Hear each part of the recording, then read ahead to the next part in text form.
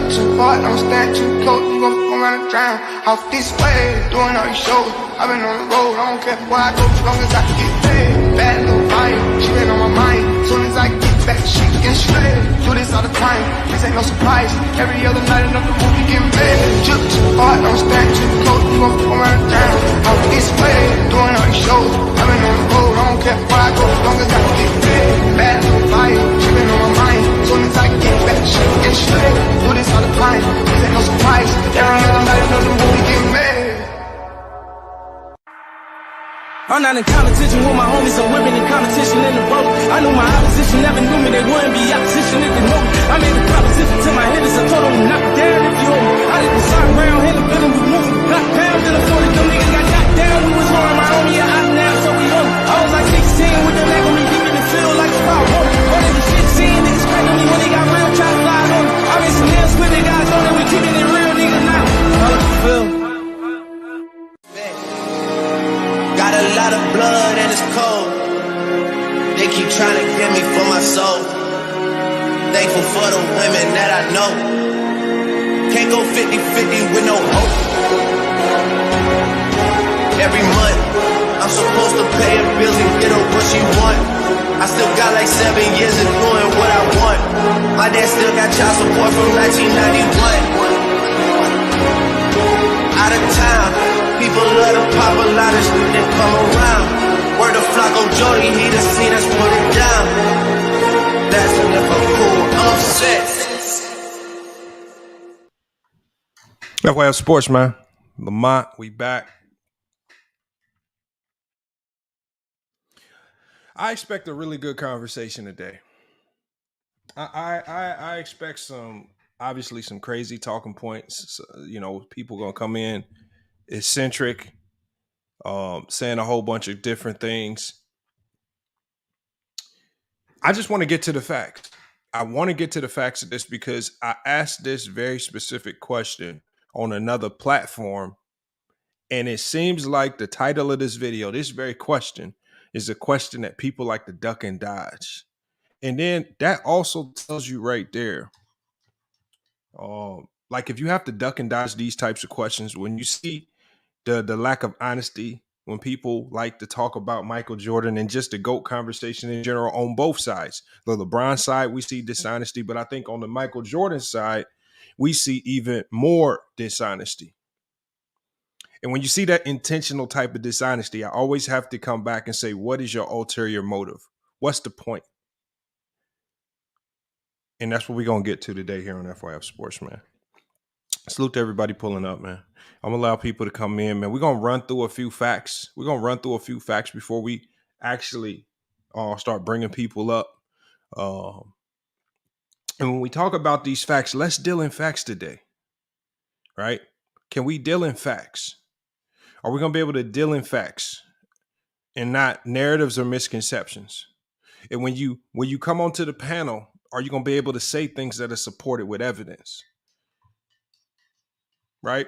So one of the examples is, and some of the examples that I saw of deception are just in my comments off some of the most recent posts that I've done on this channel. So I did a few posts and, talking about who Jordan played with, who LeBron played with, Jordan's competition, LeBron's competition.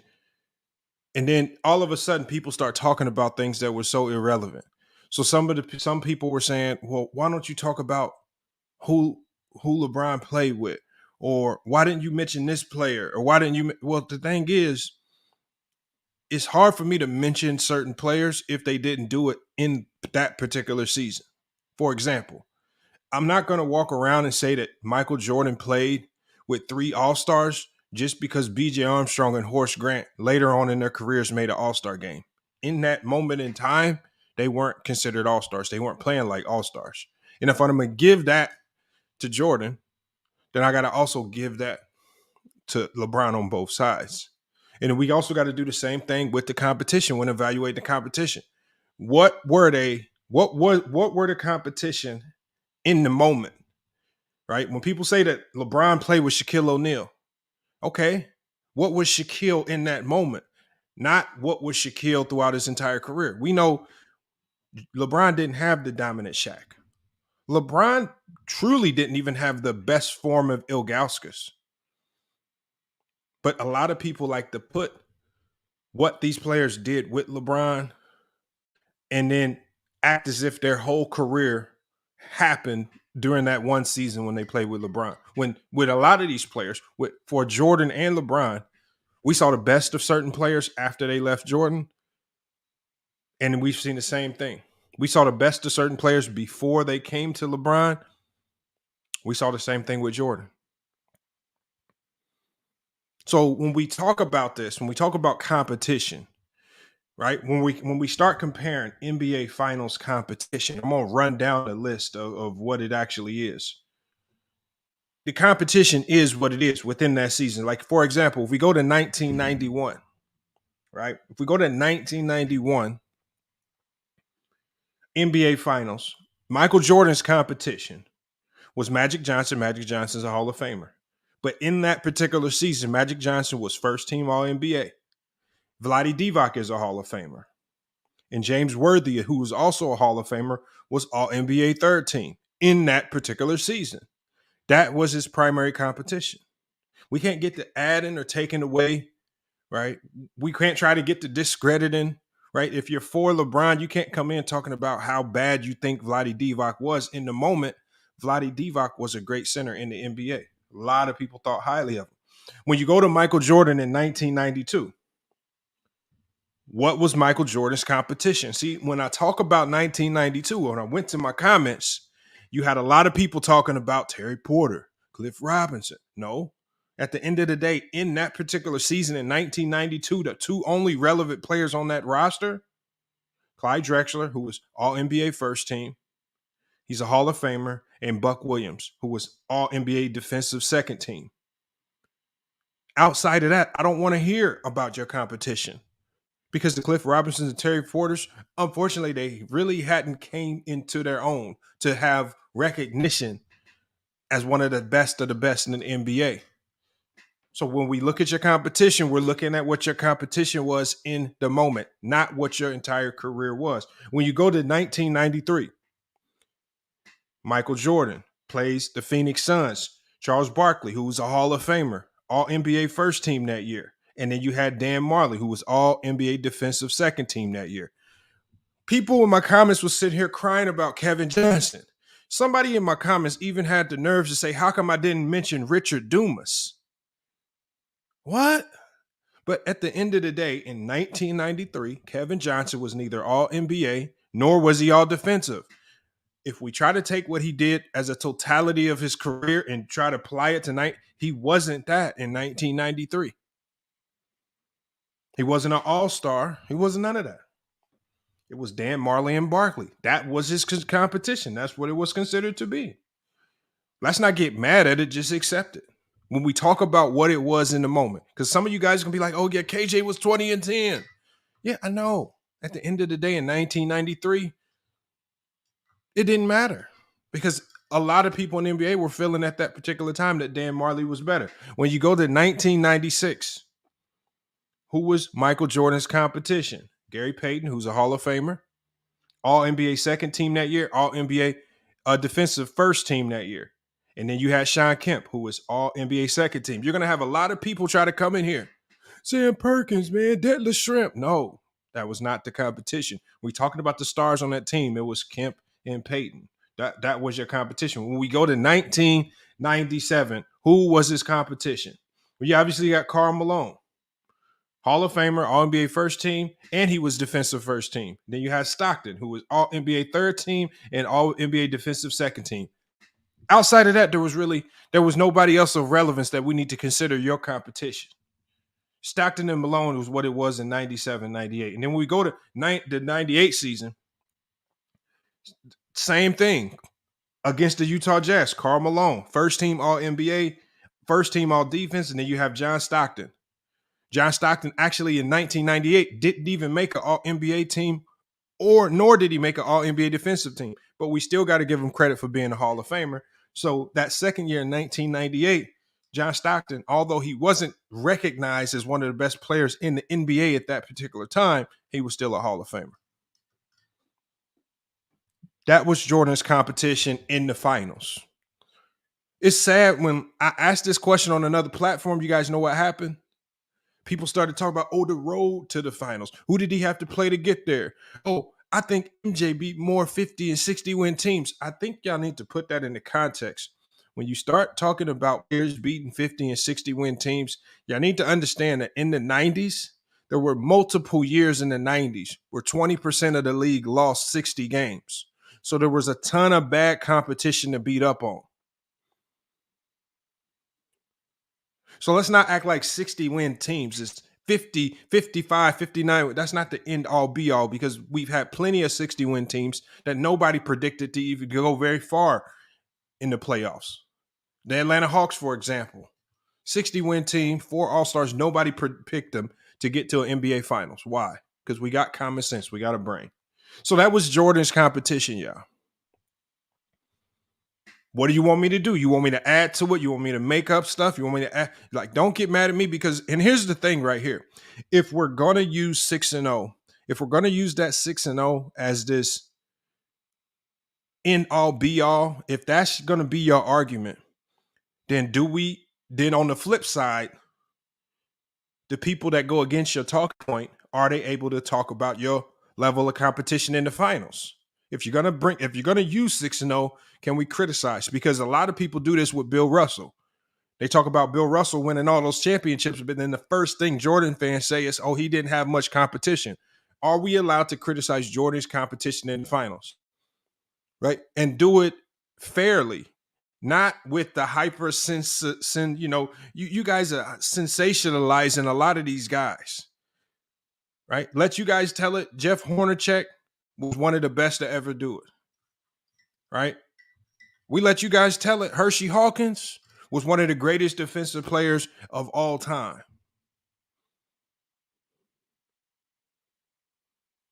Just like in the comments, let you guys tell it. You got people in my comments talking about Richard Dumas was a force to be reckoned with in 1993. Don't sensationalize stuff. Don't fake stuff. Richard Dumas was okay that year. He was not anything that anybody was worried about of significance. But so when we talk about LeBron James, and we're going to run through LeBron James's competition, I'm trying to get through as fast as possible. The competition is what it is. Now, does the competition give an excuse for the losses? No. I'm not giving an excuse for any of LeBron James' losses.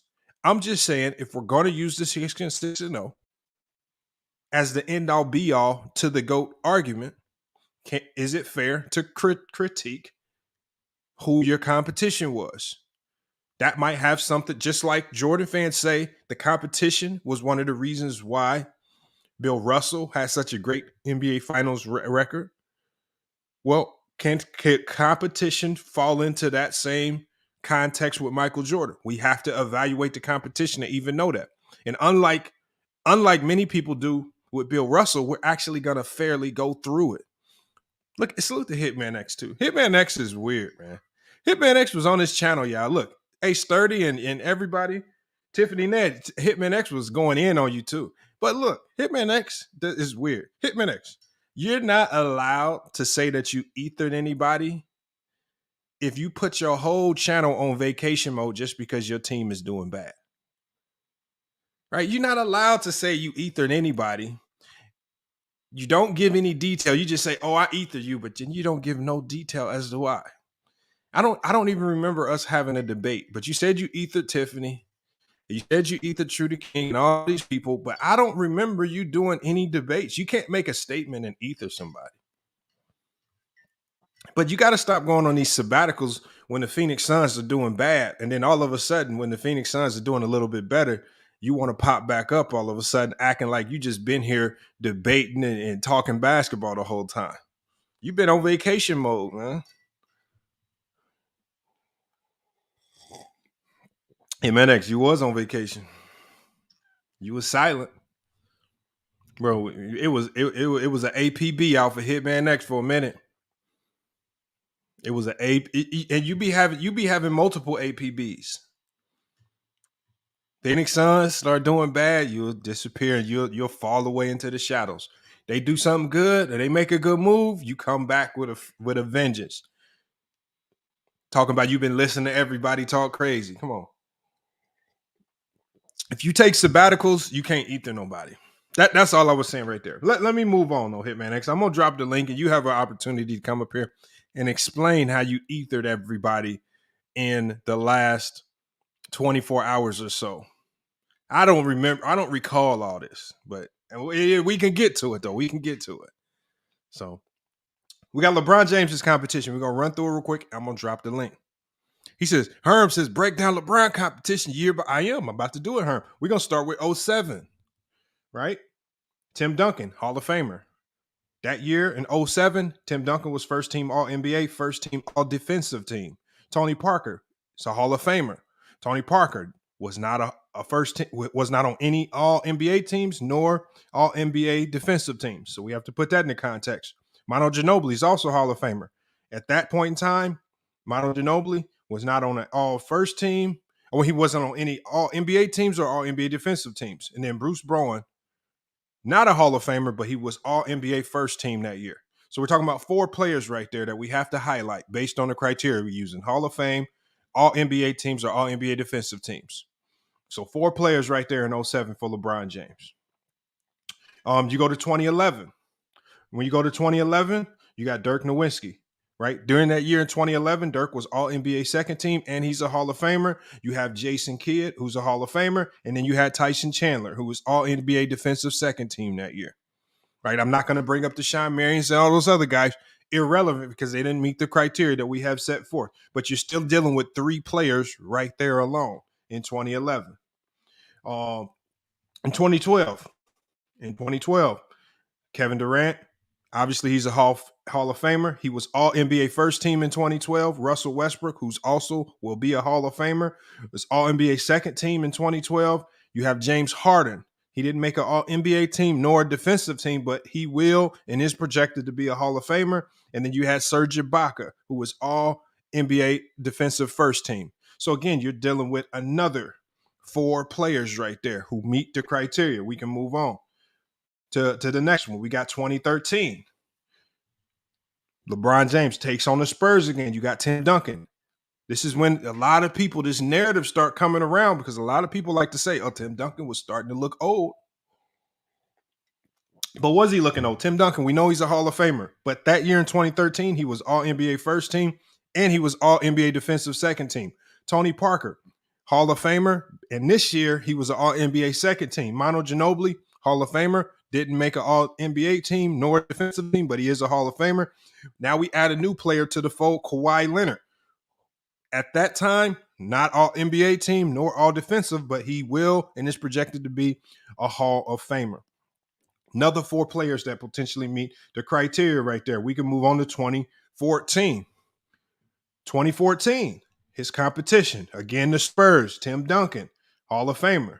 Now, Tim Duncan did not make an All-NBA team that year, nor an all-defensive team. But we have Tony Parker, who was All-NBA second team, Hall projection as a Hall of Famer. Manu Ginobili, Hall of Famer. Kawhi Leonard, projected as a Hall of Famer. But this year, Kawhi Leonard was All-NBA defensive second team. So you're still dealing with a 4-headed monster right there in 2014. We can go to 2015. In 2015, we're talking about the Warriors now. Steph Curry, who was a Hall of Famer. All-NBA first team, Klay Thompson, also projected as a Hall of Famer. But Klay Thompson was All-NBA third team. You have Draymond Green, projected as a Hall of Famer, All-NBA defensive first team. And you had Andrew Bogut, not projected as a Hall of Famer, but he was All-NBA defensive second team. So again, we're dealing with another 4 players that meet the criteria. In 2015, we'll move on to 2016. The Warriors again. Obviously, we got Steph Curry, Hall of Famer, All-NBA first team that year. Klay Thompson, Hall of Famer. Klay Thompson was All-NBA third team. Draymond Green, Hall of Famer. He All-NBA second team and All-NBA defensive first team. 3 players in 2016. We can move on. Now we got 2017. 2017 is when the game changed. We got Kevin Durant, projected as a Hall of Famer. He was All-NBA second team. Steph Curry, Hall of Famer. He was All-NBA second team. Klay Thompson did not make an All-NBA team nor defensive team, but he's projected as a Hall of Famer.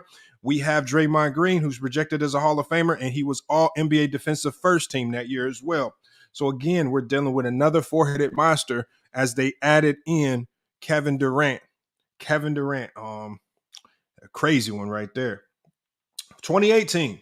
In the 2018 NBA Finals, LeBron James's competition. Once again, we see the Golden State Warriors. Kevin Durant, obviously all NBA first team. Steph Curry, Hall of Famer. He was all NBA third team that year. We got Klay Thompson. Klay Thompson that year projected as a Hall of Famer. He did not make an all NBA team or defensive team. We have Draymond Green, who's projected as a Hall of Famer, and he did make an all NBA defensive second team that year. Okay.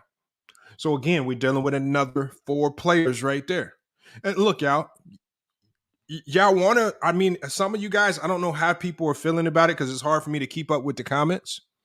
The problem is, I'm just telling you what the facts are. Like I said, we evaluate what these players are in the moment, not after the fact, not what they look like 5 years from now or anything. Like when we talk about Russell Westbrook, who cares about what Russell Westbrook looks like now in the moment back then at that time? Take it for what it's worth. We're talking about what they were in the moment. And that was 2018. And then obviously we got the 2020 NBA Finals, which is the 2020 NBA Finals probably be considered LeBron's easiest finals if we're just talking about competition. But you have Jimmy Butler, who was all NBA third team, and Bam Adebayo, who was all defensive second team. All right. Obviously, we know there were some other good young players on that team. We can't consider them, though. No consideration there. We know it was a bubble. Irregardless, it doesn't matter. Both teams had to play in the bubble. It wasn't like one had fans and the other didn't.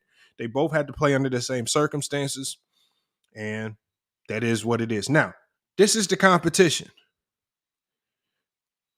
G-Sock says this has to be G-Sock. This has to be the dumbest comment ever because here's the problem with what you're saying. I'm not making any take. I'm just telling you the information. And I think that's your problem. Y'all get so caught up in me I literally just gave you information anybody can go look up. There's no take here. I asked a question on another platform. The person that I asked the question refused to answer it. So I'm answering the question here. Why y'all get mad when I just give you information? Why y'all get mad? He says, if you're talking about the moment, then they aren't Hall of Famers. It is what it is. And like I said, I put that in the context, G-Sock. I put that in the context.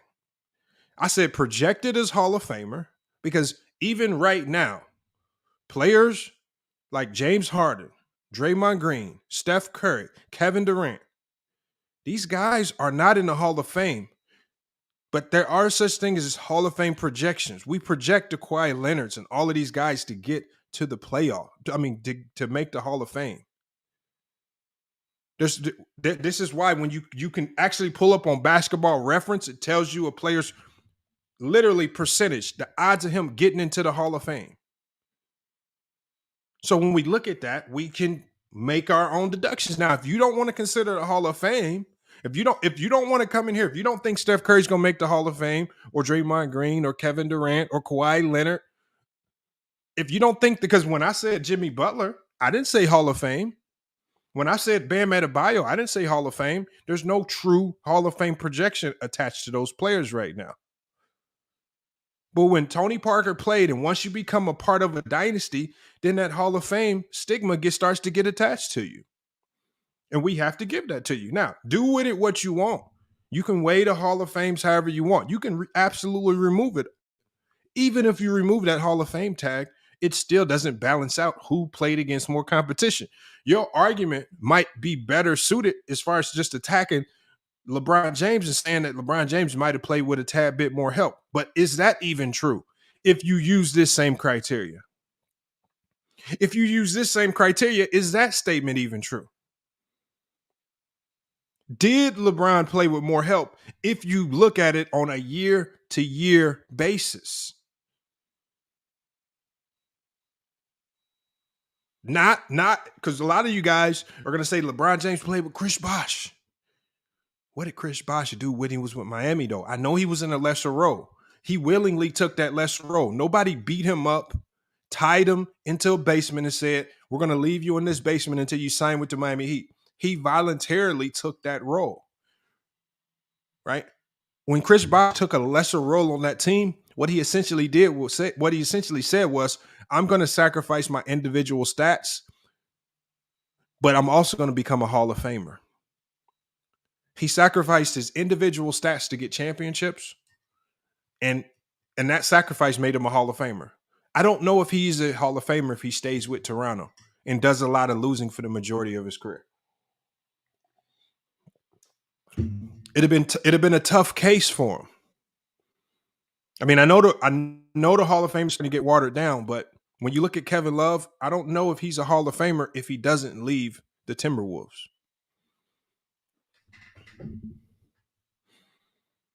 He says Bosh almost signed with Houston. He might have. He says Tony Parker going to the Hall of Fame, by the way. I believe so. I mean, if you don't think Tony Parker's a Hall of Famer, you might be a little touched in the brain. And if you start saying stuff like that, that just means you're just trying to find a way to denigrate LeBron's competition. It's not my fault Jordan didn't play it. So all I'm doing is, if 6-0 is 6-0 is that end all be all, that kills the conversation because we hear it so much. Now that we evaluate the competition, we see that Jordan always had more talent on his teams than his opponents. Does that change anything? Because a lot of people knock Bill Russell for having superior talent to every other team that he played while also winning a ton of championships. How do you contextualize that? I'm going to be dropping the link because, again, I want you guys to come in here. If you want to come in here and talk about LeBron James, the talent that he played with on a year-by-year basis, I'm telling you, you want to, if you're going to proceed down that angle, that lane, proceed with caution. If you this criteria on a year-to-year basis is not going to pan out the way you think. LeBron, except for 07, has superior competition. All right, what do you mean? What do you mean except for 07?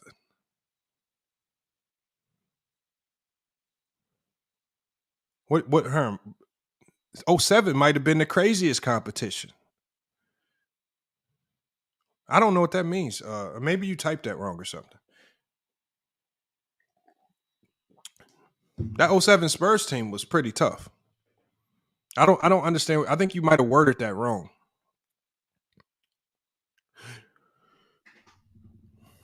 It is what it is, y'all.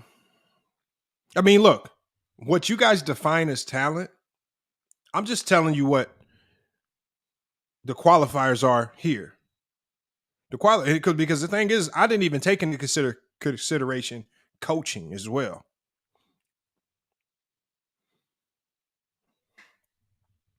Right? I mean, if you look at some of the coaches LeBron had to go up against too, I think that makes it even crazier.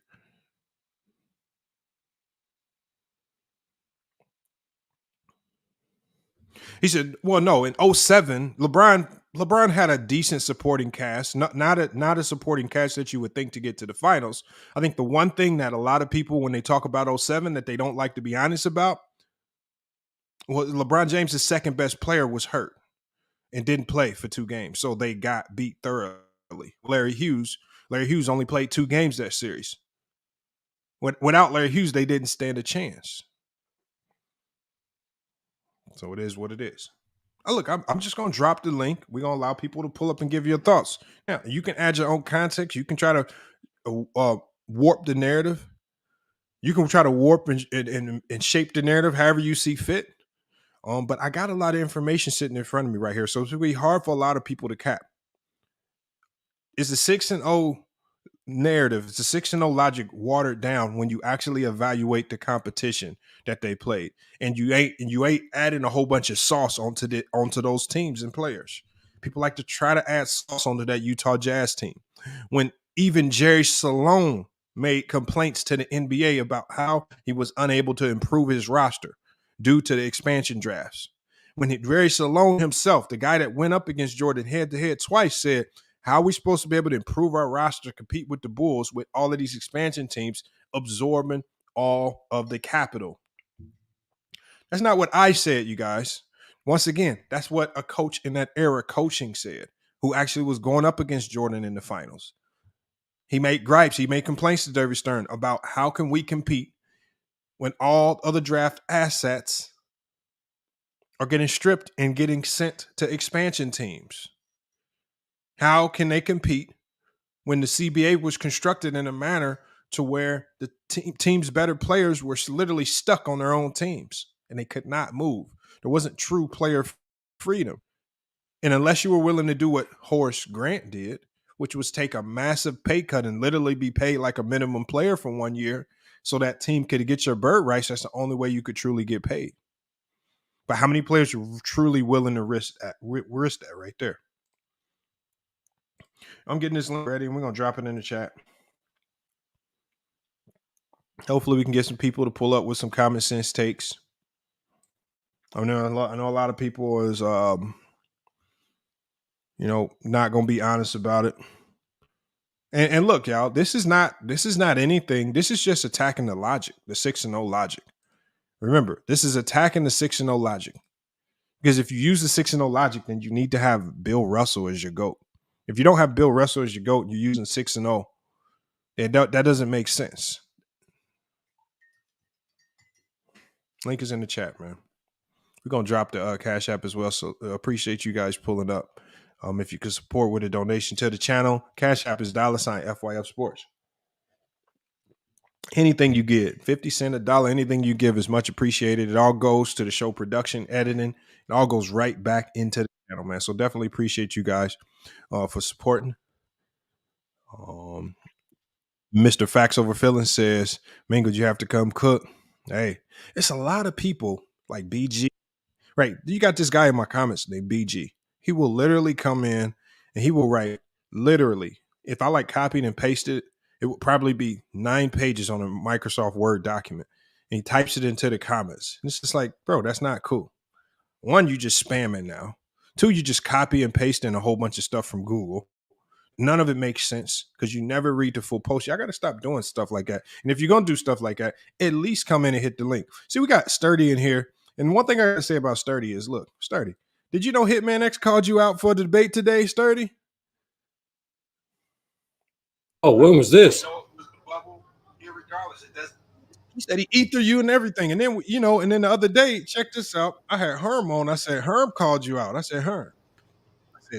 We can set the debate up. Do they know how call out works? I thought No, but Sturdy. Oh, no, Herm. First of all, no, I don't want to hear the cop out. I said, pick your point. No. First of all, Sturdy, he's saying that I'm scared of you, my nigga. I told him, I said I'll take you and Africa at the same time. That's what I told him. Pick your point. Since you talk about I'm scared, this is what I said. I'll take both of them. Choose one that you want to debate. Young Africa or Sturdy? Just give me one I'll name. take both them niggas. I literally waited. He was trying to say like I was scared. Sturdy. He did not say that. It was at the end of my last stream, and I literally spent 20 minutes asking him the same questions. I said both. You just tell me? He did not. Just look at your comment section on the video. I said both, my nigga. All you gotta do is was on a live. We was on the panel live. What you mean? I wasn't on the panel. Remember, I was in the comment section, and I told you I'd take both. I wasn't on the panel. I said I'd take both. All right, you didn't say that. But we got Sturdy here, though. And then we got Tiffany. See, that's why we got to get Hitman up here, too. Hitman was calling Tiffany. From what I'm hearing, Tiffany, you a fake Boston Celtics fan, and you just really a disgruntled Washington Wizards fan. Oh, man, I'm hearing all types of stuff. Tiffany, man, I didn't know you had beef in these YouTube streets like that. Lamar, I just want to say this. I don't got beef with nobody. Salute everybody. Second thing is, if I don't know how people do call outs, but typically how call out works is the person you try to call out, you get their attention some way, shape, or form, and then wait for the response. It don't matter to me. It don't matter to me at all. But I honestly, for this particular topic, I want the new guys to go first, Lamar. All right, let me let Kane Marco. Kane Marco was in here, man. Salute to Kane Marco for pulling up, man. What you got on this topic, man? Salute, fellas. I just got 2 things basically. So based on your logic, you basically spelled out that LeBron had more competition in the finals. So not my logic. There's no logic to it. It's just the facts. your criteria that you laid out. No, I'm saying if you look at the best players on each team, generally we weigh competition on who the other team's best players are, based on what they do best and how the league looks at what they do best. If you're a top defender, you're usually on an all defensive team. If you're a top player, you're on an all NBA team. Everybody else, if you're not on one of those teams, you're generally looked at as a role player given a serviceable role. So it's hard to just talk about the lessers. We're talking about the main guys, right? Those they do the most heavy lifting on both sides of the ball. That's what we want to focus on. I got you. Well, based on what you said, so if indeed, in fact, LeBron does have more competition in the finals, then wouldn't that mean that if his team was in the Western Conference, he wouldn't even much made all them finals? The only way I can determine how LeBron would have fared in the Western Conference. First, I have to look at what was his team's record versus the Western Conference on a year-by-year basis. We actually did that on another live stream. He dominated the Western Conference on a year-to-year basis in Cleveland and Miami. So regular season, though. Yeah, but that's regular. Obviously, when you get to the finals, you're playing a team in the other conference. But I mean, people always use that narrative. If he was in the Western Conference, he wouldn't have done so good. It's hard for me to believe that, because when I look at what he did versus Western Conference competition, he actually dominated them better in some years than he even did the East. So, I mean, I think that's weak. And then it's another if. The only way we know that answer, just go simulate it on 2K and you could probably get some idea of what it would have looked like. Outside of that, it's just another if that neither one of us can answer honestly. I just got to go with the information that I have. It's not necessarily an if, though, because we did see that in the actual playoffs, and we know the playoffs are different from the regular season. We actually saw that LeBron generally dominated the East Coast teams, but when he faced the real team in the West Coast, he got beat. So we're talking about the finals competition. Now, right. In a lot of, and I'm not talking about winning. When I talked about this, I didn't say if he won or if he lost. I just said this was the competition he was going up against. I don't care about the winning and losing. You weigh that on your own time, however you want to weigh it. I said if we're looking at 6-0, because we hear the 6-0 logic getting thrown around a lot, okay? But then when people say, oh, Bill Russell has 11 of them things, and then the first thing people say is, oh, he didn't play nobody, even though most people who say that don't have any clue as to who he even played. So what I'm saying is when we say Jordan is 6-0, is it fair for us then to evaluate who he actually played to get to the 6-0? So when coaches like Jerry Salone himself even said we struggled to make our team better because of the CBA and because of the expansion, so we couldn't get better to compete with the Bulls. When Dr. J and Larry Bird and a lot of other people at that time say that, is it fair to weigh that as well to balance it out? I understand. Well, let's go to Jordan. So to be honest, the first three teams that Jordan played in the finals, okay, that Bulls team, outside of Jordan and Pippen, the rest of them players they was all role players. So like all those other players that was on the Bulls outside of Jordan and Pippen, they became household names because of Jordan and Pippen. So I don't feel like he had overwhelmingly great teams going against his competition in the finals. If you look at the rosters from top to bottom, when you look at the Lakers, when you look at the Portland Trailblazers, when you look at the Phoenix Suns, those rosters from top to bottom were better than the Bulls. Who was the star players, bro? And how you When gonna you say the star player? So the reason I'm asking that, so you said they was better from top to bottom, right? But at the same token, like who was their star player, bro? Because we know who the star player on the Bulls was. Who was their star player, bro? The Lakers? On the first three teams you trying to, prop up. I mean, you got players, bro? number one, you got a Lakers team that had just came off a dynasty. So you got Magic Johnson, Byron Scott, James Worthy, Sam Perkins, Vlade Divac. Do I need to keep going? And you're talking like they're that great, huh? Worthy that 91 teams is that great, huh? My God. I mean, top to bottom, they win that money. Well, obviously good enough to make it to the final. All right. Here we go with the cap, bro. Okay, well, y'all can downplay the Lakers then. Hey, it is what it is. They weren't no dynasty in 91. Don't say that, bro. That's a lie. No, I'm not. I said they just came off a dynasty. Okay, but they weren't a dynasty. Okay, say that. Don't say that, bro. We know they weren't a dynasty yet, bro. They were good enough to get to the finals, though. What are we talking about, bro? Let's go to 92, bro. Let's keep going. Go ahead, bro. In 92, didn't that Portland team just come off 2 finals appearances too? And who's their star player, bro? Clyde Drexler, Hall of Famer. And so let me ask you something. Is Clyde Drexler better than any star player that LeBron played against in the finals? Any star player player, bro. Who? Yeah, he better than Tony Parker. He better than Manu Ginobili. Stop it, bro. Don't do that, bro. Stop. Oh wow, you might be young. You weren't watching basketball back bro. then. Don't do that. Tony Parker has the Finals MVP, bro. How many Clyde got? So Tony Parker is better than Clyde Drexler. I'm just saying, bro. Hold on. Let's do this. Hold on, let's just do this. Because the best of case, Cornbread Maxwell is better than Larry Bird. Hold on 1 second. Andre Iguodala is better than Steph Curry. You want to go that route? Let's talk. We're gonna keep it simple, Kane. We're gonna keep it simple. Real basketball scene. Because we're gonna keep it simple because y'all kind of going in circles. So let's just keep it simple. So when we talk about who was on these teams, right?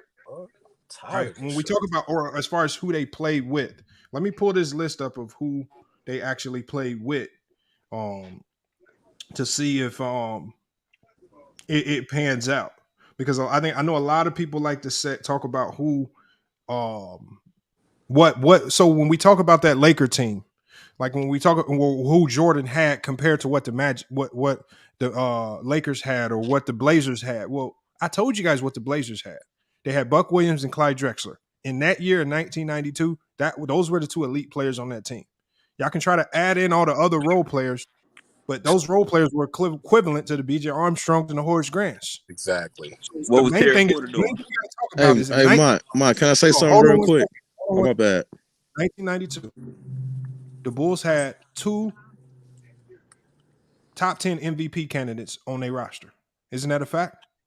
But top 10 MVP candidates wasn't your criteria. You was all NBA and all defense. What I'm you saying, started off with all NBA and all defense. So don't move the goalposts now. Okay, now you're moving the goalposts. Hold on. Kane, hold on.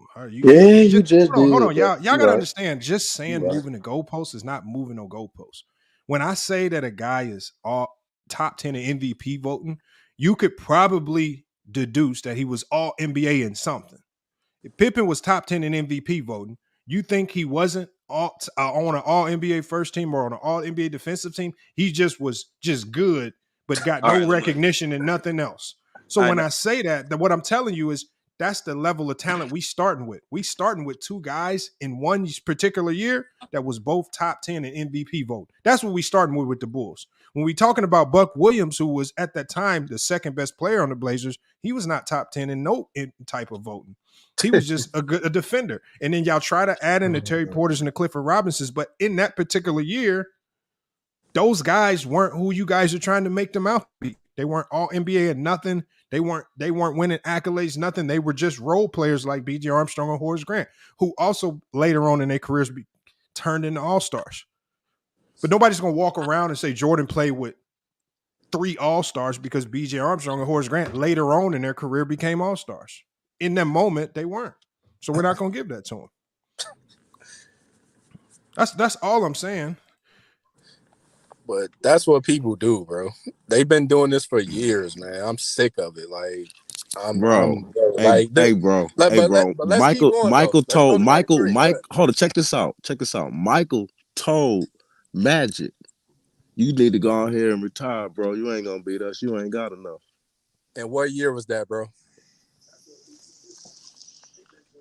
In the finals, bro. Where do y'all get these quotes from, man? Exactly. Hey, Ma, I just seen it today. I'm gonna send it to you. But that's what Magic said. Mike told him on the court. Now, I know he said it. What year did he say that, bro? In the finals, bro. In the finals, bro. No, they said that around when they was on the Dream Team, bro. Exactly. No. They were in the finals. They was in the finals. And he told them. You ain't what does that have enough. anything to do with the topic we talking about? Because the team wasn't that good, man. What team? The Lakers. The Lakers were pretty good. The Lakers were pretty good. Bro, and plus they had injuries after they won that first game too. They had a rookie of the year. They had all that. Who was guard Mike? Byron Scott. But cut it out. Byron Scott actually guarded Jordan the best. Scott guarded Jordan better than anybody else. Yeah, Right. if you go by the numbers. Right. So. Y'all funny, man. And then even if y'all say he didn't have no competition, he still dominated them. He ain't even go to a game 7 for none of them finals. So he did what he was supposed to do. Hey, can I ask Hold on, y'all. Let me go to Herm next. Because Herm been waiting. Let me get to her. Yeah, I just want to ask you a few questions for us. I know your criteria. I understand it. It's not my criteria, bro. It's just it's not criteria. This is not my criteria. This is just basic things that we use to determine at that particular time who was one of the better. Like in what, like if you were one of the better players in 2006, you probably going to be on the first, second, and third All NBA team. You might not be on that team in 07 or 08 or 09, but in 06. Who were one of the, like, it gives us a better idea who is the better in that particular moment. I guess what I'm saying, when you going by the year by year thing, Hall of Fame should not even be mentioned in none of it because you're going year by year. So if you're going year by year, I just said you can weigh the Hall of Fame how you want. I said you weigh it how you want, but we know who's projected to go to the Hall of Fame and who's not. Nah, what I'm saying though, Lamont, but I used Hall of Fame, ain't even the Hall of Fame projections. Now you take the information that I gave you. No, I don't hate the information. I really was trying to ask you a question. You just getting defensive. Bro, so, I answered the question in the chat earlier when another guy asked about it. I don't be paying attention to everything. I said, just take the Hall of Fame. I said, weigh it as you want. If you don't feel like I should be putting, like, if you don't feel like I should attach Hall of Fame to Kevin Durant or Steph Curry or Tony Parker or Manu Ginobili, that's fine. We know that Steph Curry and Kevin Durant's gonna be first ballot. We know those guys are what they are. Oh, so you only want me to use it in instances where you see fit? Wow. No, but what I'm saying though, Lamont, with your criteria, you kind of leave certain things out of that should be included. Then you need to help me out with what I left out. All right, so you didn't mention once the teammates that they had and played with. That's a big contributing factor to the whole. You enlighten us, Herm. This is where you get the opportunity to enlighten us on what I did. So with the Hall of Famers that LeBron played with and Jordan played with, that means something to work to probably why their competition where is at. So to me, those Miami years with LeBron, Miami had far better had the competition. They had the talent. They was more talented than a lot of teams they faced. But what I'm gonna say about this though, because you got the most talent doesn't mean you're gonna be the better team. So end of the day, you could measure it by some of the criteria that you said, but it doesn't mean that those teams that you probably slick discrediting, you know what I'm saying, were not good teams. The most talented teams don't always win. We saw that with Miami. We saw that with Brooklyn. We saw that with numerous teams. We probably go see it in Phoenix now. Same thing. Doesn't matter. You got all the talent. You can't discredit. You just can't just use certain criteria to fit certain narratives. What team did I discredit though? Like you said, I used it to discredit anybody. I didn't discredit any team. For me to say that the Golden State Warriors and the San Antonio Spurs were better teams because they had more star power than the Seattle Supersonics, or better than the Phoenix Suns, or better than like some Utah Jazz. That's just me evaluating the talent on both teams, and I'm saying one team is clearly better than the other. Don't you guys always say that when it comes to winning and losing, it's a team thing. It's a team accomplishment, right? That's a team accomplishment. Okay, I'm just going off what y'all say. Herm, all of these things that you're saying, if what you're basically saying is, if me doing this is unfair, and I shouldn't really be looking at the level of competition, that means you guys shouldn't look at the level of competition that Bill Russell played against, and his 11 championships with all of his accolades, with all of his accomplishments, should easily usurp and have him over Jordan. Is that correct? I haven't not said what you trying to insinuate on once. But I'm saying all your talking points are leading to this. You're telling me how I should. You trying to tell me what my talking points leading to, no, but it's not but leading you're to. literally telling me what the criteria should be. If the criteria should be what you say No, it it is, should be numerous. then the criteria, then that means No, Lamont, it should be everyone who uses numerous that factors. criteria should have Bill No, Russell at it the should top. it should be more factors added to the certain factors that you Okay, use. then Herm, then So enlighten us on those I factors mean, and tell us for what instance, you Lamont, keep talk about you the keep team's knocking the success. criteria, but No, you're not giving no insight on how to fix it. I'm not knocking that criteria. I'm saying Negro. You need to add. It should be Okay, more. It should add be it, more Herm. added to the criteria. So Enlighten us, Herm. look at the teams that you dissecting. All right, why you not I mentioning didn't their dissect success? any team. No, when you dissecting it by pointing out certain players for us, whether Oh, they I just made all told you who was defensive all teams or NBA, who all was all NBA. defensive. Okay, That all ain't right, dissecting. but are you putting into consideration how good those certain teams? It goes for both sides. I'm just talking about it goes for both sides. It goes for either LeBron or Jordan. Benefit whatever side it benefits. It don't matter. Why you not talking about the team's success, like how good those teams actually were? Why you not breaking that down into insinuate the better Because that competition means I'm gonna instead of have to just talk going with the about star power or instead of Herm. going with That the means I'm gonna have accolades to of talk certain about players? regular season. But now what I'm saying, And we know how the regular you only season can get pointing out swayed. accolades. What I'm But saying, you Herm, only that's pointing gonna out take us down accolades another and road. star power. That's all you pointing out. Accolades. Okay, hold on, Herm. I'm gonna say something now. I'm gonna say one thing. I'm saying you trying to take us down a long loop that's gonna have us talking about regular season, this, that, and the other. And you talking about how good these teams were in the regular season, because that's all it's gonna go back to. And it's gonna get us further and further away from talking about the finals. We're talking about finals competition. Why we gotta sit here and gripe on how good they were in the regular season when we know in the 90s there were That's my point. years. There were 5 different years in the 90s where 60% of the league lost 60 games, meaning the teams that you guys say won 60 games benefited from that, playing against a whole bunch of low ball, low grade competition. So that's going to make listening, that if I start evaluating it that deeply, then it might take me down another road where I'm really going to look at the entire league and say the entire league might not have been as competitive. You're not listening. Stick to the finals, Herm. Stick to the finals. Let me move on to hold on, Herm. Let me move on to because you're going in a big loop. You're going in a loop because you're going in a loop. Your loop is going to take. You using this accolade? Herm. All I wanted you to do was add to what I said. You keep trying to critique. All you using to evaluate competition. Okay, it's star power Herm, and accolades. That's all you using, right? I simplified. Right or Herm, wrong? Right or wrong? I came in and said I'm simplifying it, Herm. Right? You come in crying about me simplifying it. If you I'm not crying, Lamont. Okay, Herm, if you want to add to it, but don't cry about what I've already stated. Do you have anything to add to the conversation? What I'm saying, why you didn't really dissect the team? Okay, I didn't have time. In general. Herm, you had time enough to dissect what you dissect. Herm, if I miss something, then you add to it. This is your opportunity to add me, my to it. nigga. It's all good. Herm, it's your opportunity. Well, my bro. Herm, stop talking, bro. It's your opportunity, bro, to add to what you think I meant. I'm telling you. No, bro. This is where I start calling you a retard because you don't listen. Bro, I'm telling you right now, if anybody feels like everything that I said was factual.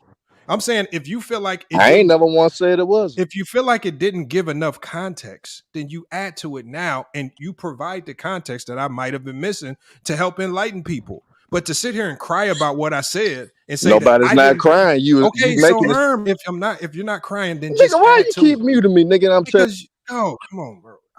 I really think you already look like you got the Down syndrome face, but now don't act like it too, bro. God damn. All I say is just, bro. Hold on, Mahari. This is for people, y'all. Bro, Herm, it like you just talk on a tangent like you on Ticket TV channel or something, and you rarely ever say something intelligent.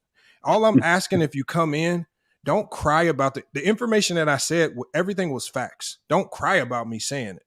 Come add to it or get out. Don't cry about it and then walk away talking about you get an ether. Like that's that Hitman X BS. You're crying about the criteria and you're not adding to it, or you're not adding to it to bring any more light to it. Just talk basketball. Stop crying. Y'all like some of y'all's like some women, bro. God damn. Fuck. Let me hold on. My bad, Mahari. I gotta get to Trap University Nig was in here, and then I gotta get to Then I'm gonna come to you next, and then I got to get to Willard Weston as well. But go ahead, University, man. University, your mic on? All right, let me get to Willard then. Willard, what's good? Yo, what's good, bro? Like, man, I feel like we really kind of downplaying Michael Jordan's competition. Like the kind of I don't know really kind of make sense of why that man won 6-0. Like when you really look at the Chicago Bulls and the talent they had on that team, and then you compare it to the Magic, the Trailblazers, and the who they play tonight, the Suns. Like those teams, like especially the Suns top to bottom probably were even like more talented. Like when you had Kevin Johnson, and then of course you had Charles Barkley and everything MVP that year. Like when you look at the teams pound for pound with the Chicago Bulls in the early 90s, like each one of those teams, talent-wise, were very even. Like the only thing that made the Chicago Bulls a favorite was because they had Michael Jordan on their team. Like honestly, like he was the X factor. Like he was we say Scottie Pippen. Scottie Pippen definitely did his thing. Scottie Pippen locked up Magic Johnson. Guarded Magic Johnson for a quarter in '91. He definitely played a big part in that championship. But overall, what really the reason I feel like we look at the Chicago Bulls, especially in the early 90s, as a super team is because they had a goddamn super player on their team and Michael Jordan. So I feel like we really got to put some more respect on Michael Jordan when we start talking about his competition, because he made his competition like seem inferior when like he executed the way he did. So when Larry Bird said that Scottie Pippen was the second best player in the league, Jordan having the second best player in the league didn't help. I mean, if we're gonna take Larry Bird's word as true. No, I don't have to. I'm not taking it as truth. I'm just saying his credibility. He played against, he coached against, he played with them on Olympic teams. So when I look at his credibility,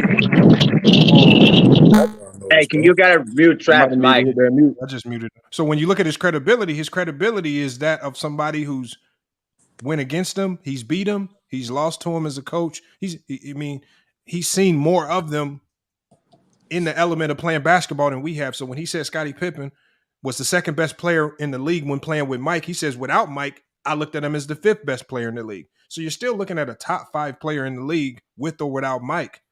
I mean, I think that matters. Having two of the top 5 players in the league, arguably the second best player in the league.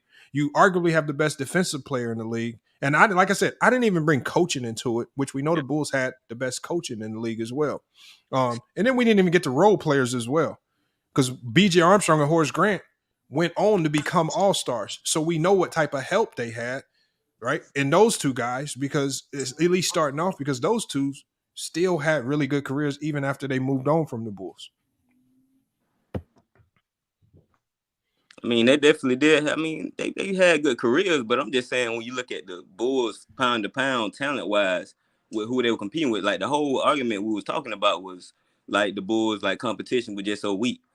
But when we look at who they were going against, the 92 Knicks, like the 92 Knicks was a great team. Like we're talking about finals competition, not on the road there. Well, I'm just talking about, the whole thing, the whole playoffs matter. You feel me? So if we're going to talk about the whole competition, we need to talk about everything.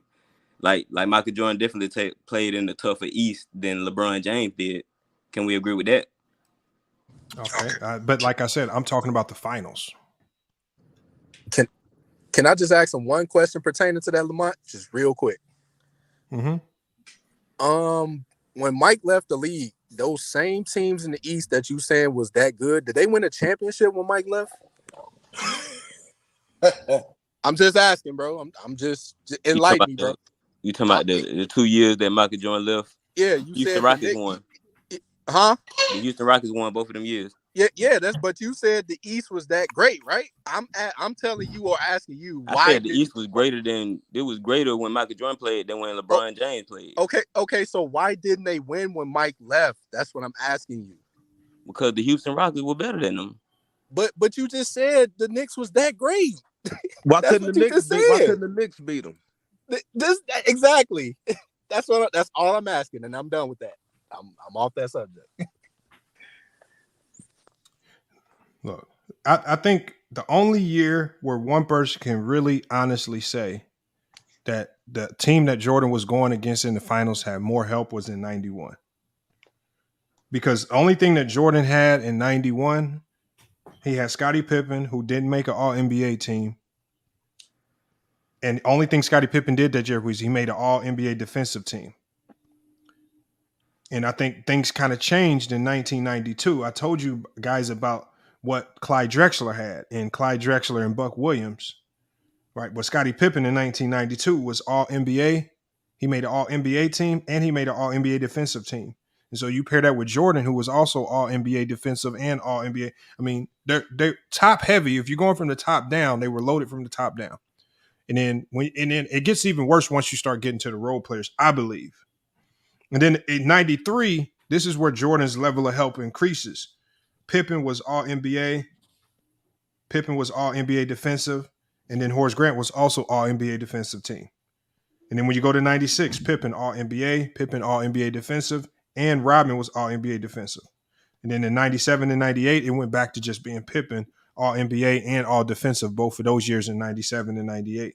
Now, when we look at LeBron James's help during his championship runs, LeBron James in 07 didn't have one All-NBA player. He didn't have one All-NBA defensive player.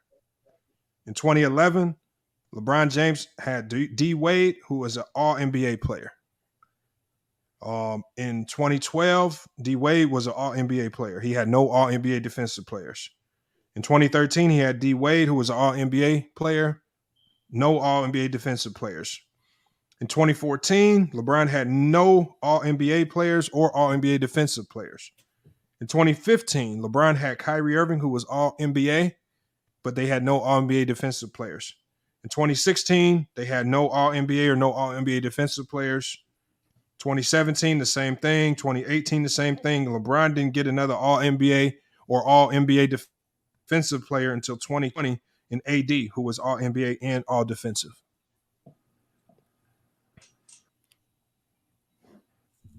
So when you look at it that way, when you look at in the moment who had more help, in the moment who had more help was obvious. I mean, like I said, it's something that it's going to be a tough pill to swallow for Jordan fans because they pushed this narrative that Jordan didn't play with all this help. But when you look at LeBron's help on a year-to-year basis, he really didn't have as much help as far as all NBA level help, all-star level help. He didn't have as much help as a lot of people try to lead you to believe.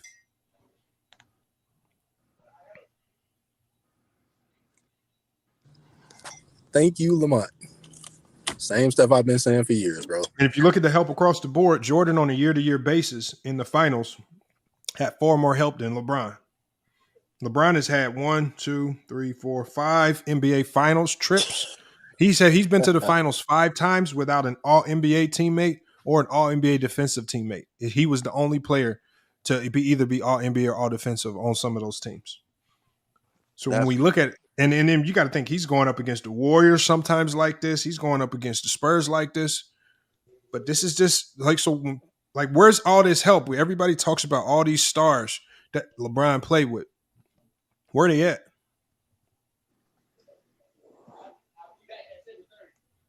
I mean, Lamont, can you agree with this one right here, though? Like, if you look at LeBron James, all LeBron James rings, like, do you agree that LeBron had won the ring with a player who could score just as well, if not better, than him on all his rings? When you look at the help, I don't think LeBron he's never played with a player who can score better than him. I think AD in 2020 and then 2016 in the clutch definitely was scoring better than LeBron. Who won Finals MVP, bro? I just don't. I mean, okay. So if you're saying who's scoring in the clutch, I don't know. I don't have those numbers in front of me. But there's no point in time where I ever looked at and said, okay, AD's a better scorer than LeBron on this team, or Kyrie's a better scorer than LeBron on this team. They might have averaged more points. If you consider averaging more points being a better scorer, I don't really correlate those two. But LeBron James never played with somebody who's a better scorer than him. Thank you. But Jordan never played with nobody who could also get 40 with him in the finals game. Yup. Speak on it. because that wasn't required in the but 90s, bro. When you were in the 90s, but what Jordan did play with is he did in an era that was predicated on defense because of the illegal defense, and you had to be great and not just great, you had to be elite in the man-to-man situations. Well, he had the absolute best on-ball defender in the NBA as his weapon. Because, so just like you guys say that LeBron had a great scorer on his team, well, Jordan had the best defensive player on his team. And in some years, he had the two best defensive players on his team in Pippen and Rodman. Well, even if Kyrie didn't make the All-NBA team, can we agree that in the finals he was at least playing like it? He was averaging 27. At the end of the day, in the moment, we can talk about what he did in the finals, but when we talk about what they were that year, that season, Kyrie Irving, his entire tenure with LeBron James, only made one All-NBA team. That was 2015. Your excuses for why he only made one, that's on you. He only made one All-NBA team. Hey, Mike, can I add something? Can I add something to that real quick, Mike? Yeah, go ahead. Didn't LeBron lead in every statistical category that year? He did, absolutely. So why are we talking about Kyrie? So what did Kyrie do? Wait, are we gonna deny that he didn't average 27? I mean, he was playing like an All-NBA player, like in the finals. Like, what are we saying right now? This dude trying to disrespect Kyrie. That's crazy. Nobody's disrespecting nobody, bro. But why would you bring up Kyrie? Because you said that he was like during that time that he wasn't playing with an All-NBA talent. But can we agree that Kyrie was putting in his fair share in the finals?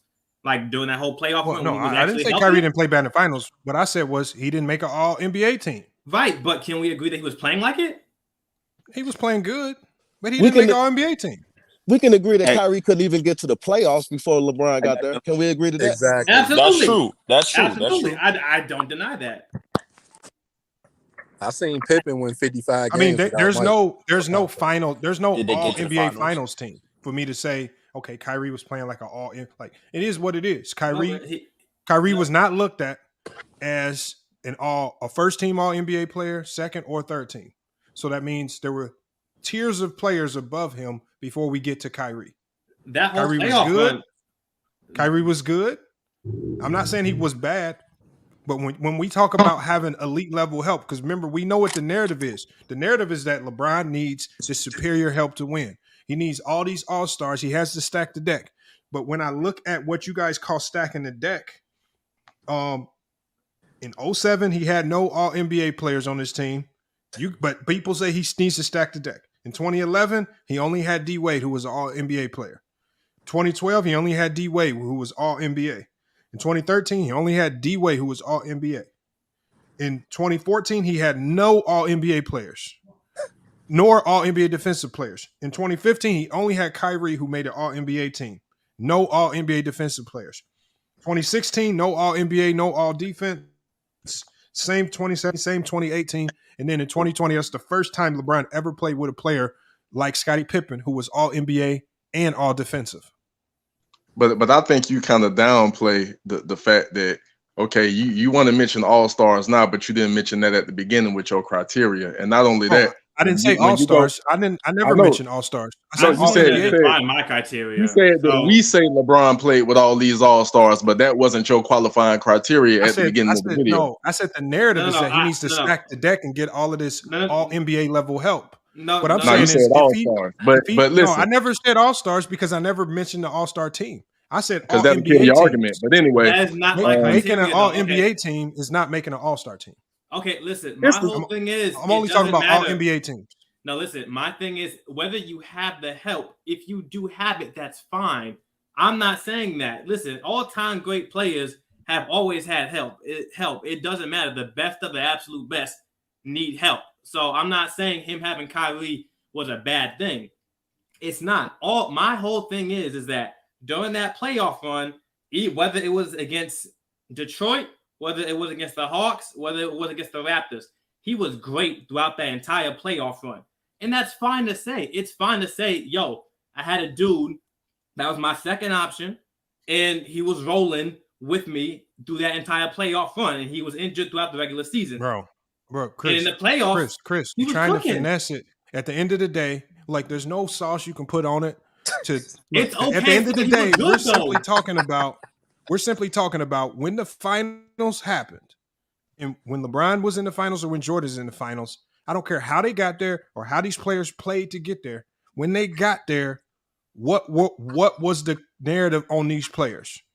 And when LeBron's teams got to the finals, I don't care how they got there. I don't care who made a game winner on the way there. I don't care who was clutch on the way there. When they got there, the majority of the time when LeBron James got his teams to the finals, he did it with only one All-NBA player, and only one time has he gotten to the finals and had an All-NBA defensive player, and that was AD. He never played with an All-Defensive player until he got with AD, and he's only played with players that made the All-NBA teams. He's only done that 5 times, as opposed to Jordan on all 6 of his finals trips.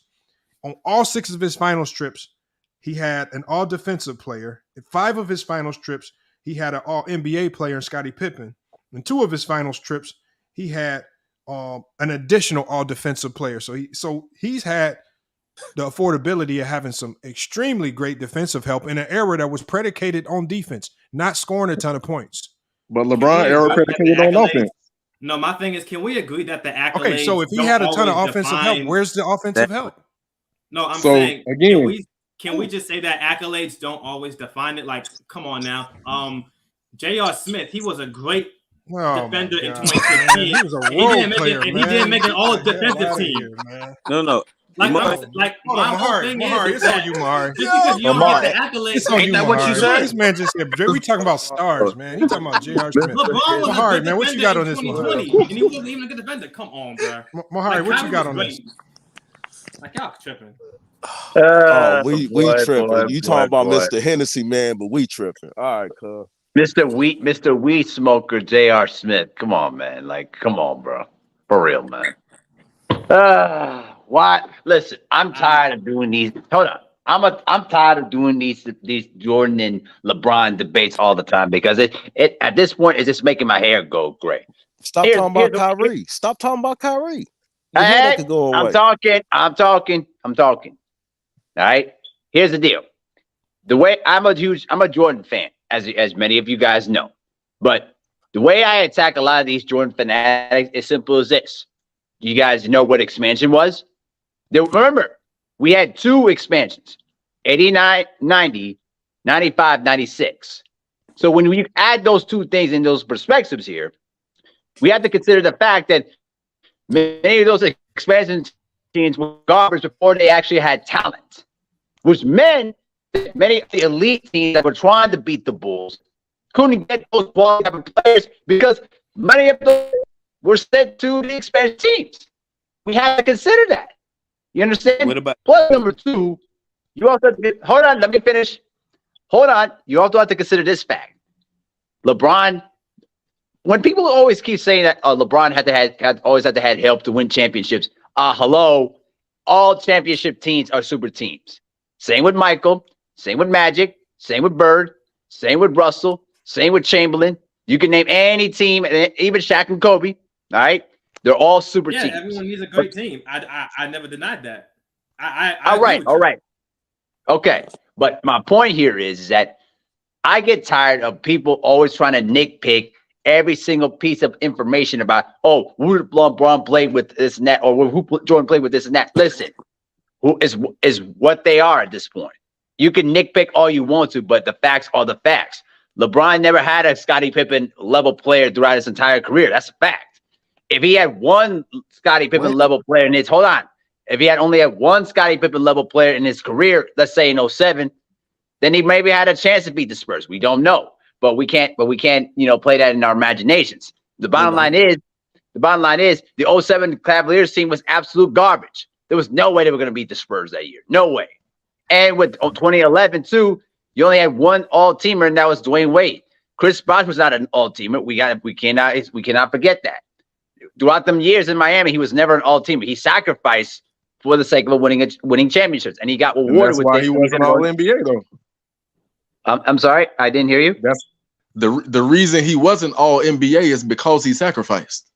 Exactly, that's what I said. But Yeah, in yeah, that yeah. same sense. But at the same time, Chris Bosh was one of the best power forwards in that conference. But here's the thing, though. But hold on. But hold on. Let me But say hold on. one thing in that same sense, real quick. In that Mhm. same sense, we could easily make the case that B.J. Armstrong and Horace Grant also sacrificed and how do we know they sacrificed? Because when they moved on, they became what? They became all-stars. One time. No, it don't matter. They This were is what they one-time became. all-stars.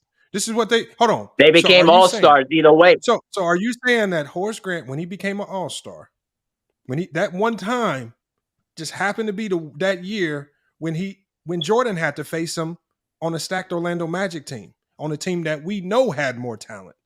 It wasn't. This is not arguable. The Orlando Magic had more talent than the Bulls. It wasn't like the narrative. Jordan didn't choke. They had more. They didn't nothing. The Magic had more talent. They took the Bulls' best players. Far They more made the talent. Bulls weaker while they got stronger. They had Shaq. They had Penny. They had more top heavy talent. They had more all their top heavy talent was better than the Bulls' top heavy talent, which is why they dominated the Bulls. But you can't compare Horace Grant to Chris Bosh. Chris Bosh was a player that was carrying the franchise by himself. And never made it out the first round. Okay, but what does that have to do with Because where is Horace Grant going to lead the team to? But if here's you the put him thing, on the though. team and make him the This is what you're franchise player missing. to the damn lottery. Well, that's where he's going to lead. Well, here's the problem, Kane. Here's the problem.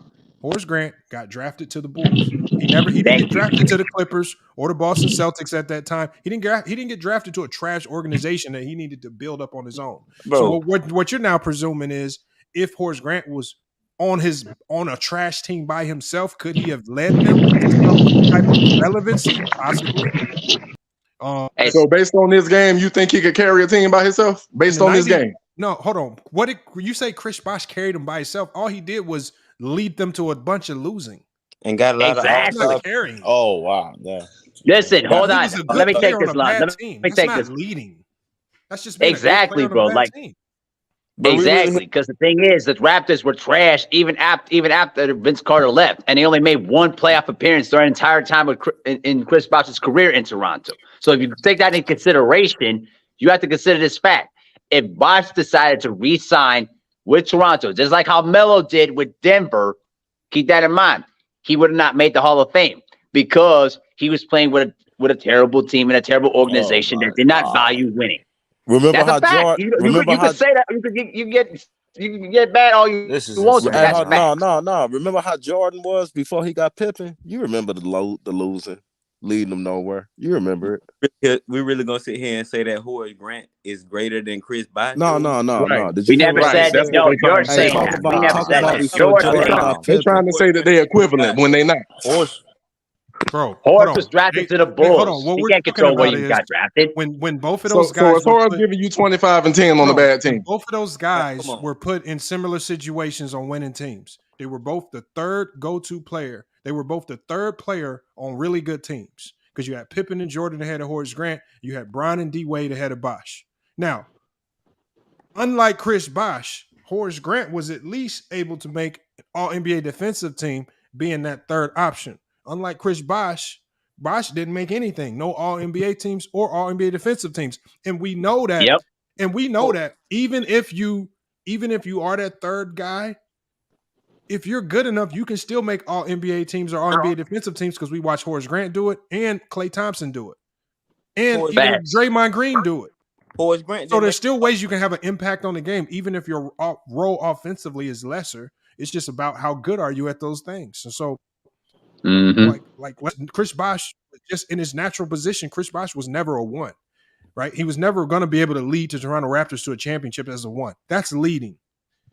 Allen Iverson getting his team to the NBA Finals, that's leading, right? Yep. But telling me your team is just average and you're barely scraping your way into the playoffs, and then when you do make it in, you getting washed in the first round, that ain't leading. All right, by washed up Vince Carter at that. Let's keep that in mind. So with that logic, then y'all didn't think Kevin Garnett was a franchise player when Minnesota was getting bounced in the first round all them years. Thank you. You guys are on drugs for saying that once because again, you're comparing it from the context. Kevin Garnett had the opportunity to show us because he got drafted to a bad team. Horace Grant got drafted to the Bulls, a good team. So we never got to see what Horace Grant could be if you put him on a bad team. He could have easily put up, giving you 20 and 10 on a bad team with the game he had. But would that team have been relevant? Would they have been good? Just like we saw with KG and just like we saw with Bosh? No, they were not good. Exactly. They weren't good. Neither one of those players started winning until they paired up with other stars, right? Took lesser roles, and then they started winning. KG was winning in Minnesota. Let's not. He was not winning in Minnesota, bro. I live here. I know. Stop it, bro. Yeah, 1 year that you. No, he was not. No, I'm gonna cut that logic right now. The Wolves were not winning with KG. Minus 04. No. Hold on. Let me finish. Minus 04. The Wolves didn't do anything with Kevin Garnett. Nothing. I'm talking about the Wolves didn't do nothing with Garnett. Star. Like when KG was still a superstar power forward, like when he got another star in Latrell. Who was his sidekick then?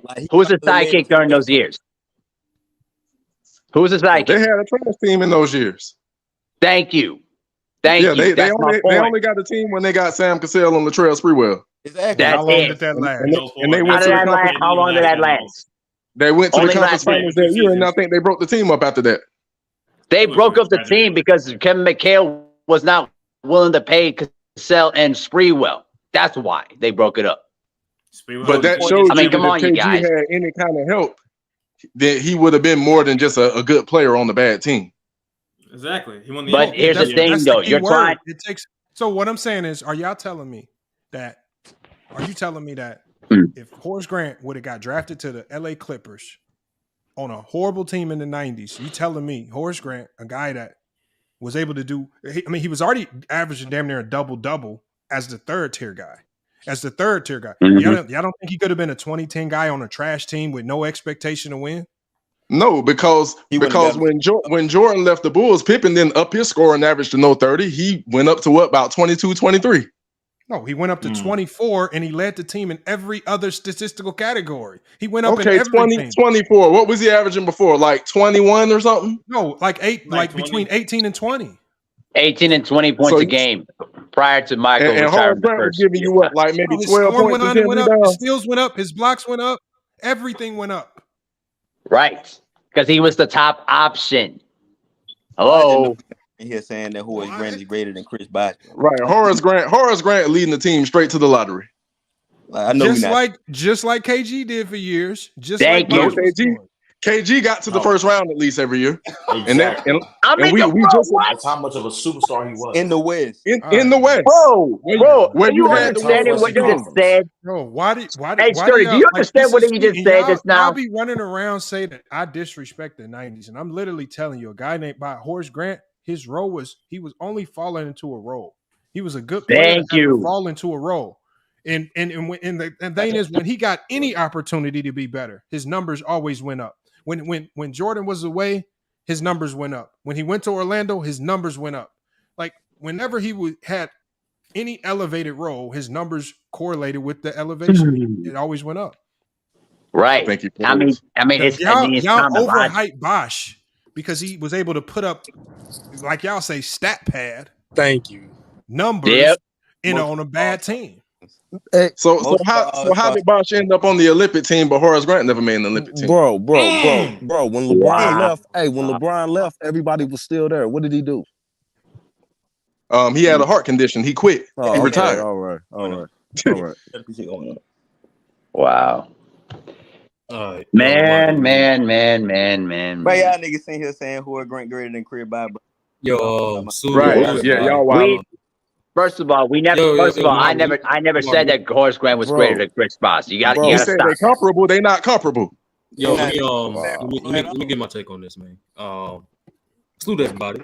Salute A30. Salute. Here's the thing, man. I know there's a few of y'all comments. There's a slight misperception about the greatness of the 90s Bulls, but we're gonna get into that a little bit. The reason, Lamont, why you and I both know, the reason why it's a little sensitive for certain people to compare competition because they include competition in their criteria when judging great players for some strange reason. a lot of people in the basketball community put that in their formula to see how they determine great players, and it's an element which players can't control. So that's why guys are a little more sensitive towards how you evaluate the competition for either player. And reality, it shouldn't matter. It really shouldn't.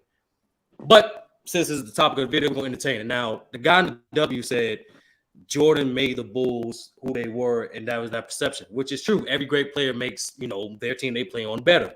But the Bulls as a team was a great team, period. From 1991 to 1998, in every playoff series, they were favored to win, with or without Jordan. That's a great team. All right. Second thing is, if you do value competition, and you pedalize the final series so much, then you already know what's the objective. The truth is, bro. Like LeBron faced tougher competition, greater teams, better teams, but everyone wants to disclose that content for some strange reason to only fit your narrative. It don't make LeBron no better. It don't make Jordan no less greater. It is what it is. If Lamar is telling you the fact that during those set years, this player was elected this, that was it. There's no black and white. It is what it is. It's as much as you saying as someone saying the Bulls never lost in the 90s in the finals, as much as any team LeBron played on won 4 rings and lost 6 times. It's the same. It's just a fact. So however you feel about that fact, it really don't affect the greatness of the player. But it's obvious that LeBron faced tougher competition in the finals. It's obvious. However you want to do it, team quality, the way they ran their system, however you want to do it, talent, continuity, however you want to do it. He faced tougher competition in the finals. And then for those who's a long-time follower of FYF, Lamar already did a breakdown of Jordan and LeBron's competition in both the entire playoffs and the road to the finals. And if you watch that video, you'll see that Jordan faced slightly more tougher competition getting to the finals than LeBron. But once again, it does not take nothing from either player. It's not disrespect if you just bring up facts. So you started your whole premise off of saying that the Chicago Bulls were a great team. Like they was a great team, period, with or without Michael Jordan. And that's not what I said. Yeah, that's what you said. That's what you said. I said from 1991 to 1998, they were favored to win. Don't start rewriting history, bro. Don't start rewriting history. Can y'all let them finish? Just let them finish. Hey, I ain't interrupt y'all not one single second, bro. I'm answering your question. I heard what you said, though. No, I said they were favored to win every playoff series with or without Jordan between 1991 and 1998. I said they were a great team. I did not say they were a great team with or without Jordan. They were still a great team. Period. All right, so you had a top 5. You had a top 5 coach ever. That's what I'm saying. I'm agreeing with that part and all that. I'm saying this. I'm saying that they're a great team. You can say that about any great team with a great player on it. They all great teams, right? None of the great players just won by themselves. But we know for a fact that the reason they were favored from 91 to 98 is because they had Michael Jordan on their team. No, once again, sir. I said with or without Jordan. So that year when Jordan, quote unquote, took a break, tried to play baseball, they were still favored. And what happened? And what happened? What was the reality? The reality, they lost. And that's the reality. And when he came back in 1996 for a full season, they won. No, hold on. See how you skipped the entire season? A season where Jordan received MVP votes. A season with multiple headlines of people said. A season when he lost again. They lost.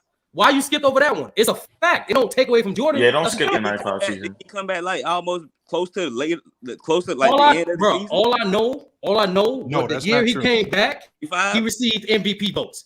All I know, he was still dropping 40-point, 50-point games leading to the Eastern Conference Finals. That's when he came back. Jordan, just like Tony Kukoc, is the one that exposed it.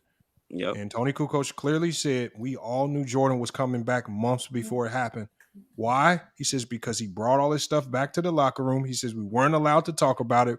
We weren't allowed to say nothing until he announced it. But he had already started practicing with the team multiple times a week. Whenever they were in town to practice, it was just a matter of when he announced it. And when he announced it, he was on the court. That's why he was able to hit the ground running, because he had already been back with the team. Tony Kukoc exposed him. I don't understand. Why do people? Okay. Why do they try to glance over that? Like, it's just a fact. Everybody talk about how, like, when you transition from one sport to another, like baseball is a slow switch sport. You know what I'm saying? So when you transition to a sport like basketball, which is a fast twitch sport, it's gonna take you a little minute to try to get it, especially when you talking about playoffs. Like playing he was already back. He was already practicing with the Bulls months before. You still trying to get into that basketball groove? It don't matter. But when he had a whole team, He's an overrated athlete. That's why he couldn't translate to baseball. Got ran out of there. Had to go back to NBA. Got ran down by Shaq and Penny. Stopped the cap. Sick of it. Yeah, because baseball wasn't his sport. What you mean? Bro, it don't matter. He ain't a true athlete. It's no Look at all problem the with real admitting. athletes. Deion Sanders, Bo Jackson. Why don't all y'all these dudes say- can play multiple sports. He overrated. Oh my God. Hold on. When he lost to Orlando, he lost to a team with more talent. They had more talent. But Lamont, why does it, bro? Why does it hurt these dudes, bro? I don't get it. He lost. Like, it don't take away nothing from his greatness. If anything, if you know your history, and nobody. Jordan 6 final losses shouldn't take away nothing from LeBron. Hold on, real debates. Jordan used that for motivation. That's why they came back dominant in the next three-peat. So it just because he lost don't take away from what he did. Like, what the fuck? Ain't nobody arguing with that. I agree with that. About trying. No, to, you wanna add all this. You want to add like he was good at the sport, he wasn't doing this. I'm like, bro, it don't matter. Like you said before, when we said what happened to the 94 Bulls, what was the reality result? They lost. Just how when Jordan came back in 95, they lost. That's all part of this. That's all part of his career. So I guess you feel like they would eventually won if Michael Jordan never came back. Do you feel like that? I don't feel like nothing. Hold on, what's your question? I was saying that Michael never came back. If he never came back in 95, like he never came back and played basketball. Like, do you feel like Scottie Pippen led Chicago Bulls would have won the championship eventually? No, I believe they could have won a chip. And that the reason why is because I don't believe the Bulls would have left that hole not filled. I believe they would have went and got a player to fill a role that they need. Because remember when Jordan left, and when Horace Grant left, even in that next year, they didn't replace those guys. Like, so when Jordan left, who was his replacement? Did they bring in another? Did they go find another all-star level, at least borderline or good young player to fill his shoes? He was just an empty spot. So you completely lose that production. You replace it with nothing, and you ask Pippen to have the same results without filling that hole. So ultimately, I do believe that the Bulls would have just like when they saw they were missing Horace Grant. What did they do? Okay, we need to fill that hole because we obviously can't win if that role isn't filled. They lost, so they went and got Dennis Rodman, the next best replacement. And then what happened when they filled that vote? As a good organization, they filled a hole, and then they immediately got back to winning. But do I believe they would have struggled? That if they didn't get Rodman that next year, they would have had similar struggles. They needed that guy to fill that Horace Grant role. Rodman filled it perfectly. So you to sit here and act like Pippen failed everyone in 94, I don't think that's fair because we never saw what he would look like in his prime had the Bulls filled that role with somebody like let's say if they would have replaced it with, and I know it wouldn't have happened, Mitch Richmond, somebody who could score to that degree, somebody who could score and Pippen can still take up the defensive load and still give his 18 to 20 points a game. Somebody who could score the ball at the shooting guard position. It just wasn't a ton of players they could go after at that time in the way the CBA was designed. It made it damn near impossible for those types of free agents to move around. So, it is what it is. I give him at least the East Finals. Give Pippen at least the East Finals. I wouldn't say he's gonna make it to the finals, but I give him the East Finals if they find somebody to replace Jordan, but you ain't gonna find nobody to replace Jordan.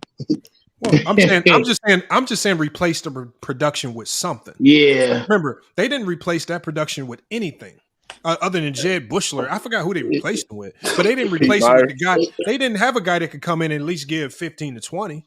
They didn't have anybody. They just left the spot empty. And then it was who was starting? Pete Myers was starting there. Like, come on, man. Like, goddamn, you replace Jordan with Pete, and I got to do the same thing. Like, come on, man, nah.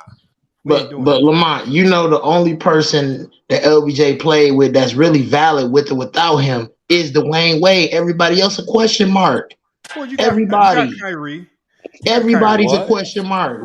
How did they stand alone by themselves after they was done with LBJ? Now how did they stand alone by themselves? I give you the fact that Kyrie was a question mark in the sense that in the regular season, on like sometimes the fact that he only made one All NBA team. He was in the draft lottery before the LBJ came. I'm talking about when he played with LeBron. The fact that he only made one All NBA team during his tenure with LeBron. Your statement might be true to a certain degree there, but I still can't take it away from Kyrie. He was still a great player for alongside LeBron. He might have been a better scorer than D Wade. I mean, we talking about individual. We talking about individual standing alone. Dwayne Wade got the most credit because you already know what he did. He did his thing already. Got his championship in 06. Did all kind of things before he even joined up with LeBron. Second place, I probably had to give it to Chris Bosh. And then third place would be Kevin Love. Fourth place would be Kyrie, because what was he doing before LBJ came? Nothing. He wasn't no Uncle Drew. All this fame and all this name he got was when he got with LeBron. LeBron already had 2 chips before he came to save Kyrie. He came and saved him. He already had 2 chips. He already was established as a champion and a super duper star. So you overrating these dudes, y'all overrating all of his teammates, and the only dude that stand alone that's really a superstar, that's really land like that is D Wade, and he was injury riddled, and he couldn't even play 50 games. Go look it up. He couldn't even play not even 50 games. I think his most games he played in a year was 49 games. Just saying a bunch 49. Of Come on, bro. Okay. Y'all dudes, man, y'all don't know basketball. Kyrie was not before LeBron. But to say Kyrie wasn't a star before LeBron is insane. He was already. Man, he was not that, dude. He was a loser, bro. He wasn't that. winning, but wasn't nobody talking about no Kyrie, man. Stop. So who was Anthony Davis before? He was that. He was that. He was that. He had a name over there. Everybody knew who he was. Now, don't play like that, bro. Okay. Come on, bro. What Anthony Davis was doing compared to what Kyrie was doing is 2 different levels. Let's not even go there. Let's not even go there. Defensively, what he does on the defensive end, Kyrie could never do. And then offensively, there's no limits when he get on fire. It's limits to Kyrie. He's limited. He's 6'2", 190 pounds with 2 bricks in his back pocket. Stop it. Just because you didn't have no championships don't mean you ain't have. Hold on, he is right there. You can't compare Kyrie to AD. That's 2 different. Stop. Just stop, man. Yeah, we can't. I got an echo. I'm not saying that Kyrie ain't great, but come on, like let's be serious here. But how many years had Kyrie actually been in the league before LeBron came back to Cleveland?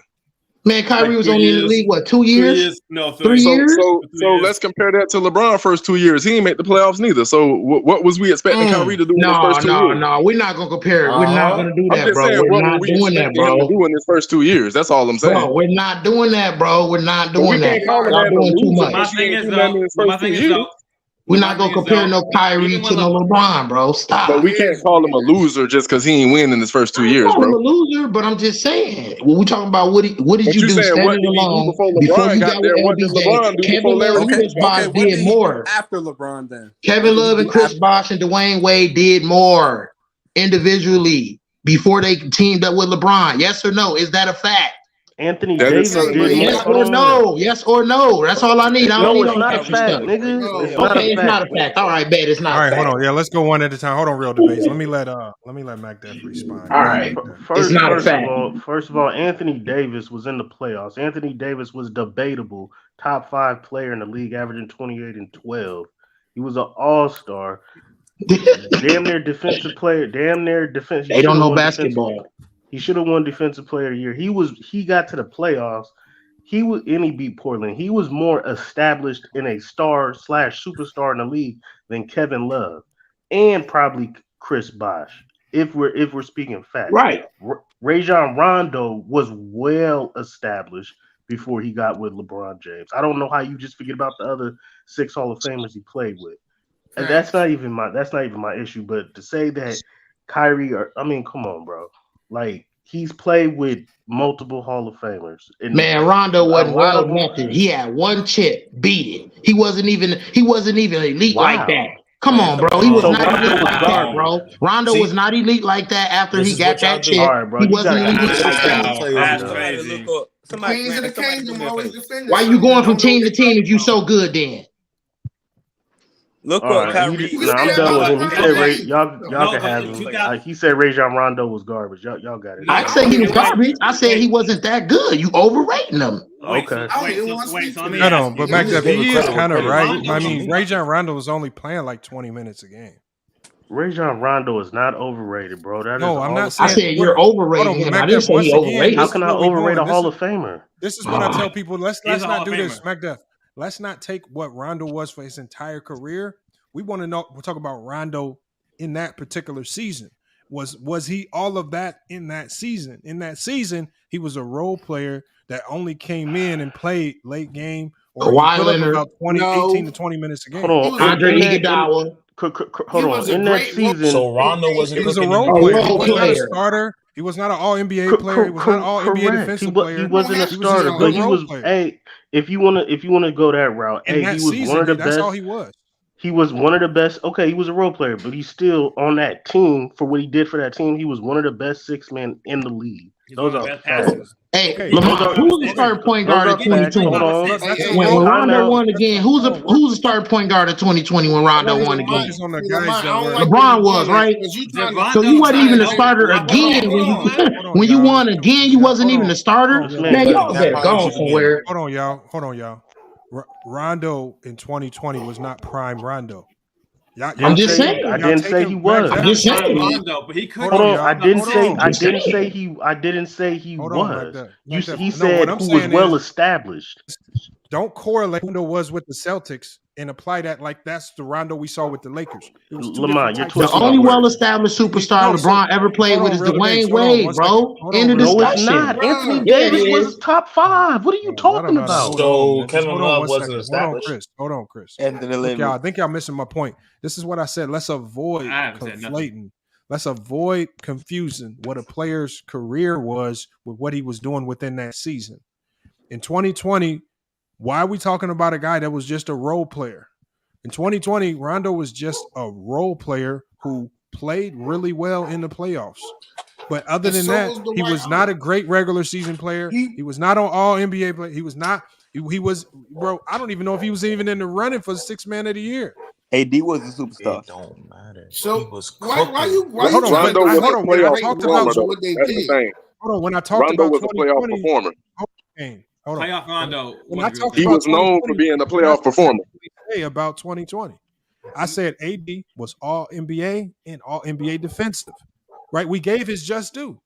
He was a superstar that year. We know that. That was the first time LeBron played with a guy that was all NBA and all defense in the same season. Jordan had that in 5 of his 6 championship runs. But you're taking away from with the roles that they brought to the team. I'm not taking away the runs. I'm just telling you who they were as a player. So Dwight Howard and Jamel McGee wasn't great for that team. I don't want to talk about no Dwight Howard. Bro, of what course, you talking about role players for? They're they role literally players. changed the game for them They're to role win. players. Yeah, but they made them win. Role If That's what I'm talking about, Lamont. They overrating guys and they want to argue stuff that's illogical. But he still was helping them win. Oh, what are you gonna say next? Oh, Dwight scored 78 in a game in China. Like, what? Ain't nobody saying Kevin that, Love. Kevin Love was a freaking role player with the Cavaliers. He wasn't no star with them. Yeah, hold on. But what we've seen is that even if you are a third-tier guy, we look at examples with the Bulls and even with the Warriors. Even the third-tier guys can still make all NBA teams and all NBA defensive teams if they're playing to that level. Klay Thompson's done it. We watched Horace Grant do it. But the thing is, we saw Kevin Love and we saw Chris Bosh falter when it was their opportunity to do it. But the difference in that, Lamont, is that Tony Kukoc and he ain't never been to All NBA. But the difference in that, Lamont, is the fact even that say Tony Kukoc. I didn't even bring up Tony Kukoc. But you do it numerous of times. No, I don't be doing it. Hold on. These type of no, he's getting cooked. That's what it is. No, we ain't talking about Kukoc. Tony Kukoc. Freaking. But see, the difference with those teams, You're trying to Lamont, downplay Rondo. Like you're trying to downplay Rondo. Man, ain't nobody downplaying him, bro. You said he wasn't that good. First of all, you said in he 2020 wasn't he was just a that role good. player. He was a role He player. wasn't. No, Yes, he no, was. no, He no. was a role Oh player, my but God. Rondo was LBJ was Time starting out. point guard. Y'all things way back. stupid, man. We can't discredit Let me role finish. players. And I'm Let me ashamed finish of you, because I Sturdy. You being know quiet Rondo. right now. Hold on. Rondo helped Anthony Davis and them get to the playoffs. Bro, he and was to a the role second player. round. Okay, that's his job. Hold He was on on. the team. Hold on. That's like 2017, bro. He helped my Bulls get to the playoffs with their. Bro, we So talking about stop. 2020. Rondo everywhere. Hold on. Rondo everywhere he went. Even as this so-called role player, six man that you're talking about, he helped teams get to the playoffs. He always elevated his teams and played better in the playoffs. When he went to the Lakers, bro, yes, he was a So you a saying he six helped them man, get to but the playoffs? Rondo was never a You saying Rondo helped 25. them get to the playoffs? No, what I'm saying is Rondo helped them win. You take Rondo. I'm saying Yeah, Rondo he did helped what a them role win, player's and he supposed to played a do. more vital role than Kevin Love. He was more vital than Kevin Oh my Love God! was. You just said You know Avery Bradley really was a starting point guard along with LeBron, Man, and ain't nobody talking they about the no ones that got Avery them the Bradley. seating and got them positioning, and then they went and got Rondo. Whatever. He didn't actually Avery help them Bradley get to no left though. He playoffs. didn't even If you play in the really want to know playoffs. it wasn't facts, even that. He only Avery played Bradley 15 ain't even games much with play them. the playoffs though. we can dig deep into this. I know all about You LBJ. don't know Don't what you're play with talking me. about, fake Hold on, debates. Rondo averaged 16 minutes a game with during for the Lakers. I mean, come on, Yes, y'all. for that team. He wasn't Okay, even a so starting point guard, bro. those numbers Stop. You don't gotta he be a put up starting role point player guard to numbers. be No, nice you. with that team. Well, why are you Stop trying to it, put bro. Rondo on the level of a prime Kevin Love? Nobody said that. He said well-established players, and he named Kevin. Superstar. He I named. said First of all, superstar. hold You on. can rewind First of all, it. he said Bringing Kevin up. Love. Kevin Love never made the Hold on, why do playoffs. y'all like that? Let's get back on track because y'all done got way off track crying about a role player. Let's stick Yeah, to that's let's how about this? We just stick Getting to guys. Talking smoked. about Horace Grant. Hold on. I'm talking about Thank Horace you. Grant because Horace Grant made an all defensive team. Thank you. What? That don't have Twice. to do anything making Hold them on, teams. Ralph. Y'all gotta stop with the ADD slow people outburst. Right? Let me Actually, finish it what I'm wasn't saying. no Y'all gotta outburst. We was stop being going at it retarded. back to back. So what I'm saying is this: the only reason why I brought up Horace Grant is because I said in 1993 he made an all defensive team. I didn't say Horace Grant was out there dropping 35 a game, giving Jordan all the help. I just said he made an all defensive team. Like y'all acting like I'm telling you Horace Grant would just go out there and drop 50 or something. Like he just made an all defensive team, but I have to consider that. I'm talking about players that made all NBA teams and all defensive teams. Kukoc didn't do that with Jordan. So I can't talk about Kukoc. I can't talk about the Rondo in 2020 because Rondo didn't do that. We're talking about all NBA level help. We're not talking about the second tier help. Y'all keep bringing up because you all don't this make other the stuff. team don't mean it's all that means more. Hold on, what you say? Bro, okay, Just so because you Ralph, don't make the so team or Ralph, make you're the team don't doing mean it's Ralph, more. what you're doing is what Herm did. If you're crying about me using all NBA, then tell me what your criteria would be in determining who had more help. What's your criteria, Ralph? And then tell me who had more help based on your criteria. Name the players and name each year. Let's start in 1991 with the Bulls. If my criteria didn't work for you, what's your criteria? And tell me all of the help that the Bulls had based on your criteria. I'm trying to tell you what my criteria is. My criteria is the guy who had the most help, by meaning that if there's role players on that team who was a franchise player or a leader on their former teams, they bring that experience to your team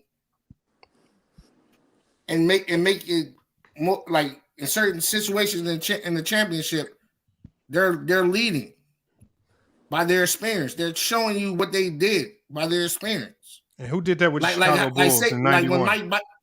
When Mike Bibby went to the Heat.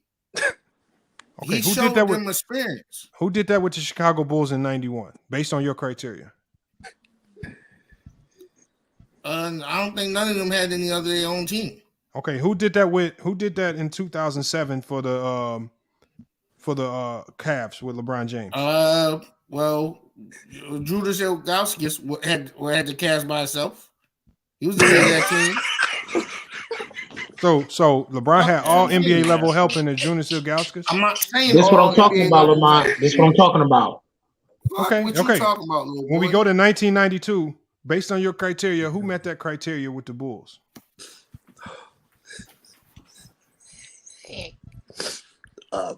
No, they didn't have none of those guys. So that means Jordan had no help in 92.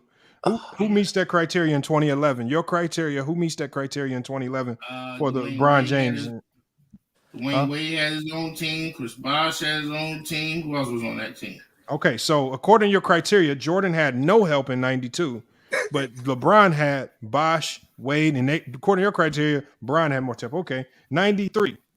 Which one of those players meet your criteria for the Bulls? None of those guys, because none of them had their own team. So in 93, Jordan had absolutely no help, according to Ralph. Let's move on to 2012 with the Miami Heat. Who did LeBron James have that meets your criteria, Ralph? Let's see what. Shane Battier had his own team. Okay, Shane Battier and D Wade was LeBron's help in 2012, according to Ralph. So he has Chris Bosh, Shane Battier, and D Wade is the all level help. All right, let's move on to 1996, the greatest 72-10 Bulls. What players meet your criteria? What players meet your criteria in 1996 for the Chicago Bulls?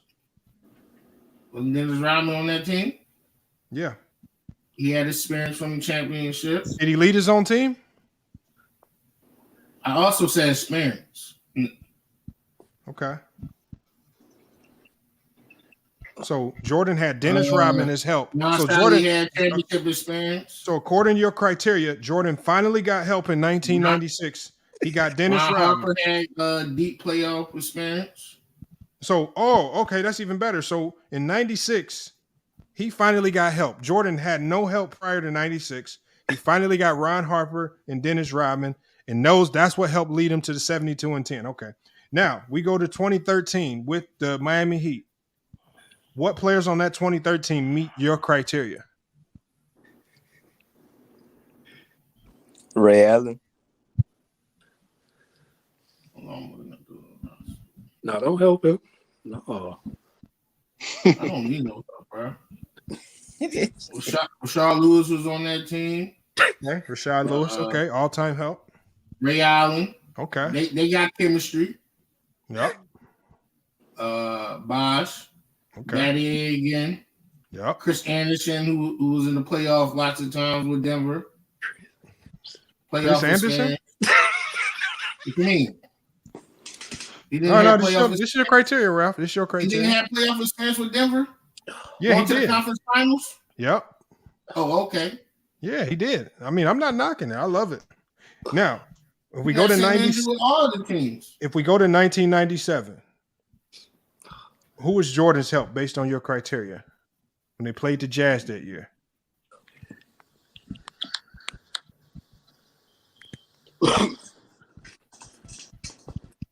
The same guys he had. Dennis Rodman. Dennis Rodman and Ron Harper again. Okay. Ron Harper. Got you. Steve and then Kerr, 2014. Robert Parrish. Pippen. Oh, man. Okay. All right. Robert Parrish. Okay. Robert Parrish, Ron Harper, and Dennis Rodman was Jordan's all-time help in 97, according to Ralph. When we go to 2014, who was LeBron James's help in 2014, according to your criteria? The same guys, like.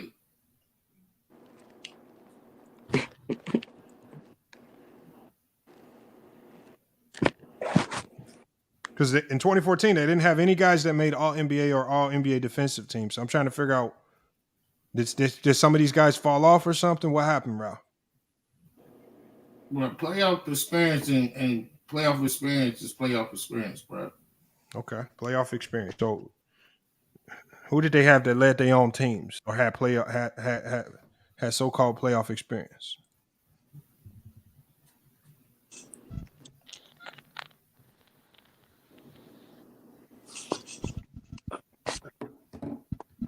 The same guys, like I said.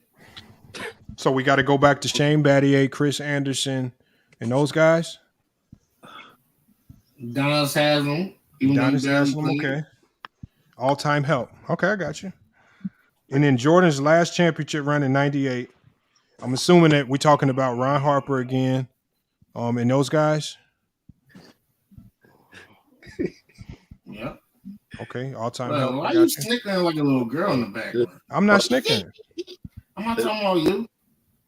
All right, now, okay, so according to your criteria, Ralph, Michael Jordan had absolutely no help in his first 3 championships. It was all Michael Jordan. Because none of those guys, Pippen and Horace Grant, didn't meet your criteria from leading their own teams or having a ton of playoff experience. He finally got help in '96 and getting Ron Harper and Dennis Rodman, and then that's how they got to 72-10. But LeBron James on the flip side. Now on the flip side, Ralph, all the guys that you mentioned, even though they didn't make an All NBA team or All NBA defensive team, you still consider them all-time help. The Shane Battiers, the Chris Andersons, the Rashard Lewises, and those guys. Is that correct, Ralph? What do you mean they had Shane good Battier playoff? made an all-defensive team. No, he did not. Not when he was playing with LeBron. Yeah, that's what he does. You can't go off of what their career is. You gotta just go off what he played with them. Like experience don't matter. Like, okay, I got you, Ralph. All right, so that's Ralph's criteria, y'all. So if you ever in a head-to-head debate with anybody, if you choose to do so, you can use Ralph's logic, and maybe it pans out in your favor. But what's wrong with experience, man? What's wrong with experience? It's nothing wrong with it, man. I loved it, man. So y'all think LeBron played tougher competition teams or players? No, we're saying is in the NBA Finals. I don't think it's arguable. I think LeBron James faced a tougher competition in the NBA Finals. But the 2 weekest East Finals too. You said what?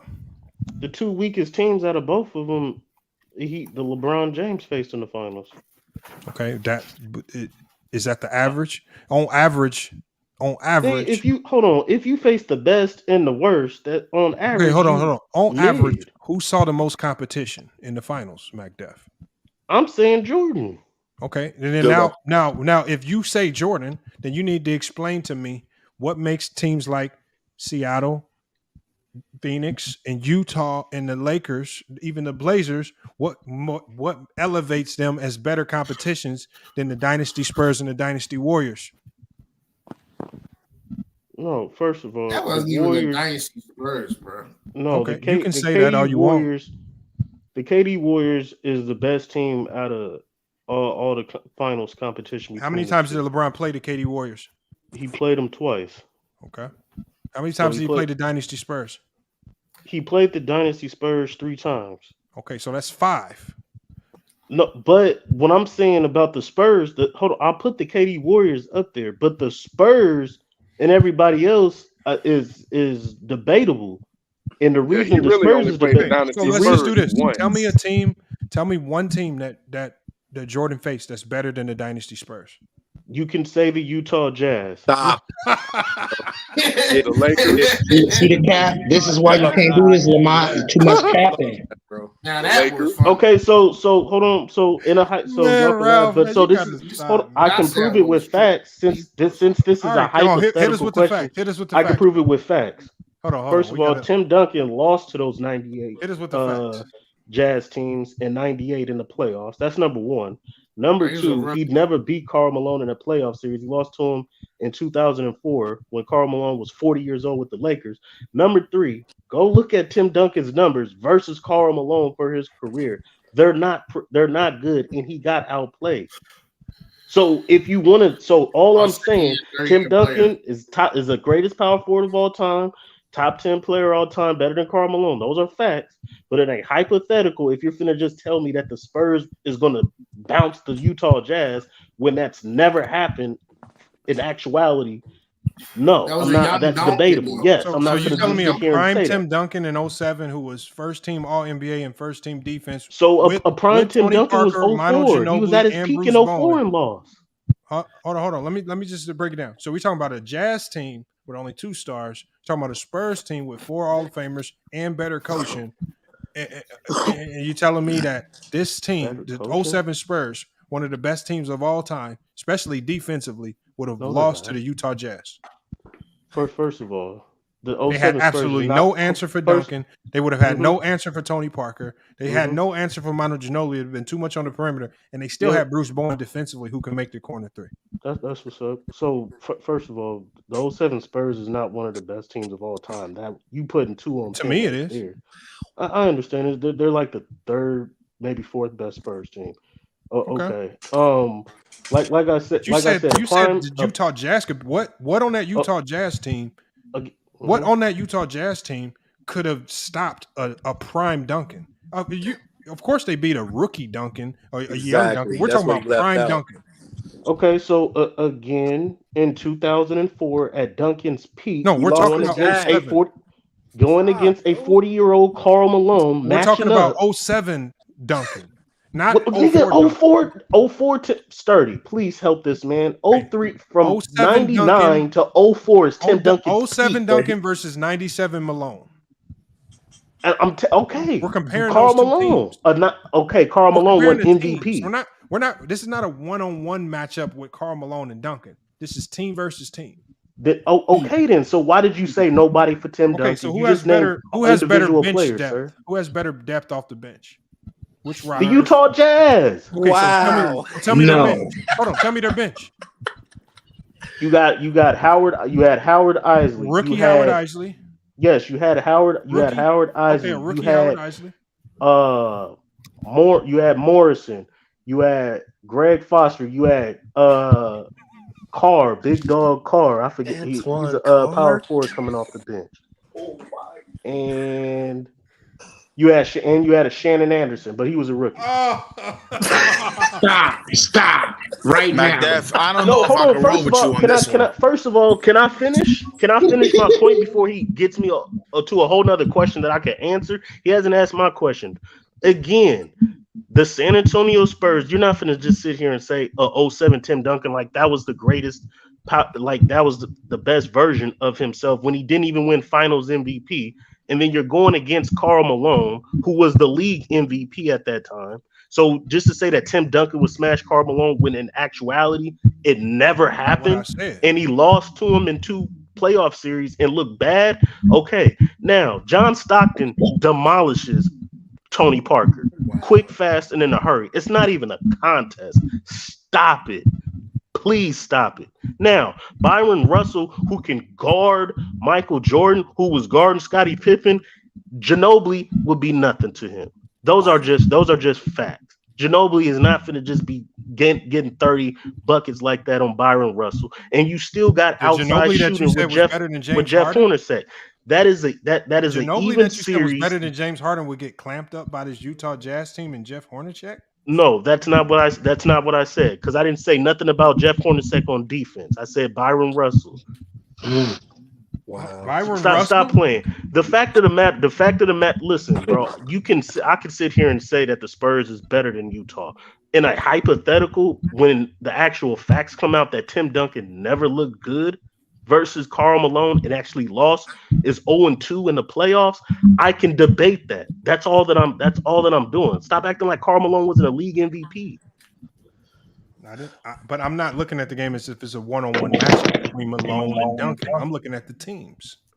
Nick, okay, the team beat Tim Duncan. What are you talking about? They beat Tim Duncan. They weren't the same teams. In 07, we're talking about the 07 Spurs. Macbeth. We talking Matt Bonner, Bruce Bowen, Tim Duncan, Michael Finley, Manu Ginobili, Robert Ory, Tony Parker. Hold on. Jock Vaughn that's coaching the Brooklyn Nets right now. They had everybody on that team. They might have had my baby mama too.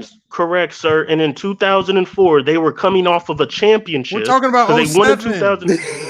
Listen, bro, what I'm simply saying is you're bringing the 07 squad that already lost to Karl Malone in 2004. Duncan, Ginobili, Parker, Bruce Bowen, they all took an L. Finley was on the Mavericks. Like nobody. Michael Finley. And Bruce Bonner, that's what you hold on. So I'm naming. Hold on. Time out. So I named a all league defensive player in Byron Russell. He was not an all NBA I named Jeff Hornacek, who's averaging 16, and Byron you're bringing Russell up never Matt made an all Bonner. NBA defensive team. Wow. You're bringing up Matt Bonner. But why you? Matt Bonner was clipping that year from 3-point range. Up Matt Bonner. He was clipping, bro. He was clipping, bro. Y'all tell got the it. truth now, debates. Okay. Y'all got Good it. Lord. Okay, but we can move on. We can move on. All defensive. We can move on. Like I said, we can move on. We can move on. Let's just move on. This man said Matt Bonner. I'm done with this. I'm taking 07 and 2014 Spurs over the 98 Jazz. Hold on. So can we just all agree? Can we all agree that KD Warriors was the best team that out of the finals, but the bubble Miami Heat by far was the worst team out of the finals competition, and everybody else is debatable. Nah. Who was the worst team? Seattle. No. By far. Hold on. So first of all, the Miami Heat are they're not even in the conversation. They were by far the worst team. Now you're finna tell me the 2011 Mavericks. Hold on. You think the 2011 Mavericks is beating the 96 Supersonics? It's the biggest mismatch in NBA Finals history. No, versus the 96 Bulls. It was the biggest mismatch in NBA Finals history. It wasn't a mismatch like that. It was just the Bulls. They should have swept them, bro. Nobody had a chance against the Bulls. Nobody had a chance versus. Nobody had a chance against the Bulls. Nobody. But the 96 Spurs was better than Dirk Nowitzki's Mavericks. What you talking about? The 96 Supersonics was better than Dirk. No, they wasn't. Stop, bro. Stop. Don't do that. By far they were. What are y'all talking about? Team. You disrespecting the championship team, bro. Ain't nobody disrespecting the championship team just because LeBron. Listen, hold on. Just because LeBron was favored to beat a team and he lost, we're not going to elevate that team all of a sudden. They are championship below. Team, they were below championship standards as far as Bulls competition. Hold on, Will Bates. What made that team a championship caliber team is not the fact that they got the job done, but also they beat the defending champs along the way. Thank you. They swept them. So in '96, right, the Supersonics beat the Houston Rockets, who were two-time defending champions. Okay, so what else? They didn't go on to win a title though, so it's not valid. Okay, we're not okay, but they're weak now. But they're weak, so because they didn't beat the greatest team of all time, they're weak. But because Dirk Nowitzki beat LeBron James, because LeBron James choked, all of a sudden we're elevated. In a hypothetical, let's stop talking like Dirk, like he built his name off that one series, bro. He did. Dirk. I don't know what basketball you been watching. Dirk been that dude. Dirk was a Hall of Fame before that series, bro. Let's stop. Let's stop there. I didn't say that. I didn't say nothing about Dirk individually. No, the point is, McDuff. The point is, McDuff. This is how you brought up earlier how Karl Malone was an MVP, a former MVP. It's the same thing apply for Dirk. Yeah, you're changing the narrative. I never brung up Dirk's name and said he was bad. We're talking about their team. So this is what I'm saying. You guys are saying the 2011 Mavericks. You're saying the 2011 Mavericks is better than the 96 Supersonics. But McDuff, they almost won 60 games that year. Correct, but the Supersonics won 64 games. So the Supersonics won 64 games and beat the two-time defending champion. But they didn't get no title though. What I'm saying is you can't. Hold on, real debate. What you can't say, Supersonics were good, won 64 games, but the 2011 Mavs, because they won 10 games, were good, or we overrating them. They were a really good team regular season. They hit the play. We don't really good team because they did the dance. And not only did they sweep the defending champs, they beat the NBA favorite in the Miami Heat in the final. It was a really good team. So just give them credit. Okay, no, I give them credit. I give them credit. They deserve to win that championship. But they're not. Give them credit for being a I'm not going to elevate them as competition like they were better than the finish. They did not luck up and give them. I didn't say that neither. Why are y'all putting? I didn't say that. No, we didn't say that. They locked them up. The same two players that just shut LeBron down. They held Kobe to 17 points in 2 closeout games. Correct. And are those players better defenders than Gary Payton? No. Bro, see how you moving the goalpost. Nobody's moving the goalpost because the 2011 Mavericks, they're not better than George competition. Number one, you can't say one individual player is the equivalent to the same defense as a sum of others. Number two, that Mavericks team also had a Defensive Player of the Year recipient, Tyson Chandler. So hold on. So did the Supersonics. Here's the home, but MacDuff. But here's the thing that's I'm going after. Hold on, MacDuff. Here's the thing that's confusing me, especially for a guy that values winning. How are you putting a team that did not win against a team that won? I'm going after this. This is Can you, I answer MacDuff. that question? This is you, MacDuff. This is you. Can I answer the question? I'm about to finish. Then I'm about to hand the ball to you. MacDuff, we're talking about a guy such as yourself who values not only championships but also competition. Right? Correct. So I look back at it. Not only the Dallas Mavericks won, they also beat teams with a higher winning percentage, more wins. Okay. During that run as well. No, you didn't. So my question to you, Mac, therefore, a guy that values winning, how can you say a team that didn't win is better than a team that won? Again, let me answer the question and go why the Supersonics are better than the Mavericks. First of all, again, they won the championship, and I give them credit for Dirk for winning the championship. But I'm not going to elevate and say that team was competition-wise was better than some of the other teams. The reason for that is because they were underdog. The Dallas Mavericks were underdogs in that series. That was one of the most lopsided upsets in NBA history. Playoffs, finals. That's not true. Hold on. Don't cut me off. No, it's not. First of all, it is one of the biggest Raptors. That's the greatest upset. Can you shut up? That was one of the greatest upsets. First of all, hold on. Time out. I'll let y'all talk. I'm going to let y'all talk. I'm going to ask this question. Is that one of the greatest upsets of all time in NBA history? Yes. Oh, okay. No. Thank you. So when I say that's one of the greatest upsets, I'm not talking out the side of my neck. That's number one. That's number one. Number two, we're saying hypothetically, put the 96 Supersonics against the 2011 Mavericks. You said they almost won 60 games. Okay, the Supersonics won 60 games. You said they had a Defensive Player of the Year recipient in Tyson Chandler. Okay, the Supersonics had a Defensive Player of the Year in Gary Payton. You said they beat the defending champions in Kobe Bryant. Okay, the Supersonics beat the defending champions in the Houston Rockets. I also said that everything. MVP. Hold on, everything. I also said that at MVP. Everything is Dirk didn't win MVP. Dirk didn't win MVP that season, unless you want to count Finals MVP.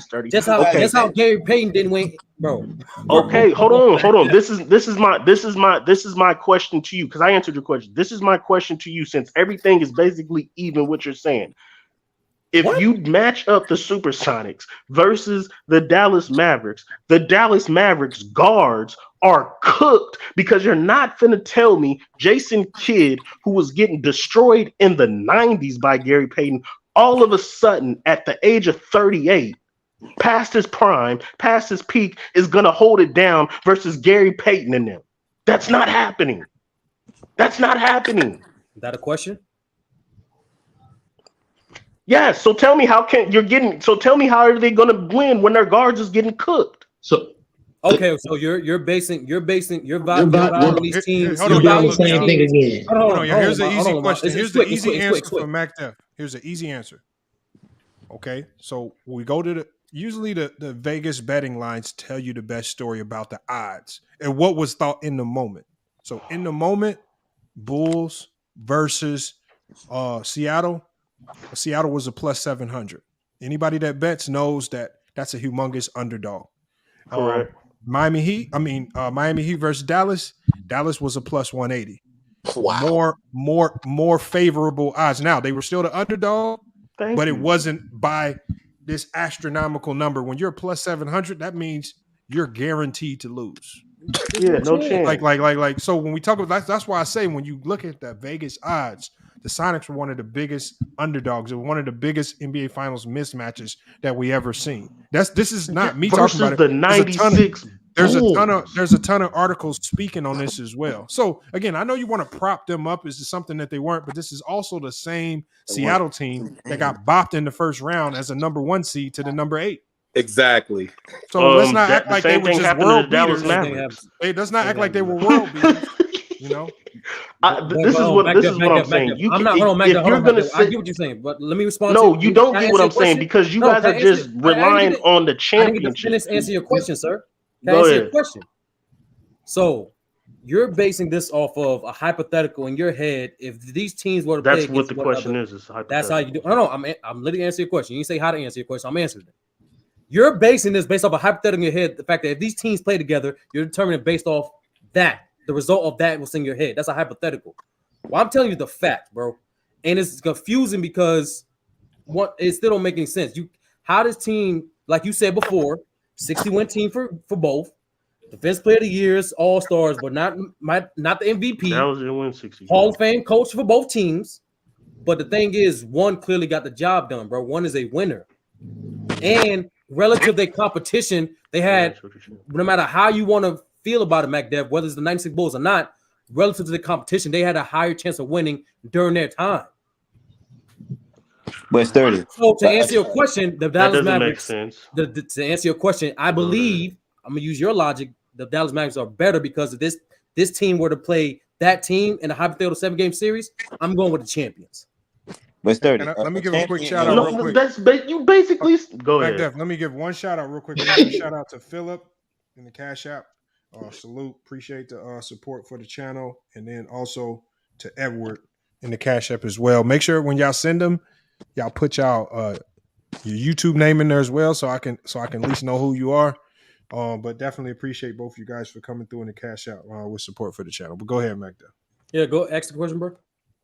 I was saying that, like, a team that won the championship one year doesn't mean that they're better than the team that won that didn't win the championship the next year. They definitely it's a difference. I wouldn't say that. Hold on, bro. Let the man finish. Hold on, let me finish. I wouldn't say that the 2019 Raptors are better than the 04 Lakers because the 2019 Raptors got it done, and then the Lakers, they lost to the Pistons. I still take the Lakers in that series if they win against the Raptors. So you know what I'm saying, like.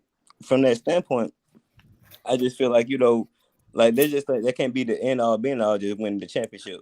Like but wisdom. The reason why you say that is the exact thing how I'm equating these teams.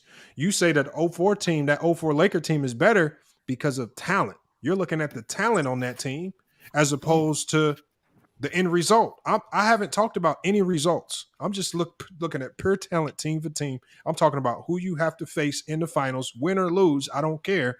Your competition versus this other player's competition. And just like you said in your example, you think the 04 Lakers are better. That's only because of sheer talent, especially with the top-heavy talent, starting with Shaq and Kobe. Compared to that Toronto team that actually won, didn't have as much top-heavy talent, even though they got it done, win or lose. But nobody's going to walk around saying that Toronto team's better than that 2004 Laker team just because one team won and one team lost. We're just looking at we're just looking at the talent on the rosters, and that's going to tell us the level of competition that you're going up against. That's how Lamont looked. I'm taking the whole thing in, to be honest with you, bro. Like, I'm not just taking in talent because I know talented teams don't win. Just how that 98 Jazz beat those Rockets team with Barkley, Keem, and Pippen. That Rockets team was more talented, but they lost to the better team. Like, just because you have more, and we've seen the last few seasons in the NBA with the Nets and the Clippers. Just because you have the more talented team don't make you the better team. How I'm assessing it, I'm assessing off facts. I don't this hypothetical thing. It don't make any sense to me, bro. I'm assessing off what the teams did and how dominant were they doing it. You can always say. Hold on. Let me finish. The reason why I would easily if we're comparing both competition, the reason why I would easily put the KD, the 2017-2018 Warriors as number 1, number 2 is not just because of talent, because how that team played and dominated during that run. That's just for me. I take it all in. I'm not just doing talent. It takes more than that. It takes more than that to win a championship, bro. Correct. So let me ask this question then. because I agree the KD Warriors were the best team as far as competition goes. That's not even But close. if you said a dominant run, so if we're talking competition, you do understand that the 97, 98 Jazz for those 2 years beat better teams than the KD Warriors. Nothing to do. You do understand that, right? Come on, bro. We gotta stop this, bro. We need to shut this whole conversation down. All right, so let me finish. So the KD Warriors. Hold on. So the KD Warriors, they beat the Utah Jazz with Rudy Gobert and Ricky Rubio. While the 97 and 98 Jazz beat Shaq and Kobe twice. Okay, that's not good enough competition. That's not good enough competition. Okay, so hold on. So the KD Warriors beat Damian Lillard in the Portland Trail Blazers. Okay, the Utah Jazz beat Akeem Olajuwon, Clyde Drexler, and Charles Barkley. That's not good enough competition for you, though. So all I'm saying, if you're talking about dominant runs, the reason the Golden State Warriors are up there for you, Sturdy, to be truthful, is because they won a championship. It's because they're champions. Oh my but God. As far as dominant runs, as far as beating competition, the Utah Jazz in that 2 year span beat way better competition than the KD Warriors. That's a different conversation. This is insane. Because one thing that we've seen is a team can have a dominant run in the playoffs and not be close to being the best team in the league. We saw Luka do that with the Mavs. We saw Joker do that for a little bit. We've seen Dame do that. Don't mean they come close to being one of the better teams. Dominant run. They had when we talk about Luka getting his team to the Western Conference Finals, for that team and that roster, that's a dominant run for a team that lacks the talent. They lacked a lot of talent. They're not better than a lot of teams. Same thing when Dame got his team to the Western Conference Finals. All I'm saying is that the Utah Jazz, if we're talking competition, talent on the team, man. It's just who got more talent. Looking at the talent. Anybody in the NBA can go on a run. If you make the playoffs, any team has the opportunity to make a run. Don't mean you have more talent. And nobody looked. I didn't say that. And just like the Miami Heat made a run and got to the finals, nobody's walking around acting like the Lakers beat some world beater team that was able to, okay, we appreciate you getting here, but you're really not much comp. It's not a slight to say that the Miami Heat wasn't. We all knew what was going to happen when they faced the Lakers. They made a good run against the Lakers. That wasn't going to work. That zone, all that weak stuff, wasn't going to work. We knew what time it was. Just like when Seattle played the Bulls, everybody knew what time it was. Let's stop acting like the Seattle really had a shot. Utah never had a legitimate shot. Nobody thought Utah. Nobody thought the Suns were going to beat the Bulls. They didn't have a shot. Nobody thought the Blazers were going to beat the Bulls. They didn't have a shot. The only team that people even gave a shot against the Bulls in the finals was the Lakers. So this is what I'm simply. And that year they actually had more talent than the Bulls. First of all, this is what I'm saying. You're putting the competition up against Jordan and the Bulls. Jordan and the Bulls are a top 5 team all time. That now none of LeBron, nada, LeBron James championship teams. We're not talking about that. We're not talking about championship teams. I'm getting to my point. I'm getting to my point.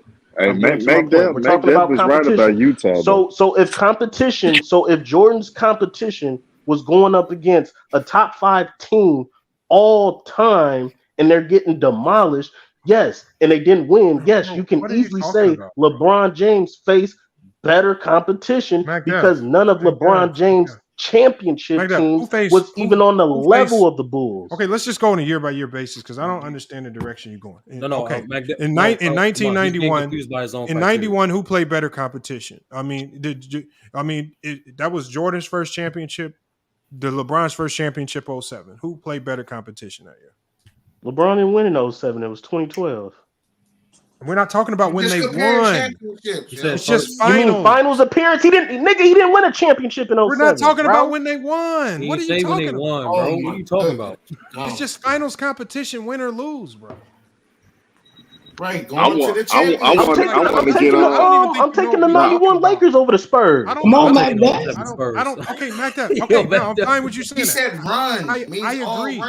Mac Def, I agree. I feel like that Laker team was better than the 07 Spurs team. I agree. Okay, when we go to the Blazers, 92 Blazers versus Who did LeBron play next? It was the Mavs, 2011 Mavs. Who you got? Ugh. Debatable. I think Dirk is the best. I think Dirk is the best player on the team, but Portland would demolish him inside. Well, Portland had Buck Williams, who was first, who was all NBA defense, and they had Clyde Drexler. As far as Dirk and those boys, they had Tyson Chandler, who was all NBA defensive. I know who Portland had. Okay, I'm just saying. I'm just saying because I feel like you're attaching the nostalgia to what they actually were. No, you didn't let me finish it. You didn't let me answer. Okay, let's hear that. Thinking about it, I'm saying Dirk is the best player on. What were they actually in '92? Not NBA Jam. They were the second best. They was the second best team in the league. Okay, Okay, they were the second best team in the league. Okay, now let's talk about the talent on that roster. Who were their two best players? Clyde Drexler and Terry Porter. No, it was not. It was Buck Williams. Hold on. Okay, so if you go, first of all, Lamont, Terry Porter made an All-Star game. Buck Williams was an All-Defensive team. Porter was not an All-Star that year. I get it. Nor was he all NBA. Nor was he all NBA defense. But in '91, Scottie Pippen didn't make the All-Star team. Are we gonna say Scottie Pippen was garbage or something like he wasn't good? Like he wasn't all NBA. Okay, then stop it, bro. Let me finish your question. This nigga's Terry Porter didn't make the All-Star team. Okay, anyway, man. That's he's trying to make it look stupid. Like Terry Porter wasn't crap. Fadeaway world, but the facts are the facts. Fadeaway world don't Terry change. Porter, but you left out other important factors. Okay, let me finish. That's what make that alluded to, though. Let me finish, bro. Hold on, let me let Herm. Herm came back with new information. What new information did you come back with? Hold on. First of all, you guys co-signing with Lamont. That nigga plagiarized, man. He used a fadeaway. He used a fadeaway talking points. And he using the fadeaway word. Bro, you cut me off of this. I'm agree with the facts. I'm not finna sit here and be beating around the bush with hypotheticals. Hold on, Herm. I'm gonna give you one opportunity, man. Just please tell us. Okay, you went and studied. What new information? You just let me talk. You just let me talk about stuff, bro. Man. But you ain't gotta cut me off. What I'm saying is, get to your point. You ain't gotta agree. I get it to my point, nigga. You end the day, you use a fadeaway word content. Was it false? Your criteria. Was it false? Did you see anything that was false that wasn't true? Was Pippen not first team All NBA one of those years? Was any of the information that I gave you, because we all get our information from somewhere, was any of the information I gave you false? You're in those finals. Was it false? Was anything that I gave you not true? Stop muting me, though. That's what I'm saying. Was anything that I gave you not true? Stop muting me. I don't care. You plagiarized, nigga. I ain't taking nothing you say. Okay, so Herm, and you look at team ratings, and you look at all the finals opponents' team ratings. They got the Utah. Give us information. They got the Utah Jazz for the team ratings. Those two back-to-back Utah Jazz teams, they top 5 as far as when you put all their competition in the finals combined. They got the Utah Jazz teams. They got the Utah Jazz teams better than every team in the finals except for those 3 Warriors teams. Who has them better? I put the article in the private chat. Oh, so you plagiarized from an article? Yeah, I plagiarized like you, nigga. I plagiarized like you, nigga. They co-signed with you, so I plagiarized like you. You went and read it. Okay, what's the article? Herm, tell us the information. Where'd you get this information from? It's in the private chat. Just click on the money, pull it up. I can't click any links right now, bro. You got to tell us. Yeah, you could if you wanted to, nigga. You could if you wanted to. Can you teach us right now, Herm? You could if you wanted to. I can't click. I'm on my phone, so I can't even click on the link because I'm on my phone. So what information? What stats? When I'm basically saying, Lamont, Mac Def alluded to how good those Utah teams were. Nobody said they were bad. No, but what I'm saying, y'all was downplaying what Mac we didn't downplay allude to and get to. But when I'm saying, you look at the team ratings, how they rank the teams, how they evaluate the teams. How do they rank the teams? When I'm trying to tell you, nigga, when you combine all their finals opponents. How did they rank these teams? I'm trying to, nigga. You stop talking, nigga. I can tell you. You ain't telling us, bro. You filibustering, nigga, because you keep talking. Nigga. But I'm telling you, they got the 3 Warriors. They got the 3 Warriors team. They the top 3. I'm gonna put your link on the screen. I'm gonna put your link. Maybe if I put the article on the screen, it can help you progress along. You gotta say something. Man, real debate, shut your broke ass up, man. You still old niggas, and you sitting right here with the BS. Whatever you say, Herms, so he can get to his point. It seemed like you kind of mad at the facts, bro. If it's the facts, it's the facts. I'm not, man. I'm getting. I mean, Mac Devin came up with some good points, so y'all now letting him get his shit off. When Hold on, he got his shit off. He got his shit off. You just don't like what we said is facts. Y'all interrupted Mac Devin. The 07 Spurs is better than the Jazz, bro. And that's just facts. No, they not. No, they not.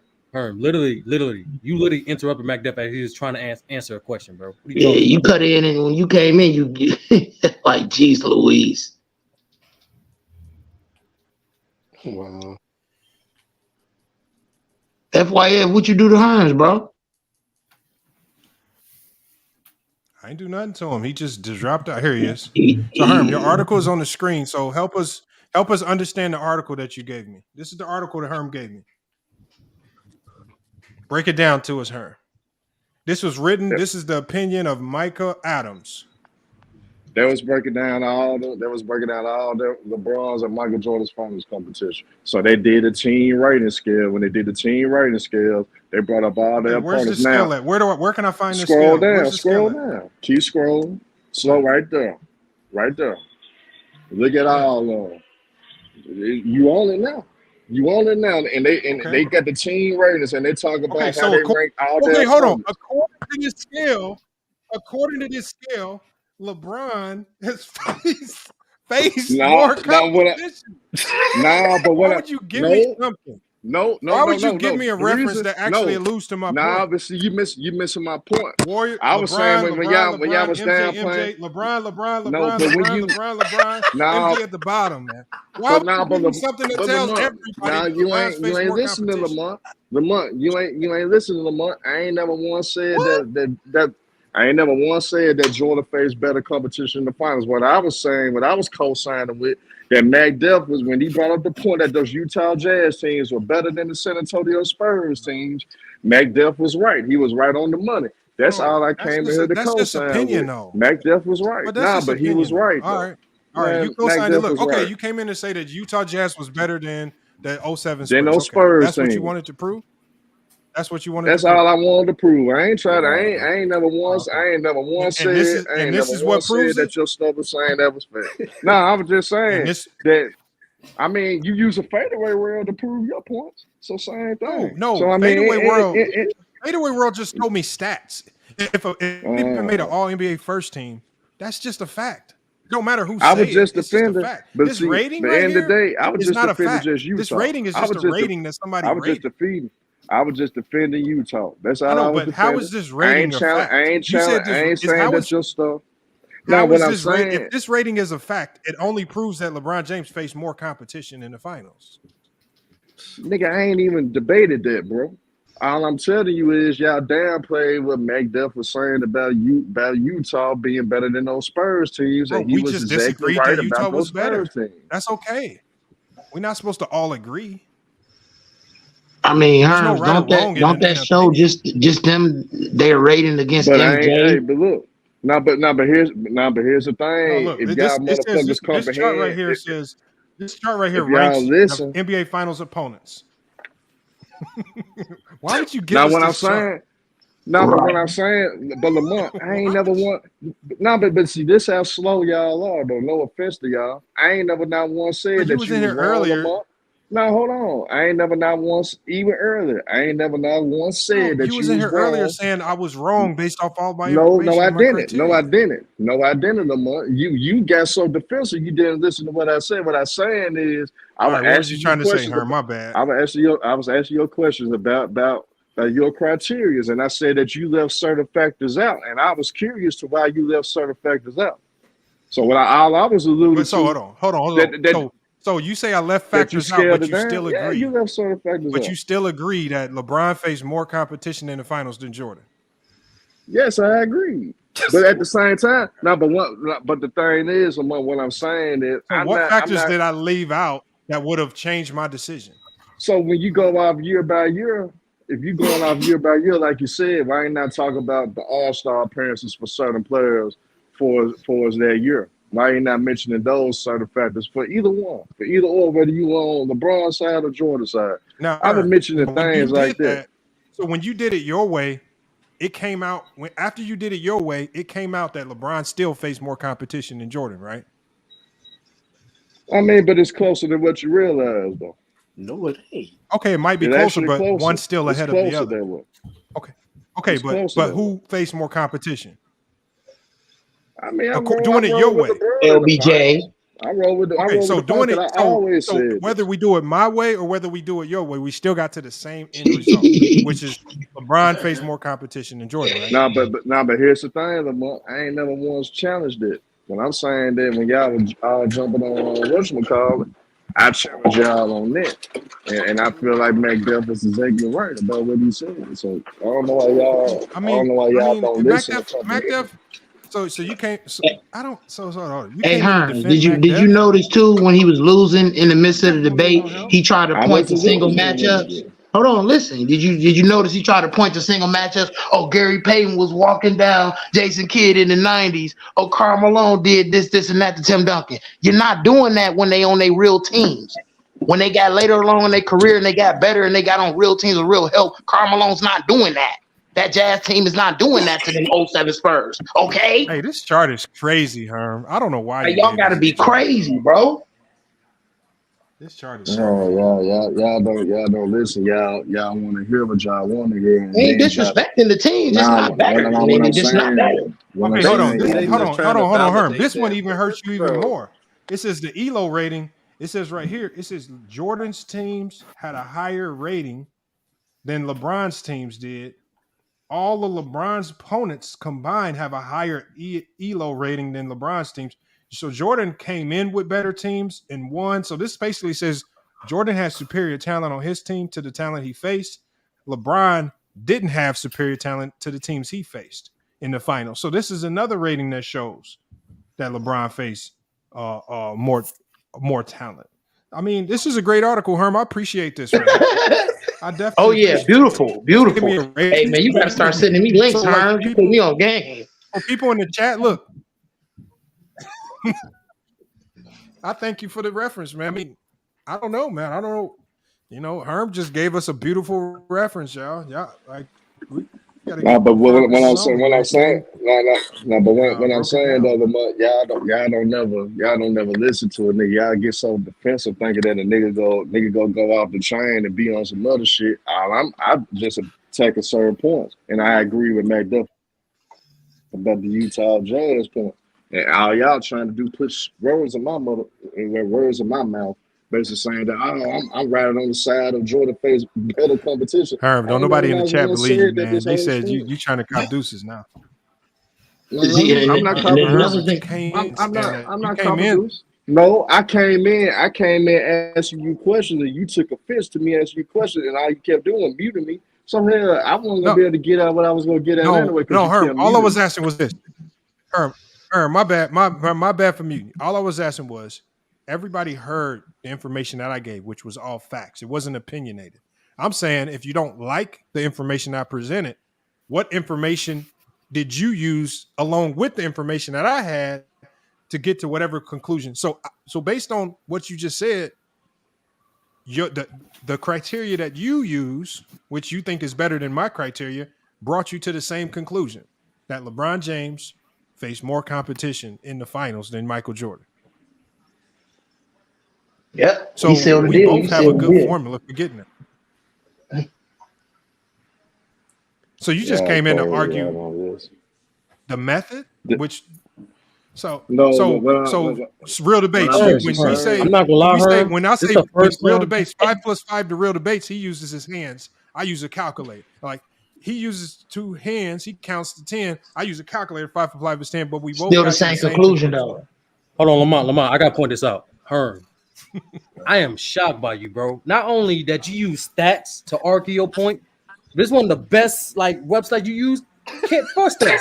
I'm so proud of your growth and evolution, brother. Like you was the main guy. Like you cannot not let stats make your argument more to the game than that. And John Wick dirty. Your whole argument was this, bro. Like, bro, with stats, man, you ain't break down how the teams played. You ain't break down the sets. You approach it from a pure stat perspective, bro. And I'm proud of you, Herm. Look, that's how niggas grow. That's how I love analytic Herms. Let's go, man. I love analytic Herms. Man, it ain't shit analytic. I'm just Young saying Africa, though. man, what's good, man? Yo, shout out to FYF Sports, man. Hey, Herb. Hey, Herb. Y'all so Hey, Herb. y'all so hard here. Y'all don't listen though. Y'all sad. Hey, what didn't we Nah, listen to? bro, Herb? Go we ahead. was listening. That's the problem. We was listening. But here's the thing, Lamar, with your trolling slick ass. See, nobody didn't catch it on, but mine Hermalytics. caught on to you anyway. Hold on. Who told me to click this link, y'all? Oh, Herb was like on 10 No. minutes. Like, yo, Lamar, click the link. No, Lamar. I ain't talking about the link I just sent you, bro. But when I'm saying that y'all didn't listen to it, nigga, even in the beginning of the stream, nigga, I ain't not once said that you was lying. I'm just saying that it's convenient that you left certain things out. That's all I was saying, nigga, and you just took it and ran with it. And all I asked was, what did I leave out? That's all I asked. You didn't I let just said, what did I leave out? No, Lamar. This what he brought. Remember, you gave him the opportunity to add on to the conversation, and Herm brought an analytical article, bro. Like Herm, bro, man, I'm baffled, bro. Yeah, had 07 Spurs right there too. One of the toughest teams that went all the way and got it done. But EE, I want to debate both of them. I told you, EE. So that 07 team was better than the Blazers, Lakers, and the Sonics and the Suns. According to this article, That's right. Article. Yeah, so according to these but not better than the Jazz, though. LeBron James's first finals opponent, where he was severely outmatched, was better than Magic Johnson-led Lakers, better than Gary Payton and the Sonics, and Sean Kemp, better than Barkley, Marley, Kevin Johnson, Richard Dumas, as they also said. Oliver Miller was on that team. I'm talking about star-studded. Danny better than them all. According to the Herm article. Okay. But see, Nick, the niggas trying to say I'm getting cooked, but I ain't not once told the month, not once this stream, and I bet any one of y'all. This stream, hey, see how you finesse it? No, Herb, you've been on record. You've been on record in the past. I bet. Nah, shut up, Hermalytics. Herb, hey, you've been on record in the past playing down LeBron's competition. Why you finessing talking about today on this stream? Hold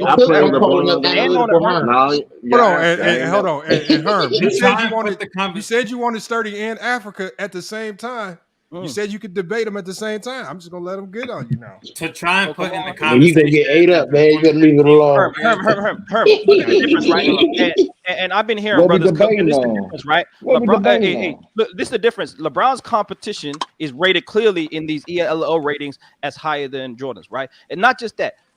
Jordan had a better team. If you look at their team rating, a much better team than LeBron's team, right? On top of that, Jordan's team, considering their rating in all their finals compared to LeBron's opponents and all the Hall of Fame dynasty teams he went up against, Jordan's team is still rated above the competition. So this is the point, right? Even if we want to say that the competition in some cases and some teams are close, the difference between Jordan's team and his opponents is huge. And then the difference between Jordan's team and even LeBron's opponents is still greater than the teams that LeBron went up against. And we're talking about top 20 consensus all-time great players all up in those squads, right? So what you got to say, Herm, when the difference ain't just the competition, but also how great Jordan's team was. And no doubt Jordan was a part of that, but the team as a whole was a part of that when you're talking about one of the greatest defensive teams of all time and just how much difference they had compared to their peers when you talk about Young Africa, if you just know the game of basketball alone, you guys always forget about a certain side of the ball when it comes to evaluating talent and evaluating teams alone. The only reason the Bulls is by far you guys say they had great talent is because of their elite they was defensively. That's why they measure in the way they get a measure because of the defensive side of the ball, Young Africa. If you That's not what understand this article basketball, says, though. No, but what I'm saying, they elite. I mean, I'm not even going out. I was just responding to Young Africa, though. I ain't just really going. I didn't know whether he was going off the article or he just going off the dome. He going off the dome. That's what I responded to. And the day, bro, the Bulls were significantly so good defensively, man. They covered every single thing on the court for great coaching. They had players that had great time to shooting on the team, great time to shoot. It was great defensively. There was great rebounding. I mean, they had every area that you could think of. on the court talking to cover. me? So You telling me that team is great. So I mean, you no? can't never underestimate We the agree. Bulls. But what I'm saying, what now? The thing with LeBron's team, a lot of people look at it with LeBron because most of his teams gonna be top heavy. So therefore, when you measure just the overall aspect of the teams, yeah, they're not gonna measure up to that 95, 96 Bulls, that 72 win Bulls. None of LeBron teams could compete with that team. Hands down, we understand that. But at the same time, bro, I ain't never once said that Lamar was wrong about the finals competition. Young Africa, we talked about this the other day. I would not even try to refute that or even try to go against that. I try to get it off on some other shit because I already know when you look at everything, I don't know when if you that's look at the true, Herm. analytics, when you look at the analytics, when you look at everything No, Herm, regarding LeBron's highest ELO rating for his team, the highest that he ever had was an 1825. It's the highest he ever had. Jordan, the highest he ever had was a 1770. So according to the ELO ratings, LeBron's best team is better than the 72 and 10 Bulls team, which was a 1770. What was that team, Lamont? What was that team? LeBron's peak ELO rating. what you Was talking that about, the Miami Heat? 2013 Heat, Yeah, the Miami Heat team. Yeah. the Okay. 2013 or 12. Herm, I just I realized think this, it's bro. 2013. Not only, Herm. Not only you brought a credible hermeneutic article, bro, but bro, you was the first person out of a 2.5 duration stream. You the first person to actually bring stats and analytics into this debate, My bro. bad, Magda. Yo, Yeah. Herm, bro, Herm. This is a Shout out to Herm. bro. Every time, Herm, every time you talk about the importance and the non-importance of the analytics, how we can break down the game, I'm always play this clip for you, brother, just to remind you on your growth evolution, bro. Yeah, thanks for helping and not helping, Role Herm. model, man. Yeah. Role model. I helped you on the Utah part, man. Yeah, thanks for helping and not helping, Utah Herm. part. I appreciate it. Herm using ELOs and whatnot. That was funny as hell, Herm. Damn, bro. You Hey, I vote Herm Hall of Fame. I vote Herm Hall of Fame. No, but Magdub, I was just coming in on the point that they was wrong about how they was jumping on you about Utah, because Utah teams were very good, and how they downplay Utah, that's what I didn't like. You know what I'm saying? And you was right about those Utah teams. I appreciate it, Herm. You brought the stats in. Back you up. That they better than the Spurs, man. I appreciate that, Herm. Thank you. This is funny because we all know you came in with the premise that Jordan faced better competition. Yeah. No, I ain't never once said that this whole string. Have I said that? Hey, you said in other streams, Herm. Hey, don't do that, Herm. Don't do that. Y'all can't discredit for Jordan for Jordan being great though. No one arguing Jordan's greatness, Magda. We're just talking about the competition because greatness is in context to your competition, right? This is the issue I had when we talk about LeBron's losses. The greatness of the competition has to be contextualized in the losses. People like Herm don't put it in context, which is why we got to, and that's why we got to talk about the competition. And so when you go up against all-time great teams, hey, first off, when you go up against all-time great teams and you 22 years old and your second and third best players are Ilgauskas and Drew Gooden, and you're going up against Hall of Famers, I think that's very important to say. And that, to me, that's not a failure. Even though he doesn't play up to his level, he plays an all-time great team, but the team that wasn't really even meant to be. Correct. He faced the dynasty. He faced the dynasty in the Spurs. Let's talk about finals competition, Africa. The best team was the KD Warriors. Correct. Yes. Okay. The worst team was the bubble Miami Heat. Correct. Okay, yes. No. Okay, let's start from there. He got the best team. He's got the absolute worst team. Now let's start from there. That's not true, Magda. You talking about LeBron's finals or the whole? We're talking about the finals competition. Jordan and LeBron. Oh no, the best team is the KD 93 Warriors. Suns. 93 The best Suns team is the KD Warriors, and the worst team is the freaking Miami Heat. That's what the ELO rating says. 93 Suns according to the analytics. I understand, but they have the 2018. But we just agreed. Miami. I'm gonna give you that, MacDev. I'm gonna say Miami. I'm gonna use my eyes and say that's Miami. Go ahead, MacDev. I'll say Miami. Okay, so we're starting from there. We got the top and we got the bottom. If we go up, I think the Dallas Mavericks is the second worst team at all the finals competition. Wow. And this is my point. And this is my issue. We gotta go to the stat expert. Herm, do you Where agree is with that this? assessment? Portland Trailblazers, bro. We're going to the facts. That Portland Trailblazers team wasn't that good, man. They don't even have the Miami Heat up there, and they have the 2018 Warriors, bro, at the bottom. Hey, MacDub, can I ask you a question, bro? Yes, they do. They didn't even have Miami on that list. I don't think they even. I think this came out. Miami's not that. on the list. I agree. Miami was probably the worst team of them all. I ain't gonna do that. And they got the 2018 Warriors at the bottom. After Miami, like I said. After Miami, is they got the Suns the is the worst. Warriors at the Sonics, bottom. Lakers, Blazers. No, they don't. They got the 2018 Warriors. The right 2018 Warriors is right there. They at the bottom. No, that's not the bottom. They're not at the bottom. That's not. Yeah, Man, you can't the see it because of 2018 Warriors don't belong that far down, is what I'm saying. Stop The fact that the 2015 This- Warriors are like Jordan's first of all, this hold on. This stat is not right. That's why I said thanks, Herm, but for nothing. It's Herm, Thank bro. you, You gotta but take that no with Herm. 2015 Warriors. Herm said the this is accurate. 2018 Warriors. Yeah, Herm I said this is accurate, understand. bro. I understand. We're not. I'm not going Herm by said this. this is accurate. The I'm gonna ELO talk rating. to Africa, a real LeBron James fan, and caveat. I don't want to go by no EOL. I don't want. No. So hold on. Mac, It's those Sesame Mac, Street what are you ass going up? stats. What are you using for these teams? You know what I'm saying? But what are you using? If these stats are Sesame Street, Yes. Because the Based reason on these stats are horrible, because I'm not going to believe the 2018 Warriors were they're top 5 at least. Bare minimum, they're top 5. They got them down mid tier. I don't want to look at nothing else. He even got 2015 They over got a 2016. 2017 Warriors They and won won. 73 games.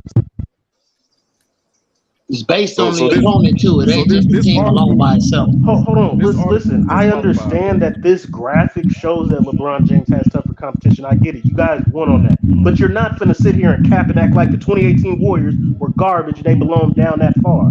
So I'm just saying, get out, throw this shit in the It's garbage. a list of great teams.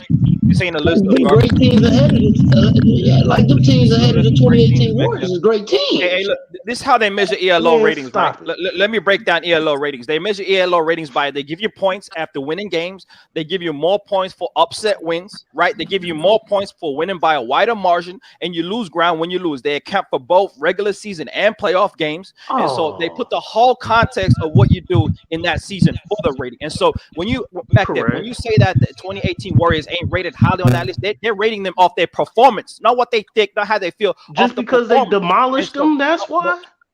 Hey, the margin of winning shows how good you are. If you're blowing out teams on the regular, I guess you're way better than your competition. That measures competition, how great you are comparatively to your competition back then. So the 2018 Warriors who demolished them in 4 games, they're at the bottom because they didn't It ain't just about LeBron can get hold on. So LeBron couldn't get a win. So the 2018 Warriors are at the bottom. Jordan never went 7 in the finals. So his competition. Okay, I get it. I understand.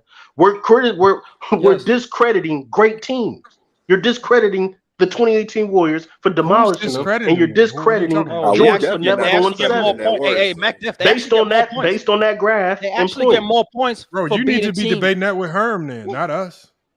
I'm debating Young Africa. They need to. They actually get more points for beating teams. I already told Herm, thank you for nothing. Thank you for nothing. I already said that, man. I appreciate that with the Jazz. I feel you. Hey, can I ask you a question, MacDuff? Go ahead. Hey, are the teams that Mike played considered all-time great teams? I would say no, because they didn't win a championship. I don't think no team that didn't win a championship. What about without winning a championship? Just all-time great construction of a team and players on that team without the accolades and stuff. If you're going that route, then you would go the 91 Lakers, because I'm not gonna go into this with y'all. The motherfuckers had 5 championships in 8 years. Say what you want. They were an all-time great team. They were a dynasty. The 91 Lakers Magic, is all-time. what? No, Magic had 5 chips, nigga. I don't know what No Kareem. No Kareem is a dynasty. Okay. So again, I know I wasn't gonna go here. So Young Africa, what defines a dynasty? Is it 2 championships or 3 championships?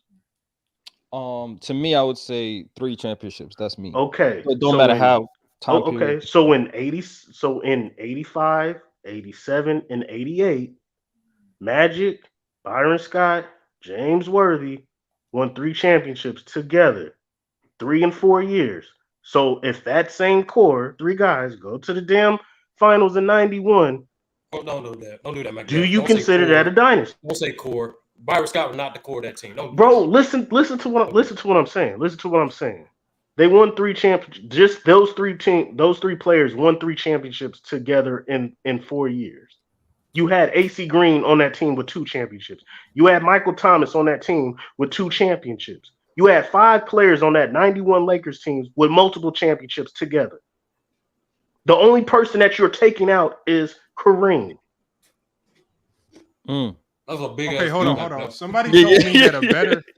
Somebody in the chat, VibeStar said in the chat that a better rating system for these teams is the SRS system, and I actually have it on the screen here.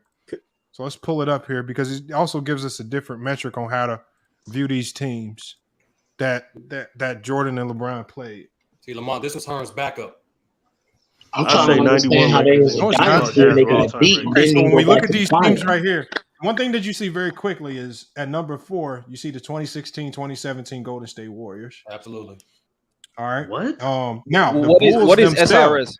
What is SRS, Lamont? It means like simplified rating system. Simplified rating system. That's what it means. And then you have started out as my backup. I told my boy to send that to the month, man. You know. Okay, but yeah, this doesn't help you though, Herm. That's the problem. That's the next problem. Here's the next thing. So the Golden State Warriors, they're number 4 on this list. They actually have this Golden State Warrior team ranked higher than the 96 Bulls, 96, 97 Bulls. Damn. Which is tough. Not the 95, 96 Bulls. Now the 95, 96 Bulls are sitting here at number 2 all time, 72 and 10. But that's not the Bulls competition. 1? Hold on, that's not the Bulls competition. The Bulls were the 72 and 10 Bulls, so they couldn't go against themselves. So we can't really count them. So LeBron faced the Warriors. So there's 2 Warrior teams in there. You got the 2016-17 Warriors, and then at number 8, you got the 2015-2016 Warriors. Then you have the 2015-16 Spurs. You have the 2014-2015 Warriors. So I'm trying to find any of the teams that Jordan faced in the top all time. That's the reason I asked that, Lamont, because you can't be considered an all-time great team and you have no championships, bro. But the 91 Lakers had 5. Hold on. The 91 Lakers aren't in here. Correct. They had 5. I understand. Nigga, They're Magic not ranked as a Stop top. saying they had 5. They're not. The 91 Lakers aren't even ranked as a top 50 team all time. Correct. Yeah, you gotta stop that. Let the guy finish his take, man. Bro, as much as people downgrade, hey, look now. Oddly enough, the Miami Heat team is ranked at number 40 all time. Wow, that is very odd. Hey, well, so what's the sample size? How are they measuring that sample size though with 13 games? I don't know how they measuring it. Hey, look, I don't know. I'm just going off different rating systems that the chat provided. How this is calculated, I don't know. I got to go look it up. But it says best individual teams ever by FSR. I mean, that lets you know LeBron had a lot of help. Now what? No, this that's Jordan had a lot of help. This is showing that Jordan didn't play any real. All of the finals teams that Jordan played, none of them are even in the top 50, bro. That, like I said, that was my point, Lamont. Like, as much as people downgrade that Mavericks team, that's an all-time great team, bro. They got no, it is not. Like however you want to slice it, bro. They're not all-time great. These charts you bringing up is slow cooking niggas. No, they're not. Hold on. Hold on. Dude, DJ finish back there. I got my hands raised. Mike, this is a very important question, bro. They're not an all-time great team. No, this is a very important question, McDuff. It's a 2-part question. Do you consider the 2016 Warriors to be an all-time great team? Yeah. Okay. What team did Jordan face that was better than that team? Debatable. You can go to the 91 Lakers or Jazz, but I'm taking the Warriors. Ain't no debatable. There is debatable. Lakers, man, stop bringing them up. Ain't no debate. Okay, hold on, here's the time out, 91 time out. Lakers right here. This is The 91 First Lakers. of all, let's answer this question, LeBron James. The LeBron, 91 hold on, Lakers real are ranked quick. as the 90th best team in NBA history. Real quick. LeBron James fans, What's ask up? me this question: who did LeBron James face individually, a player better than Magic Johnson? Kevin Durant. Better than Magic Johnson, Kevin Durant, KD, Steph Curry. So Kevin Durant is ranked higher all time than Magic Johnson. KD ain't better than no damn Magic. KD is better than Magic Johnson. My top five, not Magic Johnson. Hold on. Let me finish my question. He don't score enough, and he ain't good enough on defense. I'm sorry, all right, bro. Y'all got it. I understand. These LeBron James fans is crazy. Okay, did the refs tell everybody? I'm on mute. I'm on mute. I just want to know, MacDef. No, one question: did the refs have everybody leave the court and they brought guys on to play one-on-one matches? Like, is that what happened? Like, what was they doing? Like individual talent. Like when I was talking about the individual talent earlier, talking about all NBA teams, all defensive teams, y'all got mad and said it was bad criteria. No, I didn't run. Now I you're running run back from to the that. individual.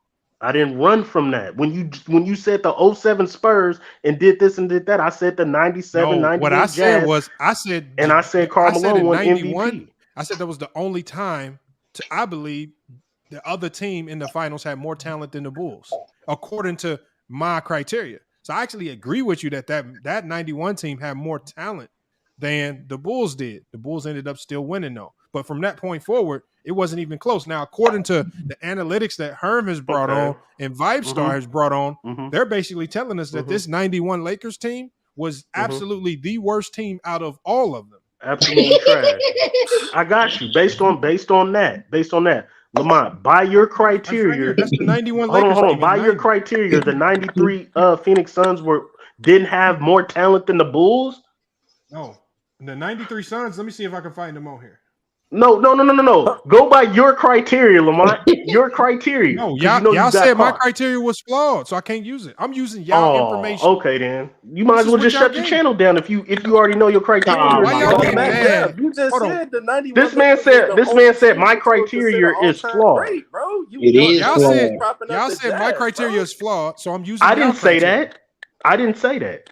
Hold on, where's the 93 Bulls? I'm going off about what you said. I didn't run from it. When you said the 07 Spurs and you said they were the best team, I said I think the Utah Jazz can beat them based on your criteria. But that's all subjective. If I think the Spurs are better, that's fine. Like the only way we can know based on your criteria, who's better is if we look at the SRS.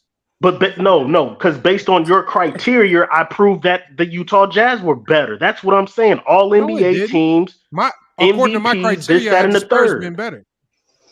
Based on your criteria, you believe that the Spurs were better. But on your criteria, as far as all NBA's MVPs, Utah had that. No, they were more talented than the Spurs. They didn't have more than the Spurs. I just proved it based on your criteria. I ran through it at the beginning of the stream. They didn't have more. The Lakers have Vlade Divac, who's a Hall of Famer. Or I mean, the Jazz had Stockton and Malone. Right? If you go at 97, Stockton and Malone both made all NBA teams and all NBA defensive teams. If you go at 98, Stockton fell off of those all NBA teams altogether. He was just a Hall of Famer, and it was just Malone. So I don't know which year you want to go with. You probably want to go with 97, which would be your better case. Don't give him away. Where's Manu Ginobili? Where's Manu Ginobili in the All NBA team? What I said. No, this is what I said. I'm gonna tell you what I said. I said Tim Duncan, who was All NBA and first team All Defensive. I said Manu Ginobili. I said he wasn't All NBA or defensive, but I said he's a projected Hall of Famer. So you add him to the list. I said Tony Parker that year in 07 he wasn't All NBA or All Defensive. Robert Horry. But what I said was he's a projected Hall of Famer, so I added him to the list. But they did have Bruce Bowen. Bruce Bowen was All NBA defense. So that's 4 players to your 2. So Byron Russell wasn't all defensive team. No. He's not that good, bro. Bro, why you keep talking about Byron Russell, bro? He was Byron Russell was all defensive team. Reaching for that. Hold on, time we gonna play down Manu Ginobili, but hype up. Byron No, Russell. I'm not That's dissing Manu Ginobili. This He's dude just must- going off of his criteria. I thought, my fault. I thought Byron Russell made an all defensive team. So Jeff Hornacek didn't make an I'm all about to star find team. out. I gotta figure out this. You've been talking about Byron Russell. we a lot. gotta How stop good this. you You reaching for a life preserver right now, bro. But hold on, Look, hey, y'all, look. Sturdy. Answer. Hey, Hold y'all, on, look hold at on, his Sturdy. accolades, y'all. Based on It's your empty. criteria, the Dallas Utah had the league He got one MVP. accolade. Yeah. He got one accolade in the NBA, bro. Like, fuck out of You here. got He got a lot of jerseys. Saying, bro. He They got a be lot of lying, different bro. jerseys. Most different valuable jersey player numbers. only count for the regular season, He got a homie. lot of So different he got jersey traded a numbers. lot. Yeah. You got a lot of that. His Hey, accolades would man. Russell Westbrook was Young an Africa. MVP, been on 5 different teams in 5 years, dude. Young Africa. Who is the 2011 Mavericks better than as far as Jordan's finals competition? Please. All of them. Who are they better than? Mavericks. The Mavericks are better than I would say personally, every team except the Utah Jazz. Okay. So again, like I said with the whole entire panel, you expect me in a hypothetical to believe Jason Kidd, who was getting destroyed by Gary Payton in the 90s, all of a sudden at age 38 can hang with that backcourt at Gary Payton at his To be peak. fair, McDuff, I don't know if you noticed. Young Africa's a Kobe fan, so I don't know how objective that assessment was. No, because that same Jason Kidd, McDuff, he beat Kobe Bryant. He beat Kevin Durant in the playoffs. Like they went through a heavy Western Conference to get to the finals, McDuff. Their Western Conference wasn't tough. Okay, but the Supersonics beat the 2-time defending champions in the Houston Rockets. They beat They beat the Utah Jazz, who you think is better than the Dallas Mavericks. McDuff, I'm sorry. Hold on, no, Sturdy, calm down. So first of all, you got the Utah Jazz over the Dallas Mavericks, but the Supersonics beat the Utah Jazz, who was over the Mavericks. Plus, they beat a 2-time defending champion in the Rockets. But what you does don't that have to do with any individual season, though? I got you, Mac. Let him finish. Man, it don't make no sense. I got them team beating them, but they beat the team that I think is better. That don't make no sense. I only got one question. The Rockets only Y'all won. trying to save this man. That's what it is. Go ahead, Sturdy. I'm just saying, what is the Rockets? They only won when Jordan was gone. I got you. Hold on, bro. McDuff, I only got one question, bro. Can you tell me anybody that the Utah Jazz beat that was better than Kobe? Thank you. That was better than Kobe. That was better than Kobe. As far as individually, we talking about Kobe, who dominated Western Conference for 3 straight years. Okay. Champ, bro. 5-time champ, bro. 5-time. I ain't talking about Booker T. I'm talking about 5-time champ, bro. Him and Derek Fisher. 5-time. Hey, you tell me. You just tell me, bro. What team did the Utah Jazz beat that was better than Kobe? According to your criteria. Then the 2011 Kobe Bryant. No, then the 5-time champion, defending champion Kobe. Okay, so I'm trying to listen to what I'm saying. Listen to what I'm saying. Everybody be quiet. Listen to what I'm saying. Hold on. Listen to what I'm saying. This is a double-edged sword question. Are you talking about Kobe all time, or are you talking about Kobe in 2011? Bro, now you. Oh my god. Hold on, I'm trying to figure out the question. I'm talking about the 5-time champion. So if you're going with Kobe all time on my list, Utah didn't beat nobody better than Kobe Bryant all time on my list. But Dirk beat him. Hit the link, Vibe Star. On my list. You're back there. I mean, another thing is too when you you have Shaq ahead of Kobe on your list, you idiot. No, but I'm going by your criteria. That's why. No, that's not my criteria. I didn't say nothing about that. You didn't say Kobe is up there. So if they did, bro, hold on, Sturdy. First of all, I'm talking to Young Africa. That's number one. And we're talking about the teams, not individual players. So if we're talking about teams, and he said the 2011 Dallas Mavericks are better than every Jordan competition except for the Utah Jazz, what I'm simply saying, well, the Seattle Supersonics not only beat a 2-time defending champion in the Rockets, but they beat the Utah Jazz. So I want him to explain it. That's what I want him to explain. Make it make sense. And before Young Africa explained it, and the guy with the D go after him, I just want to add a context to let you know that young African is also a Kobe fan. So there's a little bias in that 2011 assessment. That's all I'm gonna say. Hey, a great win. Hey, you know what? I would have to revise. I would have to revise my list. Speak for him, nigga. Hey, hold up.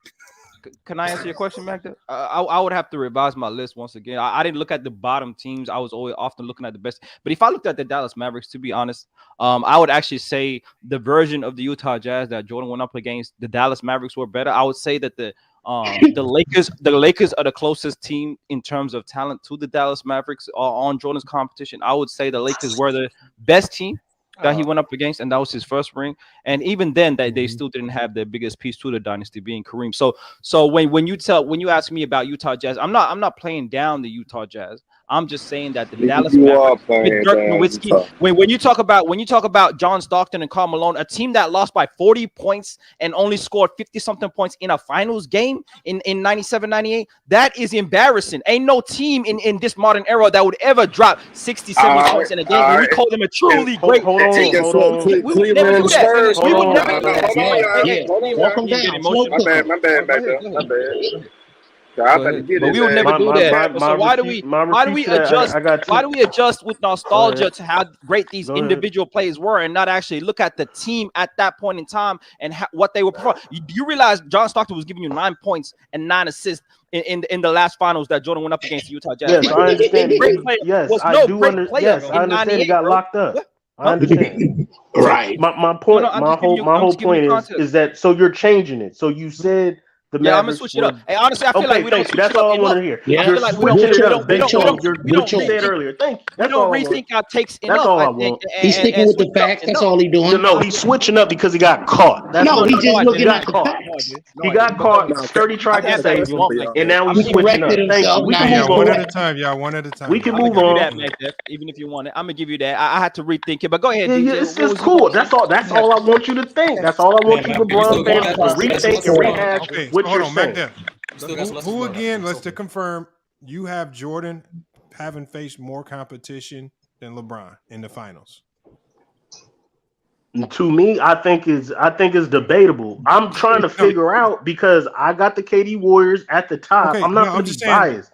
I think Jordan faced competition overall. I got the KD Warriors at the top, and I got the Miami Heat and the Dallas Mavericks at the bottom, and then everybody else to me is debatable. You're not going to just. That's all I'm asking. I'm trying to say makes sense. If you're gonna say that, all I'm saying, Lamont, if you're gonna say LeBron James faced better competition, make it make sense. Final decision. That's it. Mike, this is your criteria, bro. You said yourself. No, it's not. I didn't. What are you talking about? My criteria. You said yourself that KD Warriors. I got niggas switching up. That's what happened. What. Go ahead. And I asked you earlier, what is is any of the teams that Jordan faced was better than 2016 Warriors? You said debatably no. That's what you said. So 3. I said what? You said debatably no. That's what you said. About who? The 2016 Warriors. Versus who?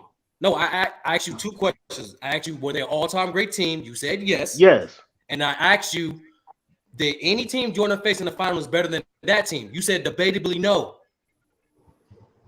The Lakers in Utah, but debatably, I would probably take the Warriors, but it's still highly debatable. So debatably no. So by your criteria already, you have 3 teams that he faced consecutively.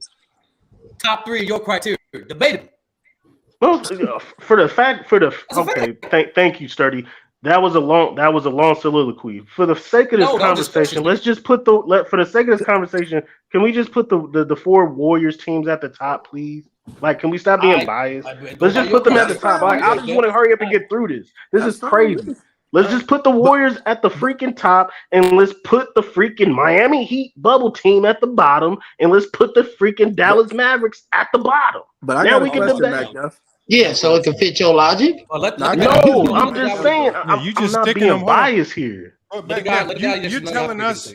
But hold on, I think here's the problem here. You're telling us just to stick those 2 teams at the bottom when Herm and Vibestar both gave us 2 separate references, right? Obviously, both of them are analytical measurements of team greatness, and both of these analytical measurements have the 2 teams that you say should be at the bottom ahead of 4 of the teams that Jordan faced. Exactly. So why do Based on we? Herm So and what? the So what I'm analytics. saying is, if you're going to tell us to put them at the bottom, what I can information give are you you great giving us to reasons. support that to where we can override what we're actually seeing from Correct. other I'll give you sources? great reasons. Okay, the bubble Miami Heat. Who's a Hall of Famer? I'm a slap. I come through this phone and slap somebody if I've they already say Jimmy said Butler. earlier that I didn't give any Hall of Fame credentials to any of those players. So why are we debating, bro? But you've also got on me for even using Hall of Fame projections.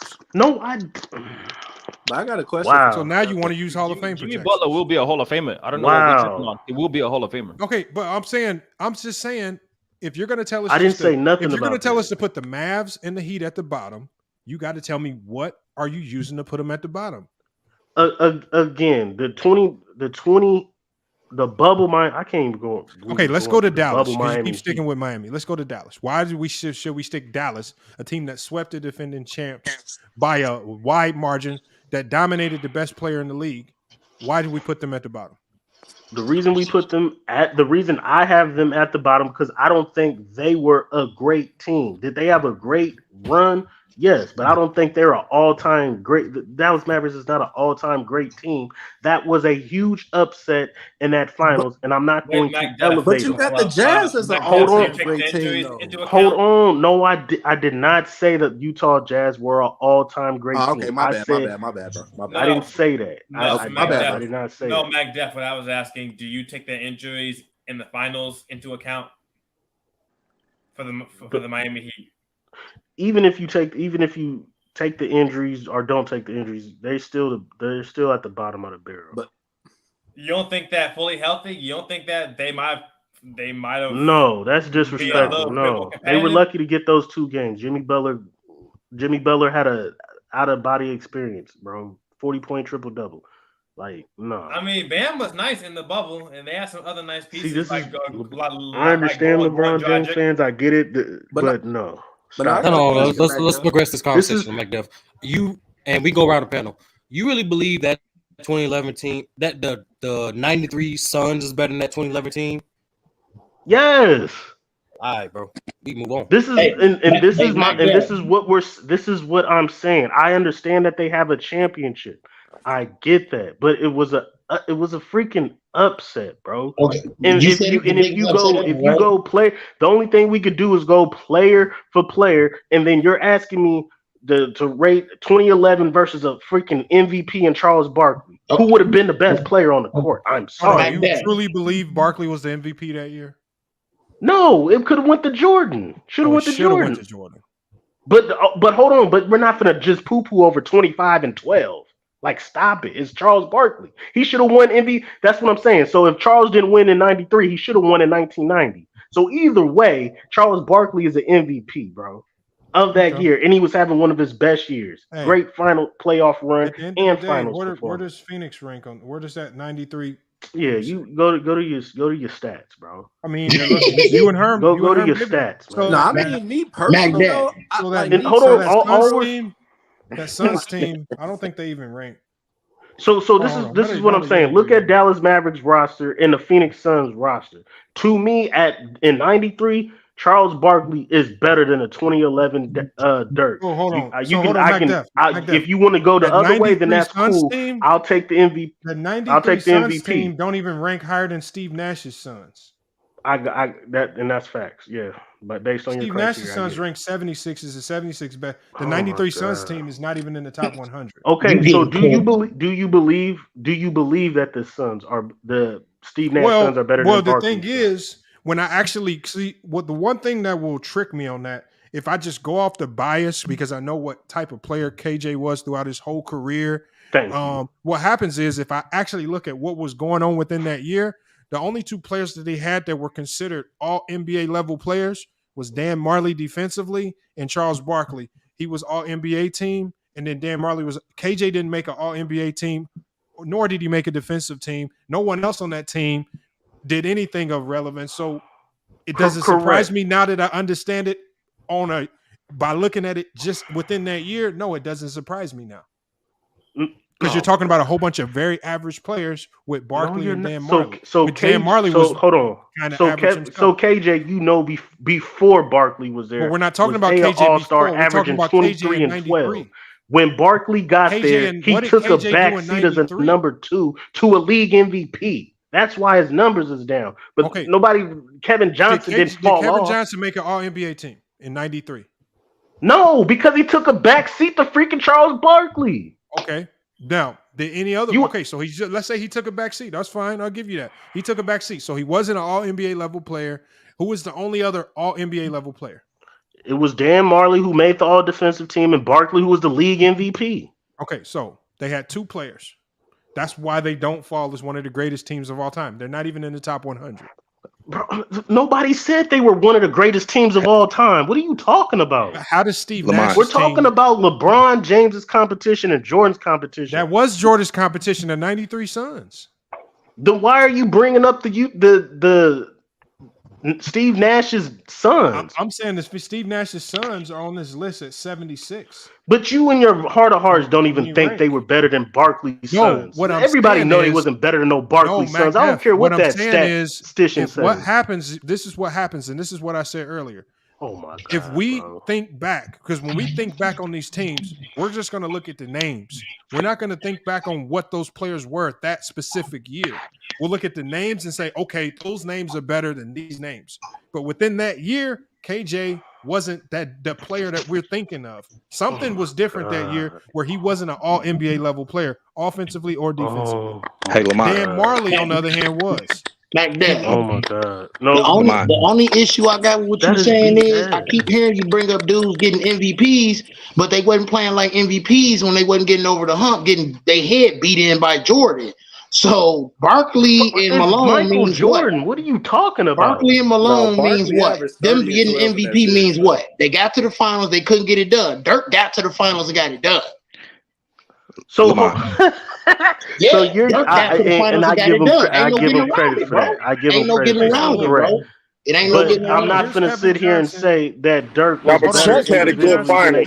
Chuck had a great finals. At the end of the day, he got to the finals and got it done. Hold on. Let me.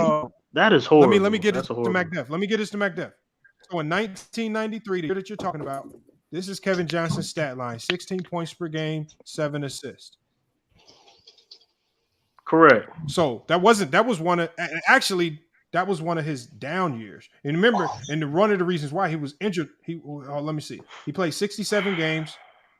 He played 49 games, 16 points, 7 assists. So now that you look at it like this, Kevin Johnson, who was on a down year, maybe he wasn't as healthy or something. I don't know specifically. I don't know what was going on there, but Kevin Johnson wasn't his same self. So obviously, when we're talking about these teams within that year, how can they be an all-time great team with Kevin Johnson playing far below his averages? His points per game significantly dropped that year. All his numbers significantly dropped that year. And he only played 49 games. Can't breathe hard on the facts, bro.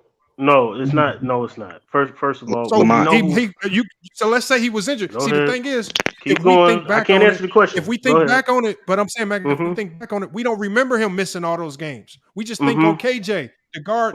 We thinking of the KJ in 1990 who was putting up 20 and 12. We're not thinking of the KJ in 93 who was possibly injured and his numbers had significantly dropped. That's why I say. So I'm thinking of the.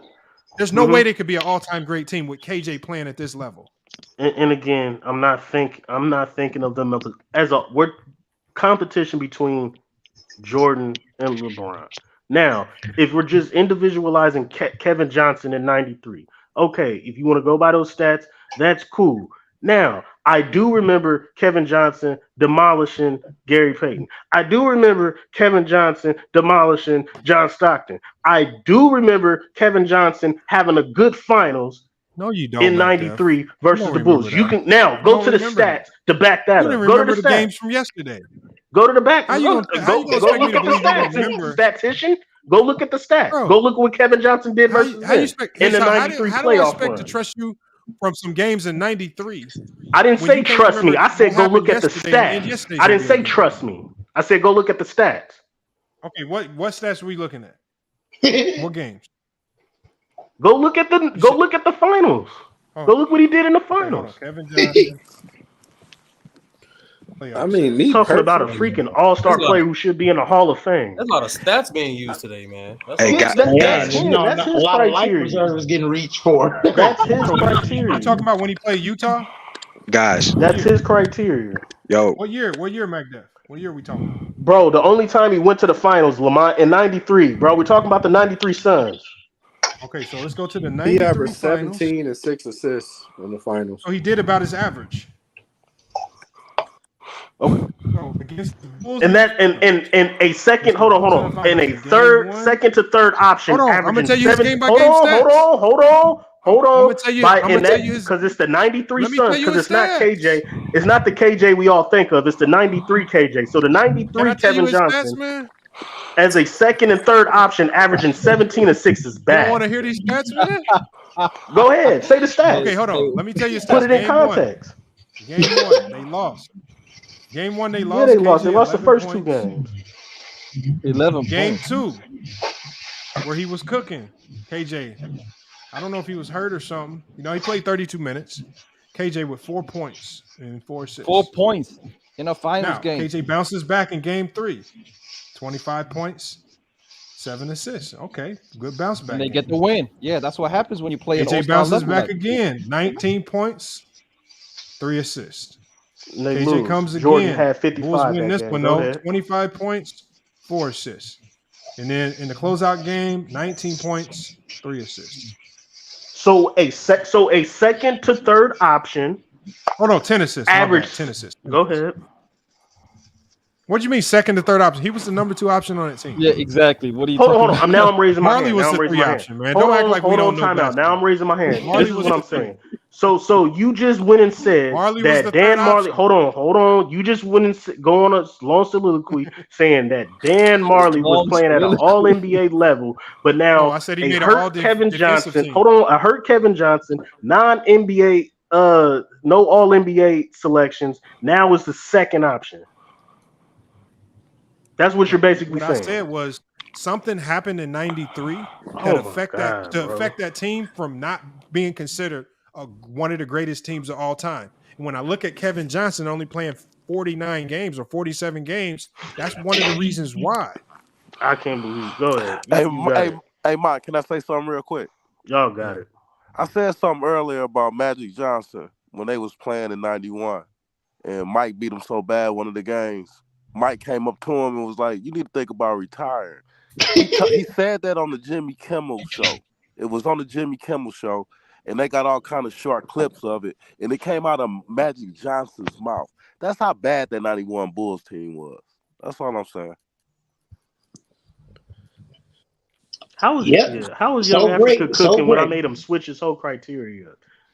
Y'all No, you still didn't. ain't explained You to me didn't, why because- LeBron because- got to play because- tougher hey, competition. I'm Mac Dev, You Mac rapping Dev, this is with them, simple. but I'm you Mac got still no facts. obviously No, no, winning. Mac Dev, you've been dancing around the topic all day, bro. Pretty much. He be getting Because choked out. what you doing? What you doing is trying to argue. Hey, hold up, because what Mac Dev, smooth, slick, Jordan Nice, what they do, they're trying to rank the teams as opposed to just saying straight up, clear cut, who faced better competition. So he wants to talk about who was the worst team, who was the best team, and then trying to argue about the middle, right? But this is what the facts say, Mac Dev. LeBron James came up against 31 Hall of Famers in the finals, right? And that's counting Tim Duncan 3 times, Steph Curry 4 times, Russell Westbrook, Kevin Durant 3 times, Dirk Nowitzki, Jason Kidd. We talking about all-time greats, right? James Harden, Russell Westbrook. Hold Klay on, Thompson, time out. Hey, Are you what you gonna counting? time me Let out? him finish. Hold on, Mac. Let him finish. That, and I'm then gonna so go to you. Jordan, he came up against 31 Hall of Fame, and I'm 30 Hall of Fames, and I'm counting every single appearance. When he gets to the finals, how many times across the court was there a Hall of Famer? Yeah, I'm counting Tim Duncan 3 times, most definitely, because he faced a top 10 consensus all-time my player 3 God, times in the bro. finals. So how many times did Jordan face Hall of Famers in the finals? Because we could talk about the depth of the Oh team, we my could talk about all that. Jordan actually had great. Evidently, by your own metrics, shout out to Herm, Jordan had great teams, all-time great teams. So let's say this. Man, Magic I'm Johnson, not going off he of faced him Herm one metrics. time. Stop it. James Worthy, Clyde Drexler, Charles Barkley, Gary Payton, John Stockton, Karl Malone twice, right? That's 9 Hall of Famers for Jordan, right? And in that list of 9 Hall of Famers, you got Magic Johnson, consensus top 10 all-time player, for many top 5 all-time player. James Worthy might be a top 40 all-time great.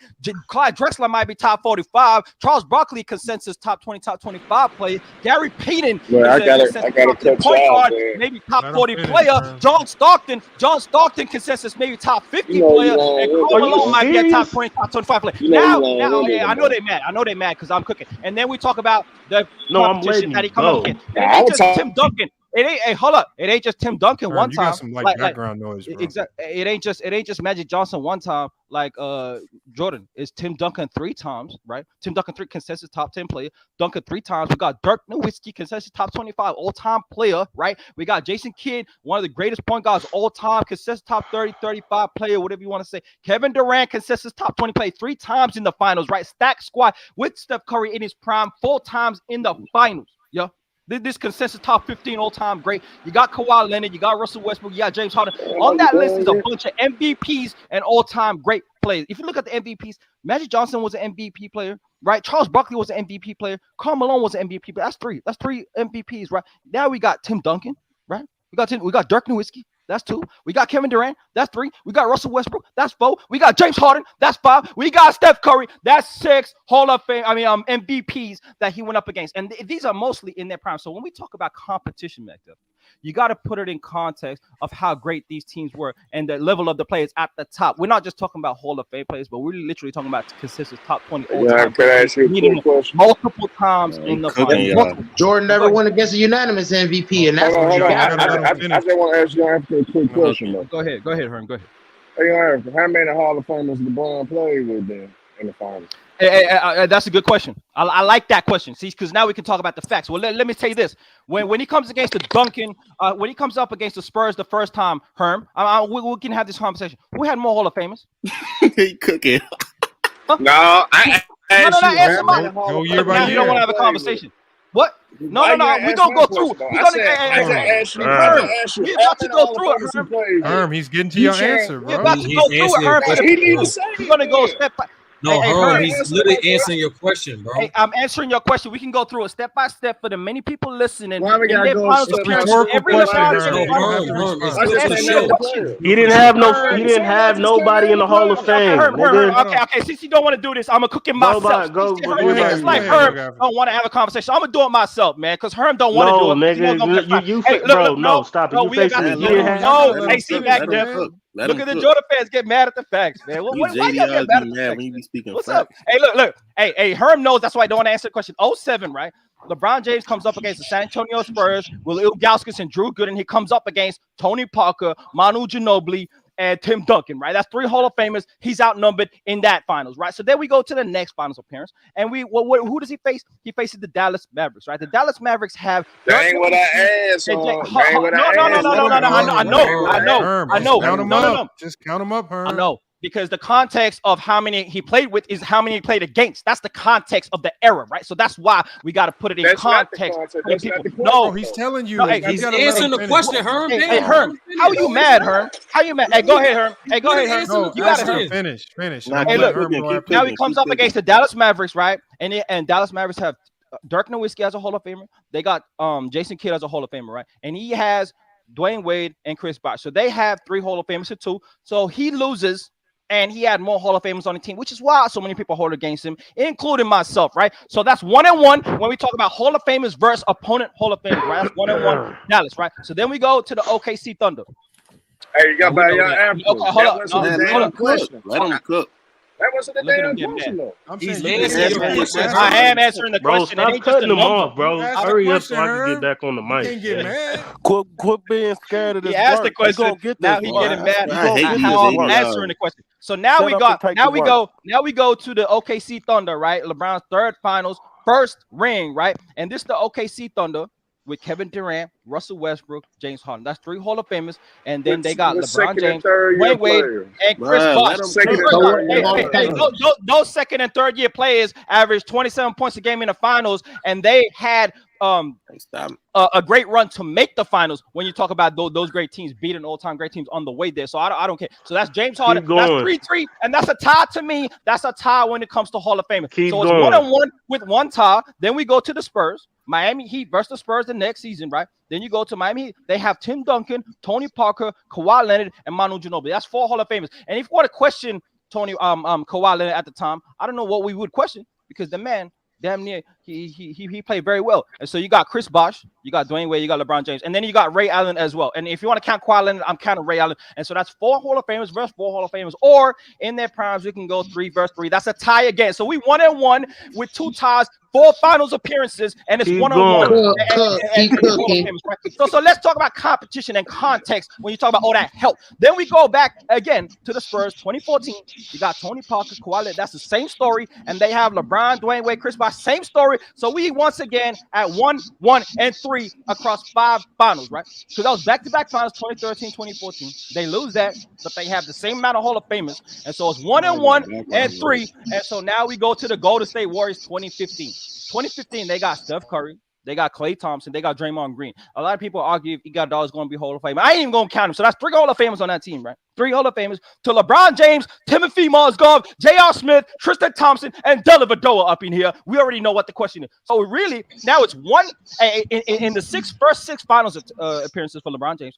He has 1 opponent where he outnumbers in finals, 2 times where he's clearly outnumbered, and 3 times where it's a tie. And we're talking about the first 6 finals appearances. If I keep going, it's going to look nasty, because then we get to the Golden State Warriors and we get to how many times KD Warriors, we already know they were outnumbered. That's another 1, and then 2 in 2017. No, you and then skipped 2016.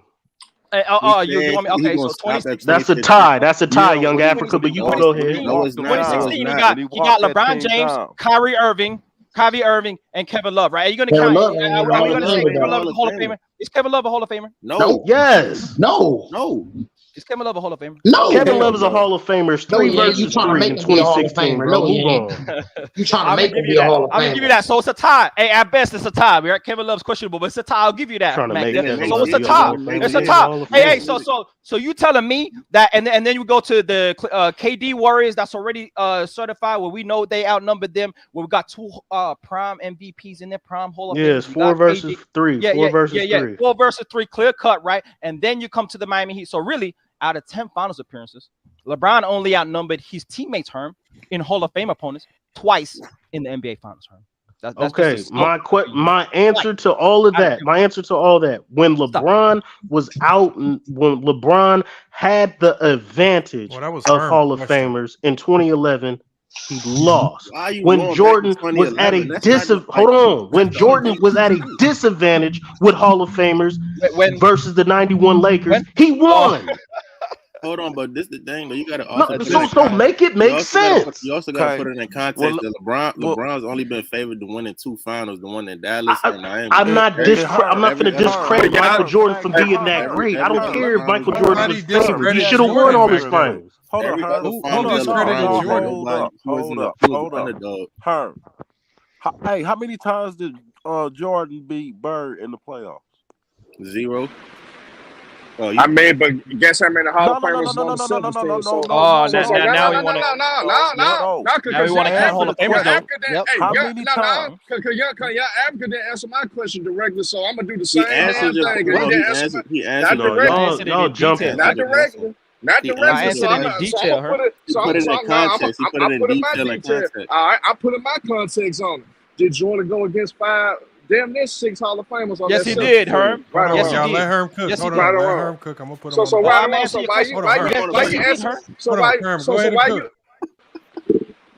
why you asking me about this goddamn Celtics shit? How many Hall of Famers was on the Bulls compared to the Celtics?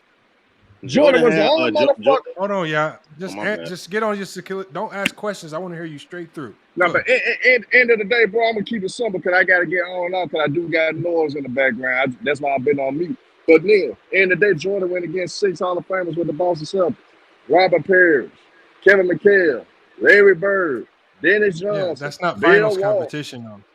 No. He the one brought up the Celtics. He said why Jordan never beat the Celtics, and I'm giving him the reason why. I put it in the context. I know. Look Okay, at the Hall get of back to Fame. the finals competition though. I mean, he ain't asked a finals competition question. He called my name and asked me about the Celtics. No, but you asked the finals competition question and he responded. What are your thoughts on About his the Hall of response? Famers, yeah. What do you Well, think, end of the day, he finessed it because he ain't. End of the day, he always said so. So end of the day, on your average, how many Hall of Famers? How many Hall of Famers have LeBron played with the 2020 Lakers? He just told you, bro. No, he didn't. He didn't say He just told you year by year. He just said it. He didn't go 2020. So name the Hall of Famers in 2020. I said he had more Hall of Famers Name on the his Hall team versus the Miami Heat. Hey, on the 2020 Lakers, only Anthony Davis is a Hall of Famer. I don't know what you're talking about. No, it ain't. Dwight Howard. He the only Nah, one y'all that was in ain't his prime. talking about He's no the only prime. one that was in his prime. That's a Hall of Famer. OKC, Dwight Howard and Rondo was OKC. not in James their Harden prime. wasn't in his prime. Okay. If you're gonna do that, Herm, if you're gonna count Dwight Howard, hey, Herm, hold on. KD and no, hey, Herm. They were Herm. definitely in So their if that's the case, Put that Herm, in the context. are we gonna count George Gervin? Are we gonna count George Gervin? Has second and third If year we're gonna do players that, in then their we gonna prime. count George Gervin, Has Herm. second George and third Gervin year was playing for players the in their Bulls. prime. George Gervin was playing for the Bulls. Players in their prime. All right, we can't hear nothing y'all saying because y'all both just yelling. Hold on, let me. I just want to ask a Come on, question. He y'all. said it's second and third year players, right? So he trying to discredit the Thunder because they was. I'm not discrediting. How they in their prime? So name a time a player been in their prime second and third year. Let me ask the question. Tim Duncan. Let me ask the Why are we question. using the Hold Hall of on. Fame argument in 2020? Magic Johnson. You trying to discredit the Thunder because you said that. Hey, y'all, let Del Why are we Niro using get his the Hall of question Fame off, y'all. argument? Come on, y'all. Like, Let see, Del this- Niro like, get this- to his this- question. This the hypocrisy of these KDRs and these JDRs. He's trying to downplay KD and Westbrook because he said they were second and third year players or they were young players, but he's trying to put it on LeBron for losing to the Spurs in 07 when he was like in his third or fourth year. Like, hey, hypocrites. That's why I can't stand these JDRs and these KDRs. Like, but they are just retarded. Back and forth with the logic. Goalpost moving. Back and forth. Hold on. Maybe So we Herm, get back to the competition. Herm, if that's the case, when we talk about Hall of Famers play with, are you counting Tony Kukoc and those guys? Are you counting Robert Parrish when he was? Are you counting those guys too? Yeah, like when George they all Gervin. play with George. I mean, if you're gonna count just Hall of Famers, regardless of who they actually were, because remember, at least my criteria, I talked about who players were in that year, right? I'm not gonna bring up a Robert Parrish who's in damn near year 29, looking like barely moved. You know what I'm saying?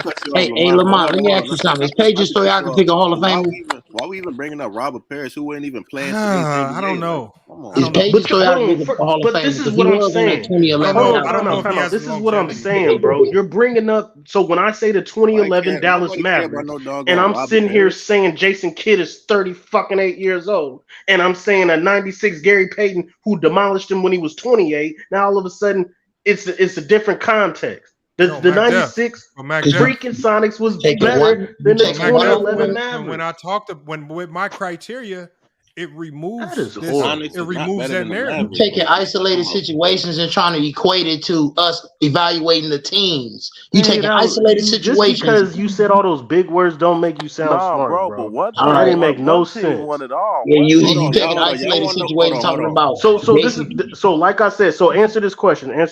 Like I said before, when LeBron had the advantage in Hall of Famers on his team versus he lost. When Jordan was at a disadvantage versus Hall of Fame players, he won. Bro, they were favored in 91, bro. That don't even matter. Okay. I'm sorry if Michael Jordan is the GOAT and he was favored in all of his finals. I apologize for that. Can we just move on? Well, no, but MacDuff, this is why when we have these conversations, we use context. So when we talk about Jordan always being favored, okay, now if we do an analyzation of why he was always favored, now let's go back and listen to what teams and players and coaches were saying at that time. Like, y'all get mad when I bring up how Larry Bird, Dr. J, Jerry Salone, who was a coach at that time, they didn't say these things afterwards. They were saying these things during the 90s. They were saying that most teams were struggling to build teams or at least get better. They had no way through the draft to do it. They had no way through free agency to do it. And a lot of these teams were just kind of stuck, right? So it was very, very difficult for players to leave a team in free agency really the first true free agent to actually move teams without restriction was Tom Chambers. But to leave a team, you would have had to do what Horace Grant did. Go to that team, making minimum money, and then when they get your bird rights, you get a contract the next year. A lot of players weren't willing to do that. So it's going to be hard for the Utah Jazz to re-up, maybe fill in some holes, bring in another star that could help them beat the Bulls. They had no draft. All the expansion teams were taking up all the draft capital, doubling up in the draft. So while the expansion teams were getting better really fast, teams like the Utah Jazz, teams like the Sonics, I want y'all to tell me, who was the Sonics' best draft pick throughout the 90s from like 91 to like 97? Like you're gonna be hard pressed, like Olin Polynice or something like that. That was in the 80s, but you'll be hard pressed to. Hey, somebody got some background noise too. I don't know who that is. Oh, I think that's Real Debates. But yeah, like so when you put context to it, now we see why the Bulls were always favored. They came into the 90s in the best situation.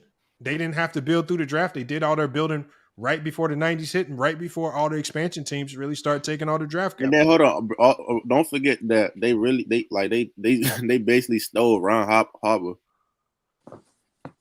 Well, it wasn't that they stole them. Free, basically. What I'm saying is the Bulls did a really good job of understanding that stars who were washed up weren't done in the league.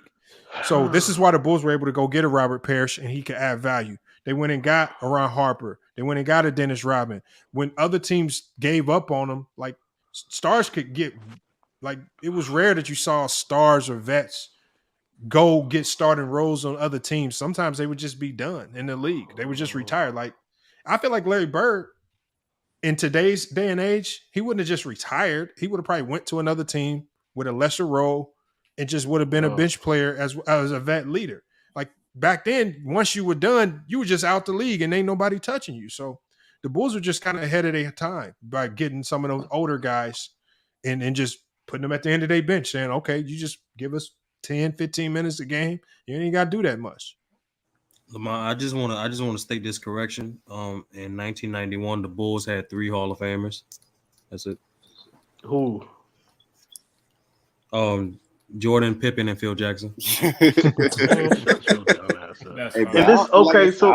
play this game. We can play this game. They had 3 Hall of Famers, right? Hold on, time out. I just want to make this clear. Does coaching matter as far as Hall of Famers? Are we going that route? Really? Yes. Are we going that route? Hall of Fame coaching does matter. Okay. So time out. So let me just start off by saying, Lenny, are we going finals competition or all time? Finals. Who they Finals. Mike Dunleavy is not a Hall of Fame coach, sir. And Jordan, I didn't say that. George Karl, Jerry Sloan, and Paul Westphal, I think, are Hall of Fame coaches. Phil Jackson is a better. I'm double checking Paul Westphal. Phil Jackson's the greatest coach of all time. We know that. So what's your point? Paul Westphal. He went up against Hall of Fame coaches as well. Okay. That's all. If you gonna say that, just say he went up against Hall of Fame coaches as well. I understand why this Westhead or Westphal? I don't understand why this is Paul Westphal. LeBron and Jordan. Westphal's not a Hall of Famer. Okay, I thought he was. So Jerry Sloan and I believe George Karl. But if you want to talk about Hall of Fame coaches, as far as playoff competition, that don't compare to Steve Kerr, Greg Popovich. He beat way more. Steve Kerr and Greg Popovich, and I put Eric Spoelstra up there as well. Eric Spoelstra too. That's 3. And yeah, I'll put Eric Spoelstra up. I'll put Eric Spoelstra up. Yeah, I don't think all 3 of those guys are top 15 coaches too. All 3 of them. I'll put Eric Spoelstra up there. In the finals, I'm saying no, Mike. That's not my opinion. Why we doing this competition? Hold on, real quick. My bad. Mike, I'm saying is literally their coaches, their peers, GMs, and players voted those 3 guys as top 15 coaches of all time. Yeah, I agree. Well, this whole thing when we doing competition with LeBron and Jordan. Herm, can I ask you a question real quick? Jordan said out his own mouth that his toughest competition was the Pacers. So it's like what's happening? Go ahead. Doing competition like my question is this, my man. What did Jordan do before he got Phil or Pippen? Did he even make the playoffs? I mean, for first This of it's a all, simple question. he did make the playoff. He did make the playoffs every year prior to Hold on. What was Jordan's record That's the answer to your question. before Scotty? What was Jordan's record before Scottie Pippen? Now you want to. And guess what? He played some the only. He was he played 1-9. all-time great Celtics. Okay, so He played the all-time great Celtics. You're gonna compare somebody who. So hold on. You're gonna compare him to LeBron when he was struggling to get out the first round. When by LeBron's 4th year, he was already in the finals. Nigga, he didn't face no all-time great team like Jordan was. In 2007, who we played against in 2007? So I'm gonna ask you this: So hold on, I'm gonna answer this though, McDuff. What team in the East in 2007 that he faced as an all-time Can great I answer team? that? Can I answer that? It's not. Goalpost moving again. Hold on. I got you. It's not LeBron's fault that Jordan was an 8 seed. Nah, nigga, answer the question. Answer the question. Y'all not letting me finish. No, y'all didn't even let me finish, man. Y'all letting him off the hook. It's not. Go ahead. It's not I was LeBron. asking him. I was asking. Hold on, bro. I got it. It's not LeBron's fault that he was a top 3 Nigga, seed. answer the question, man. Golly, shut up. God, y'all keep talking. Shut up.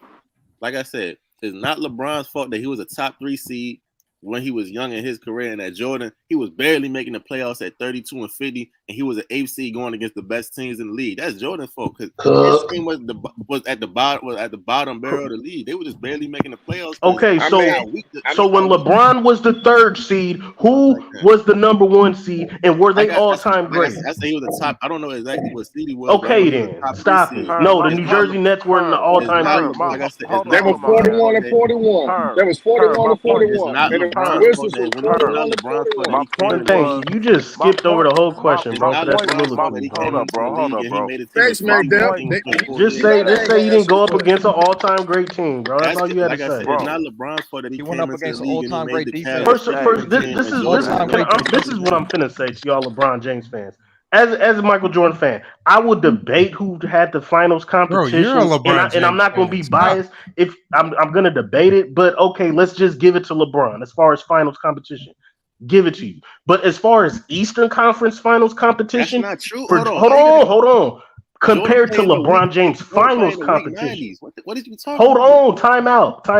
Jordan's Eastern Conference competition from the 80s and the 90s is way better than LeBron James finals competition. Those are just facts. Go ahead and butt in, Lamont. Go ahead and save him, Lamont.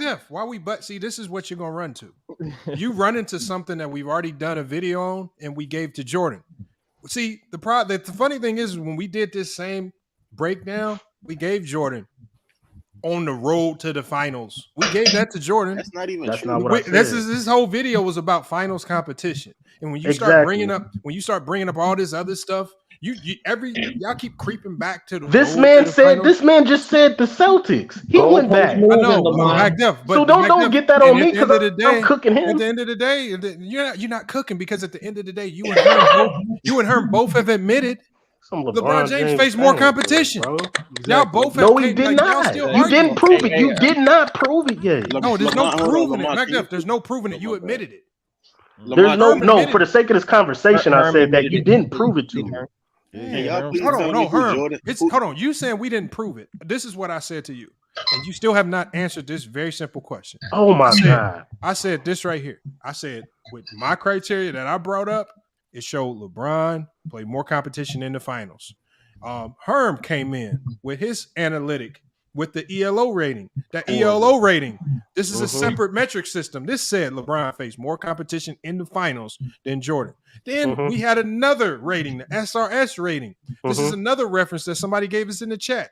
This also said LeBron faced more competition in the finals. So what I'm saying is if you're going to say that, if you're going to try to tell us after looking at 3 different sets of criteria from 3 different references that say LeBron faced more competition, if you're going to convince us to change our minds, what overwhelming evidence outside of what's in your brain, which is bad basketball knowledge, what's going to convince us out of your brain? What information are you going to provide to us that's new that's going to support you saying Jordan faced more competition? Number one is that you said out of your own mouth, I have a flawed criteria.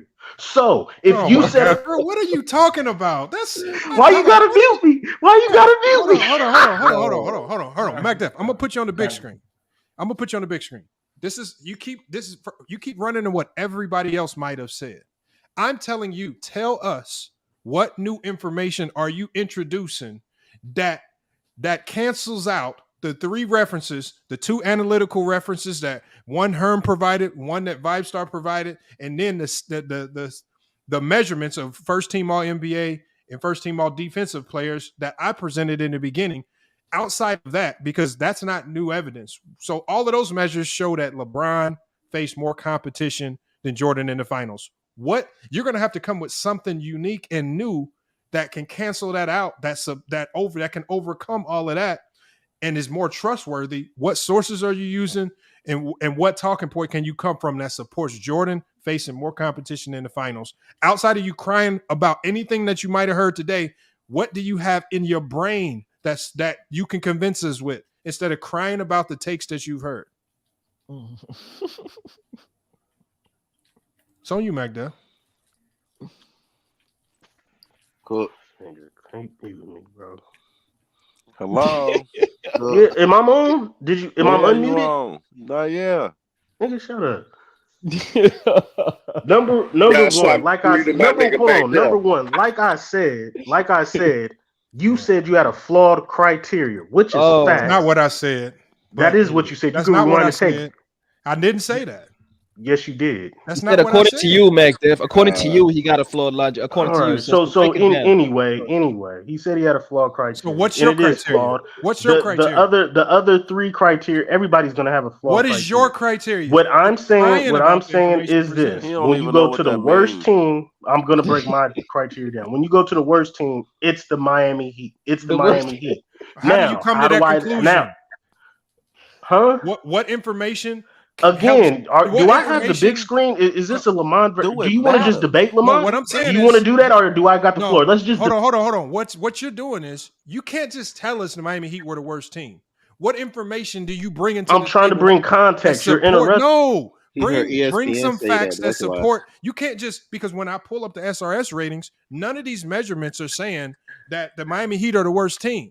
So we can't just trust you. You're the guy that said that you don't need great defense to win a championship. You have some of the worst basketball tapes of all time. Why should we trust you when you say that? What information are you bringing to support that statement? Again, to me, and I'm going to explain if you shut up and let me talk. Right, or do you want to have a debate? I'm not debating you. Let me answer the question. I'm saying, based on my criteria, the Miami Heat are the worst team because Lamont, I don't think they have a Hall of Famer on that team. What? B, they were.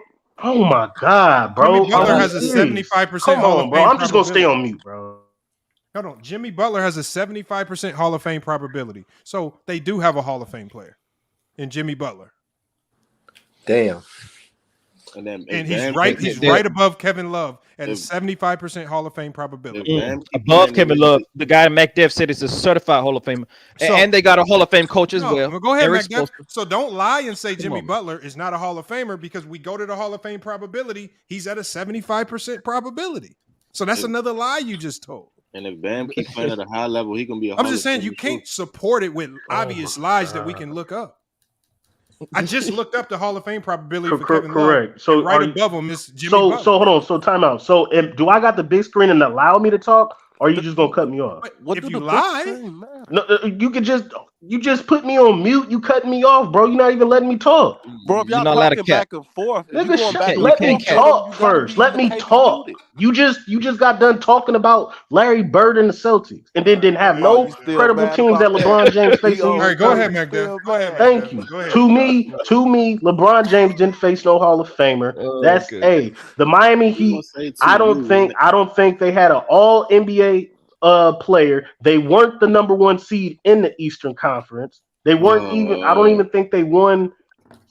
Well, it was a shortened season, I guess. Jimmy Butler was All NBA. Damn. No, he was not first team. Again. No, he was not, bro. Like He wasn't all NBA. He wasn't first team, but he made an all NBA team. Oh, okay. So again, they're the worst competition. Now you go to the hold on, time out. You go to the Lakers. You go to the Lakers. Oh, let me cook. You go to the Lakers. Magic. You got Magic Johnson, James Worthy, and Vlade Divac, 3 Hall of Famers. And Magic Johnson was first team All NBA and won the league MVP the year before. Clyde Drexler, All NBA. Charles Barkley, league MVP. Gary Payton, All NBA, Defensive Player of the Year. Stockton Malone, All NBA, and Karl Malone was a league MVP. So hold on, based on those teams, based on that criteria, they were better than all those teams were better than the Miami Heat. Got no ring, bro. What you talking about? Nigga, they don't got no rings because they fucking lost to Jordan and Magic got 5 rings. It's crazy when we talk about. Hold on, Young Africa, bro. Hold on. Let me just debate Young Africa. Young Africa, bro. Hey, Mac, it's crazy you start from the bottom though when we talk about competition. Why are you doing that? Because I already gave you the KD Warriors. I'm not being biased in this, bro. I'm giving you the KD Warriors. Yeah, you said all 4 Warriors teams. No, I said it's still debatable between the. Hold on. I said it's debatable. I said it's debatable 2015 Warriors. I said for the sake of this argument, so we can hurry up and move the fuck on. Because y'all still, I can't even get past the 2011 Mavericks, bro. We can't even move on from that. Oh, you can't. No. The point is, when you got the top 4 teams out of both players' competition as LeBron James' competition, how do you then say it's debatable? I just need to understand that. They don't never want to answer that question. You still got the 2 worst teams out of both competitions. Hey, we talking about the best competition. So the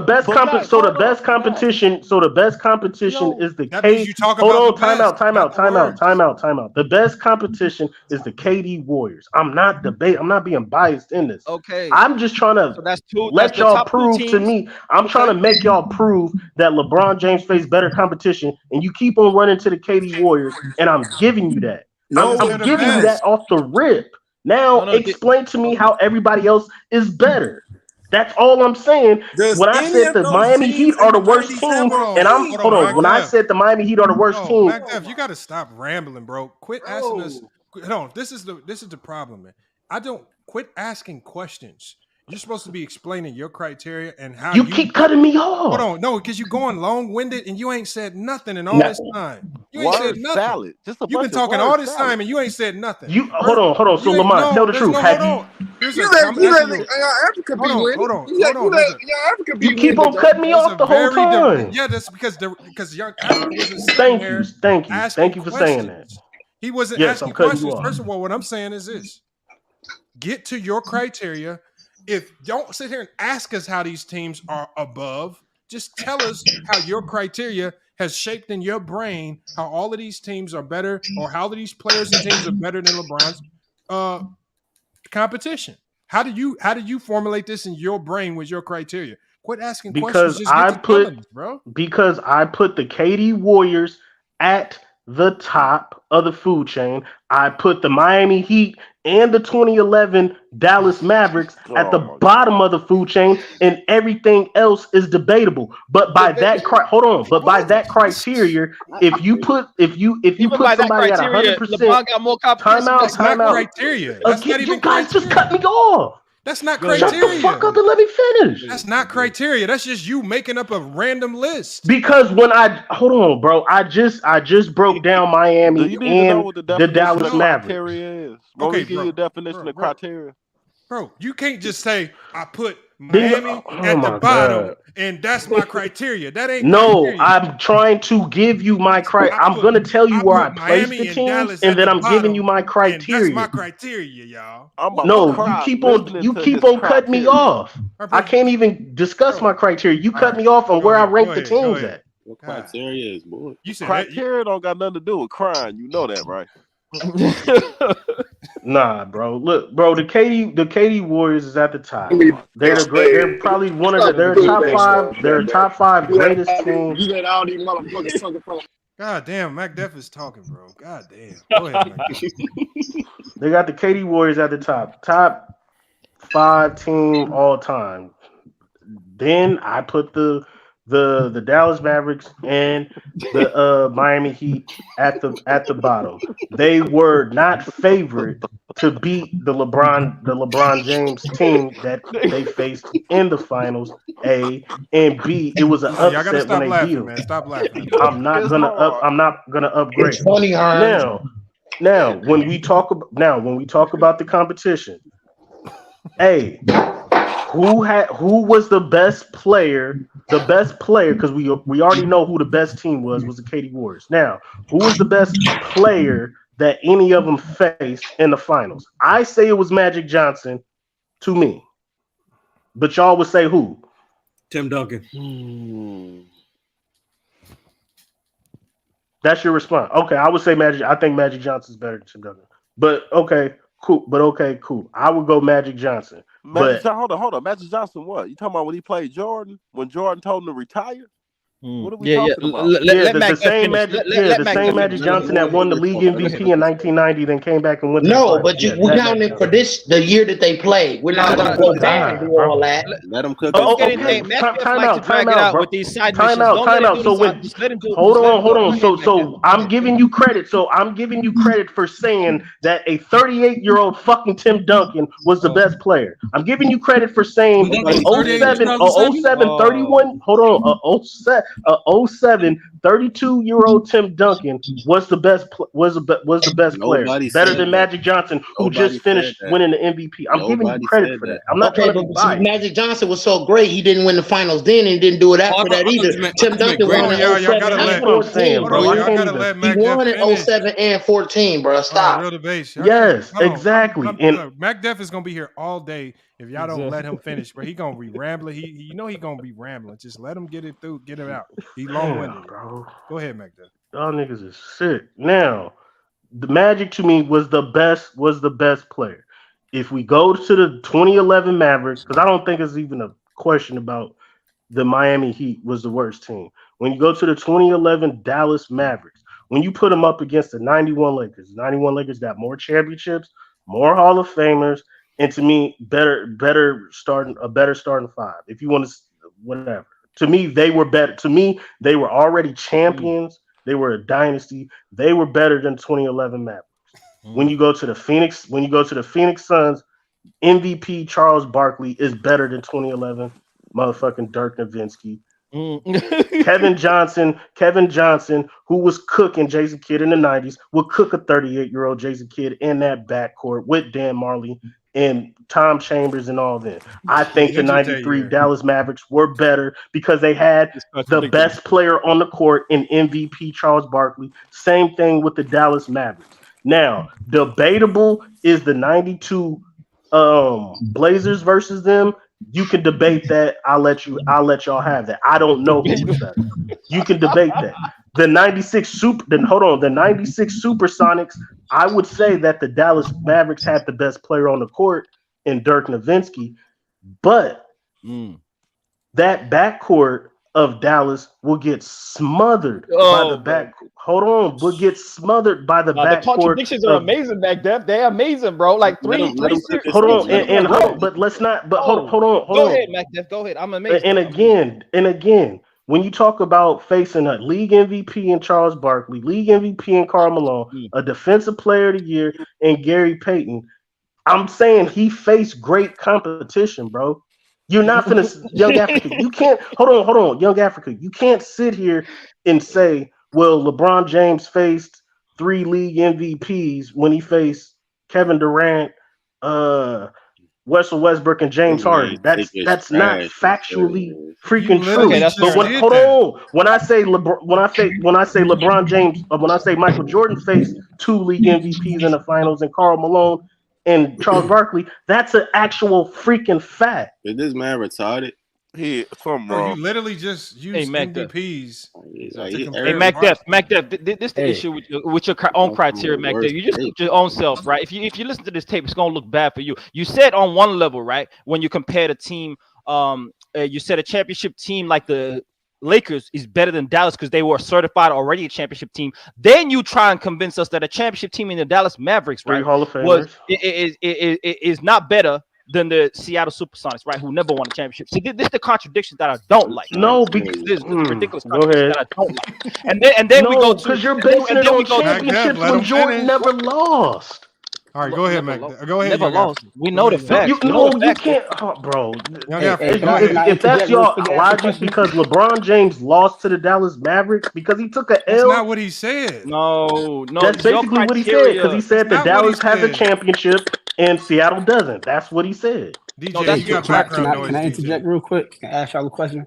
Do y'all think those teams LeBron lost to were that great? Y'all don't think if LeBron is that good, he should be able to get over the hump, or y'all just believe they were that much better? We ain't even talking about. We're not talking about wins and nobody cares about the wins and losses. We're just we're talking. talking about competition. Yeah, that's and what I'm sorry if LeBron James was favored and lost. Listen. I'm saying I don't think the competition was that much different. I don't think the competition just came in, so I want you to be clear. We're not talking about the end result. I don't care about who won, who lost. If people want to run to 2011 and say LeBron lost, this is not a who has the most championships conversation. We're specifically only talking about competition in the finals, Jordan and LeBron. If they should have won or lost, that's neither here nor there. That is just somebody. That's not a conversation. We're just talking about competition, mano a mano. Who faced more competition in the finals, Jordan or LeBron? The guys that they went up against, the teams that they went up against. And so we've looked at multiple metrics. MacDeff has his metric. I'm still confused as to what his criteria actually is, because he never mentioned anything specifically. He never said anything specifically. I mean, I used mine. I went with the simplest formula. I think by looking at players on each team that made either all NBA teams or all NBA defensive teams is a good way to determine the level of competition that you're going up against. And if they are Hall of Famers or if they're projected to be in the Hall of Fame, I think that's a good starting point right there. You can weigh that how you want. Now, and then we also went to some analytical ratings that measured the greatness of each team on two different sites, one that Herm provided, another one that ViveStar provided. Both of those point systems have LeBron's competition over Jordan's. So that's two different metrics right there that support that. So again, if you come in here and you're going to say that Jordan has played against more competition, I just want to know what your criteria is that led you to say that, because when you go on a year-to-year basis, like I think the mistake that MacDeff made was when he talks about the 93 Suns. Okay, like I said, the optics, when you think of the players on that roster, you can get deceived because the names sound really good. But when I go look at that year in particular, Kevin Johnson was injured, only played 40 games. All of his numbers dropped across the board. And then in the year before that, his numbers were high. The year after that, his numbers went right back up. So I know there was something going on in 93. I would presume it was some type of nagging injury because his numbers across the board all dropped, including his minutes. So I can't really say that that's 93 Suns team with an injured Kevin Johnson is all-time great or better than some of the other competition that I've seen, because that year in 93, they weren't at 100%. With Dan Marley being making the all defensive team and Barkley being all NBA. Those are the only two players that they had that were considered all NBA level players. It wasn't Kevin Johnson in the league. It wasn't the record. I'm just talking about the competition at the top. Bro. And like I said, I don't like using record, especially for teams in the 90s, because there were multiple years where 20% of the league lost 60 games. So if that takes us down another rabbit hole of weighing your competition, but that's regular season. We're talking about finals. So Dallas had more comparable players than Phoenix. No, what I'm saying is when I talk to the top, when I talk about the top of these rosters, what you're trying to do is you're trying to compare Dallas and Phoenix. I'm not trying to compare Dallas and Phoenix. I'm comparing the overall competition to this overall competition. I'm not sitting here trying to weigh teams. This team was better than that team. Just like somebody else said, you're sitting here trying to rank the teams. Mm-hmm. I'm not trying to rank them. I'm just trying to tell you who faced more competition. I think that's your problem.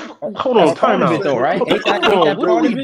Hold on. Let me get to Robert. Robert just let him make that. Let up his answer, bro. Hey, what's up, fellas, man? Hey, listen, I'm old enough to remember when both guys played. I started watching Mike right around the time he played, Magic in 91 and all that. I'm gonna say this, man. Based upon you are who you are in any sport, based upon who you beat. That makes you who you are in terms of your caliber of talent and competitiveness, right? That's a merit on your badge for the metric system. So the point I'm making is this, is the fact that you mentioned the 93 Sonics, right? Okay, so I grew up a Sixers fan. I remember when Chuck left Philly because we traded him for Jeff Hornacek, right? In 92. They traded him. He went to the Dream Team, and then in 93, you know what I'm saying, he went on won the MVP, right? The point I'm getting to is this, man, is that 93 Suns team was a good team, despite the fact that Kevin Johnson missed 40 games. All right, Kevin Johnson, Thunder Dan Marley. I believe, I want to say Danny Manning was on that team, if I'm not mistaken. No, I don't know. They had Tom Chambers and Chambers. Okay. Danny Ainge. Right, Danny Ainge. You know, they had some dogs, man. I remember Chuck, I think he dropped a 50 burger in one game in the 90s. But the point I'm making is, number one, going to the point comparing who had better this and that, sometimes it can be kind of difficult because, number one, you had hand checking. The rules was different. So you have to ask yourself, under which, you see what I'm saying? Under which rules are we playing under? So if there's no hand checking versus hand checking, because remember, the defense makes a big part of it, man. A lot of 90s basketball was predicated on defense. When you go to the Sonics, when you go to the Jazz in the late 90s, man, them Jazz teams is underrated, man. I don't care if y'all So how many defenders did the 2011 Dallas Mavericks have? All I'm trying to figure. All I'm trying to figure out. Now we talking about hand checking. Hey, go ahead. Hey, all I'm trying to figure out is how this 91 Lakers team was so damn good, but in 92 they got bounced in the first round by because Magic Johnson retired, sir. It was James Worthy was hurt. Eldon Campbell, Vlade Divac for a bunch of young new horses, and then you had a change another old guard. The fact that they made it there was good because they beat the Blazers in 7. No. So you're saying hand checking is the difference between the competition? You're saying hand checking is such a big deal that is the difference between who has the greater competition? Well, if you're talking about how the game is being played, yes. You do know hand checking was a foul back then, right? What I'm telling you is this: it played a factor. You do know hand checking was a foul back then. What about illegal defense? What about illegal defense? Yo, you gotta let him finish his Hold on, Robert. Hey, Robert. Here's one thing to summarize it, because we're not talking about hand checking, which it's a variable. It's not a variable in this conversation. It does not matter at all. Hold on, real debates. You got background noise, bro, and that's why I keep muting you. Something's going on with your sound. So let me say this right here. This is what I mean by, yeah, Barkley is a really good player. Is Barkley better than Jimmy Butler? Is he better than Tony Parker, Manu Ginobili? Yes. We'll rank him ahead of those guys. Unfortunately, where he ranks all time in NBA history is irrelevant. When I count, LeBron James has faced 41 all NBA players, or these like competition wise. There's 41. Either they were an all NBA team or all NBA defensive team. 41 in the finals. As opposed to Jordan, he's faced 12. He's faced 12 players in the finals who were all NBA or all defensive, or both, if not both. Average of 2 to 4. So what I'm saying is, overwhelmingly, LeBron James, on average, LeBron James sees about 4 players who've either made an all-NBA team or an all-NBA defensive team per NBA final. On average, Jordan saw 2 players who either made an all-NBA team or an all-defensive team, if not both. And most of them only made one, not both. LeBron has seen a multitude of players who made both. So what I'm saying is, I give you guys Miami because that was probably the weakest team of all of these teams that we were talking about. We know that that's at the bottom. But even at the bottom, even with that Miami Heat team, we're still talking about an all-NBA player in Jimmy Butler and an all-NBA defensive player in Bam Adebayo. Everything after that, we're talking about 4 all-NBA level players on these teams, whether it's defensively or all-NBA with their all-around game. So I'm not here to debate or argue if Barkley's better than all these guys. We know Barkley's a really good player. We know Malone's a really good player. But when you have to see a multitude of these types of players from finals to finals to finals to finals to finals, and then you're not just seeing 2, You're seeing 4 of these guys every time you get to the finals. That's what I'm weighing right there. Jordan on average only saw 2 of these guys per finals. LeBron about 4. So that's what I'm using. I'm looking at each time you go, are you seeing more talent on the other side? Or are we talking about when we look at how when Jordan matched up against the Utah Jazz, the 2 primary threats was Stockton and Malone. When LeBron went up against the Warriors multiple times, you're talking about KD, Steph, Clay, Draymond. All right. When you go up against the Spurs, you're talking about Duncan, Parker, but Ginobili, nobody was on All NBA Kawhi team Leonard, and then sometimes Bruce Bowen. So that's what we're talking about right there. So what I'm saying is let's weigh it like that. We're counting. It's a running total. Okay.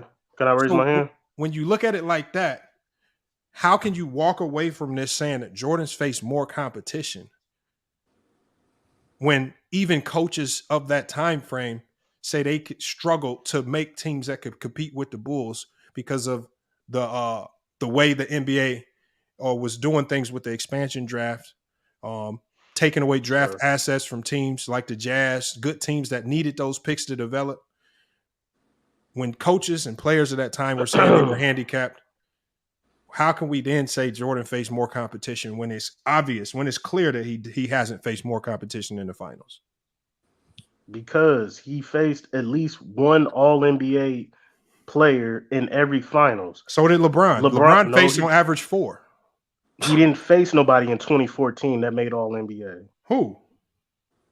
LeBron. Nobody on the Spurs was All-NBA, nigga. Yes, they did. Hold on. What year was 20? What year was 2014. Yes, they did. I got it right here. Hold on. Let me pull it back up. I'm gonna put it. I'll put it on the screen for you. Tim Duncan made an old defensive team in 2014. Stop it, bro. Stop it. Come on. Oh my god.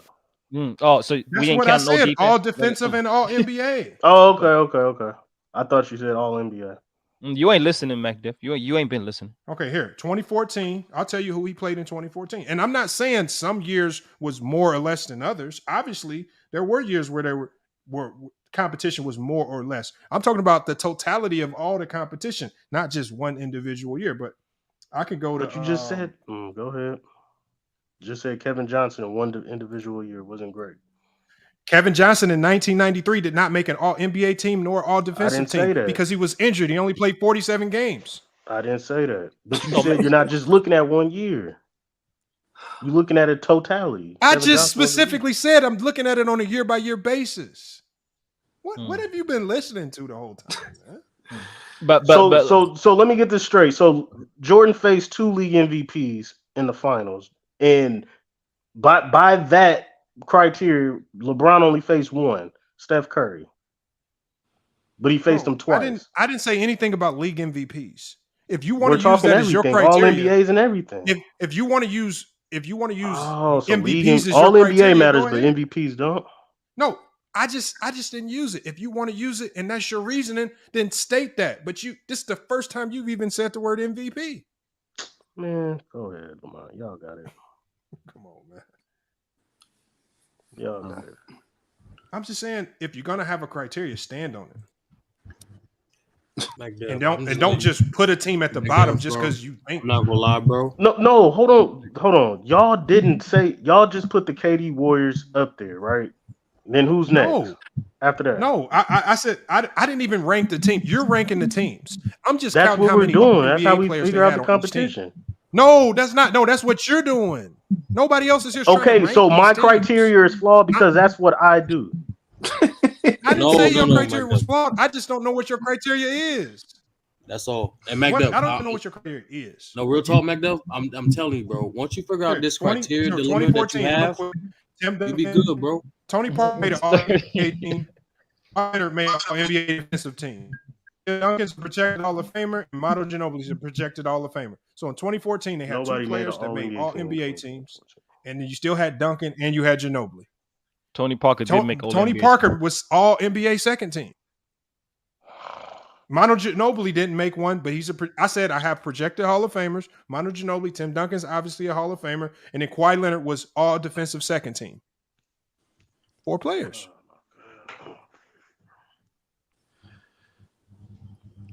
Wow. Let you know, being an MVP when you get in the finals is overrated. You need to be the most valuable player in the finals, not just the regular season. No, I think Mike fans get mad because when they really look down at it deep down, bro, when you look at it, he faced really one all NBA or one all defensive player on each team he played, with the exception of the Jazz, bro. Like, let's just sum that up. One man like, teams. Facts. Like, a lot of one man. The Lakers had two. The Lakers had James Worthy too, and Magic. They were both all NBA. And that's another thing. Like, if you listen to Mac Def talk, most of his point was piggybacking off the 91 team. Like, that was really it. He talked about the other teams a little bit here and there, but if you really listen to what he said, bro, he really just tried to piggyback off of 91, bro. That ain't gonna work, bro. Hey, Lamont. Now, I think we could all agree that LeBron faced more competition in the finals, but I remember, if you can, I remember it was one time. I think you showed like the money lines and like the bad odds with Jordan being in the finals, and it was like a negative minus negative 980 for like the Bulls and all that. Like, so if you could show these JDRs that just to show how bad the 90s was when it comes to the competition, he played in the finals. It again. I'm just saying, like, we all know Jordan was an overwhelming favorite in a lot of them, and you're only an overwhelming favorite. I don't even understand why that's even a debate. When Vegas is looking at the other team and they're basically saying there's no way this team can win. Yeah, but do y'all think Vegas says that though because it's him that they're going against? But it ain't just him. But the point of it is that he's like every like all those 6 finals that he's been in. They didn't do that when he was with the Wizards. My point. He didn't come back to a team that had expectations. But that's the point. They didn't have a squad. Bulls are still a 50-win team without Jordan to show you how good they were. My bad. The betting odds are swayed just because of Jordan. If the betting odds are swayed just because of Jordan, then when he was with the Wizards, then the Wizards would have been favored to win all their games just because of Jordan. Yeah. But the one thing that Vegas is ain't stupid. They looked at that Wizard team and said, this team is trash. Jordan can't save them, and they ain't going to win a whole bunch of games, and we ain't going to put a whole bunch of these lines just because they got Jordan. They're not stupid. Yeah, of course. That's 3 years after playing ball, too. A lot of us can't go back to certain shit after we don't do something for a week. 3 years is different. That's the point we've been trying to make the whole time is that Jordan, every time Jordan was on the Bulls and he was in the finals, he had the better team over the other team. Way better. No, I don't think the team. I don't think the team was better, fellas. I think he was. Tell us which team. Hold on, man. Damn.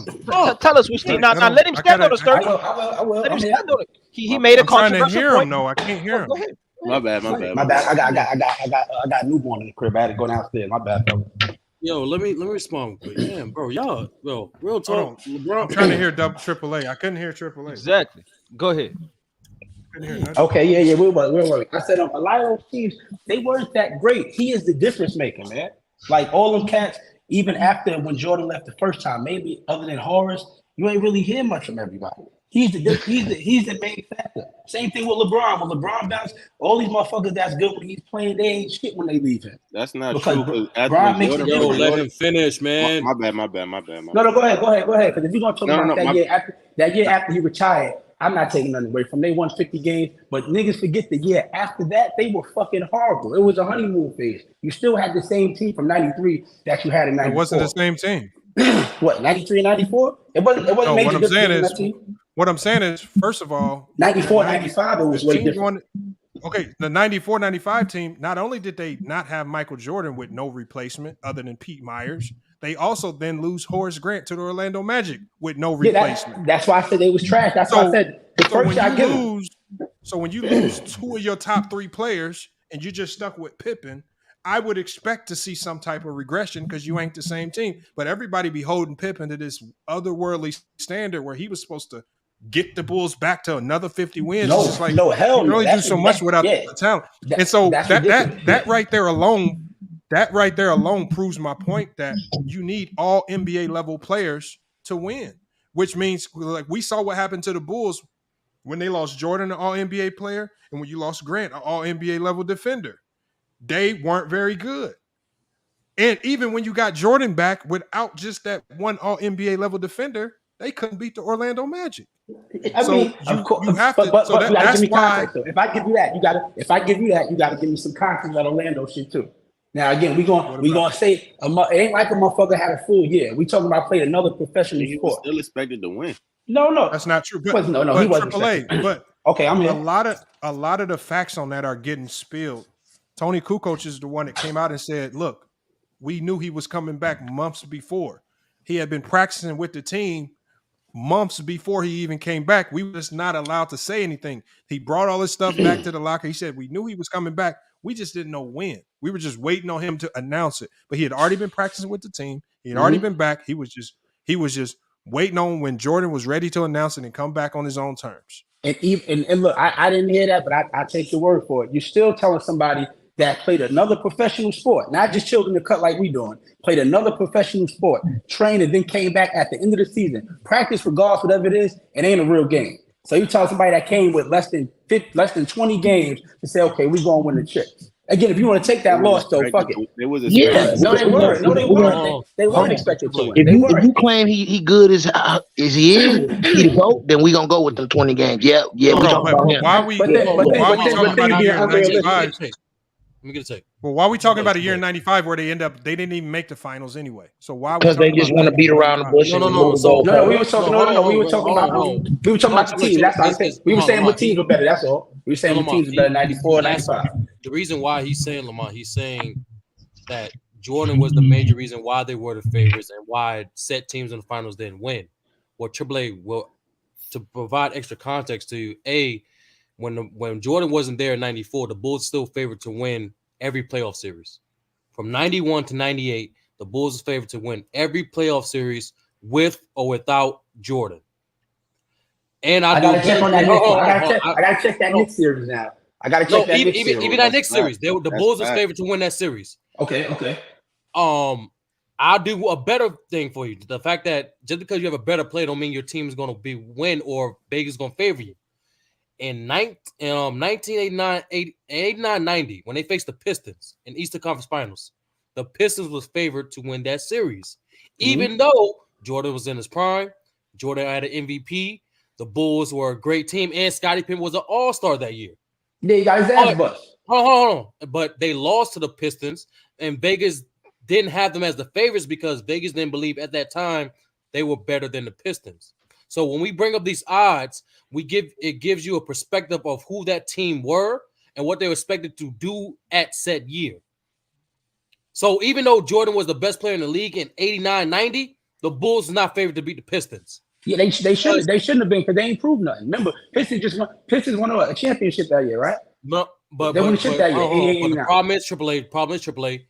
The Bulls didn't win anything up until the end of 1990-91, and they were favored to beat the Lakers. You know why? Because Vegas understood the team got better. Okay, I'm following you, but I mean, I guess that point is null and void. I get what you're saying, but I don't see the end game to it. Like, again, I would figure the Bulls wouldn't be favored versus Detroit because Detroit just beat them the year prior to. Chicago didn't prove anything to be favored at any point when they were playing the Pistons. They didn't prove shit yet. The Pistons done went a little further, so I can understand why the Pistons are favored. But neither here nor there, he got his ass bust. I don't make no excuses for him. But I'm going to say 94, 95 shit. Yeah. Again, y'all want to say he came back and played what? But like so, for example, when the Miami Heat played the Spurs, I believe in back-to-back years. Okay, 13-14. 1 year, they weren't favored, and then the next year they were favored. Who was it? Who was 13? Who was 14? What I'm saying is, you can come back like on a year-to-year basis. Things change. The output of the season changes things. Injuries. If certain role players left, there's a whole bunch of that's why when I say I'm looking at this on a year-by-year basis, and I'm looking at who made all NBA teams, that's what I'm looking at as your competition. I'm not looking at how good a player was for his whole career and saying, okay, that was competition or this was your help. Like I don't look at Shaq. That's why whoever said I'm not looking at Rondo. I'm not looking at Dwight Howard as these guys' help when LeBron James has won championships, because when they were playing with LeBron, a lot of these guys were past their prime. They weren't considered all NBA level help. I'm only really taking you into consideration if you had real relevant roles, like star roles, and you were there because when we talking about these teams, just like with Scottie Pippen, when Scottie Pippen lost his 2 top dogs, then nobody asked Tony Kukoc and them guys to step up and do what these other guys were doing. When you lose your top heavy talent, that's what dictates winning and losing in the NBA. That's why I'm only considering the all NBA level guys. I'm looking at the top heavy talent. That's your true competition. These are the players you got to stop to win, right? This is your competition. LeBron finds a way to stop Duncan, Manu Ginobili, Tony Parker, and Kawhi Leonard. He wins. If he don't, he loses. Nobody cares about the Matt Bonners and all these other bottom of the barrel guys. If you stop them, no, you got to stop the best of the best to win championships. That's why I'm only considering the best of the best. I'm with you. This is how it always been. I think LeBron, I think both LeBron and Jordan, I think both of their comp, whether one is better than the other, I think they still should. I don't think neither one of them should have lost. I think Bron is that good that if you give me fucking KD on the Warriors and I got Kyrie and Kevin Love, I can get it done. That's how much I believe in LeBron. That's not how it's done. That's not how it works. But listen, that's what makes certain players special. Like I tell people all the time, the reason we fuck with Mike, whether we all got our favorite, is because he won. It's not because of nothing else. There's motherfuckers we know right now that got more talent than him, but he won. Here's my question then: if it's about winning and we don't have to take competition into consideration, why isn't Bill Russell that dude for you who got 11 of them things? For 2 reasons. One, because I'm assuming all of us, we pretty young, we in our prime. We ain't see enough of that for me to even make that argument. Well, why do I need to see it? Why do I need to see it? He won 11. Because again, we got to give him more. We got to give him more context. Number of teams. It's only one round to play. Like if we're gonna talk about basketball, talk about the modern era. So you're looking at competition. I'm being realistic. Like how many people can we argue about from that era other than the Celtics team? We don't know who the hell they were. But why do we need to argue about it? As long as we know how many championships they won.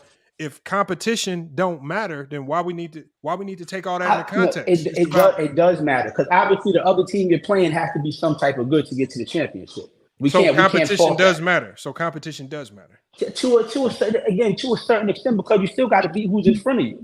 Even when upsets happen, you still got to be who's in front of you. You can't just say, "Yo, this team is better than me, so we gonna lose automatically." That's what makes the greats great. When Bron won at 16, that motherfucker was supposed to go down, but that's what made him a great. He does special shit. We just can't give this shit out like, yo, because these niggas are nicer than us, we supposed to lose. When you're that dude, you do shit that you can't even dream about. This is what Bron did in 2016. That's not even my guy. I'm a Jordan man.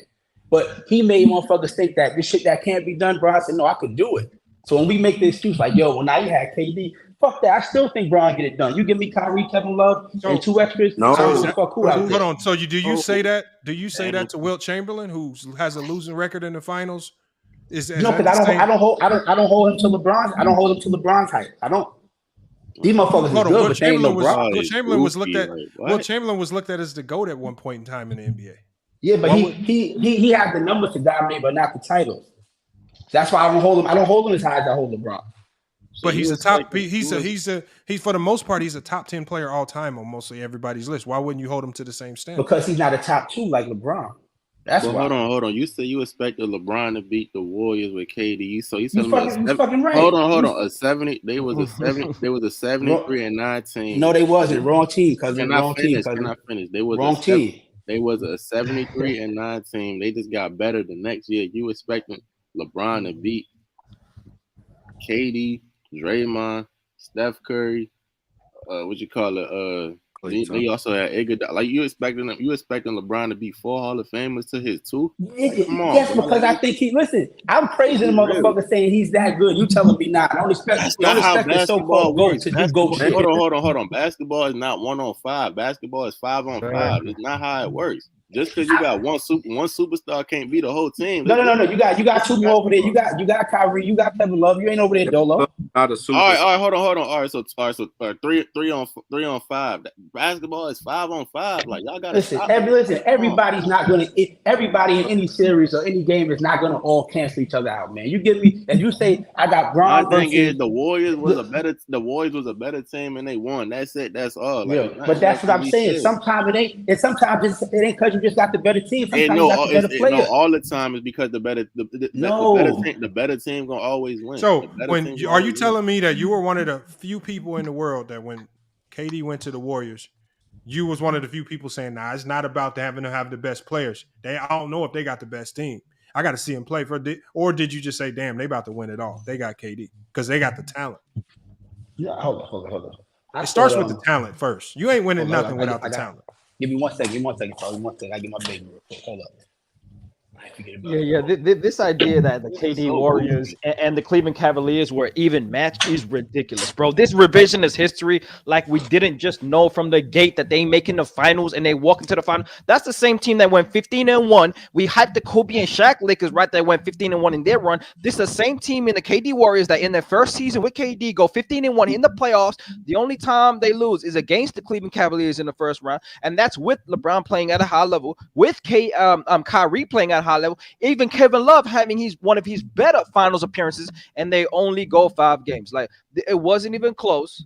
The defensive team of the Warriors was way better than the defense of the Cavaliers. And then you talk about the offensive greatness of 2 MVPs in their prime. This idea that because they have LeBron James, they should have been winning is ridiculous, bro. I I personally don't say Michael Jordan should have beat Larry Bird and all them Hall of Famers. We need to keep the same energy. And young Africa, add the fact that they got a third option that could score 60 points too. Exactly, bro. Like Klay Thompson. Like come on, these people on the panel was goofy, like straight up. Who was the best player on the court? Adding the fact that Kyrie ran after the first time they lost to the KD Warriors. Hey, Mac, who was the best player on the court when Jordan was going up against the Celtics, man? Jordan. Yeah, exactly, and he still lost, right? So no, the Celtics. Nah, Bird was the best player. I'm sorry, I thought you was gonna say the finals. Hold on, when Jordan was dropping 60 all over the place, Larry Bird was the best player on the court. Jesus, Bird yes, the league MVP Larry Bird at his peak was better than the second year Michael Jordan. In that series, Larry Bird was not Black Jesus. Stop it, bro. Young Africa. Are you really going to sit here and say Michael Jordan, who missed 68 games, was better than a league MVP Larry Bird? Bird literally called Jordan Black Jesus. Like, come on now. Exactly. He did call him that. But are you finna sit here and say that MVP Larry Bird was a worse player than a second-year Michael Jordan who missed 68 games? What we're saying is that Michael Jordan was a better player. Answer the question. Hold on. Jokic, he won MVP for the last 2 years. Is he the best player in the league? That's debatable.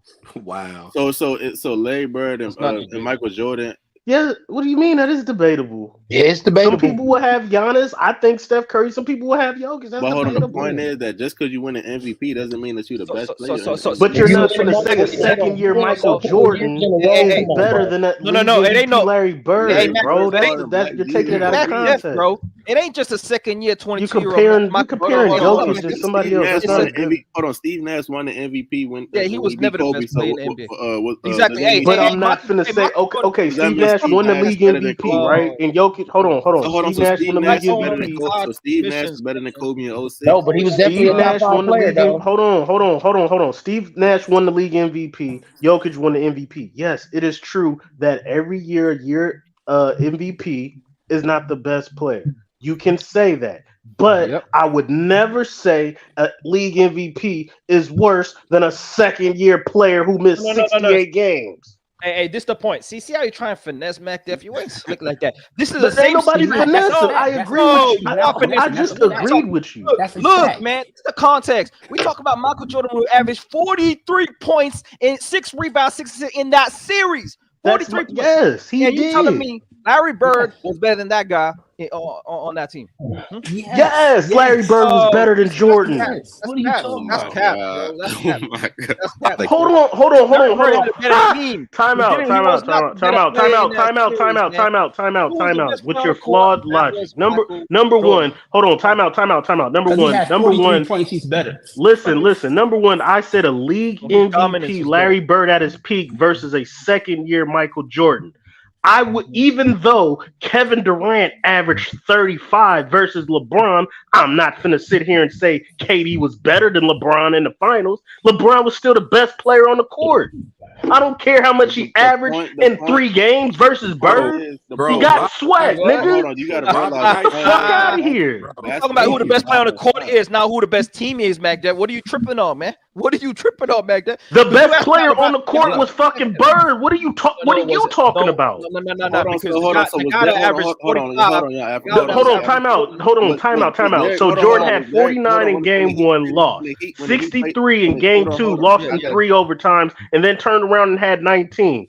So Mac Duff, right? Hold on. So he had 2 good games and a dud in the third game. Meanwhile, Larry Bird averaged 28 and was flawless the whole way through, and swept him and swept him and swept him. Never had a bad game and was the league MVP. I'm not finna, Young Africa, you're smarter than this. I am not finna argue a second-year Michael Jordan versus MVP Larry Bird. We can move on. We can move on. When he played the Bulls in the playoffs, right, and Derrick Rose won the MVP, was Derrick Rose the best player on the court? We don't need to go back. No, he wasn't. It was LeBron James. LeBron was the best.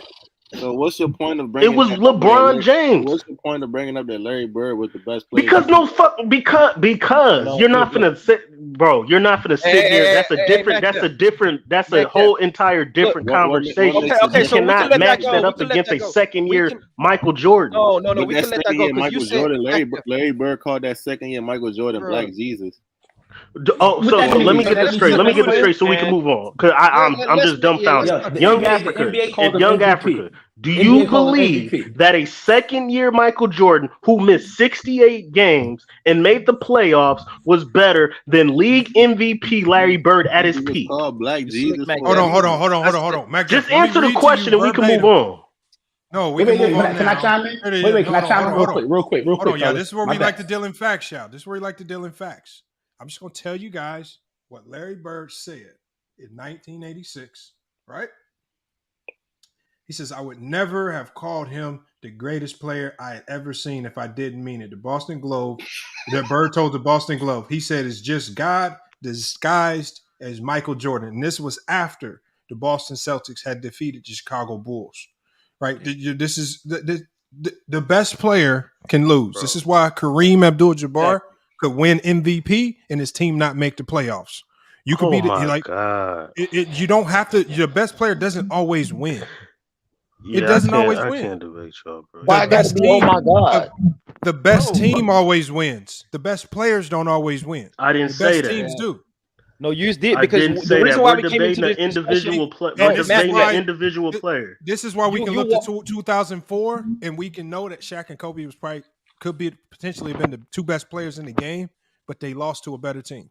And that shit don't happen but every so often. Other than that, you got the best player. That's not true. That's not true. What? Crazy, bro. All right. After that, yeah. What team? Oh, I'm sorry, Dallas too. Besides them and Dallas, Golden State Warriors with LeBron James. Every time he lost in the finals, we can do it all day. This is the point. Mac Def, you came through and you said, hold on. You came through, Mac Def, and said that LeBron, because he was on the court, who was the best player on the court, is the reason why we went down this road that you always take us side missions trying to prove why LeBron is not as great as I personally claim him to be. When we have the best player on the court, even if you do just like FYF said, you can still lose. And now you're trying to tell us that Larry Bird is better than Michael Jordan, even though Larry Bird himself acknowledged the greatness of Michael Jordan in that same series. I didn't say the whole season, MacDef. I didn't say the whole regular season when he missed 60 games. I said in that series, the best player on the floor was Michael Jordan, and he still lost. So can we not just keep the same energy for LeBron James? And I'm saying he wasn't, bro. That is retarded. He wasn't. Just because Bird. So you're going to disagree with Larry Bird? You're going to disagree with Larry Bird? Michael Jordan was better than Larry Bird in '86 playoffs. I got you. Okay, then. I got you. You can move on. We can move on. Bro. You ain't even disagreeing with. You disagreeing with Larry Bird, MacDev. That's who you really disagreeing with, man. No, because you're going off a rookie year because initially if you're gonna go that route, he only played 68 games. So you're gonna sit here and say because of his rookie year, you thought that next year he's gonna be better than Larry Bird. No, Larry Bird. No one's saying that. We're talking about a playoff series. That's what I'm saying. Hold on. To answer your question, Larry Bird said that himself. Nobody on the panel said that.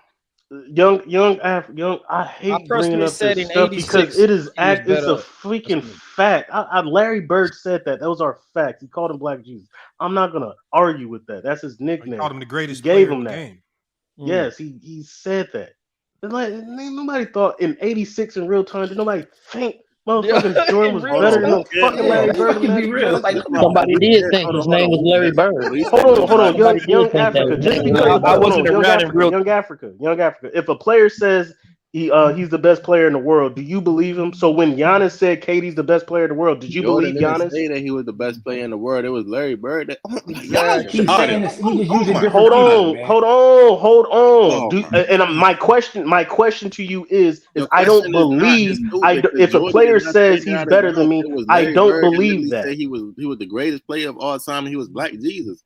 What? Okay. So LeBron James fan that you think LeBron James is the GOAT. If Larry Bird, a league MVP, said Michael Jordan his second year was better than him, then why are we having a freaking conversation? Larry Bird is more credible than you. I'm gonna just leave it at that. Okay. I get that. So in year two, hold on. So in year two, Michael Jordan was the best player over Magic, Bird, Isaiah, Moses. Okay. So why are we even having a conversation?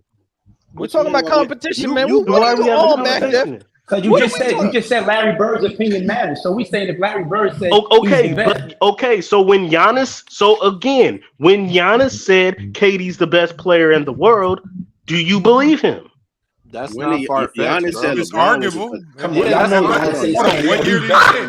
Giannis said y'all tripping. There's a lot of capping in here. All right, thank you. We can move on. We can move on. Hold on, y'all. LeBron ain't the GOAT. No, hold on. Giannis What year said did LeBron he is the say GOAT. it? He said it in 2021 when he beat him. He never said that. He never said that. All right, bro. Y'all go. So y'all hold go on, ahead. MacDef. What did Giannis say? He said KD's the best player in the world. That's a lie. Because y'all got it, bro. After Giannis won a championship, they literally asked him who the best player. He literally said he got a long way to go before he could be on LeBron's level. He clearly said LeBron was the GOAT. Like, stop capping on these panels. MacDef is right though. I do remember Giannis saying KD was the best player in the world. Hold up, man. He was talking about at that current point in time. Giannis was saying after he beat KD that KD is the best player in the world. I do remember him saying that. In 2021, was that arguable or was that a real conversation? Most definitely arguable. That KD was the best player in the game at that time.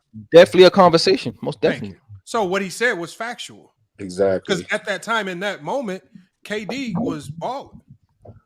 KD okay, and I'm gonna raise my hand, and I'm gonna raise my hand, and I'm gonna raise my hand. And if you don't think KD was the best player in the world at that time, then who was the best player in the game at that time in 2021? I'm gonna raise my hand. So Giannis, a two-time league MVP, and Finals MVP, Defensive Player of the Year, said Kevin Durant, after coming off of the Achilles injury, and beat him, was the best player in the world because he's KD and did what he did, and we know who KD was at that time for his whole let me career. Ask you a question. But we're sitting here talking about Larry Bird at his peak against a second-year Michael Jordan who did nothing except Rookie of the Year, and he's better than me? No, we're not going to believe that. It wasn't close. So Jordan wasn't in no MVP conversation his second year. You said Jordan there. Jordan was getting 3 MVPs in a row. He averaged like 40. Thank you. He averaged like 40-something points. None of that matters, though. None of that matters. So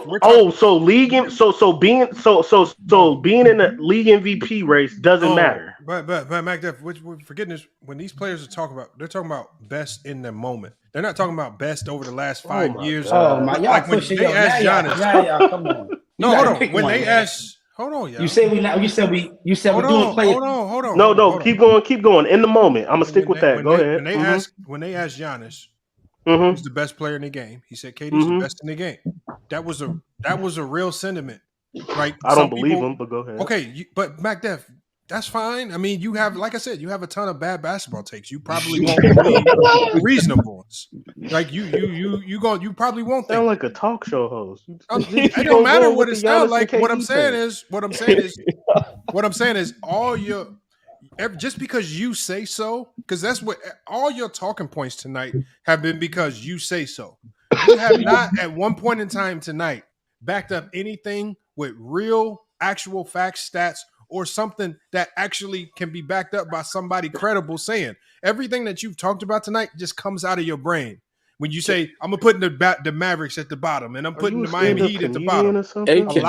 A lot of the talking points you have, like when you just tell us, I don't think KD was the best. Well, I'm not saying he was or he wasn't, but it was a conversation. It wasn't far-fetched that Giannis would say KD's the best player in the game after literally just playing against a guy who literally was a toenail away from putting him out. I'm asking you I'm asking y'all on the panel. You cannot. You're disqualified from asking any more questions because you've given. It's not my criteria, Lamont. Hold on. You've given the least context or explanation of anything that you've said today. You just say random stuff. Lamont, you keep on cutting me off. You don't. No, I'm saying stand on. Actually, have a real talking point and use something real to support it, other than just your opinion. Ridiculous. I just want you to support something that you say with real facts. And I'm not supporting just say random stuff and then you act like you said a fact by asking a question. Quit asking questions, bro. Hold on, time out. What are you talking about? That's what you've been doing all night. Yes. Hold on. How is that? Hold on. How is that? This is not like I can't do this. I can't do this, bro. Steph Curry's the GOAT. Now you tell me why. You tell me why he's not. That's not a fact, bro. That don't make it a fact. You say I didn't ask. Hold on, Lamont. He said that Larry. He said that Michael Jordan was better than Larry Bird. Questions. You will say a bold, wildly crazy statement, and then he just said a fucking wild, crazy take. Who? He said fucking second year Michael Jordan was better than Larry Bird. Listen, hold on, and he gave context. Hold on, this is what he did. He said Michael Jordan was better than Larry Bird this year. And you know what he backed it up with? Larry Bird said Michael Jordan was the best player in the game. That's how you back up what you say. And I said Giannis said KD was the best player in the world. And what does that mean? I said no. And then everybody on the panel said it was a conversation. Like you didn't agree with him. So for the simple, hold on, Del De Niro, hold on, MacDev, hold on. You said that. Yeah, keep cutting me off. Hold on, MacDev. You said that. Keep cutting me off, bro. You said that, bro, and you had actually nothing behind it. What you're trying to do is you're implying, you cut me. What you're trying to do is you're implying that Giannis is lying. Now, if you think he's lying, prove that. No, I'm not. Okay, so if Giannis said KD was the best in the world, why is that? What do you? So now you're asking me a question. When you hold on, you made the statement. You made the statement. Giannis said KD is the best in the world. Young Africa made the statement. You made okay. You said Giannis said KD is the best in the world. What are you implying? What is your point in saying that? My point in saying that is, do you believe that Giannis was telling the truth? Yeah. And you said it was debatable. It was a conversation. So my point is, if you can believe that Giannis is debatable, it's a conversation. I can believe that Larry Bird. I don't know if Michael Jordan was the best player. I can say the same exact thing. Can I say something? We can move on, though, bro. Shut up. So your argument is that Larry Bird. Shut up. That's your whole argument. So his argument, y'all, is that Larry Bird and Giannis are liars. No, what I'm saying is that is it credible? Is it credible that Larry Bird said that, and do you believe it? Is it credible that Giannis said it, and do you believe it? How about this, MacDev? You tell us why it's not credible. Yeah. I just told you. Larry Bird was league freaking MVP, going on his third championship and won finals MVP. Okay. Demolished Michael Jordan, who only played 68 games in the regular season and wasn't even top 5 in the MVP race. So that means that so that means that particular year, if you want to say particular year, yes, Larry Bird was better. I didn't say you making your own points though, Mac. I didn't say the whole year, man. I'm talking about that playoff series. Why you got to finesse? He wasn't better than Michael Jordan in the playoff series, neither. So, and my first point wasn't Larry Bird said so. My first point was the numbers said so. The 40 points, 60 points on their head said so. That's what said. And again, my refute to that young Africa is I still said Kevin Durant averaged 35 versus LeBron James in the finals, but I'm not finna sit here and say he was better than LeBron James, and neither is you. MacDev, let me ask you something. Is 35 the same as dropping 44 against the Boston Celtics with 4 Hall of Famers? Is that the same thing? Bro, he averaged 44. No, answer my question. Is that the same thing? But he averaged. Hold on, time out. He averaged 44. He averaged 43 in 3 games. Kevin Durant averaged 35 in 5 games. That's the difference if we put things in context. Number one. Number two, Jordan, to me, wasn't the best player on the court. It was still Larry Bird. But and even though Kevin Durant outscored everybody, I'll bring context to it. Even though Kevin Durant outscored everybody and averaged 35, he wasn't better than freaking LeBron James. Hey, why do you believe Larry Bird said that about Jordan? Why would he lie to us? The reason what? Yeah.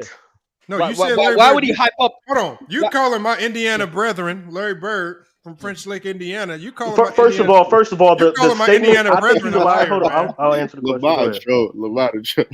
No, he's not a troll. I'll answer the question. I'll be real nasty right now. I'll be real nasty. The reason I think he's lying because I don't believe Michael Jordan is God. That's why I think he's lying based on what he said. I don't think Jordan is Black Jesus. Why do you think that?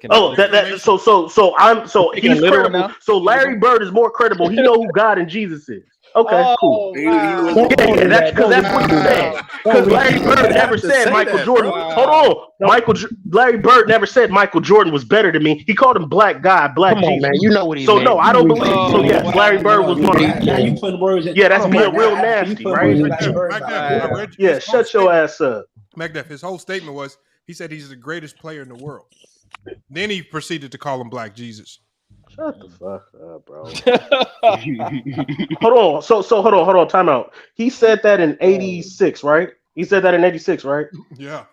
So when after hold on. In the moment, he said that. Now, in 86, after he won the finals championship and the finals MVP, he said, I can retire now. I have nothing else to prove. Then when he lost in the 87 finals to Magic, he said, he's the best player I've ever played against. He's the best player I ever played. He said that in the press conference. So again, if you want to take the moment and all of that, whatever.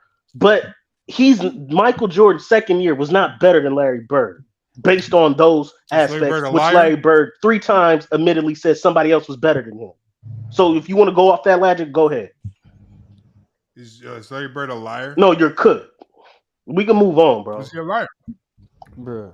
So we can move on. Calling all these players liars. We can move but the on. Thing is, we can move I just don't understand with your credibility being so shot in the mud. How can you call these other players? That's what Larry Bird said. No. What I'm saying is you call Giannis a liar with absolutely no proof to support it. You just call Bird a liar, right? A man who just finished playing. He said that right in the moment after he played Jordan. And we know, remember, y'all say these are ultra competitors. These are the ultra competitors. They hated each other. Yep. They was hard fouling. They had no reason to give each other or big each other up to that degree. But he still said Jordan was the greatest player in the game, compared him to the likes of Jesus. And now you're calling him a liar. What information do you have to support that Larry Bird was lying? He got none. He got none. Because I think the 63 that he handed out was all Larry Bird needed to see. And you know what's crazy, Lamont? Like these old heads, like they see the players now. They show sportsmanship and be like, "Man, these players soft back then in the days." We How did I put words in McDuff's mouth? McDuff is just. McDuff is once again. McDuff is calling somebody a liar, and he's not supporting that, calling that person a liar with no facts. All day he's been making statements, and he don't support nothing. No, nothing I didn't say that. I didn't all say day. Just all day. I didn't say he was a liar. Random statements, and then you'll say, "Now you tell me, prove my statement." So when Larry Bird said Magic Johnson's the best player I ever played against after he lost to him in the '87 finals, was he lying? Was he lying? Oh my God! See, you do the same thing. Make that up, McDuff. Come on. He said it out of play. Did you just make that up? We could hold on. Time out. Do you want to put money on it? Let me look it up. Thank you. Magic Johnson says. Dumbass. No, Larry Bird said, nigga. Let me see. Hold on. What did he say? He said it at a press conference. 1987. What did he say? What did he say? He's the most incredible. He said he's the best basketball player, most incredible basketball player he's ever played against. Hold on, incredible. I don't know what to say. He was incredible or best. So, yo, y'all LeBron. Go look it up on YouTube.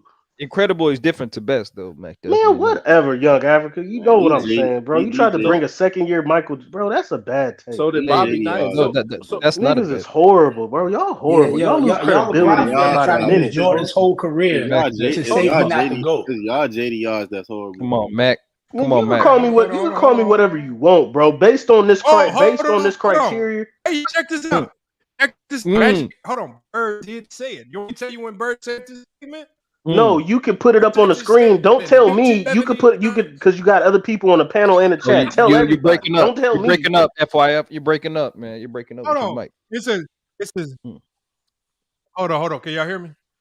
Yeah. It says Bird and Johnson sparked their rivalry in 1979. Hold on. What? Bird made this statement. He says, Larry Bird humbly admitted that Magic Johnson was a better player than him ever seen. When did he say this? When did he say this, y'all? In 1979.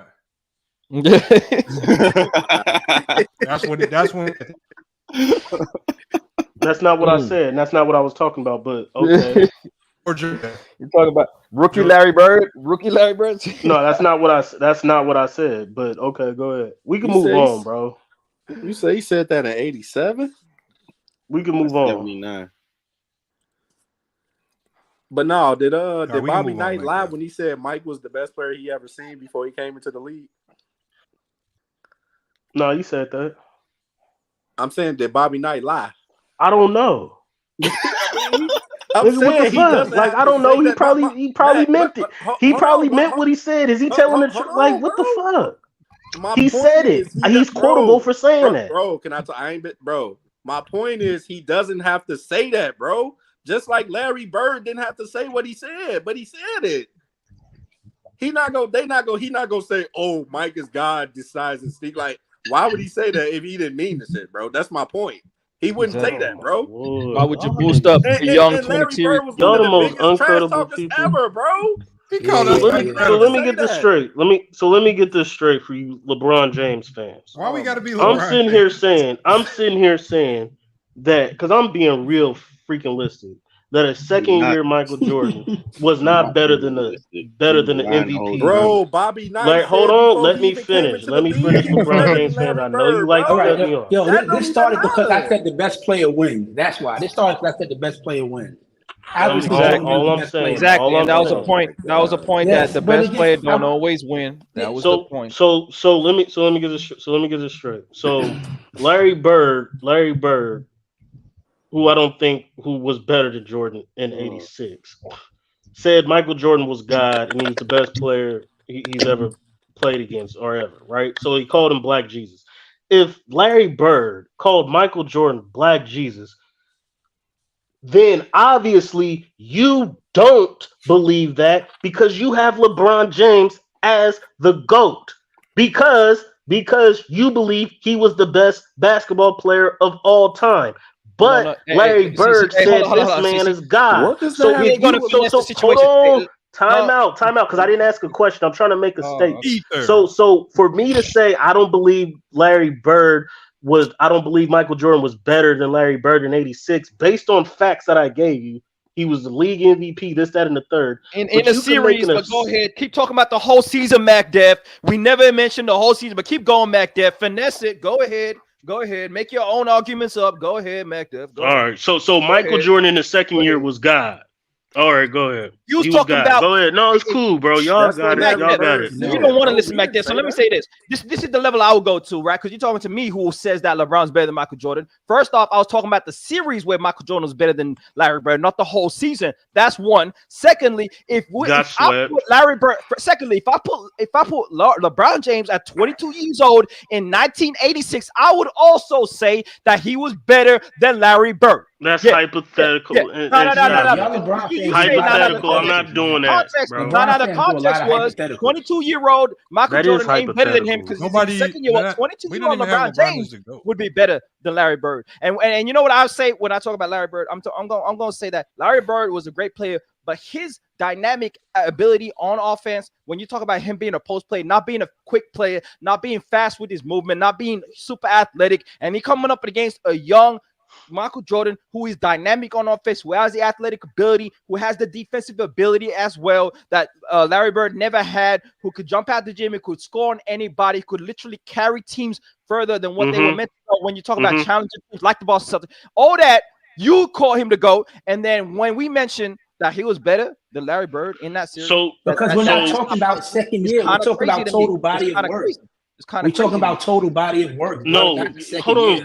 You can't talk about total body of work when Michael Jordan was only in his second year. He wasn't carrying team. I'm saying we call him the GOAT because of total body of work. We don't say, oh, he has 63, so he's the best ever. We call him the GOAT because it's total body of work. LeBron fans try to hold it to, oh, well, why he ain't win his first year? Why ain't win his second year? We talk about the totality. And my thing is, if Larry Bird called him God, God by his second year, he wasn't good enough his second year. He wasn't. It wasn't that Jordan was not good enough. It was that his team was not good enough. Exactly. That was the point that I'm making.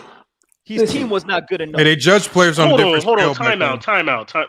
Young Africa, you believe a second year Michael Jordan was good enough to win a championship? And nobody if he had the pieces around him, most definitely yes, man. What are we talking about? God. Hold on, but MacDef, if Magic Johnson as a rookie with the right pieces could win a championship, you don't believe Jordan with the right pieces could have won one? Yeah, what? Take me, anybody. Hey, this the GOAT. Hey, how did we switch up on a GOAT like this? What was bro? See, back then they actually listen. Nobody expects a rookie to win a championship. Listen, bro, Michael Jordan's the GOAT. But you guys are overhyping. Hold on, y'all. Michael Jordan in his third season. The reason why we're not used to seeing rookies win is because the way the NBA is designed, the best rookies go to the worst teams. Usually, the Lakers and the Lakers and the Celtics were two teams that knew how to finesse, get draft picks from the weaker teams, finesse them out of their draft picks, and then draft those guys that could actually change the direction of their franchise. And that's what we saw happen when they got Worthy, when they got Magic. When we saw the Celtics get Bird. That's what we and then the NBA, once the NBA saw what the best teams were doing, that's when they made those changes to how you could trade draft picks. It was like, we wasn't even an all-defensive player. So we can see Jordan came in the game. We can see that rookie Jordan could have won a championship. He got drafted to a bad team, a team that had no pieces on it that could win. They didn't even have no fans. But we know that back then they actually thought with common sense, and they didn't have to see the best player win a championship to know that this was the best player. This is why Kareem was able to win an MVP, not making the playoffs, because there wasn't all this bias filtering their brains that would like basically say, oh, we can't say he's the best player because his team didn't make the playoffs. Like the weird stuff that we see today. The best players could make the playoff, couldn't make the playoffs, and they would have the common sense to say, okay, that's still the best player. He just didn't have the right team. They didn't put all the blame on the best player. Like we do with LeBron. I think those MVPs back in the day, though, they were champions, though, Lamont. Okay, Kareem Abdul-Jabbar. Okay, explain this. How did Kareem Abdul-Jabbar win an MVP and his team didn't make the playoffs? And the players voted for the award. The players voted for the award. What year we talking about? No matter, it happened. I'm saying because other than that, you talking about something that might happen. I'm saying you talking about something that might happen once ever so often. No, what I'm saying, it happened.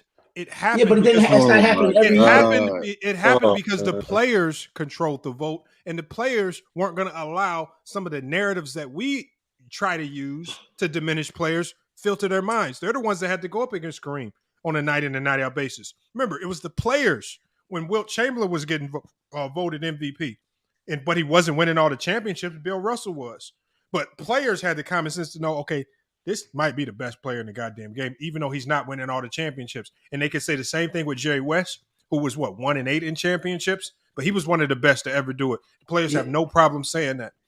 Oscar Robertson, who struggled to even make the playoffs most times or even get out the first round. But you know what? They still had the common sense to know this is one of the greatest players, some of the greatest achievements that we've ever seen. And we're not going to weigh it on team success because they knew he didn't have the greatest teams. On top of the fact that half the time his teams were injured by the time he got to the playoffs, and some of his best guys couldn't go, and that was one of the reasons why he couldn't succeed. So if you can give the benefit of the doubt to Oscar, we gave it to Kareem, we gave it to Wilt Chamberlain, we gave it to a ton of guys that didn't do all this winning at this championship level, but we still understood their greatness. Well, why can't we do it now? Yes, but that's what I'm saying, cousin. That's what separates the good from the great. So Oscar wasn't great? Y'all keep trying to minimize the most. Are you saying Oscar wasn't great? No, I'm saying he's great. But you put him next to a LeBron, a Mike, he's not as great. I didn't put Oscar next to. I'm saying when y'all compare these guys again, we all know they're great in their own right. They're great in their own right. I'm not taking that away. Oscar is arguably top 15 all time, and it's not because he won championships. But if he won more chips, where would he be? He would be higher. Okay, what I'm saying is, at the end of the day, he didn't, and he still cracked the top 15, which is damn good. And then when you talk about a player like Wilt Chamberlain, who has a losing record in the finals, which y'all say, oh, losing in the finals is a bad thing. But Wilt Chamberlain still finds his way in most people's top 10 all time because we know what he did on the basketball court, regardless of winning championships, is one of the greatest accomplishments we've ever seen. And we use common sense there. Yes, it's only with LeBron. But again, it's even more of a bonus. It's only with LeBron where further. people create these narratives just to bring him down. Oh, finals. No. Finals is really the only place you can target with LeBron. That's the only place you can target. But again, when you're talking about him and Mike, Lamar, that's listen. Nobody's you talking about him and Mike. Everywhere. Nobody's talking. I have Mike as the GOAT. Why you like? I'm not saying LeBron is the GOAT, but again, LeBron is where he's at, not because he's won 4 championships. The 4 championships is a cherry on top, but he's not. He didn't crack the top 5 because he was winning championships. That's not what got him there. All right. That's just the cherry on top of being great. Yeah, all right. Nah. I'm not gonna let you go with that. I fuck with your show, but you're not gonna say he only top 5 for the stats. But the thing is, what makes him great is the champions. That's what makes him different are the championships. That's not true because we've seen. What makes Ron great is that he's a winner. We've seen Wilt Chamberlain be labeled as the GOAT for a period of time throughout history, and he was 2-4 in the finals. Until somebody won more than him, because that's what it's wasn't about winning. Bro, it was that's about a greatness. team accomplishment. And y'all know it. Greatness. Even if it's a team, it's still like, for example, this panel right here. Lamont leads this panel. This is a team panel, but Lamont leads it. Lamont leads this whole shit. What we forget is that greatness comes in different forms, shapes, fashions.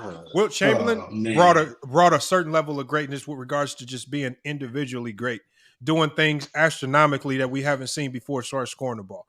Then you have Bill Russell come along. He brought a different level of greatness. Okay, I could be defensively dominant. I could be great with regards to winning and doing it much more as a team, as a unit, helping other guys get better. Then we see Kareem Abdul-Jabbar. Now it's back to the individual skill sets. But then he combines the individual because when Kareem first started out, he wasn't doing a ton of winning. He got both. But at the end of the day, Kareem was losing sometimes and not coming up short, as you guys like to put it. But people were still able to label Kareem as the GOAT through his flaws. Nobody was saying, oh, he needed magic to win. There was no narratives talking like it. Oh, he needed help to win. They were just giving him his flowers for being great. And then we have Jordan that came around, and Jordan did it a different way, right? He came up through the 80s, right? He took his beat down. He went into the 90s. He dominated the entire 10-year span practically. And then he got his flowers for his dominance. And then now we have LeBron. He's doing it a different way. It's different ways to become the GOAT. It's not one way. When people sit here and try to say, oh, only Kobe can touch Jordan because he did it, y'all just want to see a copycat. Y'all want to see a mirror image of it. And the thing is, throughout NBA history, each GOAT, each player that's been labeled the GOAT has been completely unique from the next. George Mikan and all these guys, every individual GOAT is completely different from the next. And all of a sudden, we get to this era. The only way you can be the GOAT is if you do it the exact same way as Mike. Wilt Chamberlain and Kareem were totally different. Put all them GOATs in one room, and now you comparing who's the best out of all of them. No, I'm not comparing who's the best. I'm just saying there's always going to be a change in the guard. And when there's a change in the guard, like LeBron's doing it a different way with longevity. That longevity, like I said, just like Shaquille O'Neal said, all this stuff that's adding up that LeBron's doing, it's going to be hard to keep coming up with these excuses as to why he's not at top. All right, it's going to be hard to keep Jordan at the top after we see LeBron's longevity. So LeBron did it differently with his longevity and then with his greatness over time. He did it different from Jordan, but at the end of the day, he's more than likely probably going to usurp Jordan because of the longevity, whether you like it or not. He did it a different way. What's the standard? Y'all can't create no standards and act like we have to go by your standard. No. I'm not saying that. You know what I'm saying? What's the standard? There's no one way to become in basketball. There's no single one way. There's no one way. So what's your standard, bro? What's your standard? I'm gonna tell you the criteria. My standard is everybody plays. Everybody that plays ball. I play ball. Everybody that hoops, man. Huh? We do it for chips. All this longevity shit y'all talk about. So Bill Russell should be your goal. No, he's not. What the fuck? He don't. Let me finish. He don't. No, he's not. He don't have the. Listen, It's about chess. Let him finish. He don't listen. He don't have the individual accolades to go with the Oh, team. now Yes, he do. Accolades. He don't listen. Let me finish. Let me finish. Hey, first off, you said fuck all that. It's about the chips. You just said that, bro. I'm so why you gonna switch it up in your next sentence, man? What Yo, cut it out, man. What cut it happened? out. Hold on, let him go. Let him go. Listen. He didn't. Just like Wilt has all the scoring accolades, but he doesn't have the chips to go with it. Bill Russell doesn't have the personal accolades like Jordan or LeBron had. Bro, Jordan he's a has five-time both. MVP. Yes, and other than that, he don't have more. Again, no more accolades. You know, hold on. You know why he don't have all the Defensive Player of the Year awards? Those stats. And listen, I can't look. And look, they didn't have a 3-point line. Listen, and a lot of players they play with a 3-point line. Listen, no. I'm saying again, that's not my fault. That's not. No, that's not my fault. Whatever it is, we can't assume or do hypothetical. There was no Finals MVP. Kareem would be up there in blocks if that was the case, but I can't count it because they didn't count it. So I can't sit here and put that in my argument. Kareem would probably be the all-time leader in blocks, and if he is, it'd be something crazy. But they didn't record blocks when he came into the league. So again, it'd probably be somewhat ridiculous. But I can't talk about shit I don't have no idea about. That ain't lazy. So you can't just say it and make an understanding assumption. If you watch just a little tape of Bill Russell, that he was the greatest defender of his generation, probably would have had the all defense every single season of his career. You can't make that assumption. I could make a lot of assumptions, but again, it's not even written in stone with the NBA. But you want me to make it relevant? Not written in stone. Young Africa. I don't know what else. Young Africa is debatable, but Will Chamberlain averaged more rebounds than Bill Russell, and everybody said Will Chamberlain had more blocks. Hold on, but my question would be, why are you punishing Bill Russell for not getting accolades that didn't exist? I think I'm not punishing him, but I'm not giving him anything either. I'm leaving it straight. Okay, so what you're doing is you're finding. So you if you say you're going to put Jordan ahead of Bill Russell, that's because you're using awards that didn't exist when Bill Russell played that he clearly would have won if you actually use your brain. We don't know. That could have went to Will too. Oh, you don't know? Could have went to Will. Hold on. So you don't think the best defensive player of all time, arguably, wouldn't have at least 5 or 6 Defensive Player of the Year awards in an era where the players voted? In an era where the players voted? Because if Will is leading in rebounds, averaging 20-something rebounds, who's to say he can't get it? Okay, Bill Russell led the league in rebounds 4 times. So again, it probably go back and forth, but you make it seem like it's an outright. I can't give you something that I can't see.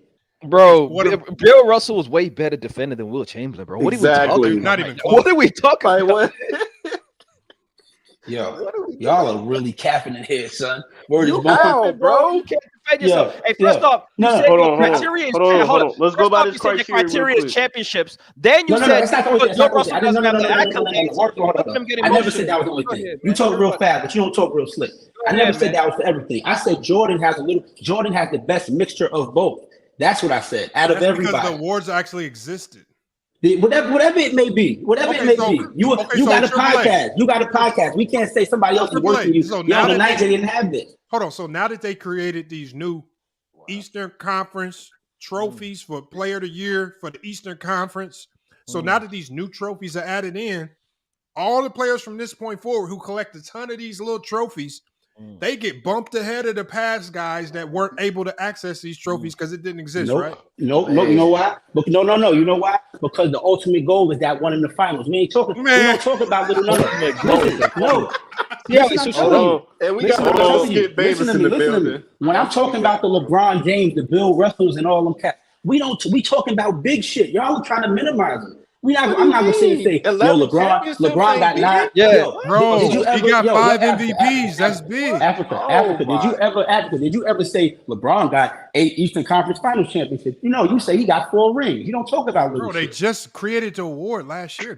Triple A. They have the scoring titles in the 1960s, bro. He actually would have 10. He actually would have 10 final Eastern Conference Finals. But this is the point. Yes, you came out and said the scoring titles was made in the 1960s. You don't praise that because it's not the big. Fair enough. Right? That's true. I agree with you, man. I ain't gonna cap on things that is clearly fact. Yeah. So AAA, you said, and you came in and said what do players play for, right? That's how we got into this, right? Because I like how we get into conversation. We can get lost along the way with brothers like Mac Def that take us on side missions, and we forget about the whole destination we're trying to get to. I made you switch your criteria versus Utah and Dallas, nigga. See, look. Hey, I actually acknowledge when I looked into my own idea, I actually acknowledged I might have to change my idea. You stay stubborn, but that's all good, Mac Def. That's you. So AAA, you said that players play for a championship. What's the reason why they play, right? Championship. Yep. So then we say Bill Russell. Now you say accolades, right? Then we say MVPs. Then you say there's more accolades that he didn't get, right? And so like this is the criteria. This the contradiction that we don't like. So we stand. I didn't just say one accolade, Africa. I didn't just say one accolade. I said accolades. What's greater than MVPs? AAA. What's greater than MVPs? No. When you combine, if that's the case, he has more than everybody. He has more finals and more personal MVPs, regular season MVPs. Okay. But again, I'm saying again, he has the scoring titles, he has the steal titles, he has defensive player of the year titles. He got crazy fucking records. It's not. He doesn't. LeBron, for example. Again, I'm not a LeBron guy like that, but I feel nobody shit on him. He doesn't have the accolades to back it up. Again, we can say, yo, we say he's Mr. Triple Double all time, but they never averaged triple double regular season. But I won't knock him for it. But I ain't gonna sit there and praise him like he did some shit that nobody else ain't do already. We don't praise Russell Westbrook. We say LeBron can do a whole lot of shit, and when he don't do it, we don't say nothing about it. Hey, but you know why we don't praise Russ? Why? Because now that the narratives have changed, is what it takes to be a great player. See, Oscar Robertson had the same type of scrutiny said about him in the media when he played. He was losing in the first round or not making the playoffs, but yet he was still averaging triple doubles. Yet we still found a way to give him credit for what he was able to do statistically, and we weren't running around knocking him or diminishing him because he was a high usage guard that shot the ball a lot and also had a lot of turnovers. Turnovers just weren't recorded at that point in time, so we don't really have the turnover stats to really hold against him.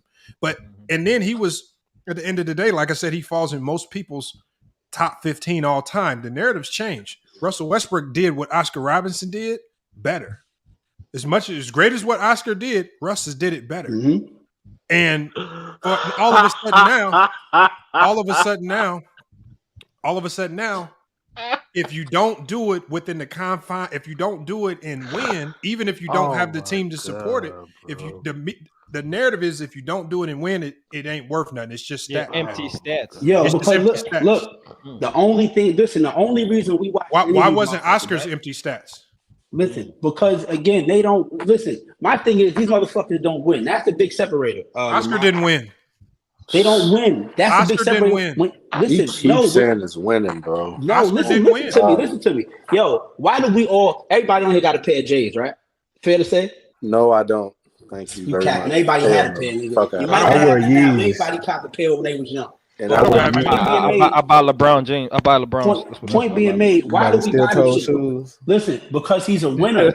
Like that's the end of it. A lot of this shit. LeBron not a winner. He made the finals. I ain't never went to Foot Locker and said I'm not buying this shoe because he's not a winner. No. I'm saying the reason. Listen, no. Bro, you're not a winner, man. No. You know why not, Lamar? You know why not? Paul George is the best hooping shoe out right now to me. I'm buying him whether he winning or losing. He just got the best. You gonna get the one those losers signature shoes. Them Concord 11s. You know why them shit is hot? Because the nigga went 72-10 when we saw him wear them. Bro, why don't care about no 72 and 10? They buying them because they look nice. No, I'm telling. Listen, just like even in documentary, all the shit he gets and all this praise is because he won. It ain't because no stats. We saw this nigga do it on the biggest stage every time it came through. I don't care what you say about that. When the motherfucking light was on, he came through. That's why niggas fell in love with him. He didn't come through by himself, bro. Stop saying that shit. Listen, like but he led up just like LeBron, bro. No. Just like LeBron. God, bro. LeBron didn't come through by himself neither, but LeBron led those teams. LeBron didn't come through Dolo. He had Kyrie, Kevin Love, but LeBron led them teams. I don't care what nobody say. I ain't gonna still let a motherfucker say, yo, Kyrie the reason they won. Yeah, Kyrie contributed, but he ain't no fucking LeBron James. LeBron James gets you over that hump. That's why they won in 2016. So yeah, we all know it's a team game. Just like Bill Russell, like we don't know who leads motherfuckers to the promised land. Yup. Like Bill Russell got him over the hump as well. Like that happens, man. It happens. It was only y'all go so far and talk about some shit y'all ain't never seen Compare some shit you see with your own two eyes. Hey, It don't bro, matter. you gotta watch, have the you can go on championships, bro. YouTube, you keep can watch saying the games, winning you is can your go main watch the criteria. Bill Yeah, Russell watch it. documentary that's out right now. You can educate yourself, Triple A. If you don't know about Bill Russell, you can educate yourself, man. It's a great documentary, 2-part series, Lamont. I'm sure, Lamont, you've seen that. Great breakdown of Bill Russell's career, not just what he went through on the court, but off the court as well, which is why he legendary. So So what shout out to Bill what's the Russell, highest man. y'all rate Bill Too Russell? much What's the Bill highest Russell y'all rate Bill disrespect Russell on in your these top YouTube 5? streets. Way too much.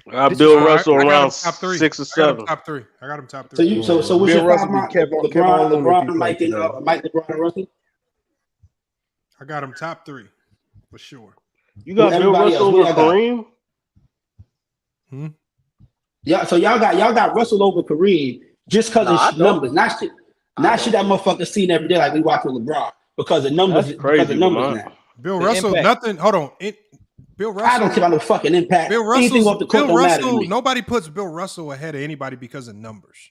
They put him ahead. He's in the top 10 because of his dominance.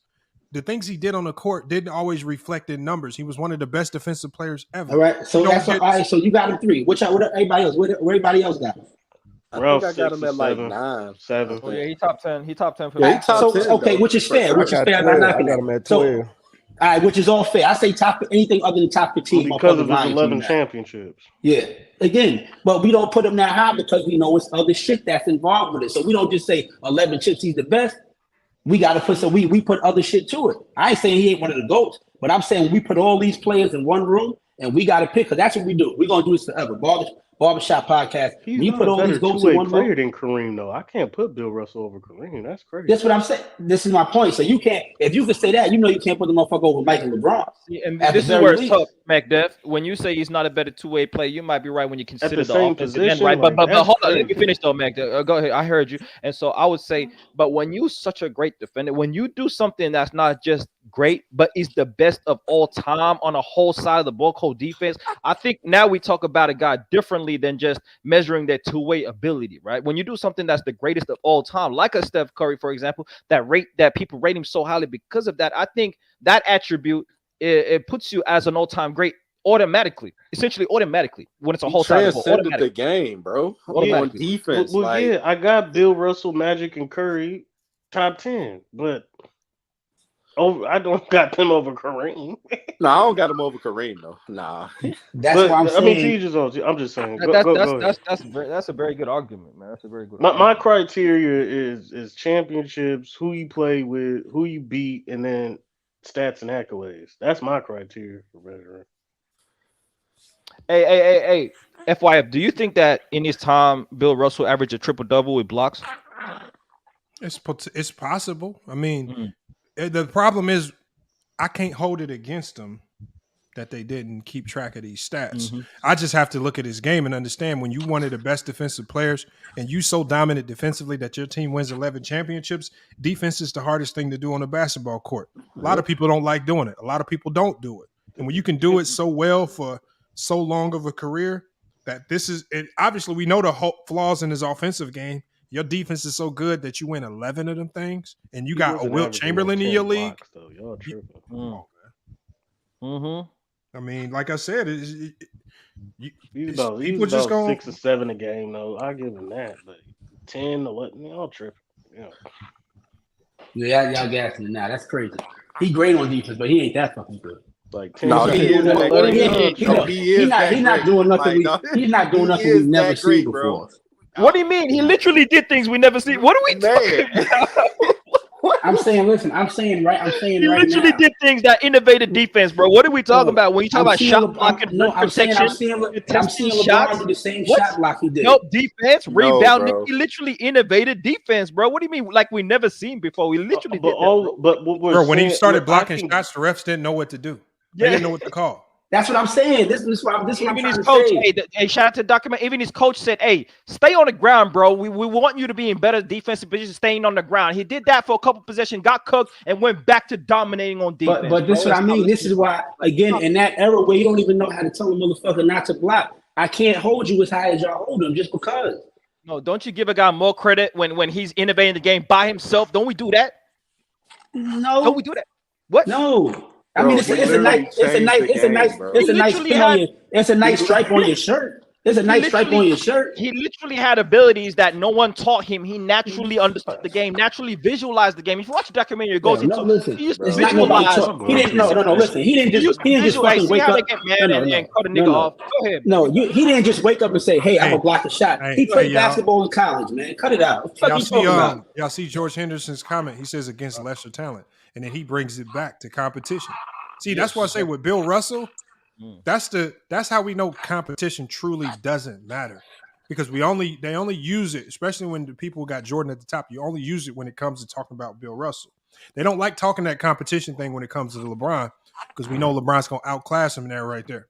That's why I say we got to get away from lesser talent, though. That's people who don't know the game. He did face competition. Exactly. He faced great competition. Y'all tripping. Oh, Bill Russell? Bill Russell. Yes, he definitely did, bro. Okay. Y'all can look at Will Chamberlain and think he garbage. Jerry West and Elgin Baylor, Oscar Robertson, Willis Reed, and Walt Frazier. Y'all can think they garbage, but them is Hall of Famers. And they were top 10 players in their era. But McDuff, let's be real. It was only 8 NBA teams during that time. Yeah, but I just named 10 Hall of Famers. And they was all on the Celtics. No, they Jerry wasn't. West and Elgin Baylor and Will Chamberlain. No, they weren't. Man, come on. You can't. So you telling me that Celtics team wasn't deep, full of Hall of Famers? That's what I'm saying. Like, they were. But at the same time, bro, Bill Russell's dominance on defense was a catalyst, bro. Like you got to do. Yeah, he's the best. He was the best player on the team. He just wasn't the offensive threat. That's all. He wasn't the offensive player. He was a two-way player, but I mean, y'all gonna count that 8 Hall of Famers, or he just did the shit by himself with nobody around him? We didn't say he that. Did it with 8. I count your teammates, but if you win, I don't care if you got 10 Hall of Famers. If you won, you won. You a champion. I'm giving that to you. Now, if you got a super team and you lose, I'm gonna count that against you. But he won. But he's saying it like Bill Russell ain't do nothing. That's how he's perceiving it. Like, no, bro. Bill Russell on defense is transcendent, bro. Like I'm saying you got great players around you that's all NBA and all that shit. 8 retired numbers, like this is shit that doesn't happen in the modern league because we know what's going on now. But that's even more to the point, bro. Even with those Hall of Famers around him, he was still that transcendent, bro. Like you, bro. And he was the coach of the team too, bro. Like he coached none of that while playing. Bro, and Bill Russell was ridiculous. And we still don't have Bill Russell's in the GOAT debate for a reason. Yes, but we still don't have him ranked over Kareem. All that shit he did, we still ain't saying he better. No, some people do, some people don't. I'm just saying. If somebody has Bill Russell as the GOAT, they have a logical explanation for that. I'm not mad at somebody having Bill Russell. You got to show me that this motherfucker is. You got to show me that he's better than LeBron James. You got to show me that if you're gonna say he your GOAT. You want to go that route? Do you really want to go that route? And I'm a Jordan. All right, so how many MVPs LeBron got? He got 4. He got how much? 4. Okay, Bill Russell got 5. How many times did LeBron James average a double-double in a season out of his 20 seasons?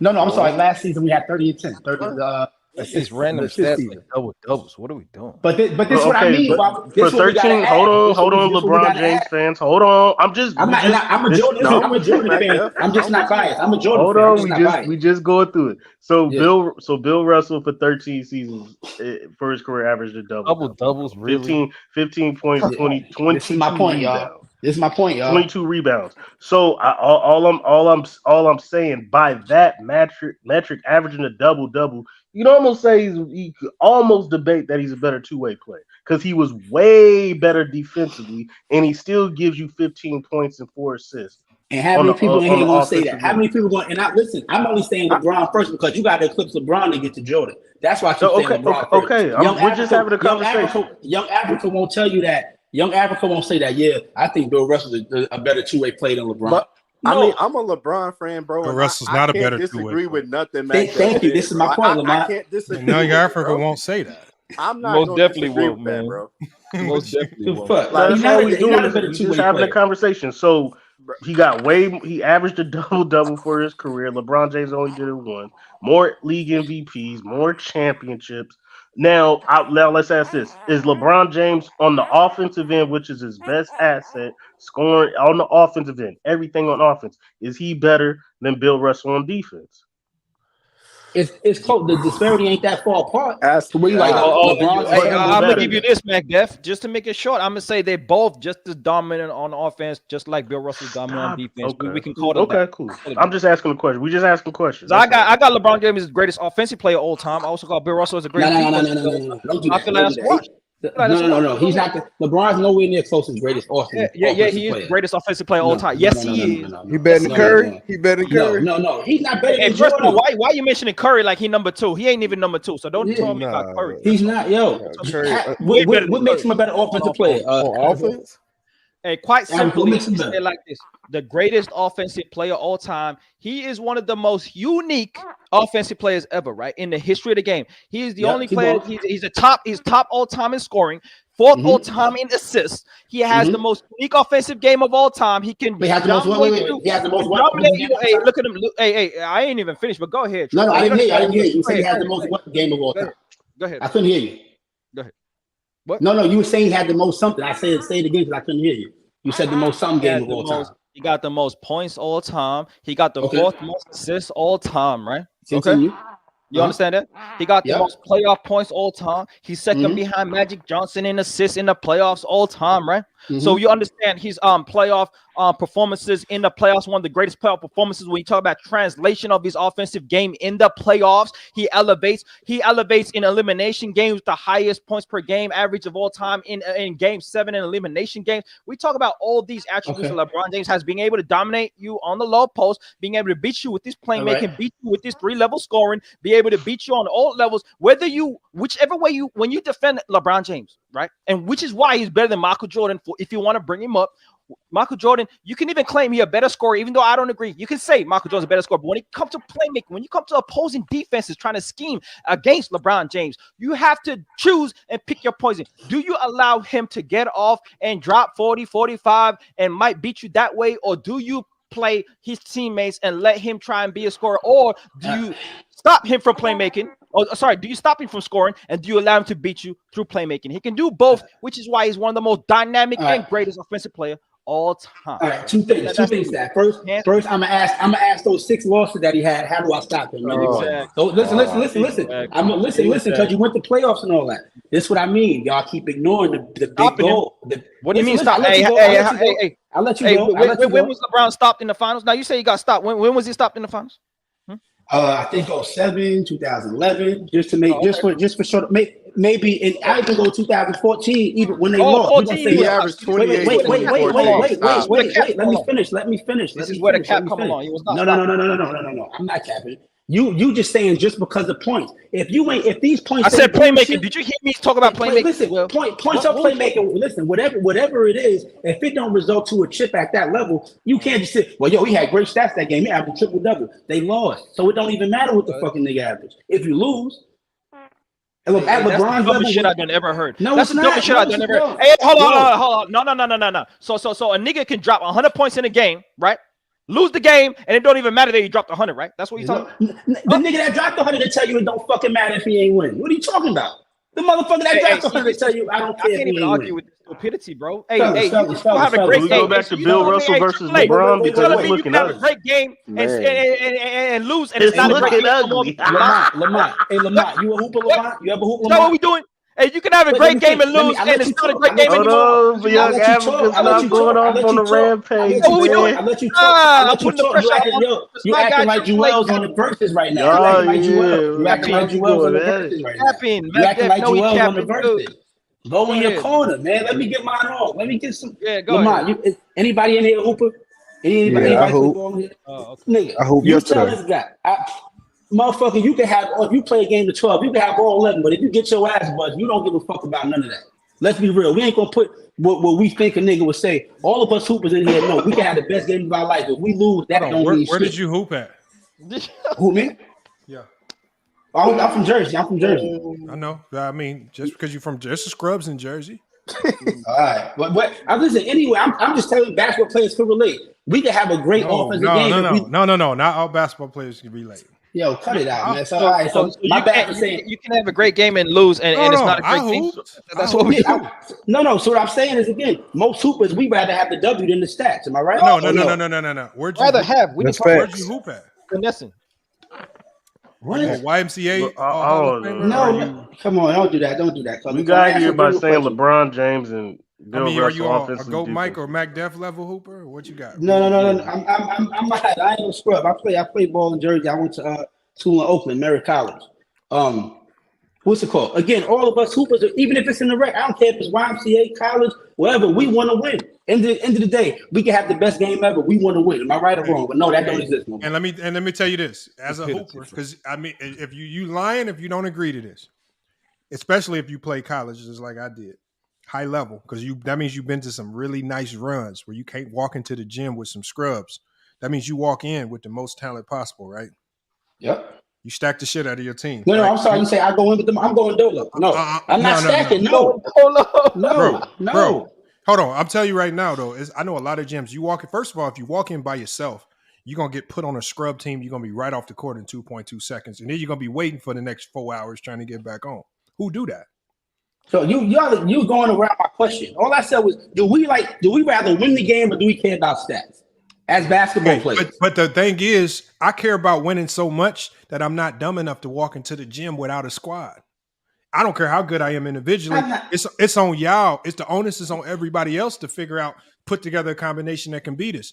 My job is to stay on the court as long as possible when I walk into yes, okay. All right, again, I'm not going against none of that. I'm saying throughout you walk into the gym dolo, I don't care how nice you are. You trying to go left. You make assignments. Okay, say all of that is correct. Say, look, I got my squad. Look, we got our squad. Bro, you know right? How you got a squad and you walked in dolo? Ignore that. Okay, take that back. It's not that deep. It's hypothetical. I come in there with a squad. I come in there with a squad of people, I'm right? just trying to get in your mind that it's team. It's not individual.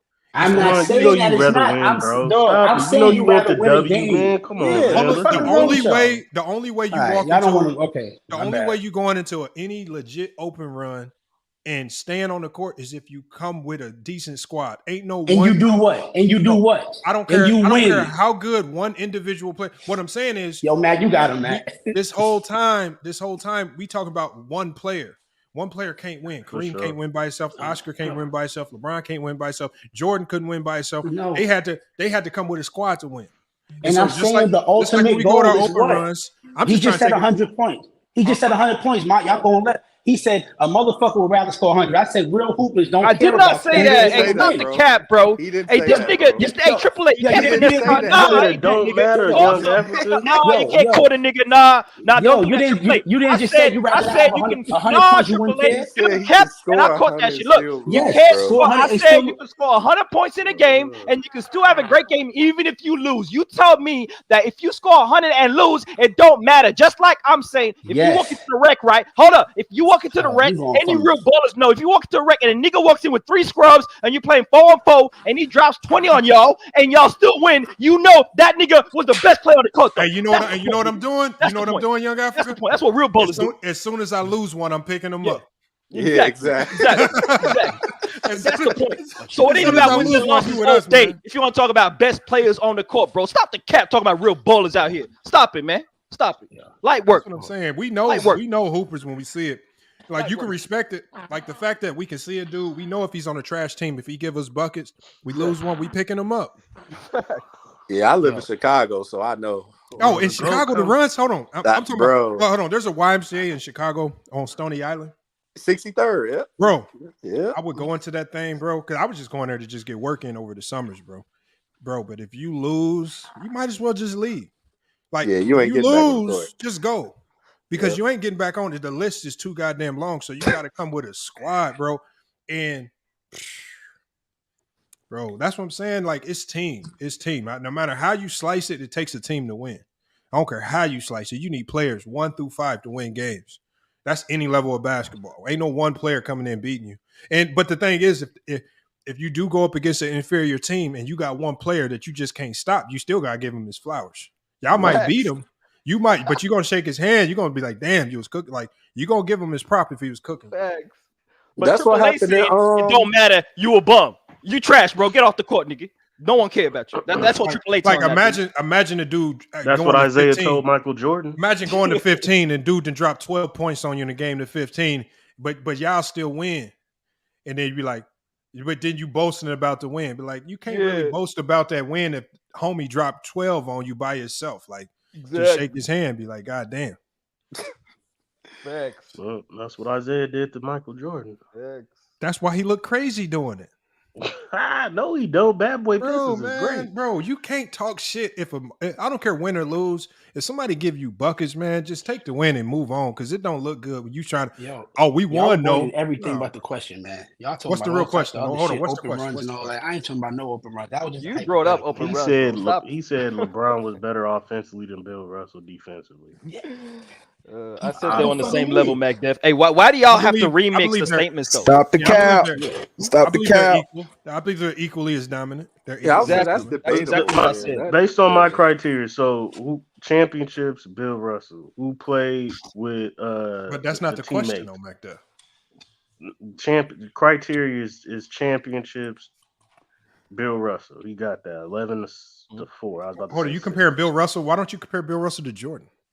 Okay, because we were talking about LeBron. So let's go to Bill Russell. But why are we comparing LeBron to Bill Russell? What's the whole point? Because that was the original topic, the conversation. That was me. I said you got to get through LeBron to even get to Jordan. That was me. I thought that. Yeah, he was like, before we even get to Jordan, go through LeBron. So are we going through LeBron or Jordan? Which one are we going? I'm saying, but what's your criteria for like?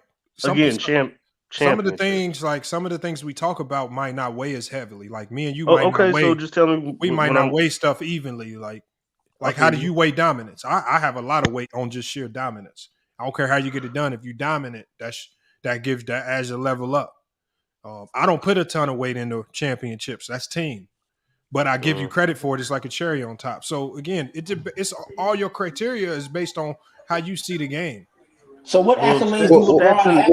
I think stats and accolades kind of go along with dominance. I don't think nobody is dominant, averaging horrible stats, and ain't making an all-star team. So I mean, eventually, Kobe was dominant. Kobe was statistically dominant, but didn't get a ton of accolades. No, stats and accolades goes with dominance.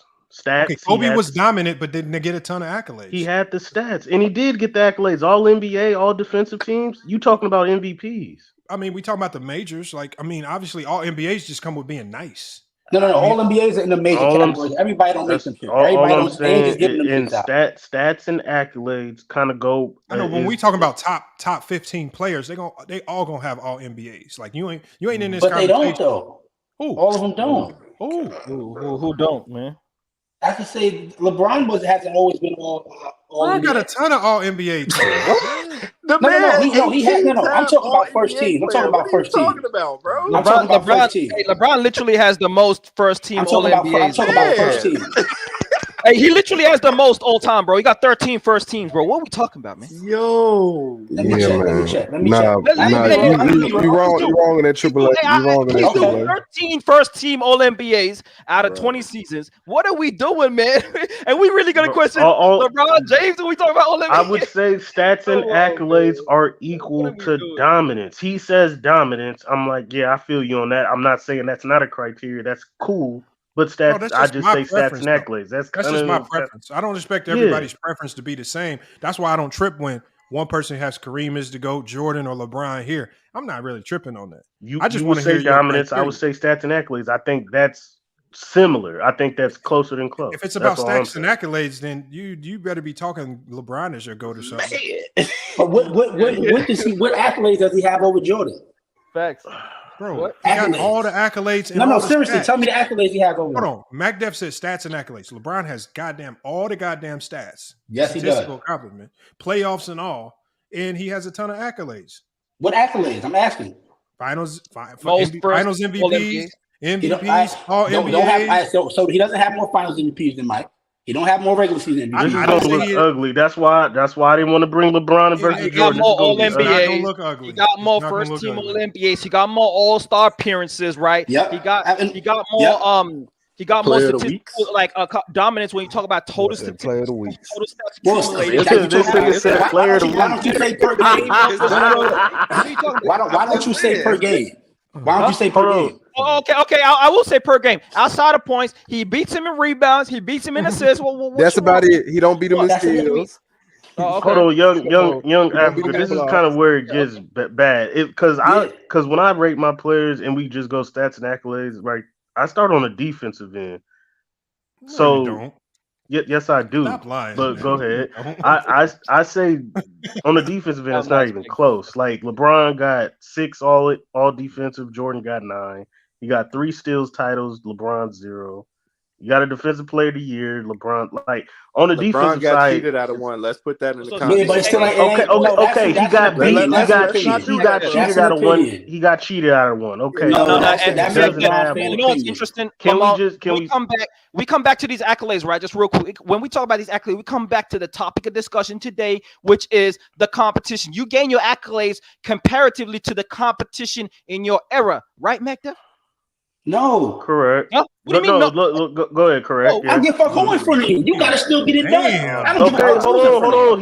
He's trying to make a point. Yeah, go ahead, Young Africa. Go ahead, Young Africa. Go ahead. So when we talk about the all NBA, all defensive teams, for example, right? Can you name me literally the all great defenders that Jordan had to go up against to make all those teams compared to LeBron at the forward spot in his era, Magdev? Is that a comparison that we need to go into?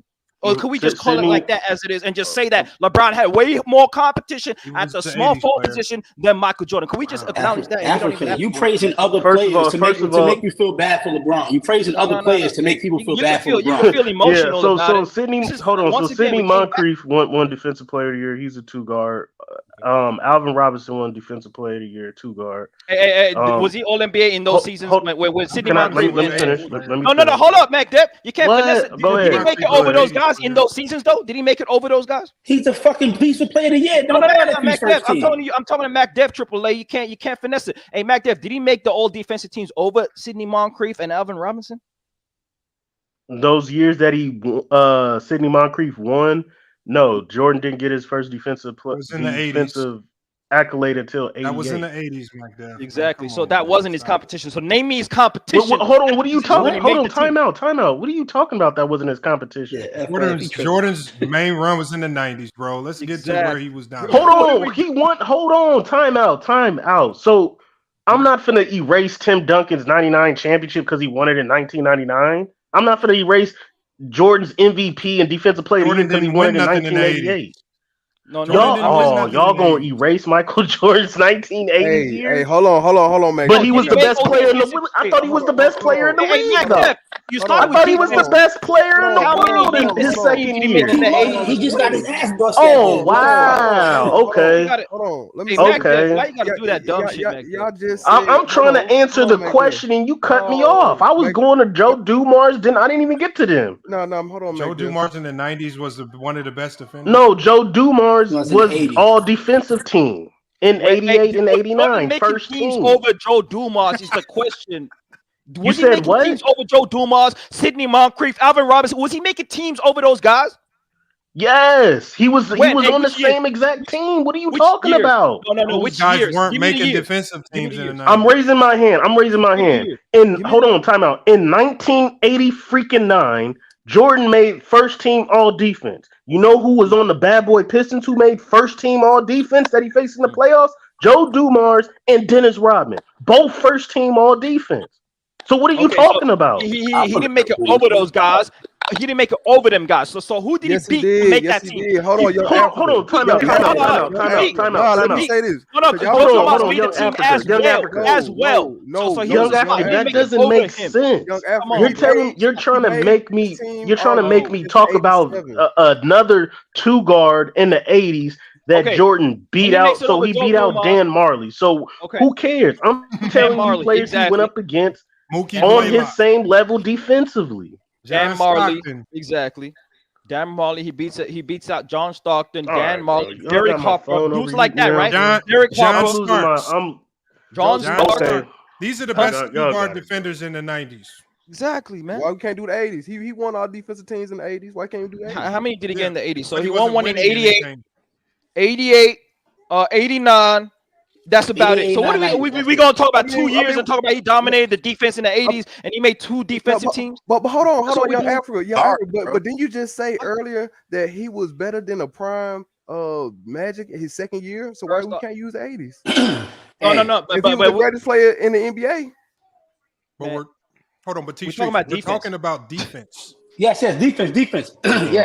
Yes, he was made that good 2 in the 80s. defensive teams in the 80s. So no, listen, remember, I'm gonna tell you why. I'm gonna tell you why. He came in. Listen. He came in 84, 85, his rookie year. When did he do most of his damage? I'm gonna tell you right 90s. now. I'm telling you, he came in 84, 85, right? He didn't make no defensive team, just like a lot of rookies, right? That's fair.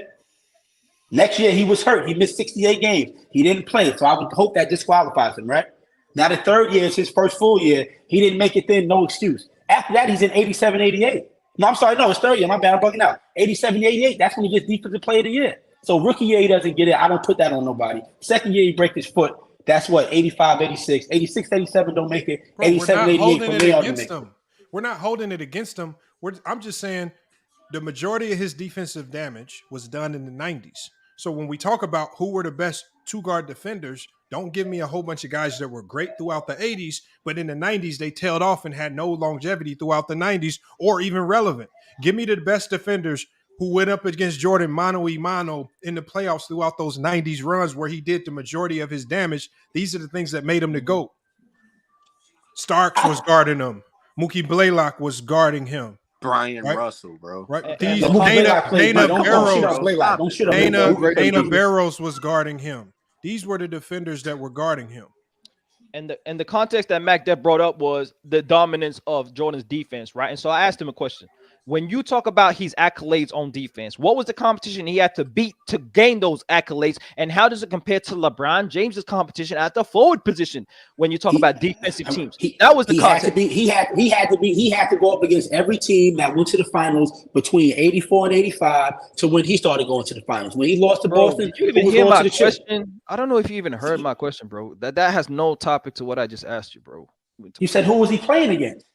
I said the competition to win those defensive teams, bro. I'm telling you the competition. I'm telling you the competition. Individual players. Give me individual players, not teams. I'm not talking about that. He has to play against. That he has to play against. Just like that he has to be better than. No, not that he has to play against. That he has to be better than on defense to beat those guys out on the teams, man. That's what I mean, bro. Hold on. That's not a. I'll tell you since he won't. You're talking about guys like Stockton, Dan Marley, Mookie Blaylock, Joe Dumars for a little bit. He tailed off early 90s. You got Nate McMillan, who was, I guess, kind of good. You got Gary Payton, obviously. You could put him in there. Eddie Jones was solid defensively. Dana Barros was solid. The names that I'm naming, good, I wouldn't necessarily say great. Right? They're not all-time great defenders. Like, does it surprise me that Jordan beat him out defensively? No. Mm-hmm. Now, let me name guys that LeBron made when he talked about LeBron's only 5 first-team all defenses, right? Look who he beat out. So his first all defense, 08-09, he beats out Tim Duncan at the forward spot. He beats out Ron Artest, right? All-time great defenders, right? So Ron Artest, Tim Duncan, okay? First off. That's his first team, right? Next season, he does it again, and he beats out Tim Duncan once again. And even if you don't want to mention Tim Duncan as forward center spot, he beats out guys like Dwayne Wade, Josh Smith, Anderson Varejao. He's on a team with Kobe Bryant, Dwight Howard, right? Then the next season, so he got 3 all first team defenses, right? He beats out Tony Allen. Yeah, a lot of dudes be talking about Tony Allen all up in here. Tony Allen, Andre Iguodala, right? He's on that second team, as well as Tyson Chandler. Talk to you about the context of how great the teams are, right? Then the next year, 4 years in a row, all defensive first teams. You know, he beats out Kevin Garnett, Kobe Bryant, and Luol Deng, Tyson Chandler, all up on those teams, man. So look at the context. I just gave you 4 out of the 5. Well, now hold on, and then the next season, LeBron James. Hold on, and then the next season, because LeBron's 5 all defensive first teams are in a row. First off, 5 in a row. If y'all didn't know, in a row. Hey, hold on. Hey, see how they get mad? Brothers get mad when you hit them with the facts. See, I ain't talking about narratives, how I feel about brothers. The facts, right? So he's been that all-time great defenders. And in his 5th season in a row, where he was all defensive first team, he beats out Tim Duncan again, Paul George, Marc Gasol, Defensive Player of the Year, as well as Avery Bradley as well. And so what are we doing when we talk about LeBron James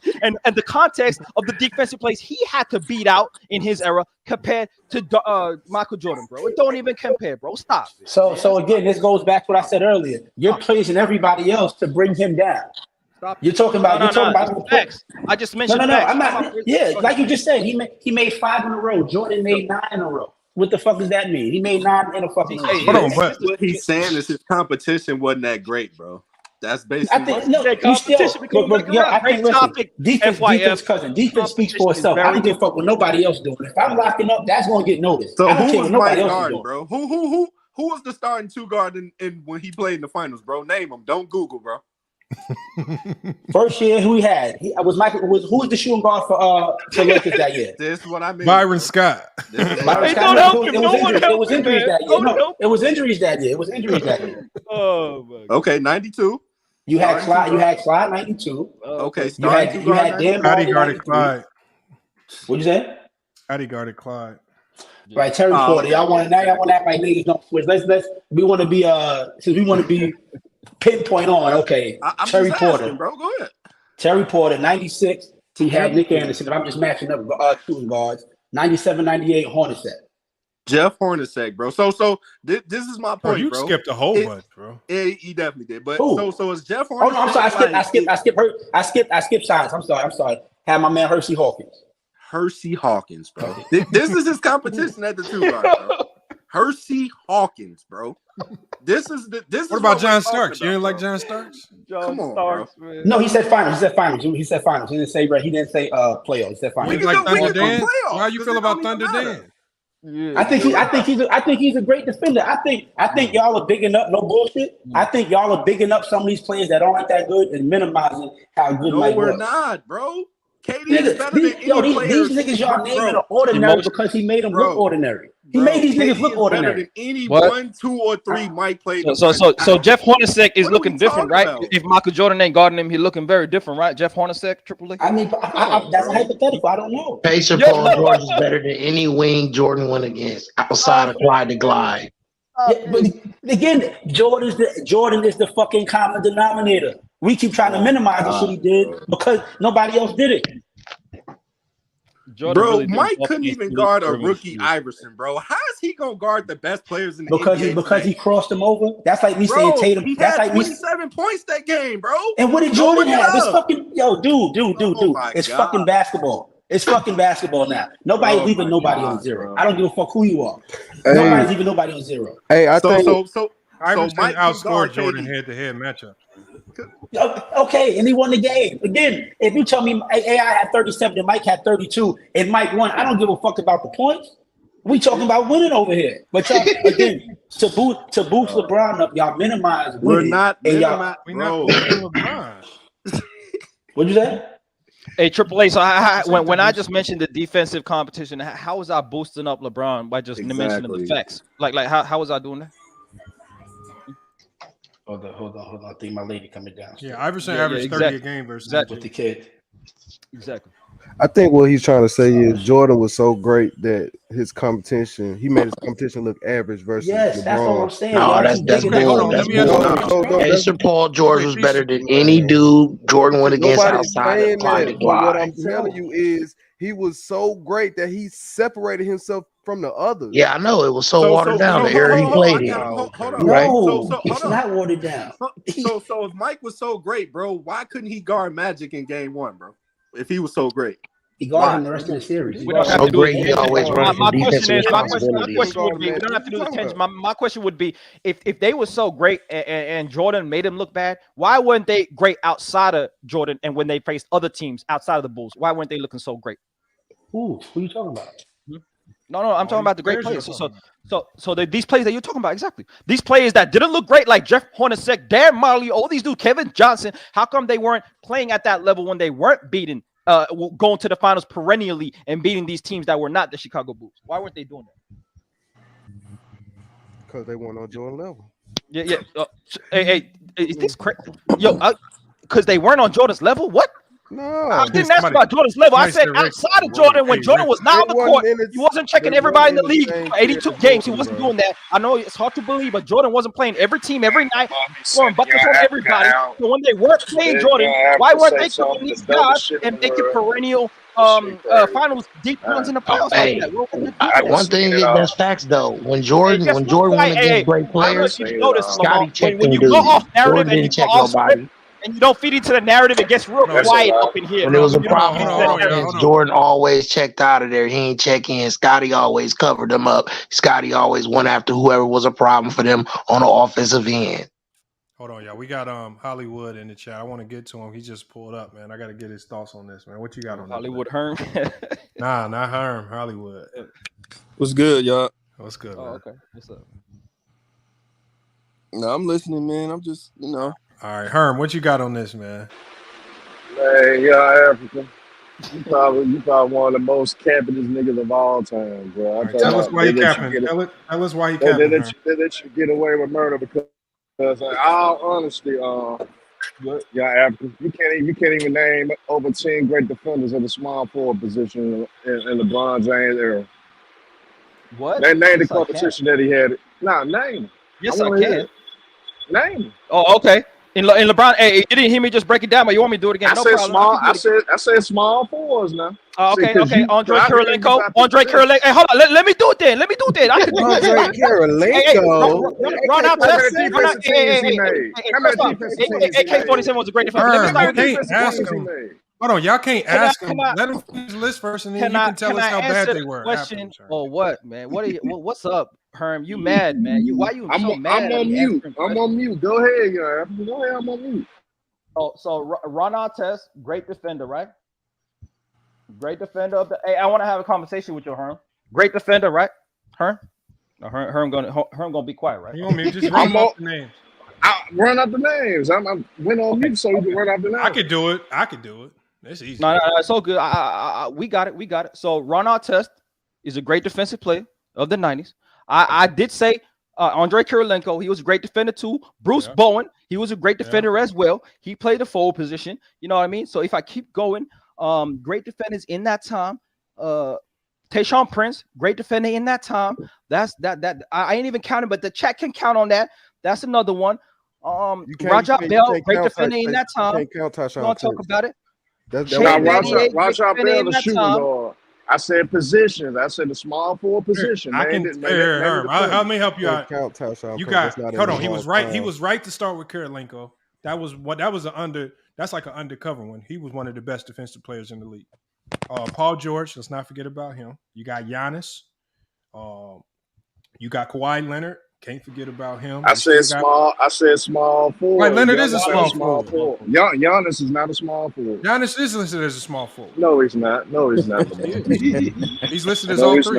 I talk about position because I was hearing Young Africa breaking down positions. Don't get mad because Giannis has been listed as small forward. If you go to Basketball Reference, Giannis is listed as small forward. He's not a small forward. Come on, man. He's a power forward. Herm, it's not because you said so. Go look at Basketball Reference and then go. All right, Lamar, since you want to be technical, how many? No, I'm just saying if you think Basketball Reference is wrong, how many years he was listed as small forward? Hold on. Look, it don't matter. He's been listed as small forward. No, since you like to be Herm, you trying to deflect so I can't finish the list? I'm just saying, let's be technical. No, you're trying to deflect because you don't want me to finish the list. I'm not deflecting. Okay, why you gotta step in? Why you gotta help out Young Africa? I'm gonna tell you as soon as I finish. finish Why you the gotta list? help out Young Africa though? I asked Young Africa. I haven't asked Lamont Lane. So you don't want me to tell you the answer? I asked Young Africa. So you don't want to know the answer? Lamont Lane. So you more worried about who tells you the answer as opposed to the answer? Nah, I came in Young Africa, Lamont, for a reason. And see, you stepping in the way. You stepping in the way to save that nigga. You a cat to save a whole ass nigga, man. You a cat to save. No. I can name him if you want. You said Kawhi, Ron Artest, Andre Iguodala, Jimmy Butler, Paul George, AK-47, Bruce Bowen. Sean Marion. Jimmy Butler, shooting guard. That's like 8 or 9. He plays small forward as well. He listed as both. He's a shooting guard.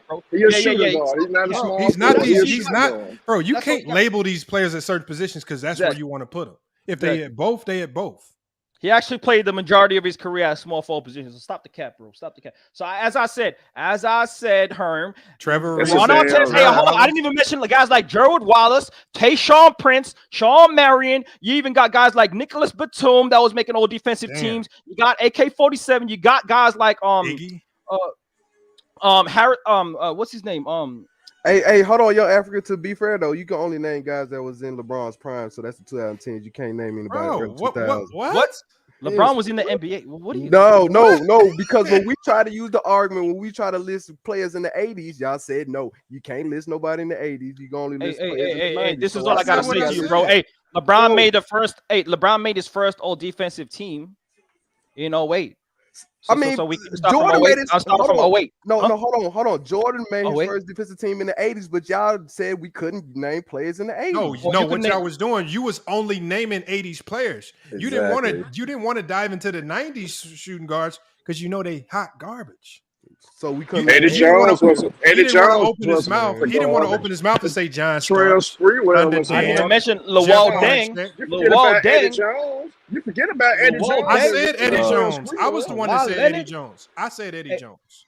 They wasn't garbage. Hey, first off, let me just say this. Hey, you asked me to mention 10 Herm. If I just mention Paul George, Iguodala, Kawhi Leonard, right, and Bruce Bowen and Sean Marion, that just clears your whole 90s squad. Don't even matter, Herm. So what are we talking about, man? What are we talking about, Herm?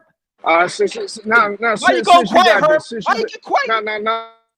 No, I'm not quiet because since you guys finesse it, because I said position, so you guys doing position. All small forwards, Herm. I mentioned nothing but small forwards, Herm. But no, you didn't. No, you didn't. But it's okay. It's okay though. It's okay. You know, you could have named 10 small forwards. It's all good. I thought you knew. Hey, Herm, can you name 10? Can you name 10 shooting guards? 10 great shooting guards in the 90s that were great defensive players? Huh? Herm, can you do the same? Because I mentioned 10 small forwards. Yeah, but look, y'all dipped them down because these are. No, let's hear him. I answered your question. You can't answer my question, Herm. Get to your list, Herm. I got y'all. No.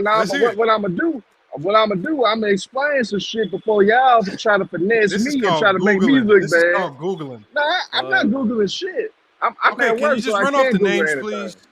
No, I'm not, because y'all you stepped in and played Captain Save a hole, so I'm gonna do shit on my terms and how I want to do it for one. And then on top of that, my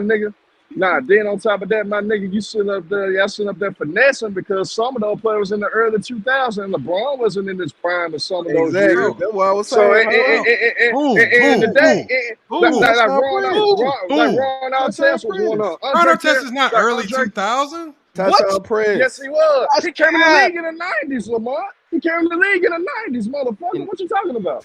99, Herm? Really? That's what we're doing now? He came in the league 99. Ron Artest He came in the league 99. Sure did. Ron Artest peaked No, in 07. he did not peak in 07. He peaked in Indiana. He peaked the your home state, nigga, when he played for the Pacers. Bro, That's when he was best defensive. He had his that's best when year it peaked early 2000s. Now he had his best year with one team. So Herm, how come he never made an all defensive team till 03? Why did he win defensive player of the year in 04, Herm? What are we doing, man?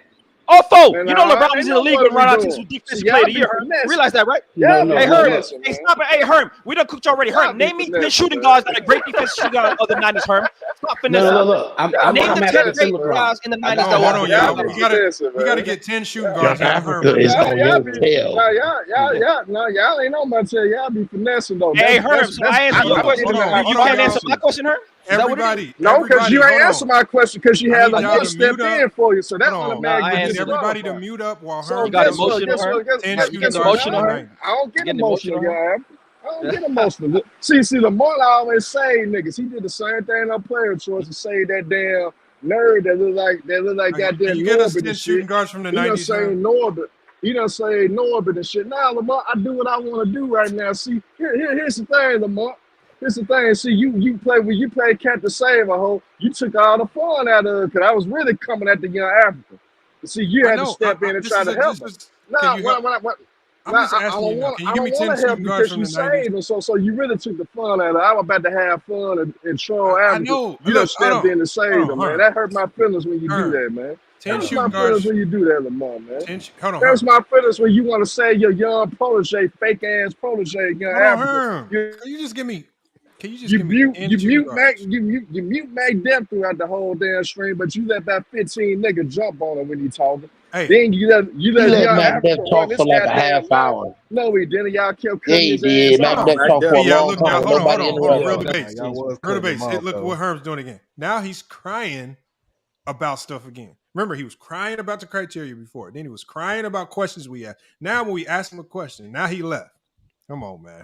Look, I give y'all that. LeBron has some tough small forwards. Why does Herm do that? Why does Herm cry instead of he couldn't name 10 shooting guards from the 90s that were great in an era that they say was one of the best defensive eras of all time? He can't give me 10 perimeter defenders that had to guard Michael Jordan. And it should definitely be that many defenders. Why? Because Michael Jordan is the greatest of all time, and he's a two guard. So in the era where he was the greatest at the 90s, it should have been the greatest defensive era for that position. But instead, it was the weakest. So that's why I keep saying that era is overrated and it's watered down. Listen, these small forwards that LeBron went against, they're good, but they still ain't fucking LeBron. Like, LeBron's supposed to make these motherfuckers look average because LeBron's not average, man. That's what I mean by we big enough. No, how about giving players their credit for being I am. bro. We get it. They all players, but I'm talking about in the scale of these motherfuckers being on LeBron's level. They're not. Okay, we get it. Everybody's nice in the league, man. We get it. He carried all of these chumps except Dwayne Wade. He carried all of them chumps except Dwayne Wade. Let's just keep it a buck. Yeah, we get it. Y'all want to give other people their flowers when they come to debate in LeBron. I'm telling you, these motherfuckers can't touch LeBron, and you telling me they can. So you saying Kevin Durant ain't that great? That's what you saying? No, he's great, but again, he's not fucking LeBron. He's not the second. Nobody said they're LeBron. Who said that? No. I'm talking based off the conversation with the competition with small forwards. Yes, LeBron's great. I mean, yes, Kevin Durant's one of the great small forwards, even a semi-good defender. But LeBron is that much better that none of that shit should matter. Bro, Kawhi Leonard is a 2-time defensive player of the year. You telling me ain't nobody in here picking him over LeBron in his fucking prime. I don't give a fuck what defense. If we got the ball left with 10 seconds, we say LeBron get a pass. That's not the point, bro. That's not the point, bro. That's not the point. Just because one guy's better than another guy doesn't mean the other guy ain't good either. This my thing. Hey, listen to this though, fellas. Listen, remember this, fellas. When LeBron went on his first trip to go get to the finals in the Eastern Conference Finals, down 3-2, 45, 15, and 5, he had to put that up just to get to the finals. What did Kawhi do? Hold on, wait. Listen. Outside of the finals, what did Kawhi do to even earn a title? They should have gave him a bubblegum ring. Ain't no way you didn't do nothing. You rode the bench in the finals on your first chip. Then you ran to a ready-made team when LeBron went to the Lakers and the Lakers was in the play-in. It wasn't no king in the East. You went to a ready-made team, and then you went against the Golden State Warriors, and their two best players was out. Bro, come on, stop it, bro. That 45 or 15, that's what I'm talking about. Real debates. Championship is overrated. Real debates. You just did what Triple A just said. You just tearing down other guys to boost up LeBron, bro. Like, man, no, bro. I'm just saying. Look, LeBron put up 45 or 15. You just put down Kawhi for what? I'm not comparing them. It's no comparison. I'm not comparing them. There's no comparison. Why'd you? I'm just letting you know. I'm just letting you know who he is. You just said that he had a bubble ring, but when people said you should have gave him you should have gave him a ring out the bubblegum machine because he ain't do nothing but ride the bench. Well, but why would you say that though? To tear him it's down, a fact. Right? It's a fact. fact. You said that to tear him down, right? Man, come on, bro. Come on. We just having a good time talking ball. Actually, just having a good time talking ball, bro. That's not actually correct. But what I'm saying, look at Herm. Y'all done got Herm in trouble at work now. He said he got 10 minutes. You gotta go talk to his manager now, man. Yo, when LeBron did that shit versus Boston with Miami, that's shit that we expect from him, man. Down 3-2, we don't expect Bron to fucking bow out. We expect greatness. That's what I'm saying. I expect that kind of shit out of him. I don't care who's in front of him. At any fucking point, I don't give a fuck. So you want him to put up 45 for 82 games plus another 16? This is what I'm saying, bro. No, listen to me. I'm not saying that. I'm not saying that. I'm saying, but greats do great shit. These niggas that we talking about, they're separate from everybody else in the league, man. We know everybody in the league is good, but when you do shit like that, when your back's against the wall, or when it's for the money, and you're supposed to come through and win, this is when they step up. This is when niggas separate themselves. Jason Tatum did his thing last year. Yeah, exactly. Motherfucker, it's time for the money. Steph gonna separate himself from everybody, motherfucker. We down, we in Boston. I'm gonna get us a win. I'm gonna go crazy. Cause that's and you do it consistently. You do it consistently. You show yourself as the best player in the league, and you win titles consistently. MVPs, all that. Why Leonard and KD ain't in that category, bro? They not. Because they don't do it like these niggas do it. When it's time to separate themselves, they can't make it happen. When Giannis won that championship, Middleton was playing like shit. He might have been hurt. He made it fucking happen. They lost. They was down 0-2. Them motherfuckers won 4 in a row. 50 piece for the chip. He does shit he does special shit. That's what separates you. Shit like that. Not did that for a whole decade though. He don't give a fuck. He don't give a fuck who in front of him. I'll be honest and y'all not. That's the difference. I'm this nigga and y'all not. We gonna get a chip on my back. That's what great motherfuckers do. Everybody in the league is good, but when it comes to that fourth quarter, that crunch time with big baskets, that's when we see motherfuckers. Hold on. Hey, Mr. Winters. Hold on, Mr. Winters. LVZ ain't here. Can you hit the link, man? LVZ ain't here to get you, man. I think PG just tore his Hit that link, Mr. Winters, man. I need you to pull up, man.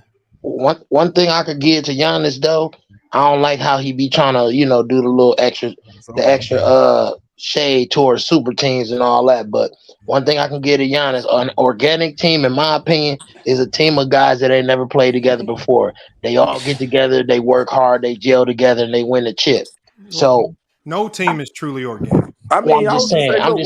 In my opinion, an organic team is a group of guys that ain't never played together before. They got to learn how to play together. When LeBron went to Miami, they all had to learn how to play together. When he went to Cleveland, they all had to learn how to play together. When he went to LA, they all. So it's of all this super team, there's teams. It's teams. You still got to learn how to play together. You still gonna have growing pains. You are gonna lose games. I don't understand it.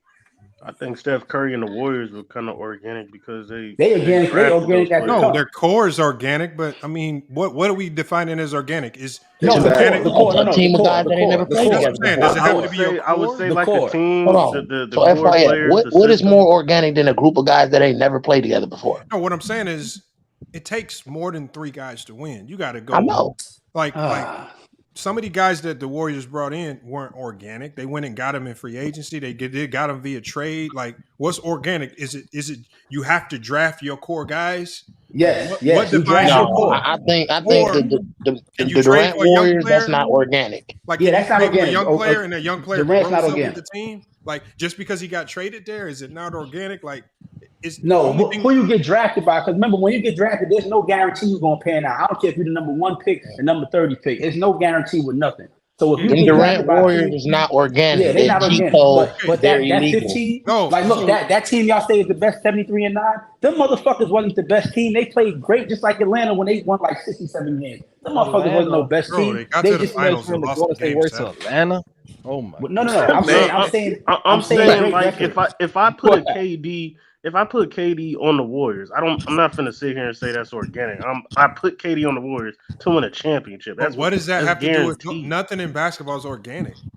Doesn't that mean you have to something has to form, something has to gel? There's no championship level team that did it the organic way. All right. Look, it goes back. I would debate the Golden State Warriors. There's so many pieces that they got from outside forces, like from like. Can you trade and still be organic? Can you sign guys in free agency and still be organic? Yes, because the people that you trade aren't your core. You trade outside pieces that you might need. The OA Celtics is a super team, but it's organic. Okay. Yeah, you don't trade your core. You're not trading fucking LeBron and AD right now. That's your core. Anything around that, we don't give a fuck about. But your core is your core. So are you saying your core is like your 2 best players or 3 best? No, players? I'm talking about the people that you get drafted by. I was using LeBron and AD as an easy example. Again, even when y'all go back to this core thing, y'all generally talking about what? The best talent on the team, right? Yeah, who you building around? Yeah. See, all these conversations that we having, it's funny how they all circle around to the top heavy talent on every team. These are the guys that win championships for you and lose championships for you. Because that's the truth. So what I'm saying, so why were so many people, when I started this stream out And when I was identifying talent in the finals, right, and I was using the all NBA talent offensively and the all NBA talent defensively as the guys, as the true competition, why was everybody trying to throw all this other stuff in about the role players and all this other stuff and all these other positions? Because they fucking making excuses. That's why I said LeBron won that shit in 16. Don't think Kyrie's a big part of that shit. But we know who the fuck the man was. What I'm saying is, I'm looking at your impact. I didn't say Kyrie wasn't impactful. What I'm saying is Kyrie was a part of a player that made an all NBA team when he played with LeBron.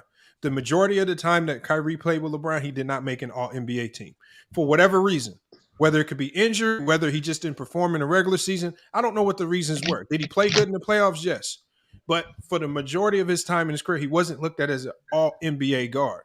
It really wasn't truly until he left from under LeBron where people were trying to judge if he could lead his team and be who he was. But nobody was looking at him as a number one.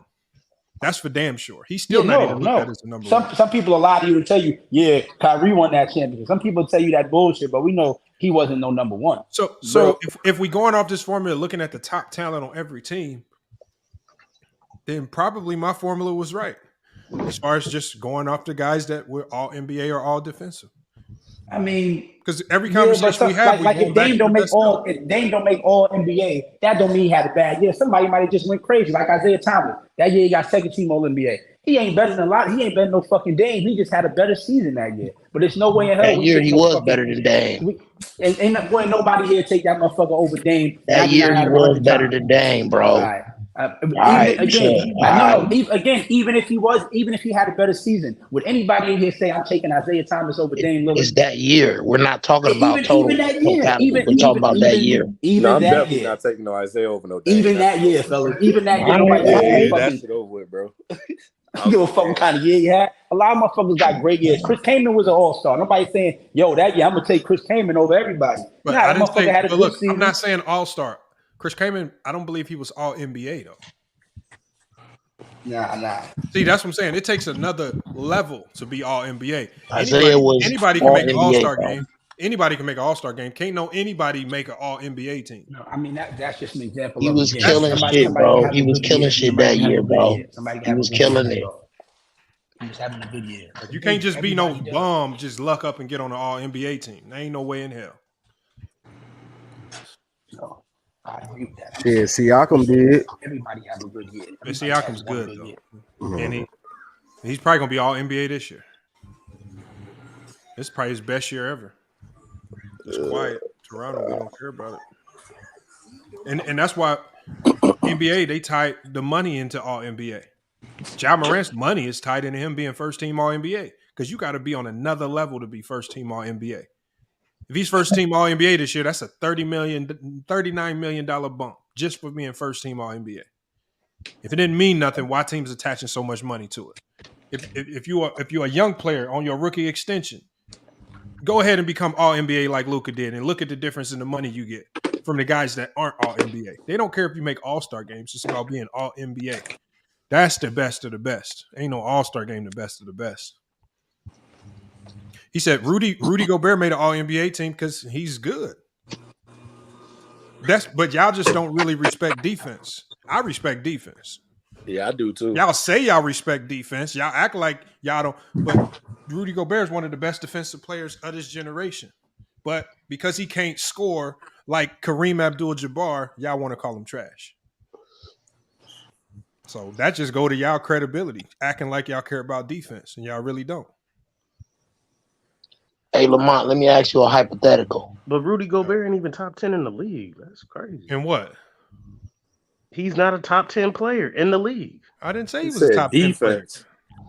Yeah, but my point is, before Judy, like I respect the defense, but today's players who are getting voted to the all defensive teams, like a Rudy Gobert, like half of these players ain't even like top 10 in the league. Oh, because that's his job is just to defend. It's more talent in the league than ever to make it all. But the best talent in the past played both. The top 10 players in the 90s are basically all defensive teams. That's what I'm saying. You're not gonna say that about this era.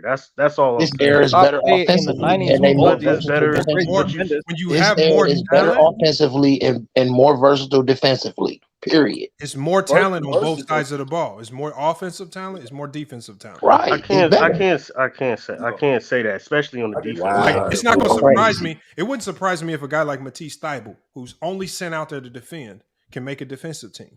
He one of the best defenders in the league, and he's literally gets paid to make corner threes and go defend. They ain't asking him to do nothing else. Yeah, but the best players of this era is not okay. But the thing is, with the high usage and with the teams understand now that for us to be good and then be good for a long time, we can't have our best players doing every goddamn thing. You know what happens when you do that? You have Paul George and Kawhi Leonard breaking down all the goddamn time. Yeah. Oh wow, you went to that's a fact. But Kawhi's got chips in Finals MVP. I think PG just got hurt tonight. Or is he not breaking down? PG got hurt Andre tonight. Iguodala is 138 years old. Man, come on now. I said Kawhi Leonard and Paul George. You got guys like Giannis Antetokounmpo and Joel Embiid giving it to you offensively and defensively. So this era is staple, man. It's stacked, bro. We got killers. Top 5 players, top 10 players of this era is not. Y'all don't even care about the best defensive players. Bro, Giannis and Embiid is better than just about any player you can name outside of like Michael Jordan and Hakeem and Shaq, bro. You don't care about Scotty Barnes who's out there defending. Y'all definitely don't care about old boy who's probably the best defender in the league in Cleveland. All I'm saying. Y'all don't care about Jackson. Y'all don't care about Jaren Jackson. Like nobody cares about. Y'all just say, "Oh no, nobody play defense."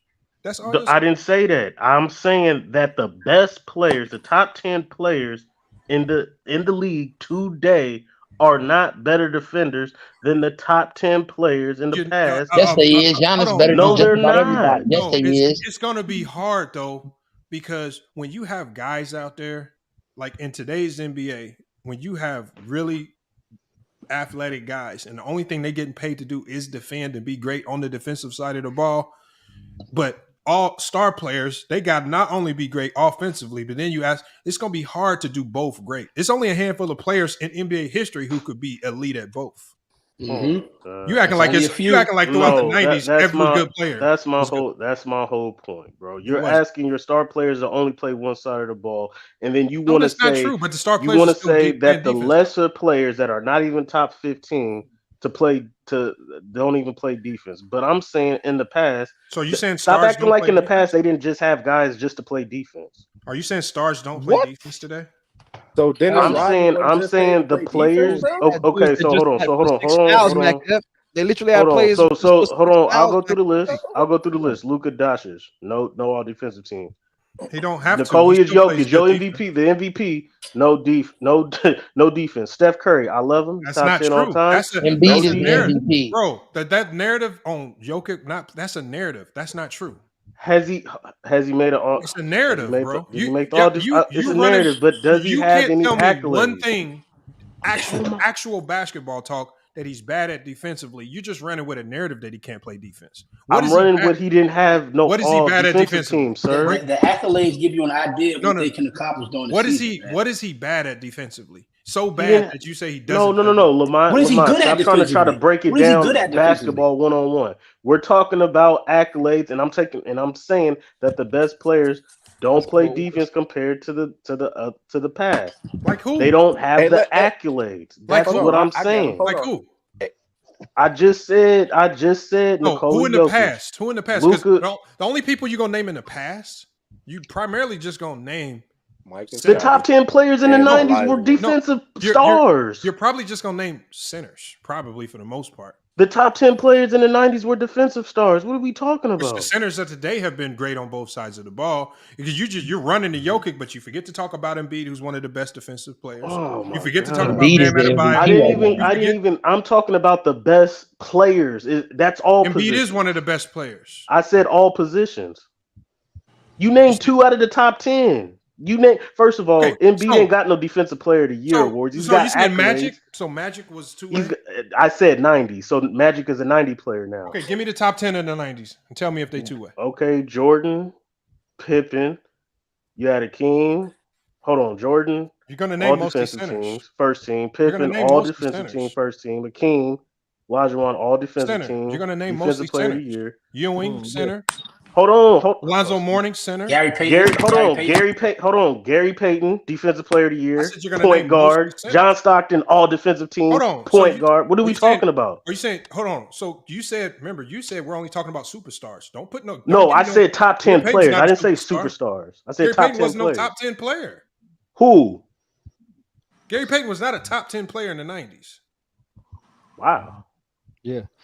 Okay, even if he's not top 10, he's the Barkley snake on played that zero team. defense. I Wow. don't want to hear no Barkley. How come you didn't mention him? Hold on. Time out. See, first of all, let me get through my list. First of all, that's number one. Because I got y'all caught. First of all, let me get through my freaking list. Because you said all centers, George, and I named three. Leonard, I named three Ron players that James. weren't centers. Dennis Rodman is not a center. He's not a center. John He's not a Stockton is two-way not a player center. either.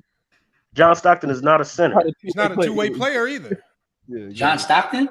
No. Hold on. So He so fucking first has of all, all-time let me steals. hold on. What do you Be mean? quiet. He's an Not a all-time two-way steal. Hold on, be You said quiet. two Top ways. five players in the '90s: Jordan, Pippen. Now you're changing the You're top. just naming anybody now, bro. No, we're naming top five players in the '90s. We're gonna go through the top 10 I'm the top 10. because I'm gonna show you how the '90s got those top 10 players are defensive players. You got Jordan, Pippen, Malone, Akeem Olajuwon, David Robinson. You got Shaq. Biggs. No, hold on. You got Shaq. You got Stockton. You got Gary. You tripping? You got Gary Payton in the '90s. He's a top 10 player. No, he's And who else? 9, 10. No, Who else would I say? Wow. Barkley. Gary Payton. Barkley never played defense. And Barkley. Hold on. So out of that 10, hold on. If you say Joker out of played that defense, 10, why shut Barkley up. played Out of that 10, you got Jordan, Pippen, Akeem Olajuwon, David Robinson, Gary Payton, John Stockton, and Karl Malone. I only named out of that 7, out of the 10 top players. Out of those 7, only two of them were centers. That's not most of the 90s. I'm only naming top 10. I'm not going to name the whole 90s. So you saying today? No, because you just got. So cooked. are you saying? Hold on. Name the top 10 today now, and tell me if they. Okay. Luka, no defense. Steph Curry. Defense. Hold on, Luka. No, why don't you run to the shut top? Your channel Embiid, down, bro. Luka, no defensive accolades. Jason Tatum, no defensive accolades. Hold on, let me finish. Let me finish. Go to the top, man. Let me finish. Luka, no defensive accolades. Steph Curry, not a defensive player. Kevin Durant, not a defensive player. Not a defensive player. Man, come on, man. Are we want to keep going? We definitely want you to keep going. Hey, stop naming the defenders. Nikola Jokic, not a defensive player. I'm sorry. I believe John Moran is a top 10 player in the league. Oh, wow. John Moran's not a top 10 defense. Mentioning John Moran over Giannis though before Giannis McDiff, and you're trying to act like you got some credibility out here. Listen. Before y'all keep cutting me off, I'm naming 10 players. I'm naming 10 players. You're not naming the best players in the NBA though. That's embarrassing, McDiff. Stop it. No, bro. You're naming fringe first guys of all, hold on. Look, you keep on cutting me off. That's how you know you're getting cooked when you keep on cutting me off, Young Africa. Let me finish a top 10 list, bro, before you say something. How you gonna mention Before John you Moran say before you something. mention Giannis though? Before you say something, can I finish my list? Stop it. Before you say something, can I finish my list? Go ahead. Can I finish my list? So I'm on number 6, John Morant, not a defensive player. Joel Embiid, a defensive player. Giannis, a defensive player. That's 8. And then Jason Tatum, a top 10 player. He's a defensive player. That's 3. And then who else you want to put top 10? I think Dame is top 10, but that's debatable. Who else you want to put top 10? You didn't say Jason Tatum. Like, are you serious? I said Jason Tatum. He said Tatum, bro. Oh my God. Okay. Where's Anthony Davis in your top 10? Where's Anthony Davis in your top 10? Bro? Anthony Davis? Anthony Davis? Yeah. Anthony Davis. Yeah, he's not a top 10 player in the league. Stop it. But John Moran is though. Stop the cap. Yes. Hey, this from a guy, you emphasizing two-way impact, right? This the contradiction that's amazing. You Oh my emphasizing God, two-way Young impact. Africa. You This is how you emphasizing know you defense getting in the cooked. 90s, This and is now we're gonna horrible. mention John Morant over Anthony Davis when we talk Yes, about Anthony comparing. Damn Hey, Davis. Hold on. So Oh Magda, my hold on. Come on, bro. Let's not lose sight. Let's not lose sight on the topic. So your whole premise on this is: are you trying to say that nobody plays defense today? The stars don't play defense? Because the problem is, I think the problem with the argument is there's more stars today than ever NBA's ever had. So even if you might be able to, even if there are 4 or 5 guys in the top 10 that aren't as great defensively, if you span that out to the top 30, we're gonna find a ton of guys. Because then we have to start getting to the Jimmy Butlers. Okay, Lamont. Hold So on. do you Then want? we have to hold on. Let I'm me not finish finna what I'm name. saying. First of Hold all, on. Let me finish what I'm saying. Damn. We just heard you rant and rant and rant. What I'm saying is with there being more talent, once we span that list out, there's going to be more two-way stars than ever before. And the proof is in the pudding. All we got to just do is start going through the names. The proof is right there in the pudding. So obviously, 90s wasn't as much talent. Most of the talent that you named were bigs. You did throw a few guards in there, but at the end of the day, most of the guards, as we asked Herm, name the best wing or shooting guards that could defend. He struggled to even name one. He actually ran out the chat before he had to name any. So most of the defense that y'all talking about is from bigs in the 90s who could literally just stand at the rim and not really I named move as 2 much. bigs in the top 10, bro. Hey, David can I ask Robinson him a question? You said and Shaq. Hakeem You said David Olajuwon. Robinson. You had Hakeem Olajuwon. You said I didn't say Karl Patrick Malone. Ewing. You said I didn't say Ewing either. Karl Malone's not a big. Karl Malone is a power forward. What the hell is That's that? not a big. That's not a center. Oh my God. That's not a center. McDuff, you okay, McDuff? You got it, bro. He's not a big. Nigga, yeah, I know I got it because even bro, y'all know power forwards are not classified as big. Anthony Davis Shut ain't a the big, hell up. y'all. Yeah. Okay, all right, man. Hey, MacDuff, I got a question though. Y'all just got cooked. The best players in today's era, like I said, don't play defense. The best players in today's era don't play defense. The best players in the 90s play defense. Go ahead. Yeah. Hold on, bro. All that defense led them to what? All that good defense didn't get them nowhere. Hey, who y'all? We keep talking about this defense in the 90s, bro. For one, the games was like 90 to 89 most of the time. For one, but two, who was Mike guarding on defense, bro? That was that great. Please tell me. I need to know, bro. Please. And he had all the best defenders on his team. Please tell me who was Mike Garden that was that great on offense, bro. Like, come on. Please. Where you want me to start? The 80s or 90s? No, 90s. No, we're not doing no 80s. Hey, start when he was making all we'll start. Hold on. Okay. We'll start from the 90s. Time to filibuster. Hold on. We'll start from the 90s. First of all, I'll start at the 2 guard position. Yeah. A, he had Reggie Miller. B, he had Penny Hardaway. C, he had Latrell Sprewell. D, Mitch Richmond, he's a Hall of Famer. Then after that it gets murky. I would say, yeah, it gets murky because I'm not even going to put Allen Houston in. No, I'm not going to put Allen Houston in there. That's not a bad Dan Marley up in there. Clyde Drexler's the only one. Those are the top 5, and those are 5 Hall. Wait, did you just say Penny Hardaway? Fucking yeah. He did guard Penny Hardaway. He guarded Penny Hardaway. You said 2 guards. Penny Hardaway played the 2 guard position. Come on with the literal shit, fellas. Come on with the literal shit. No, he can do any Just position. let him have that. You know, Jordan did. Okay, but I'm saying I'm starting at the 2 guards, but to say Jordan didn't guard Penny Hardaway, that's a flat out lie. That's like saying Jordan didn't guard Magic.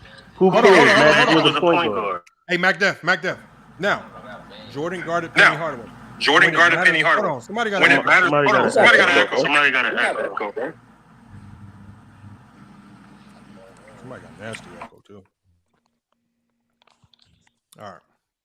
Jordan guarded Penny Hardaway when it matters most in the playoffs. Somebody tell me how that went for Jordan. They lost? No, they won. Just I don't care about winning and losing. I'm just talking about that assignment. That matchup. They lost.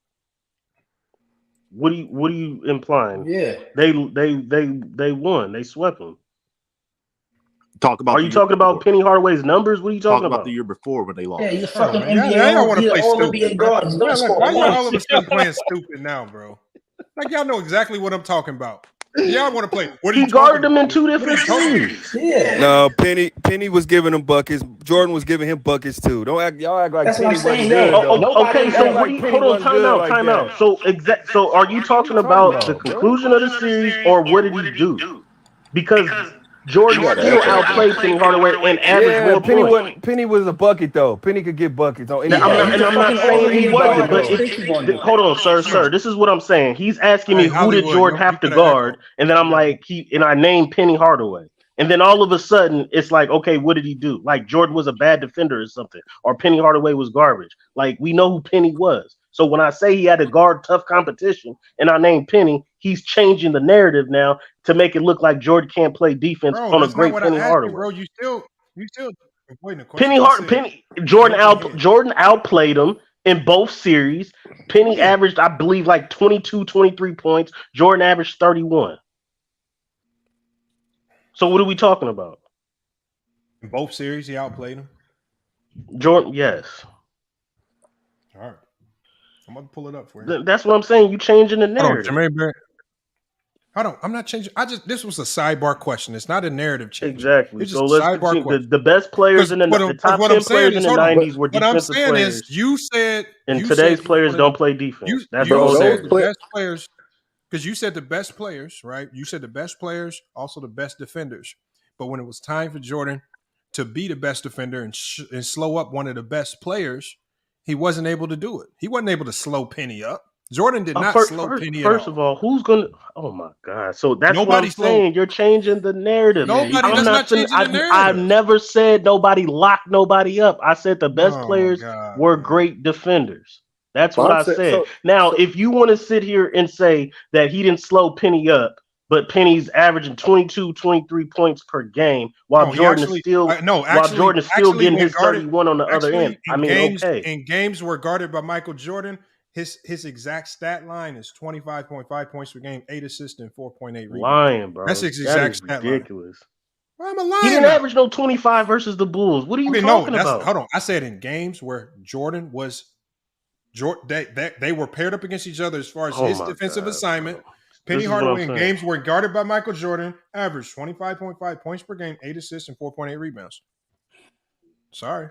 I mean, no, first of all, that's not true. And I like how your sidebar all of a sudden became a narrative. What are you trying to prove? Now just shake his hand. Just give him his props, like I said. He just did. He said Penny. He just gave his props. He said Penny was one of the toughest. What do you want me to do? He said Reggie Miller too. And Reggie Miller was tough too. I'm naming Hall of Famers: Mitch Richmond, Clyde Drexler. I'm naming. He said I started at the 2 guard position. You could go to point guards and we could go to small forwards. I wasn't even done, but he went on the sidebar. Did Jordan do a good job of shutting down Rex Chapman at the 2? I don't know. No, Rex Chapman killed him. Yeah, Rex Chapman killed him. Hold on. Stop it. No. Yeah, y'all only saw one good game because I. Oh my God, Rex Chapman killed Michael Jordan. Y'all want me to really pull up Rex Chapman numbers? Yeah, Rex Chapman killed Jordan. Yeah, he killed. Yeah, so Rex Chapman. Y'all just said hold on. I like how you going away from the narrative, bro. Yeah, this is what they do. Hey, Lamar. Hold on. If Jordan's one of the best defenders, why he got all these guys giving them 30 balls? Because it's the NBA. Hold on. Hypocrisy, bro. The same way Kevin Durant put up 35 on LeBron. Hey, how come when rookie Kobe Bryant came in the league and Jordan was his primary assignment, Kobe was getting him so many buckets mid-game, Jordan was like, nah, you get him, Pip. Switch mid-game. That's a fact. I like your sidebar comment. It's your show, Mike. Go ahead. Because you know what Jordan did? It's your show, bro. It's your show. I proved my point, but go ahead. We're talking about Michael Jordan, the individual as a player, instead of the. You have no right to say NBA players. Oh, is it not true though, Mac? Is it? Did it not happen? But yes, Kobe gave him, I think, 31 at age 19. Jordan dropped 35 that same game. Yes. Those are facts. It's basketball. We know this shit. Come on. Yes, in a regular season game, correct. Yes, we did. Why y'all focusing on Jordan? Who the hell LeBron? It's not. Hold on. LeBron shut down the bench. Hold on. before the echo is crazy. But Yeah, I had to kick him all out. I'm saying, all I say, and I prove my freaking point with this sidebar is that the yesterday's players, the top 10 All right, were we got you, defensive Mac. players, and the We got top you. 10 players of this era, you All got right, three: good. Tatum, Players of Embiid, the day don't and play Giannis defense. are We got you. defensive players. Everybody else is not We got defensive you. players. Nobody plays defense today. We got you. Yeah, exactly. All right, Hey, thank Herm, did you do your research, Herm? Did you look up those 10 what's going No, on? players, I Herm? was at work. Hey, I was completely with my manager, sidebarred. man. So Come on, cuz. I I couldn't mean, we have been got there. your I was point. You at say work, nobody man. plays defense today, Bro, and the you night, ran that number. bro, And the he's still 90s wrong. didn't have But hey, Lamont. nowhere near the offensive talent that exists in today's Lamont. game, bro. Hey, Lamont. Yeah, what up, Lee? And, Hey, and look, in 20 years from now, it's going to be the same thing with now. They're going to say your talent in 2040 is nothing. Is way Yes, better they than will. 2020. You know why they're going to say it? Because the game's going to advance and get better. The rules are Exactly. going to change, and And, the game's and going what's to the look different. what's the one thing we still Man, going you to gonna count? have robots Who out there in wins? Oh my We still going gosh. to count who the Hey, fuck what's wins. going on? No, y'all don't count who wins because all of a sudden y'all conveniently forgot about how Niggas much gonna Bill have Russell robots wins. coaching. No, In that's the old. 2040, gonna Listen, have robots coaching. you come back with Hey, shit that's Man, Lamont. they gonna irrelevant, count man. that Like shit that's down. everybody's Thank biggest you. argument. That's not irrelevant, bro. Bill Hey, Russell having 11 chips is irrelevant, bro. hey, Lamont. Yeah, Well, what y'all up, Lee? capping so much. Hey, so I was listening to these takes per se, and I'm just looking at the top 10 players of the '90s, and I don't see Gary Payton on there. I He's see not a top Patrick 10 Ewing. player. I see Patrick Ewing, Clyde, Shaq, John Stockton, Scottie Pippen, Charles Barkley, David Robinson, Karl Malone, Hakeem, and MJ. I don't have a narrative. You already know me. I don't have a dog in the fight. You said Shaq? Was Shaq on there? That's Yeah, who I Shaq's on there. named. Okay. But Shaq's on there. But I don't have a narrative per se. I don't have a dog in the fight. But I just don't see Gary Payton on there. Was Grant Hill on there? The only person I put Gary Payton in front of to me was Patrick Ewing. That's debatable. Wow. Well, That's shit, debatable. they both led their teams to the finals once. Yeah, Gary Payton got the defensive accolades, hey, and I mean offensively as a hey, point guard, he McDowell. managed. That's debatable. But go ahead. Hey, Gary McDowell, Payton wasn't a top 10 player. Cool. Here's the thing, though, McDowell. As much as they trash the '90s, why that era got the most Hall of Fame? Why that era got the most? Because this era ain't done yet. That's why, Herm. This era ain't done yet. Man. Why that era got the most Hall of Fame? Hold on, Herm. What other We're era? talking about competition. Hold on, Herm. What other era is supposed to have more Hall of Famers? Because the NBA has grown since the 50s, so there's more players. By the time it hit the 90s, the 80s got an argument. The 80s could have had an argument. Hold on. When the 90s hit, we had expansion teams, so we had more opportunity for more players to showcase what they can do. And so now that we're 20, 30 years removed from that time frame, those guys that retired and finished up, like the Webbers and things of that nature, they're getting their opportunities to get these Hall of Fame votes because now that they've retired. So why does it surprise you as the NBA has grown that era, it's their era right now, they're due up to get their Hall of Fame votes right now. Why does it surprise you that they have the most? A lot of those guys got in. A lot of those guys got in early. Do you not believe that once and about 10 years from now, 15 years from now, the 2000s is going to have a ton of guys going into the Hall of Fame? I don't think they're going to have more than the 90s. Okay, you don't think. Here you go. Once again, stop thinking and just use your brain a little bit. Stop thinking and just start using common sense and logic. Common sense and logic will tell you that the 2000s is also going to have more Hall of Famers, especially now that the 90s allowed in a whole bunch of watered down Hall of Famers like Chris Webber. So that's going to open the door up for a ton of guys to get in. Yeah, and let me talk about Reggie Miller. First of all, Reggie Miller, 18 seasons, only 5 All-Star and 0 All-NBA selections. That motherfucker is overhyped. And that was my no point. MVPs, 18 seasons. No, Reggie not Miller one got MVP, 0 not one All-NBA. Well, man, you talking big shit on Reggie. I mean, my era, Lamont, anyway, is from 2000 2010. That's the best era of basketball to me. No, Reggie Miller I got believe 3 it is All-NBA. too. I believe it is too, but it don't surprise me that the 90s is the most Hall of Famers. I mean, that's when the NBA grew, and then they starting to Grant Hill in. I don't. Man, it's watered down. He going to. They had the 2 Grant Hill's greatest already drafts in the 90s.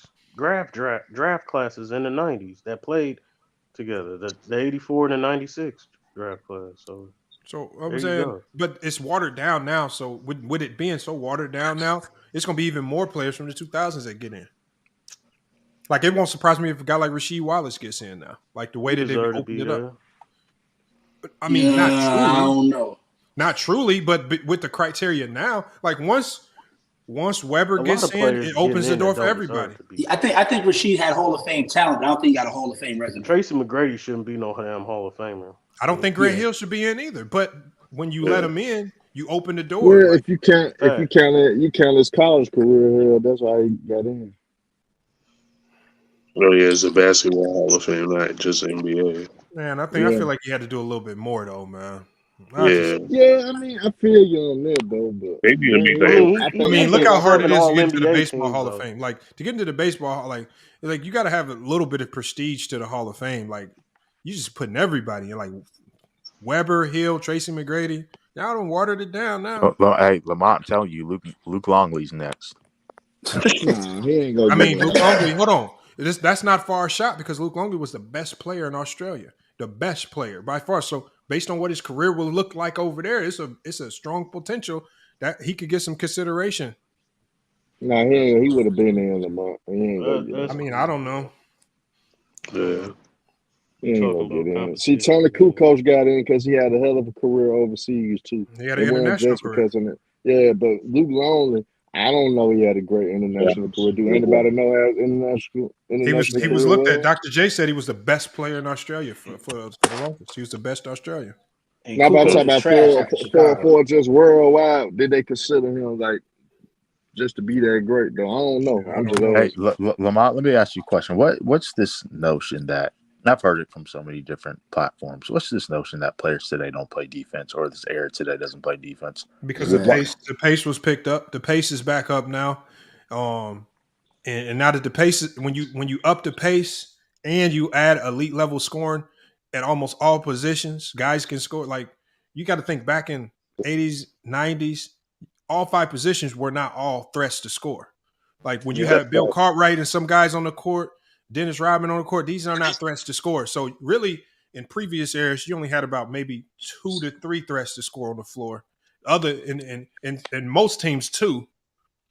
But in this era, all 5 guys is a threat to score. So when all 5 guys can score, and now almost everybody on the floor generally can shoot the 3 for most teams, it just makes it crazy. And then you up the pace. So they're just gonna say, "Oh, there ain't nobody playing D," but defense is more complex than it's ever been right now. You know why else they say that? Because they used to 90s and niggas with limited game that you could hold to 10 points and shit. Yeah, but that makes the Jordan case even greater. So you just named 2 people that don't give you shit on offense, and the motherfuckers still beat everybody. No, but what happened in the 90s? It was a pace down era, and this is why they changed the rules and got illegal defense out the game. Because even Rod Stern, he did an article about this. Or Rod Thorne, I forget his name. Rod Thorne did an article about it. He talked about how illegal defense was hurting the game because what teams were doing, like Barkley was with the Suns, like Ewing was with the Knicks, like Jordan was. What teams were basically finessing the illegal defense rules. They were basically saying, if you got a great ISO player, well, shit, all we got to do is send all of our other guys outside the 3-point line, above the key, and none of y'all can really help. Like either you got to commit and complete open up a humongous gap in your defense, or you just got to let that man go one-on-one with your best player, which we know great scorers are generally going to win out most of the time when you're talking about the likes of Ewing, Jordan, Hakeem, all these ISO scores. So it was paced down because coaches just slowed it down and said, we're just going to dump it down to our best player. This is why a lot of the Knicks players got on Ewing, said this motherfucker wouldn't pass the ball. He shot the ball every time, but it was really by design. That's what the triangle offense is for.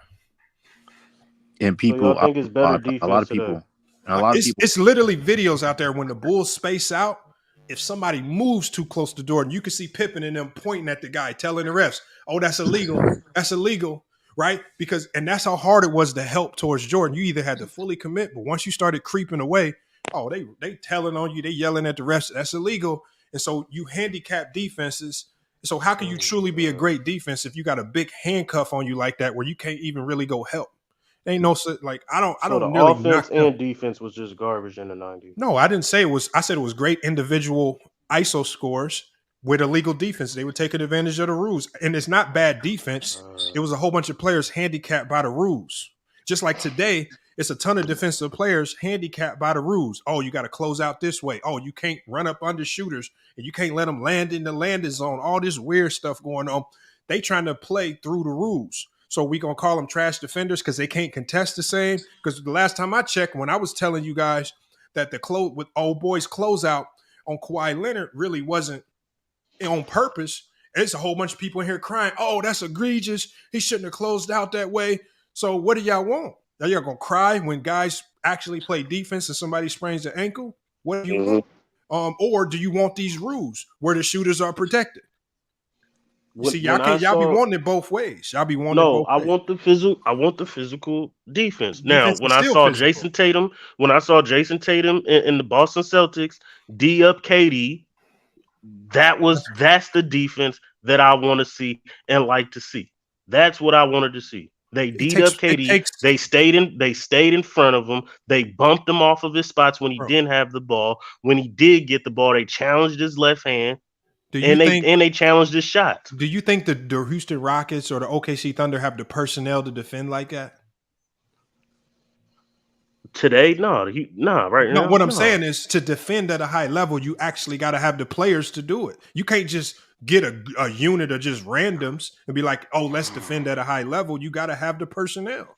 So if you got a trash team, every era of basketball, trash teams are generally trash defensively. The Clippers of the 90s, the Celtics of the 90s, the Denver Nuggets for a small time frame. I can go through all the teams. Trash teams are trash defensively too. Yeah, that's a fact. That's not what I'm saying. That's not what I said. You said the style of defense. So the style of defense that Boston played, that's what I like to see. Can everybody play that today? No, everybody can't play that. The reason why is because, like I said, the best players who should be the best players in the world who should be able to be two-way players, they don't do that. So they have to get these defensive specialist guys. The Matisse Thybulle, who is not really an all-time great defensive player. What is he doing for the Blazers? Bro, did he help y'all? There's a poison to every good defender. If you got a good post defender, I got a solution for it. So for that, now if you have more offensive weapons, it gives you more ways to beat good defense. As opposed to other eras when you had less offensive tools, you were stuck with what you had, and you had to play into whatever the defense was giving you. Now that you got more tools, you can either play. You got teams going small ball when you bring a big in, right? Teams can now zone up if you got a good ISO score. If you got a good 3-point shooting team, they can man up and go man-to-man matchup zones, right? Now that they don't have handcuffs on defense, now teams can toy around with more defenses, but offenses, they also have more weapons as well. Because now you got more skilled players coming into the league. The offensive teams, they win.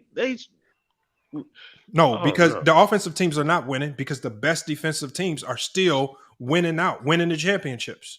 The Warriors, one of the top defensive teams. Celtics, top defensive team. The last 4 teams remaining last year were some of the four top 10 defenses. I wouldn't put Dallas up, but I'm saying Dallas had a top 10 defense last year.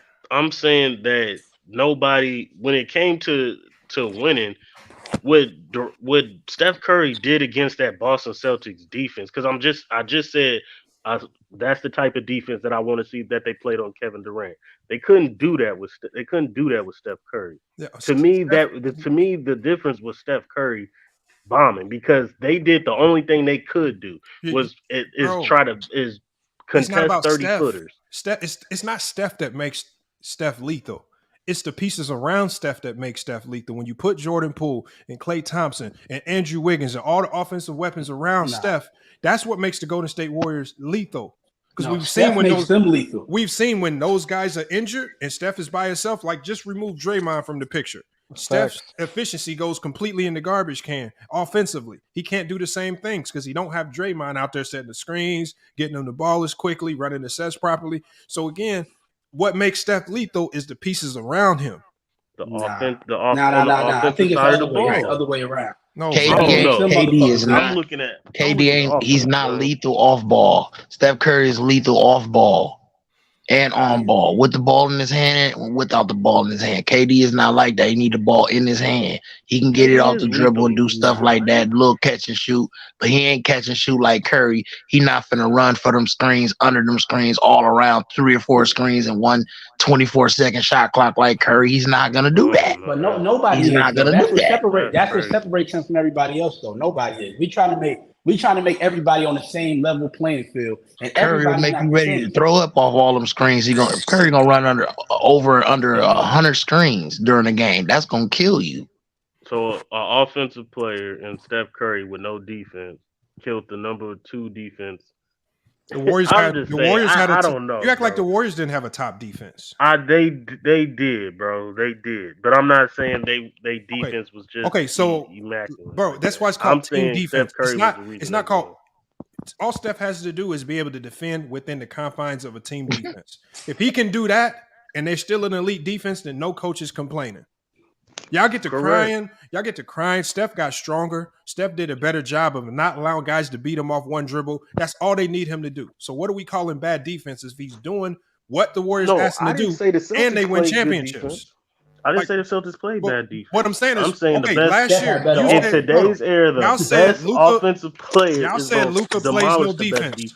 How can Luka play no defense? And the Dallas Mavericks last year had a top 10 defense, and they got to the Western Conference Finals. You got a slow pace, so that accounts for the scoring per game. Bro, he had the slowest fucking pace last year. All he had to do was defend within the confines of how the coach wants that team to defend. And if he does it at a high level, right? We understand that all players have weaknesses. You might be slower laterally. You got to find ways to use your help to make up for it. And the Dallas Mavericks were one of the top defenses in the league. But y'all will say Luka's a bad defender. But based on what? Based on what? Based on what? He's not a lockdown defender. How is he a bad defender? They always try to get him. How many lockdown defenders in the NBA are there? There ain't that many. There's no lockdown defenders. But we agree on that, what I said. But you want to I don't agree. Y'all just say anybody's a bad defender based on narratives. You can't explain to me the game at all. And then on one-on-one situations, they always try to bring him out on one-on-one situations. What? Okay, one-on-one situations. He's not a rim protector. He's not a rim protector. So hold on. He can't guard one-on-one. What did the Mavericks do in one-on-one situations? What did the Mavericks do defensively when Luka gets spaced out in the one-on-one? You said what?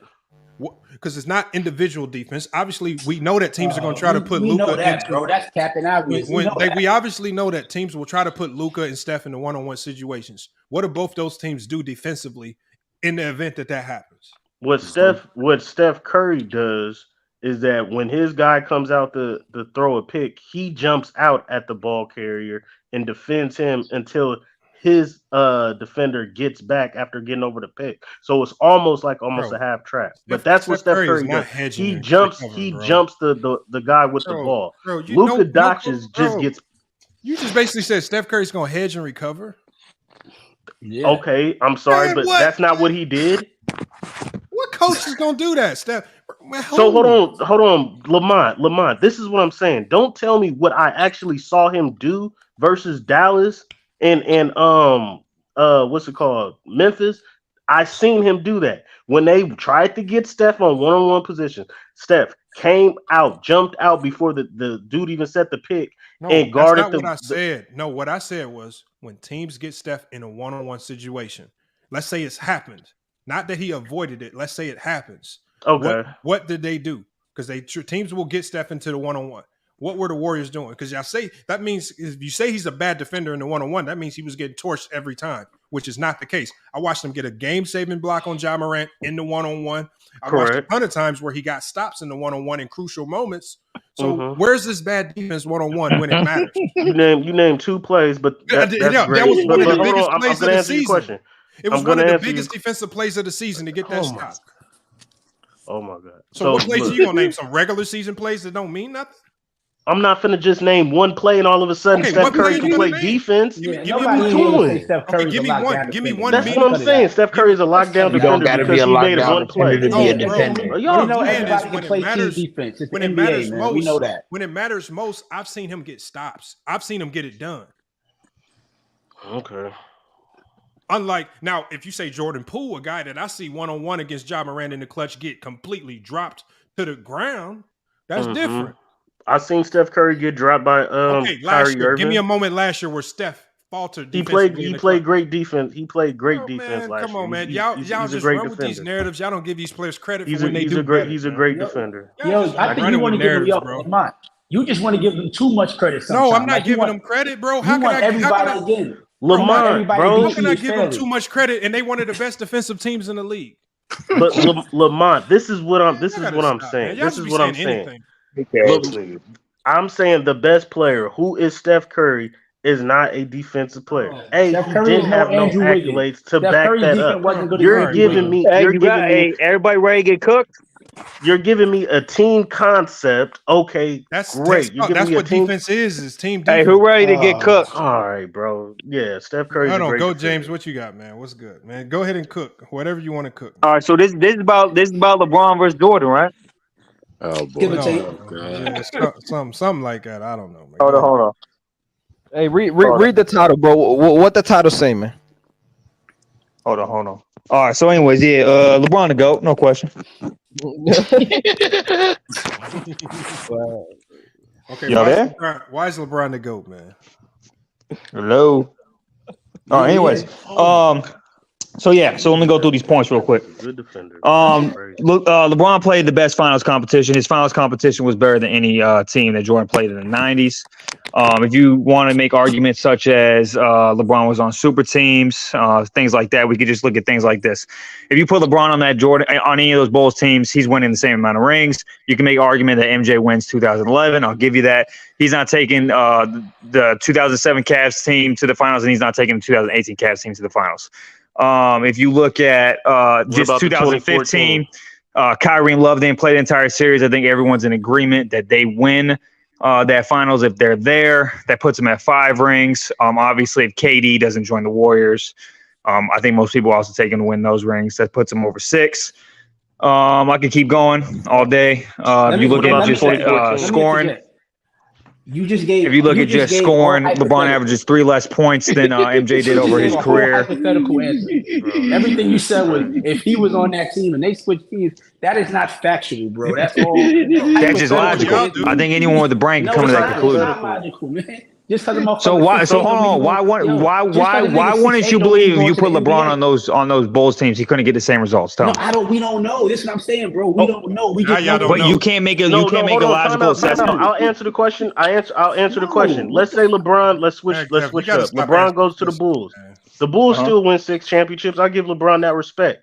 But Jordan, who never lost the NBA Finals, all of a sudden he's losing to the 2014 Spurs. To you. LeBron I said he'd win the same one. I said he'd win. I said he'd actually probably win 2011. 8 straight. You said 2011, but LeBron James lost in 2014. No, I said he would win. MJ Jordan. Would win 2011. I'm talking about 2014, sir. I didn't say he'd lose 2014. So Jordan, he would lose 2014 as well. He would lose 2014 Jordan would lose. Yeah, I think he lose 2014. Man, because you guys seem to forget that Jordan's 90s teams. Jordan always had he never dealt with injuries. He had the best coach in the league.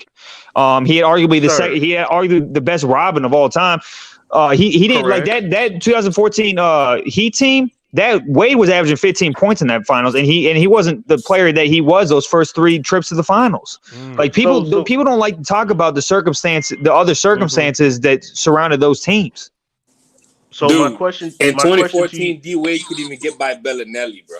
Correct. So my question to you is if because you did a hypothetical. So Jordan, who had I think Pippen. It's all hypothetical. Yeah, no, I'm just saying. Pippen at his best was I think he averaged 18, 19 points per game. So if you give me Jordan's first 3-peat team is not more talented than the Miami Heat. Okay, on that? Pippen averaged 18 points per game, but he was mostly valuable as a defensive player. So he's averaging 18 points per game, but he's also one of the best defensive players in the league. You can't say that about Wade in 2014. In 2014, in the finals, Wade is averaging 15 points per game, and let's be real, because of his health, he ain't that good on defense either.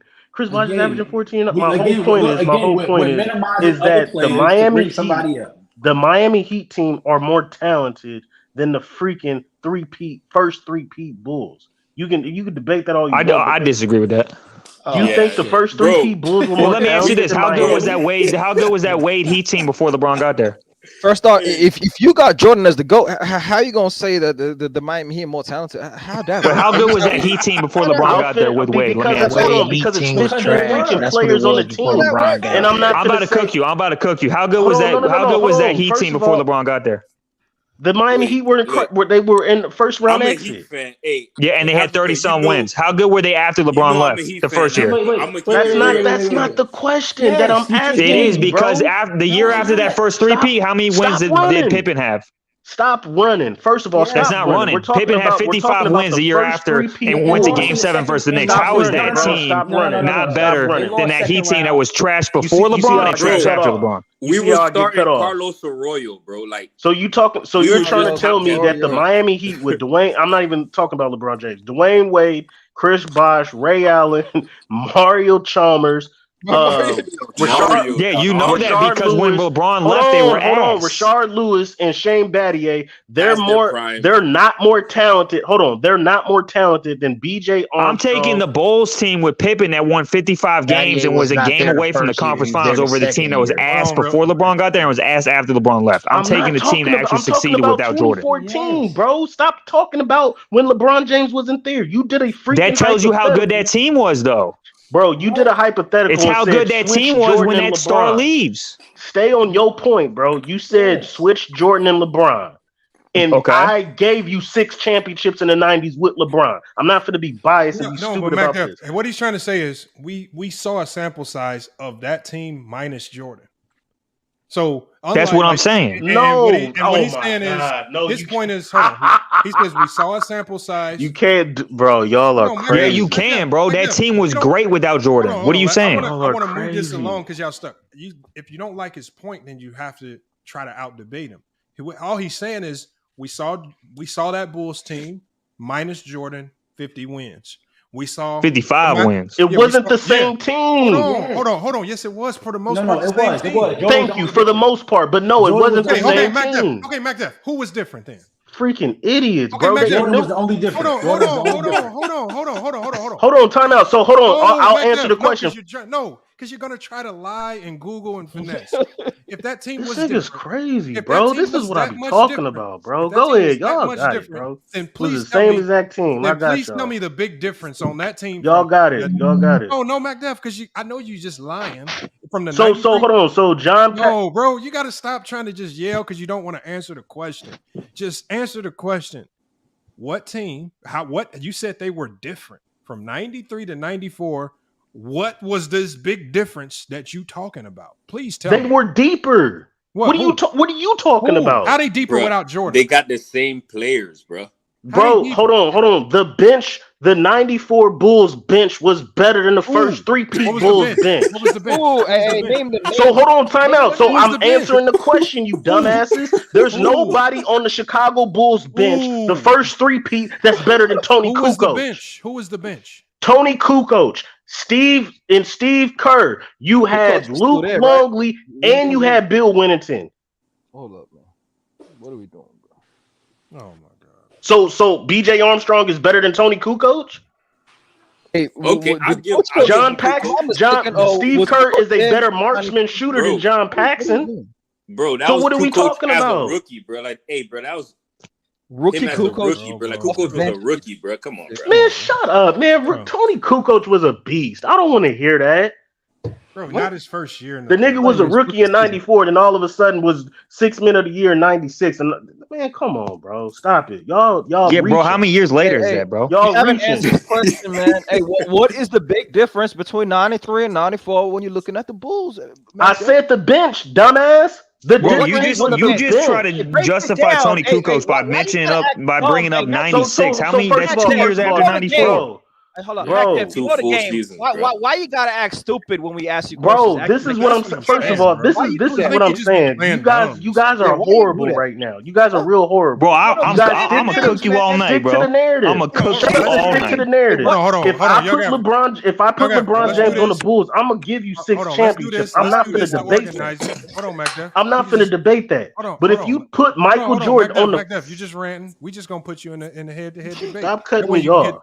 That way you can get 2 minutes just to cook unimpeded, uninterrupted.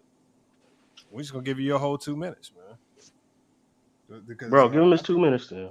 I think this is an interesting topic, man. Mac Def versus Goat James. So hold on, what's the debate topic? The so we fuck can is this? so we can be clear on the debate topic, Mac. Bro, my phone about to die, bro. Fuck. Hey man, I'm with anything LeBron versus Jordan. I'll cook all day. Nah, you ain't cooking. You ain't cooking. All right, let's. Oh, okay. You ain't cooking. So what's the topic? What's the topic? I'll cook all day, dog. Come at me with LeBron versus Jordan. Die. Mac Def, it's on you. You can pick the topic, Mac Def. Go ahead. Mac Def, pick the topic. Bro, All right, let's go. Let's go with LeBron versus I mean, it's Jordan. so broad. Let's go with No, we go in debate. Let's just talk about why I hate the ring argument. First of all, yeah, please, go ahead. Please. Because a lot of people with Jordan, like they just like to look at the end result, right? But when it comes to argument, go James. Hold on. If we're gonna come up with a topic, Mac Def got to agree to it, and then we gotta set it up, get it right, man. We got. So my phone about to die, bro. Fuck. Bro, plug it into a charger, my guy. Can I cook them for you, man? Can I cook them? No.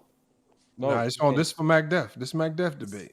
No, we could debate anything. Give me 10, 15 minutes, bro. My phone about to die for real.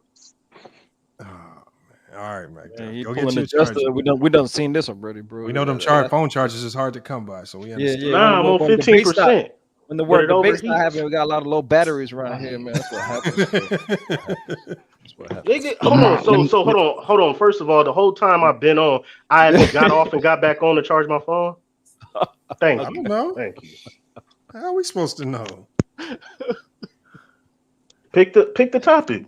Okay. Yeah, and I personally like pick it to the be topic. Shut up and pick the topic. Come on. Okay, go James. What's the topic again? What's the topic? And LeBron. I like it to be something specific, like finals competition, for example, or something like that. I like the finals competition. Yeah, we could just compare finals, like in terms of competition and all that. I mean, it's not even close, bro. Hold on, wisdom. Hold on. We can talk about teams if they don't want to do a finals competition. You can just talk about the individual teams who had greater teams around them to succeed at the highest level. Hold on. This is what we can do. Let's talk about who faced better competition. If you want to go finals, I'll debate you with finals. Hold on. Do you want to do the playoffs? Did you want to just do the playoffs and open it up? That's up to him if you want to get cooked on that. He better just go with the finals because I think you gotta go with the finals because obviously the East was much weaker. Thank you. You see how easy it was for him to admit that, Mac? Thank you. Hold on. I'll do it like this. Let's go Jordan's Eastern Conference playoff competition versus LeBron James finals competition. Overall, that's not even a debate. Playoff competition overall. Yeah, that's not a debate, bro. Hold on, time out. I'll debate you, Jordan's. I'll debate you. I'll debate you, Michael Jordan's Eastern Conference versus LeBron James playoff competition. How about we just debate Jordan's all his competition in the 90s, just the 90s versus LeBron's finals competition. Just the 90s. See, that's That's when he won rings, right? No, that's a cop out. That's when he won rings, right? Hold on. So when LeBron, yes, that's when he won rings. He didn't lose. So when he was losing, he faced better competition. That's what you LeBron James fans love running from that. Repeat that. I'll just hold on. I'm for your sake, for your LeBron James fans' sake, I'm excluding Michael Jordan's finals competition, and I'm just going Eastern Conference versus LeBron James. Playoff competition. No, including because LeBron's finals competition and finals. Based on LeBron's finals competition is better than any team Jordan played in the 90s, period. Oh. Yeah. And we just settled that. The Miami Heat, the bubble Miami Heat are garbage. I just already proved that. We already proved that. Hold on, Mac, you did not prove that at all. Actually, the Miami Heat is more comparable to what Jordan played in the 90s. Can we pick a topic? So finals competition and what? Since y'all running. And Jordan's 90s competition. The 90s? He played in the 80s too, bro. Do you agree to the topic? But that goes against your argument as him as GOAT, because then you're saying he went against super teams and lost. Yes. So LeBron James. I don't want to do that because you'll get cooked. Hold on. No, you don't want to do that because you know the teams that Jordan faced were better. That's why. You're gonna forget about. That's horrible. No, that's a horrible. No, those teams are actually comparable to like. Hold on, sir. Let's debate. Like I said, this is even. Michael Jordan's Eastern Conference versus LeBron James playoff competition, East, West, and Finals. No, let's pick and choose. Don't do it, go James. Yo, Matt, you about to embarrass I'm not going to do it because at the end of the day, the only argument you have for Jordan is that he won 6 rings, but you don't want to talk about how LeBron's Finals competition are better than any of the teams Jordan played in his 6 rings. That's horrible. Hold on. Talk about winning. So hold on. So I'll do this. I'll do this. Give a good head-to-head topic. Don't do all broad. We'll talk about Jordan's 90s competition, 90s versus LeBron James Finals competition. Yeah, that's what I'm saying. His 90s competition versus Finals competition, yeah. Versus LeBron. Okay, we'll run that then. All right, hold on. Who want to go first? He can go first. All right, MacDuff, you presented the question. I mean, the debate topic. Plus, your phone about to die. So all right. So let me put you on the big screen just so Go James knows the rules. We doing 3 rounds. The first 2 rounds, y'all make y'all case. The third round is a rebuttal round. I'm gonna be running the timer on my phone, and I'm gonna let you know when the timer's up. When the timer's up, you just gotta stop talking, and I gotta let the other guy go. So you gotta understand, you're on a 2-minute timer. Correct. For each round. So when your time's up, if you don't make your case, and then we're gonna do a vote in the chat when it's all done, when it's all said and done. But let me put MacDuff on the big screen. And MacDuff, I'm just gonna talk shit. All right, MacDuff. All right, well, make sure you don't waste it because you got 2 minutes. Your time starts. I'm not tripping about the debate. First and foremost, you LeBron James ran from Jordan's competition in the 80s. And then I said, I'll just go Jordan's Eastern Conference competition his whole career versus LeBron James playoff competition, East, West, and Finals. And you ran from that. So the only time I could get y'all in the corner is just 90s. So let's don't talk about Jordan's career. Let's just talk about the 90s. All right, bro, let's just talk about the 90s. So in his first championship season in 91, he beat Patrick Ewing and the Knicks. Patrick Ewing's a Hall of Famer. He beat Charles Barkley in the 76ers. Charles Barkley's a Hall of Famer. He beat the bad boy Detroit Pistons, Joe Dumars, Isaiah Thomas, Dennis Rodman, Hall of Famers. And he beat the Lakers, Magic Johnson, James Worthy, Vlade Divac, Hall of Famers. So that's 3, 6, 7, 8, carried it to. Okay, so he beat 8 So the man beat 8 Hall of Famers in his first run for a championship, in which Dennis Rodman, Scottie Pippen didn't even make an All-Star team that year. But I'm not going to sit here and say Jordan carried. That's number one. In the 90s, for his first championship, he beat 8 Hall of Famers. The Magic Johnson had 5 championships. The Bad Boy Pistons had 2 championships and were defending champions. That's what he did. His first freaking championship without an all-star player in 91. Now, he also beat 2 league MVPs in the finals, Charles Barkley and Karl Malone, who were MVPs that exact same year. He beat them also. So I'm going to stop right there and talk my ish. You niggas is running from Jordan's Eastern Conference 80s competition that is a straight cop-out. We're giving credit for LeBron James losing to KD Warriors, but I can't go back and look at time. Thank you. Time. All right, man. We're gonna go ahead and go to Go James. All right, that was MacDuff's first round. He set the groundwork. I don't even care. Okay. Here's the main difference. When you talk about Hall of Famers, yes, he played Hall of Famers, but they were spread out. So when LeBron played, for example, the 17 and 18 Warriors, you had 2 MVPs in their prime. You had 4 All-Stars and Defensive Player of the Year all on one team. In 2018, you talk about All-Stars, right? Kevin Love is one of the worst postseason players of all I've ever seen. In 2018, he averaged 13 points per game going into the finals. LeBron averaged 35 points per game going to the finals. That's the biggest gap on a team going to the finals since 1964. So All-Stars are relevant. When we talk about finals competition, it's the collection of talent. So 17-18 Warriors blows any of those teams out of the water. It's not even up for debate. You have arguably at least 3 Hall of Famers on that team. 2 of them were MVPs in their prime playing on that team. No other team in the history of NBA's had that. If you even want to look at the 73-win Warriors, Jordan didn't play a 73-win team that didn't lose 3 consecutive games all year. If you want to look at even you could look at the Dynasty Spurs. You could look at the 2015 Warriors. I would say they're more comparable to maybe those Jazz teams, but I would still take them over that team.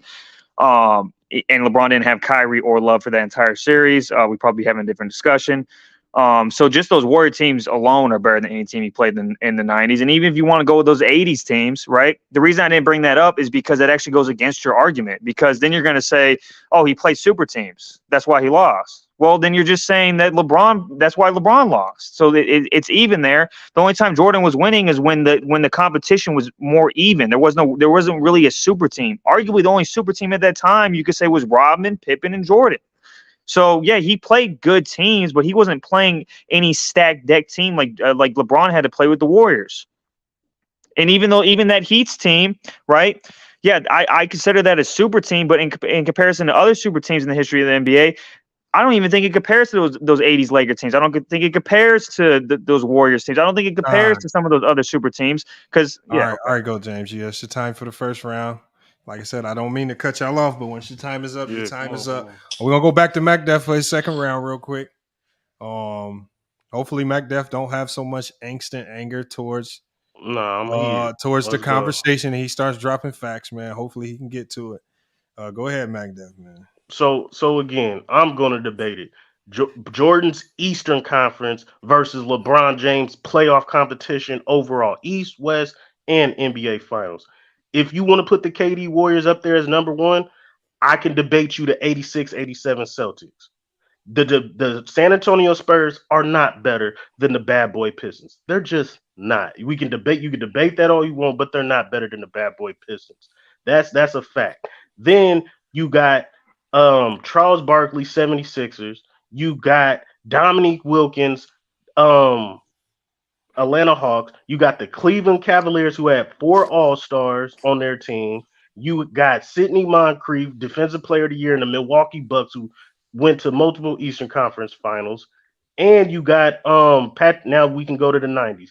You can start cooking with Patrick Ewing's Knicks, Reggie Miller Pacers. You had Shaq and Penny, who went to an NBA Finals. You had Alonzo Mourning and Larry Johnson with the Charlotte Hornets. You had Alonzo Mourning and Tim Hardaway with the Miami Heat. I'm sorry, but Tim Hardaway did make an All-NBA team when they faced the Bulls. They won 60 games. And also, you want to talk about these super teams that LeBron James faced. Jordan has beaten 7 60-win teams. He's 7-2. 7-2 versus 60-win teams. The only 60-win teams he lost to were in the 80s, was the Bad Boy Pistons and the Boston Celtics in 86 when they won 67 games. All the other 7 wins were in the 90s, and 3 of those were in the NBA Finals versus the Suns, the Sonics, and the Utah Jazz. So he's beaten more 60-win teams in the playoffs, not only in the Eastern Conference, but also in the freaking finals. He's faced more MVPs in the finals. All right, then you want to talk about. All right, go ahead. All right, man. All right, that's MacDef. MacDef tried to come with a little smoke, man. This is your second round. After this, we got rebuttals. But oh shoot, let me put them back in. My bad. Let me put you on the big screen. Your time starts now. Okay, a couple things. People love to bring up the 60-win thing as an argument. Here's my counter to that. The 2018 Warriors didn't win 60 wins, but you're not going to go ahead and tell me that just because they didn't win 60 games, that 18 Warriors team isn't better than any of those other 60-win teams that Jordan played. So we could squash that. Even the 55-win Lakers team with Shaq, you're not going to tell me just because they didn't win 60 games that team's not better than those 60-win teams that Jordan played. He played a lot of great players, Jordan, but it was spread out. There wasn't any there wasn't a team that was stacked with said Hall of Famers and All-Stars and all those things. But there was that with LeBron. LeBron had to play teams like, again, the Warriors that was stacked with 2 MVPs in their prime, 4 All-Stars, and a Defensive Player of the Year. That's the difference. Yes, Jordan played great players, but they weren't consolidated onto one team. Now, with the Pistons, he played them one time in the 90s. And that was after they implemented the flagrant foul rule. The only reason that the Pistons had so much success against Jordan was because there was no flagrant foul rule. There's nothing to deter you from making hard fouls on Jordan. Even the 80s competition point you keep bringing up, like I said, if you keep using that, it's going to go against your argument because it's going to point out how when LeBron got to the finals, he had to play super teams like the Celtics and teams like that. And you said Tom? Did you say Tom? No, keep cooking. That was somebody. Okay, my bad. So I hate that 61 argument. It all comes down to, you could play a bunch of Hall of Famers and all this throughout your career, but if there's only 1 or 2 of them per team, it's not the same as playing against a team that's stacked like the Warriors, and yes, even the Spurs to a degree. And you could say 60-win this, 60-win that, but like I said again, I'm gonna keep bringing up how that doesn't make a team better or worse. There are teams like the Lakers and like the Warriors who didn't win 60 wins, but you would say that those are better teams than those teams were. I'm good. All right, time right there. You was right at the 2-minute mark right there. Let me get to MacDef for his first. This is your rebuttal round. So now my phone died. I say, well, all right. Well, you can rebut anything he said. It's your rebuttal round. But go ahead, MacDef. So first of all, Jordan faced the Pistons twice in the 90s. 1990, won 7 games, and then 91, he swept them. You also said Jordan didn't play super teams, and you keep on naming Hall of Famers. You ran from the 80s when Boston has 5 Hall of Famers on their teams. He beat the Pistons with 3 Hall of Famers on their teams, and he beat the Los Angeles Lakers with 3 Hall of Famers on their teams. Then you talk about, the Warriors, they had 2 MVPs in their prime. I just said Karl Malone and Charles Barkley, who actually won the MVP that year in their prime, they were MVPs. Also, Magic Johnson was the league MVP the year before. Penny Hardaway was second in MVP voting in 96 to Michael Jordan, was first team All-NBA. Gary Payton won the Defensive Player of the Year award in 96 and led the team in steals. So you keep on harping on one team, the Warriors, who were stacked. And I'm saying for the whole entire decade of the 90s, he had to go through league MVPs, all NBA players, and defensive caliber players of the years. Now, let's just go to player for player. There's nobody that LeBron faced that's better than Magic Johnson. You can debate Steph Curry and Shaq all you want, but majority will pick Shaq over Steph Curry and KD. Now, I'll take Steph Curry and KD over like a Clyde Drexler or somebody, but I'm not taking Dirk Nowitzki, who was great, but I'm not taking him over Karl Malone. That's highly debatable. And I'll take Karl Malone's 2 league MVPs and scoring titles over Dirk Nowitzki's, and Karl Malone beat better competition. Then you could go to Isaiah Thomas, who I have in my top 20. I think he's better than every freaking point guard not named Steph Curry that LeBron James ever faced. Tony Parker, Chris Paul, James Harden, everybody. Then you got the dominant centers that he faced, which not only was Shaq, he faced Patrick Ewing, he faced the Bad Boy Pistons, he faced Robert Parrish. All right, go ahead, bro. All right, man. We gotta go, James. You got your rebuttal round, man. Yeah, quick rebuttal. You like, for example, you said Charles Barkley MVP and then Karl Malone MVP, but you keep ignoring the fact that they were on 2 different teams, bro. The Warriors had Curry and KD on the same team after they had just won. After KD won MVP and then Curry won back-to-back MVPs. Jordan never played a team that had 2 MVPs in their prime like that. So just alone, those 2 teams are better than any team he played in the 90s. And then the Pistons. The reason I said only the one time was because he didn't win a ring that first time against the Pistons. I'm talking about when he started winning championships. That's when the competition went down. All those teams he played, all those great teams he played, he wasn't beating them. It wasn't until the competition went down and the league was more spread out, partially due to the expansion period. the teams were more spread out. You didn't have super teams. So the competition goes down. He's not playing super teams. Arguably, he was the only one with the super team during that time when he had the best rebounder in the league. He had Scottie Pippen, best Robin ever. And then you have Michael Jordan. He's not playing a team with more than 2 stars for the most part. I guess you could say that that Lakers team, but even then, Magic's on his way out. And then no one likes to talk about how Isaiah Thomas, who broke his ankle the year prior to when Jordan played him the final time, he wasn't the same player after that. He retired 3 years later. So, I mean, when it comes to competition, I mean, my main thing is who's the best team you played, and are they better than any other team that other player played? The answer is unequivocally yes. LeBron has 4 rings, and arguably 2 to 4 of the teams he played in the finals, 3 of them were losses, which were the Warriors, were better than any team Jordan played. If he played the same competition Jordan played during that 90s period, he'd have 6 or more rings. All right, you done. That's going to be time, man. He finished up right there. Bro, this man lied and said he broke his ankle. Isaiah Thomas didn't break his ankle in 1990, the year before. Well, we got we can talk about that here. Now we're going to open it up to the panel to kind of discuss what we heard. I'm going to start with DJ. I put the poll in the chat for y'all to start voting. And we can also vote up here too. So make sure if you're in the panel, make sure you go into YouTube and throw your vote in there as well. But we can start with Young Africa. Young Africa, man. Your thoughts, man. What are your thoughts on this debate? Who you think had the stronger talking points? Hey man, look, man, solid debate, man. You know, I see you, Mac Def, trying to finesse the situation, finesse the questions, finesse the topics. I see you, Mac Def. You know, on that alone, Goat James, he contextualized his debate, had a foundation of his argument, right, where he talked about the context of how great these players were, all on the same team. You want to talk about Mac Def? You said a blatant lie. You said he went up against more MVPs. If you're gonna say current MVPs, in that season.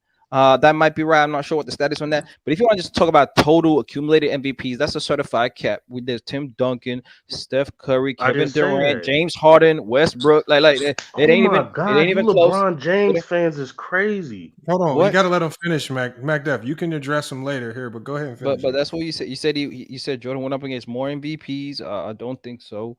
And so when that's just with LeBron's finals. That's why you tried to finesse it, but you did well. But Gold James, I feel like had the better points.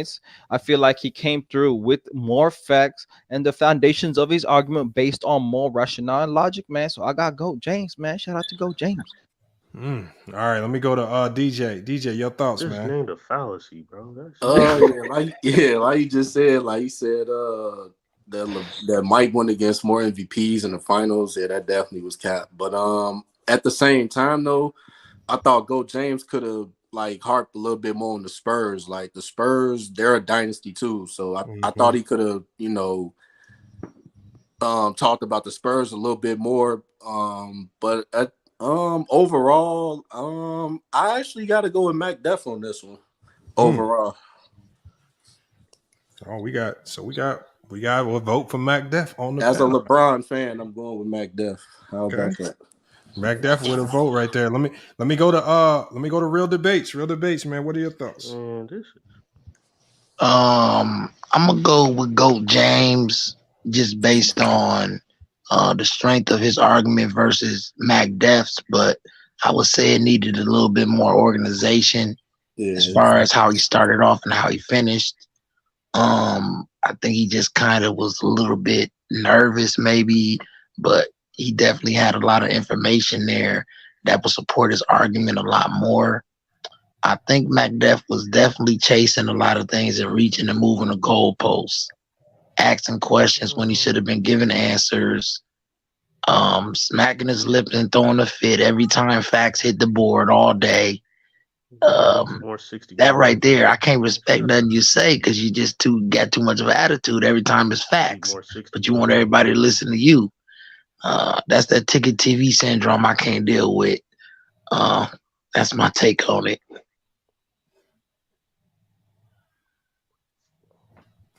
All right, that's real debate. So real debates, you're going with Go James on that one. Let me get to AAA, man. AAA, what are your thoughts? Hey, I'm gonna have to go with Mac on that one. Because first, he started with the hypotheticals, and also that whole argument from the jump is basically saying, "I'm gonna tell you why LeBron lost instead of why Jordan won." So when we automatically go to the competition factor, it's saying, "Well, look, this is why LeBron didn't win because these teams were so good." And then when you talk about competition, we talk about all these players that were so good. That whole entire run, he only played against one first team or NBA cat from the East. If you go check that out, every all first team all NBA cat is from the West, other than LeBron James. So he wasn't playing the best competition. Again, he brought up the 73-9 Warriors saying Mike never played them, and that's true because Mike was that 71 team. So again, we penalizing somebody for being great and bigging up somebody else for losing. And the whole debate is just praising why another cat lost. Like, again, I think LeBron is that great too. He should have won a lot of them shit. 2007, he should have won because if you look at the stats, the games were close. They weren't no blowouts. He talked about the Spurs being a dynasty. They were a good playoff team, but they never even won back-to-back. So the way we put them up there like they're the greatest team ever, they never won back-to-back chips before. They just were a consistent team. I don't put that much stock into them when you compare them to a great like LeBron James. So I think Matt kept on point with just factual things, not hypotheticals about what somebody could do or should do. Again, we just keep it at winning and what actually happened. And that's why I went that direction. But they was both pretty good though. All right, Del De Niro, man, what you got?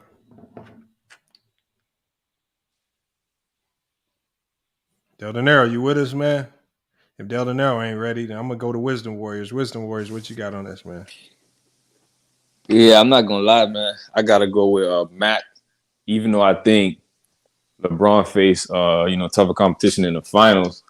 But from Goat James, all I kept hearing was the Warriors. You know what I'm saying? And Mac Def did a good job of naming all the great players that Jordan had to go through. Because remember, he had the East competition, not just the finals. So like he was able to name a lot of players.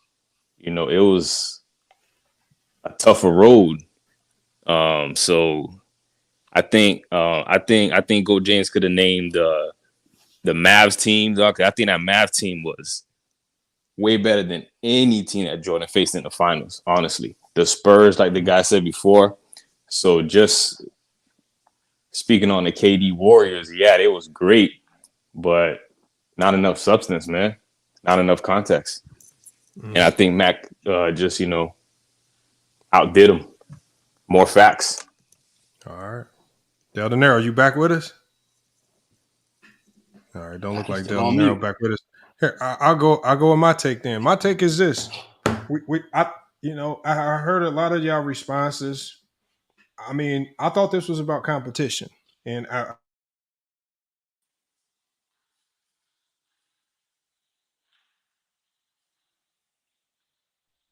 Yep.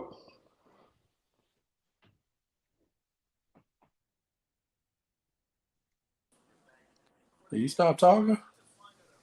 Yeah, something happened. He froze. Yo, we compete to get to the ultimate goal, man. Regardless who your competition is.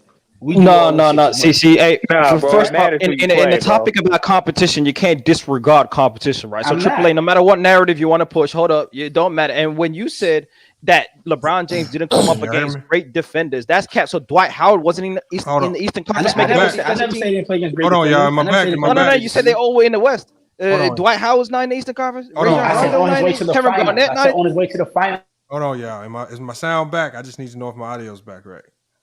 Yeah, you back. Okay, cool. I wanted to finish my take, yeah. I wanted to finish my take before we go head off in. My bad about that. No, I was just saying, we were just talking about competition. And I was talking about how I come to the gym or any team. The goal of any team to be more competitive is you got to come with your guys. And that means it's not about you coming with one guy or two guys and we don't know who the other three are. I think when we talking about competition on a basketball court, it's about how much talent you can bring to one game. It's not about having a good one MVP and you surrounded by average Joes, and then we say that's competition.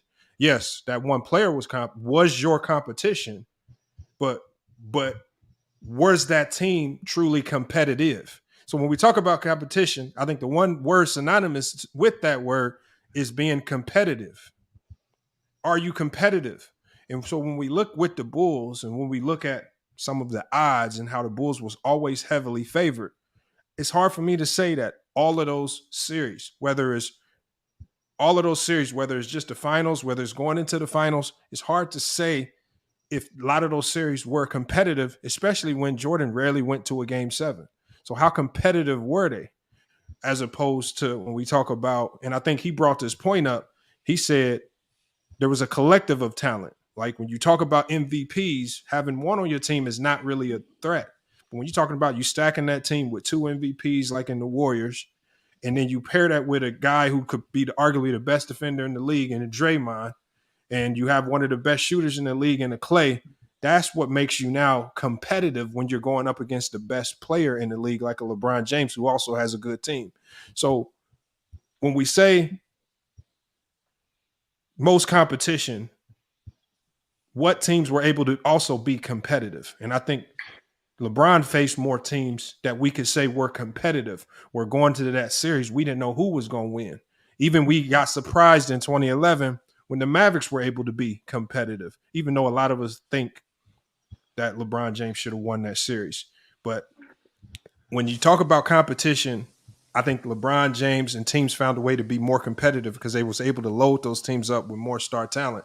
And I think Go James had a point there when he said that. I didn't even think he had to bring up the Spurs. He did bring up the Warriors. I think the Warriors is kind of really all he needs to talk about because of the amount of times that LeBron James faced that Golden State Warrior team. So he only really needs to talk about them. And he did miss out on talking about the Spurs because LeBron James did face that Spur team multiple times. And so two of the greatest dynasties that we've ever seen, LeBron James faced those two teams the majority of his time. So you probably could have spent a little bit more time and you could have divvied it up with the Spurs. But I think the Warriors was enough. I don't believe Mac Jeff did a good job of explaining his case as to why Jordan played more competition because I don't know if one individual MVP on the team is true competition. It makes that team good, but a lot of these teams weren't competitive. They were good, not competitive, and that's the key word right there. 60 wins means you were good. 60 wins don't always mean you're competitive. We've seen a lot of 60-win teams not be competitive, the Atlanta Hawks and so on and so forth. And then we also talked about how sometimes 60-win teams can be a product of just having poor teams at the bottom of your league. And we did see that in the 90s. We saw a ton of teams. It's 20% of the league losing 60 games. Well, that might lend to some of the teams at the top getting up to 60 if the bottom of your league is so bad. And we generally don't see that in today's NBA. So I got to give it to Go James. I think he had the better point as far as being competitive. I don't know if Mac Def really spelled his case out truly. I think he had an opportunity to do so, maybe explain it a little better since I think you had a wider margin of players that you can really talk about since you had Jordan's you had everything that Jordan had. And then to stay harped on who he played in the 80s, I think Go James countered your 80s point good because not only did LeBron lost to these dominant teams, but he also proceeded to at least beat these same teams like the Warriors. While Jordan did beat the injured Pistons teams, but the majority of his damage was done. The majority of his damage was done to teams that got watered down throughout the 90s, and they were not the same type of talent that he was seeing in the 80s. So he couldn't beat the dominant talent of the 80s. Going into the 90s, he was able to dominate the inferior talent where he was always favored to beat, where it was less competitive. And so I think, like I said, you probably could have found a way to weasel your way out of it, but I think you went into that one. It was a losing battle. And, first of all, and that's I think it's just a losing battle from not being honest about the competition that Jordan faced. This man kept on harping about the Warriors and the MVPs and Hall of Famers. I strictly said that this man's first road to the championship, he beat nothing but Hall of Famers. And then when you got 3 Hall of Famers, they won on the same team, bro. Hold on, nigga. There's 3 Hall of Famers on the Pistons and 3 Hall of Famers on the Lakers. No, and Jordan, it is Jordan with no All-Star on his team. That's what I said. That's his first championship run. No championships before that, and he's beaten the bad boy Pistons and the Lakers with no All-Star on his team. The point you're missing is But this: they're when I talked about that Laker team and the talent that they had, I didn't run to all stars. I ran or all-star game appearances. I went to all NBA. So the Lakers, I already told you, we already admitted that the Lakers was probably the most competition they faced in the finals. Because they had Worthy and Magic. Vlade Divac was a Hall of Famer.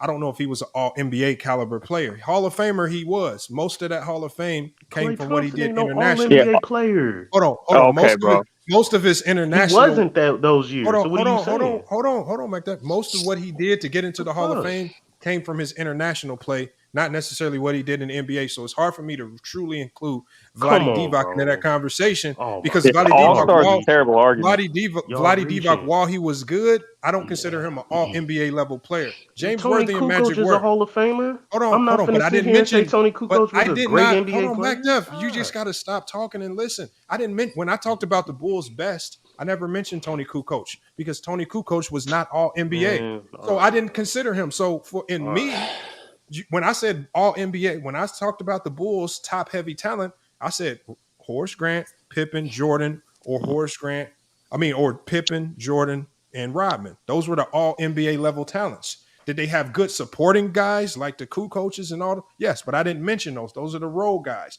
I'm talking about the top heavy talent that you win championships with. So when I'm talking, what he said was he brought up a point. The teams talked about the teams that Jordan lost to, he never beat them, not once. And you can say that Pistons team was the same.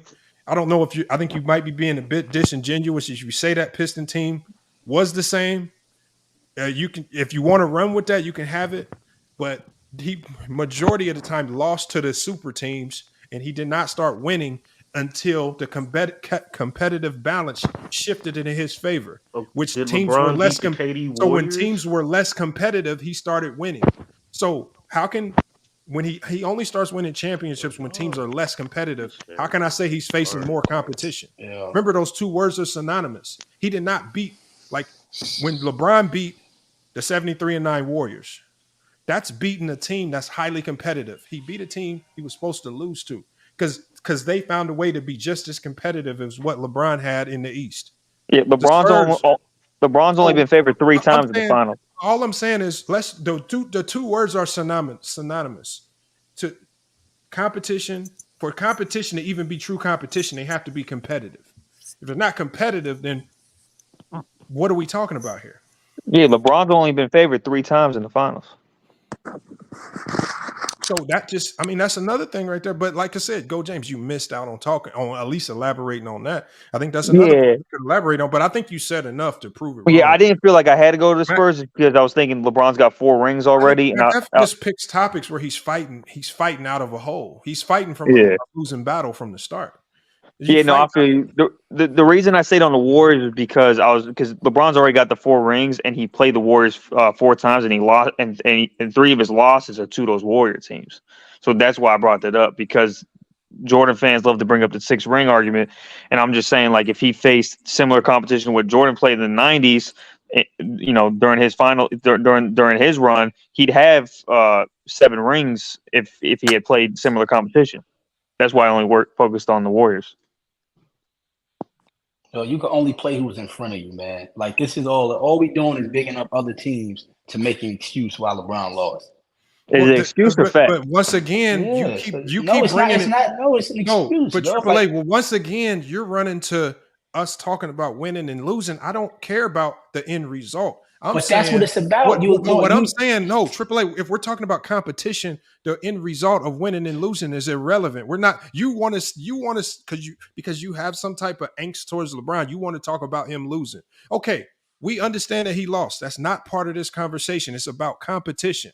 When we talk about Jordan's competition, he was right. Jordan did not start winning championships until the level of competition significantly declined so much so that coaches like Jerry Sloan were complaining to David Stern in the NBA because they could not get better.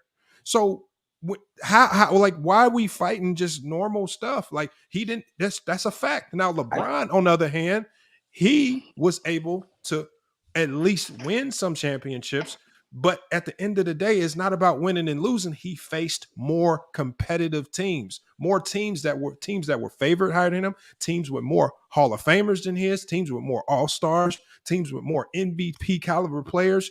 He faced these teams head on in the finals. And when we talk about Jordan facing these teams in the first round, because his teams were very poor in the regular season, and so you have to see these giants in the first round. Well, that's also a product of, if you want to get on winning and losing, well, if you don't want to see the Celtics in the first round, don't be a trash regular season team. So if it's about winning and losing, then you gotta own it from that side of things right there. So, but I think we do though. I don't think we minimize so when we you don't use the minimize word those competitive, I want you just to use the word competitive. How many of Well, the teams that Jordan faced in the finals were truly competitive and had a real chance to win? But this is my point. My answer to that is he's the common denominator why they honor it. Well, Again, that same Jazz team got swept by the Spurs the following year. That same Jazz team that you guys like to think is so great got swept by the Spurs. I never literally said the they're year great. after '98. Never said they're great. They're a solid team for that era and the way they played. Yeah, they're a solid team, but they're not this great team that everyone likes. They're not like this all-time. They're not in the same conversation as like the Warriors. I mean, if that's the case, the Sonics in '96 swept the back-to-back champions to go to the finals. If that's the case, we're gonna use that argument. The Rockets got swept by Seattle 95-96. But I would then say that that's just two good team. That's just one good team sweeping another good team. You're not going to tell me that Jazz team again who got swept, or even that team that you just brought up, is in the same conversation as those Warriors teams. No, the reason they're not is because one player destroyed them. That's what I'm saying. So the Spurs destroyed that. Two of the teams that Jordan played in the finals, the Jazz, the Spurs swept them. Okay, and again, dude, that's it. But that's the third year. That's the same way you're going to use Isaiah Thomas argument. The third year when they played. I brought up Isaiah Thomas because Isaiah Thomas did injure his ankle, and that did affect his career. No, who got injured on the Jazz that I'm not aware of? The Spurs didn't sweep the Jazz. When did they do that? The year after. The 99 season? Yeah, the 99 season. Yeah, the season they lost to Portland. Jazz lost to Portland that year, bro. Nah, the Spurs swept them. 98, 99, y'all talking about, right? Yeah, they swept them. They beat the Kings. They beat the Kings in the first round, and then they lost to Portland, bro. Nah, I gotta double check that. Yeah, I'm checking too. I ain't too clear. That season was a blur to everybody. I mean, I got a question though. Like, how even in the 80s, bro, Mike made the playoffs. Yeah, Portland won 4-2. Portland won 4-2, fellas. But like, Mike made the playoffs 3 straight times with a losing record, and y'all say that's competitive, bro? No. But that's the again. If that's what gets you in the playoffs again. Even if you LeBron, if you say, yo, all we got to do is be 2 games under, just get me in the playoffs. I don't give a fuck what my record is. He wasn't just 2 games under, bro. I'm saying whatever it is, just get me there. I don't care how you got there, nigga, by bus or by boat. Just get me there. I don't give a fuck. You know what I'm saying? If we going to the same party, I don't give a fuck how we get there. Let's just get to that motherfucker. Hold on. So if you gonna say that, bro, don't say the East was weak, bro. I don't want to hear that argument no more. If you gonna say that, no, I don't even use it because when you get where you get, it's when you get to the big stage, you gotta perform. I don't knock none of that shit. I just use it when other people bring it up. I'm saying when you get to that final fucking stage, we all played Xbox, we all had the system. When you get to that final fucking level, you got to beat the boss. You don't give a fuck about nobody else coming up. When you get to the big stage, you perform. That's all I'm saying. And I think LeBron's good enough. Again, I think he was good enough to beat the fucking Mavs in 2011. I think he was good enough to beat the fucking Spurs again in 2014. I think he was that good. I'm not making excuses for him because I think he could just get it done. Y'all harping on the wrong thing if you talk about competition because y'all still stuck on wins and losses. Because we compete to that. That's the end goal. That's the end goal, bro. And that's a different conversation too. We all think LeBron should have beat the Mavs, right? We all, there's certain series where we all expected a certain outcome. The outcome does not necessarily matter when we're talking about what's the level of competition. Okay, how he fared against the competition, the outcome, right? If how he fared against the competition, that's something for you to talk about on your own time. If you want to kill him for it, if you want to call him a scrub and all that, okay. But the level of competition does not change. And the one thing that we know is the level of competition when Jordan went into the NBA Finals against those guys, against Barkley. The one thing that we knew for certain is those teams absolutely had no chance. None of those And teams, why? because they didn't have enough talent, just like Jerry Sloan said. Do y'all just think, like Jerry Sloan said, the way the NBA has brought in all of these expansion teams, and when you bring in expansion teams, you do what? You take resources away from teams like the Jazz. That means these expansion teams like the Charlotte Hornets, Orlando Magic, what were they able to do in the NBA draft? They were able to double dip. This is how Charlotte was able to draft Kobe and Tony Delk at the same time, and they can make those risky trades and moves, right? They could double dip. This is why the expansion teams like the Miami Heat, like the Orlando Magic, all the expansion teams were able to get good really fast. Why? Because the league was giving them multiple resources, including expansion drafts, to get better. So they can get better. So while the expansion teams got better really fast and became competitive, teams like the Utah Jazz were stuck. So like I said, when the Utah Jazz from 97 to 98, what did they do to improve that roster to compete with the Bulls? What significant moves were they able to make? What draft picks outside of Howard Isley, who was the second round pick? What were they able to really do to improve all these players with these expansion teams, bro? They had the same scenario. So forget Mike. Take That's Mike not out true. of it. What do you no, mean? No, listen. I'm saying true. take the Bulls out of it. You still got other good players that can get you to the promised land. Bro, what I'm saying is one player is not going to beat the Bulls. What it was going to take to beat the Bulls was the formula that the Jazz had, and the Jazz didn't have enough because they only had two of those guys. It was going to take at least it was going to take at least 3 all NBA level players. Because of who? Because of why? No, it was because we know it was because of the talent gap. Because we saw teams beat up on Jordan when Jordan didn't have the talent surrounding him. So Jordan was beatable when he didn't have a super team around him. Now, we just wanted to know, how does Jordan fare when he has a super team, but he also matches up against a team that we could consider to be a super team? We never saw that. So you consider it was a competitive imbalance. You consider them first 3 chips a super team, 91 to 93? No, what I'm saying is that the last 3 for sure. However you want to label them, one thing we know is the Bulls were far superior than anybody else in the league. Now that's the same Bulls that kept losing years prior before they won, right? No major changes. No, this is not the same. Yeah, the competition changed. Thank you. The competition, just like Goat James said, declined, which is a fact. Y'all are Celtics, like again. Celtics Forrest Grant and Scotty Lakers declined. They didn't come to the Bulls after 25, fellas. Cleveland AAA, how many games did the Bulls win in 94 without Jordan? They won about 50-55, give or take. 55. And how close were they to competing for a conference or going to the conference championship? They fucking like 7 games. 7 games, I think. Yeah, that team was literally a team without Jordan. Yes, and again, that's where that's how good that team was. And again, in the following year, that's the honeymoon phase. Can we say that's fair? Can we say the first year anywhere is the honeymoon phase, or we don't want to use that? Every team LeBron leaves, and don't do that. Would you say this? Would you say because LeBron? And again, I'm a fan of his. I'm Jordan all day. And I'm not biased. Would you say that LeBron? When I say system, all the players like say Kevin Love, for example, right? Before he went to Cleveland, he was a rebounder. He was doing it all, right? 25, 18, some nice crazy shit posted, right? When you come to LeBron, now you have to play them position. Even other players have to play. So when LeBron leaves, they don't even know what the fuck to do no more because he was their everything.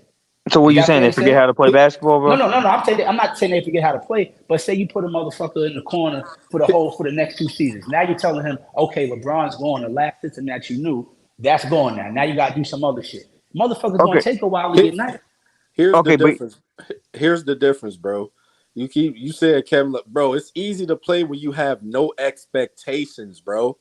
It's easy to put up 30 and 15 on a bad team with no expectations. He didn't even play his same position, bro. He didn't even play his same role. He played the 4. No. He was fellas. He wasn't playing in the post. He was in Minnesota.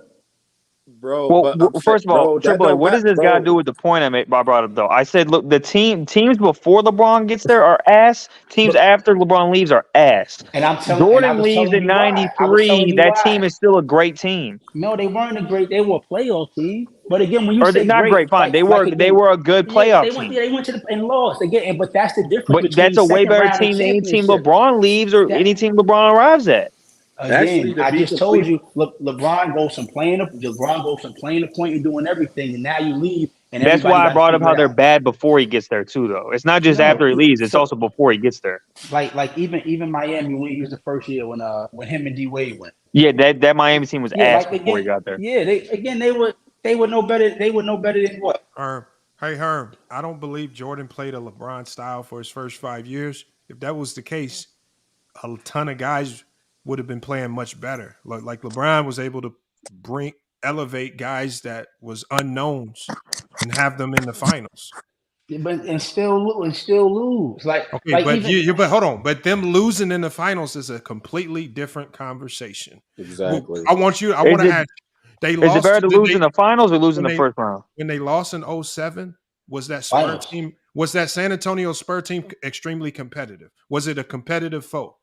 But that 2007, fuck yeah, it was competitive that series. Okay, so what I'm saying is when they got to the finals, they wasn't facing no pushovers where it was a foregone conclusion that the Cavs were going to win, even with an inferior team. They had a tall task. If they would have won that would have been a very tall task to overcome. That would have been one of the biggest upsets in finals history, even though they had LeBron.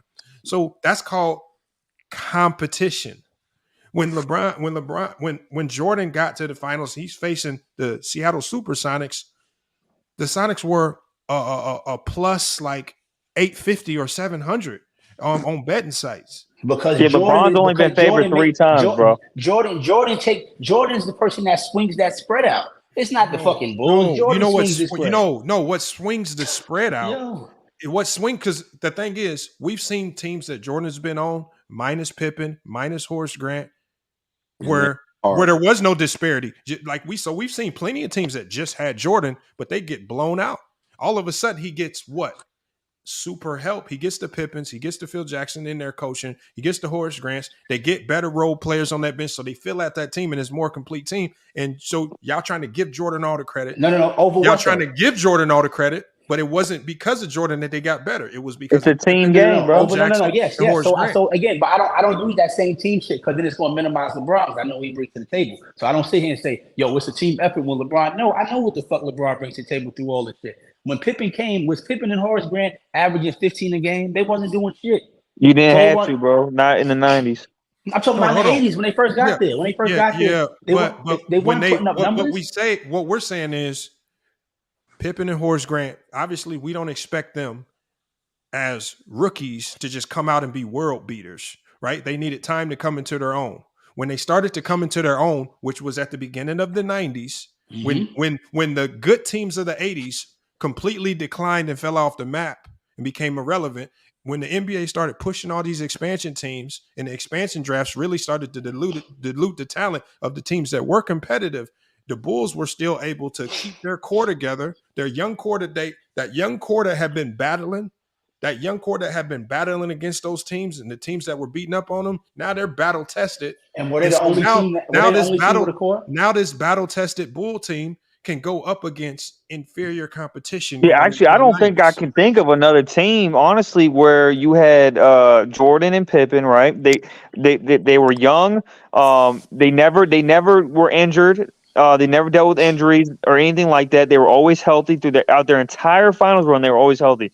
I can't think of another player that honestly was that fortunate. Like LeBron, he wasn't healthy in '98. Pippen was fucking horrible in the finals in '98. Yeah, hold on. Let me address that. You said Pippen was horrible in '98 in the finals versus Utah. Okay, so he wasn't horrible. He wasn't horrible in '98. We say he was decent. He wasn't the Pippen we know, right? We know. He was the Pippen we know. In the entire year, all 49 games or 47 games that he played, he was still half the season. That's what I'm saying. Hold on. What I'm saying is he was so impactful in the 47 games that he did play that he was still top 10 in MVP voting. So everybody that wants to run around and say in '98 Pippen was a shut, no, he wasn't. He was still the same Scottie Pippen. He was just a disgruntled Scottie Pippen because he didn't like his situation with the Bulls, but he was still the same Scottie Pippen. And if you look at his numbers in the playoffs, the only thing that changed in the playoffs, his points per game went down 2 points, while his rebounds and assists and steals in blocks all went up. He was still the same Scottie Pippen. Y'all look at him having a few bad games here or there, just like all players do, just like Jordan even had. And y'all try to label him as just being completely bad the whole year because you picking out games. But for the most part, he was the same guy, the same numbers, and he actually increased his production in all other categories except points in the playoffs. No, Yeah, never said. and Never said. I said finals. I said finals. Yeah, you like to bring up that Pippen thing, right? What about Wade in 2014? Now that's an example of a player who's not himself. All right, probably. Look, thank you. Exactly. 2014 Wade is not I'm himself. gonna answer you. Wade was looking like shit, right? That's fair to say, right? I mean, he averaged 15 points per game and could barely move. Himself, right? He wasn't himself, right? Pippen in '98. Can we say the same thing, or we ain't gonna say that? It's not to the same degree at all. The nigga couldn't even jump in Game 6. Bro, it's not to the same degree. I'm gonna keep it real with y'all. No, wait. Michael Jordan don't hit I'm that shot. I'm gonna forget, cousin. I'm only cutting you because I'm gonna forget. Yeah. If that's the case, again, Jordan did it when Pippen was fucked up. So that's when I say LeBron is still good enough. If D-Wade's not playing fucking great, listen to me. Hear me out. Because again, y'all make it seem like everything has to be perfect for a nigga to win. That's not life. I say it pretty much was perfect for Jordan, bro. He didn't have to deal with no injuries or anything like that during his finals run. I just told you that Pippen couldn't even, his back was fucked up. He could barely do anything. I'm saying that LeBron is so good, he should still be able to get you over that hump if everybody's not playing to their ability. This is when great players do great shit. I'm telling you, he's that good to where he's supposed to overcome. Hold on, but you act like, see, the thing is, you're nitpicking moments because there have been moments where he said 2014. That's why he brought that up. Yeah, because he wasn't himself for the whole finals. We're nitpicking a year because there have been times Jordan underperformed and the Bulls lost as well. We're going to nitpick 95. Are we just going to nitpick it to death? No, we're talking in the finals. No, I'm saying finals. It don't have to be in the finals. It was before. It was worse. This is what your man said. Your man said finals. I'm following his lead. Your man said finals. I'm following what he said. I'm not jumping. He said finals. Okay, that's why he brought up 14. We just but that's when we should start nitpicking moments. Like I could be petty and nitpick a whole bunch of Jordan moments where he didn't play well, but that just seemed like you just petty debating. No, because listen, everybody listen. I feel like people out of the large sample size that you have with LeBron James, at such a large 20-year sample size, people like to nitpick 2011. People will nitpick 2014 as if the man ain't played 20 years. Yes, because you ain't got 20 years. When you get that high. When you get that high on the scale, that's when you start separating yourself. That's when it's different. It ain't everybody got the same shit for the So give me tell me the moment in 1992 in the NBA Finals that you can nitpick with Jordan. Since we care so much about moments where these players fail to live up to expectation, talk about how Jordan got benched in 1992 when the Bulls was down in that Game 6, and Pippen had to lead the bench. Being down doesn't mean no. What I'm saying is, if we nitpick and stuff, why did the Bulls have to bench Jordan? Triple A cooking, man. Huh? What'd you say? What I'm saying is, if we nitpick moments. Right, and we because don't look they were losing. It's basketball. I never said they swept everybody. They were losing. Get your ass out the game, Mike, because you're bullshitting. You're bugging the fuck out. Get your head together, motherfucker. Get out the game. That's basketball. So what I'm saying is, how long do we nit? So how long do we nit? Like every player, the one thing we know for certain is every player has these moments we can nitpick. So is it now? Not on the big stage, bro. So right now, this whole stream is about nitpicking. What basketball talk has come down to, and hold on, Herm, I'm gonna let you talk, but me and Triple. Let me eat real quick, Herm. Let me say, this is what basketball talk has come down to. Basketball talk, and this is what, when you talk to Mr. Moss, when you talk to Ticket, when you talk to Herm, this is what it's come down to, and this is the sad part about these basketball conversations. It's come down to how many bad moments from these players that you can remember and then try to recall in the debate and throw at one person at one time just to sound right. It's about nitpicking their worst moments. And when we're talking about the best of the best, just like you admitted, the best of the best have more good than bad.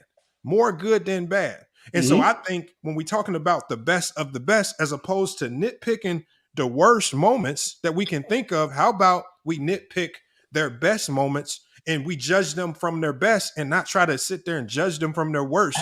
And that's what we do. Because we debate, bro. That's what we do as niggas. What I'm saying is, but I'm telling you right now, that's bad faith basketball debating, because no coach, when a coach is recruiting a player, ain't no coach walking in the gym and you looking at these two players and you talking about, man, he don't move. He can't do this, man. He's not good at this. Coaches are talking about, okay, he good at this. He good at this, and comparing them to him. Okay, we comparing their strengths Coaches don't. When you really analyzing the game of basketball, you don't sit there and harp on nitpicking the worst and the worst and the worst. You take a few of those things into consideration, but you ain't just sitting there harping on the bad. You finding out, okay, what do they do best? The whole stream is about nitpicking. Y'all bad faith basketball debaters. Y'all try because y'all don't like LeBron. Why do y'all sit on so much negative information about him? And then y'all act like the whole stream is nitpicking, Lamar.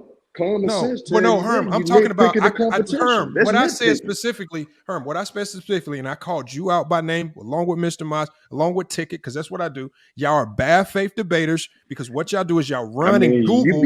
Y'all run and Google as many negative things as possible about a player. You run and you try to keep them to memory. So when you're talking to somebody, you can just run off. Oh, he missed this shot in this game. Oh, he missed this shot in this game. I don't even talk he wasn't like clutch in this game. that. Y'all literally nitpick. Y'all literally nit. No. That does not what separates. So you ain't. What separates players is greatness. Good things. So talking about competition is not nitpicking. Bro, man, you said talking about what? When you're trying to separate and differentiate their competition. Is that nitpicking between the two? No, competition is not nitpicking. That's a what I'm major saying factor. when you talk. But what are we doing? What I'm saying to y'all, how the hell y'all know how good when the we talking about competition competition? was? You wasn't playing in that era. But when we talking about competition, Herm, Herm. That's when nitpicking. MacDef was in here, what was MacDef trying to do? MacDef kept trying to run to the bottom. When I was talking about competition, I'm trying to run to the top. Okay, we know who the best of the best competition is. We're sorting through. When we talk about competition in the finals, we're talking about the best of the best. We're not nitpicking with the worst. We're not looking at the worst teams in the league, both of those times. Oh, how many times did he lose to the worst team? We're looking at the best of the best, and then we're comparing. Okay, this team stacked up the most talent, and then LeBron had to go up against X, Y, and Z right here. Okay, damn, he had to go up against all that talent. But then the conversation just stops. Then it just stops. The conversation stops, AAA. When y'all go from competition to he lost, he didn't win, he didn't get it done. Because the competition determines if you win or lose, then y'all so thirsty to run to the negative that y'all lose sight of the whole conversation. No. Y'all be so thirsty to talk about you guys don't address the competition because you know it's a losing argument. So you guys don't want to address the competition. You just want to focus on the end result because you know you ain't gonna win that discussion. You addressing the competition because it justifies LeBron losing. That's why. No, I'm justifying the competition because this competition. Okay, hold on. If we tomorrow's stream, I just want to ask them a simple question. We can have a stream. We can have a stream tomorrow strictly about LeBron's losing. When we talking about competition, because like I said, and this is how y'all expose yourself. When I said, okay, if it's just about winning, and we shouldn't be talking about competition, then why Bill Russell? Bill Russell should be the GOAT. So if Bill Russell not your GOAT, and then as soon as I asked y'all that, we got to put other things in the context, like, man, who is he playing in the final? Oh, so now competition matters when we deal with a player with more championships. So you really, truly don't respect winning. You only respect winning because it's the easiest low-hanging fruit to point at when you're talking about LeBron and Jordan. Y'all respect it. That's why y'all run to Bill Russell. Hey, so how come Jordan couldn't win in the 80s? And why is Bill Russell not your GOAT? I'm asking a simple question. Wait. He said because he wasn't. Why is Bill Russell not your GOAT? Listen. He didn't win in the 80s. You know why? I'm gonna answer a simple question. You know what? Go. You know why he didn't win in the 80s? Because he wasn't fucking good enough to win. That's not what I. That's why he lost. He wasn't good. Why wasn't he good enough to win? Because he couldn't will his fucking team. The teams he played bust his ass. He wasn't good enough to get it done. So you're saying his team wasn't good enough? Is that what you're saying? If you could say him, you could say team. He couldn't get it done, motherfucker. Jordan wasn't good enough? If Jordan dropped 63. That's not good enough? If the motherfucker lost, didn't he? He still lost. Bro. What do you... Oh, my God. Bro, it's okay to say that Jordan's team wasn't very good. Don't y'all know each every one of y'all hypocrites? Don't y'all know each it's okay to say Jordan played a great, an all-time great team and couldn't win. If Jordan would have beat them, who would have got all the credit? Who would have got all the credit to Jordan? Jordan would have got even more credit because of the feat. Because of the feat it would have taken to do that. But you get more. I'm not bailing not all rings. not all rings and all wins are created equal because certain rings take more to get to, and certain wins and things like that. Some of them require more to do. Not all things are created equal. We need to get straight to Herm, the go ahead, point. Herm. Man. Go We ahead, need to Herm. get straight to the point. We need to get straight to Go the ahead, point. Herm. Be real. Every single body on this panel is hypocrites, and the reason being, that everybody on this panel is hypocrites, because at the end of the day, when it comes to when you categorize certain areas to try to prove somebody is better than the next person, you nitpicking. So everything about this whole stream has been about nitpicking. So end of the day, you can't get on AAA about nitpicking about moments, but y'all nitpicking about competition the whole damn stream. Why the fuck is every time you talk, you giving a sermon about what people I'm should not or shouldn't giving a be sermon. saying? But Bro, these Nigga, why the fuck Hey, you Herb, what I'm define saying is this right nitpicking. here. hypocrites, bro. Every Fuck outta here. time You you on come that in here sucker today. shit? You gotta stop. Hold on, Hey, let me Herb, say something. define Hold on, nitpicking. go James. Hold on, go Bro, James. these the same dudes that Hold be on, on go Ticket James. This is TV at his thing. every day, bro. Every time Herm come in here, this is all Herm been doing all day. He don't give no real basketball take. He ain't giving no real opinion on nothing today. Every time he come in here, he complaining about how we talking about something. He complaining about a topic. Oh, y'all shouldn't be doing this. Or like, bro, we don't need no old man sermon about what we should. How about you actually come in and add context instead of crying like your takes is so much better than everybody else's? But the crazy thing is, you ain't had one real take all day other than just sitting here whining. And then when it's time to actually do a debate, you got young African sturdy here. You get to copy. Oh, no. Oh, no. You don't want to do a real debate with nobody, man. At least you got to give MacDev credit because he stood the test of time and did the head-to-head debate without crying. Man, you got to stop doing all this crying and whining. And you got that old monotone sounding voice, man. Ain't nobody trying to hear that fucking dumb shit, man.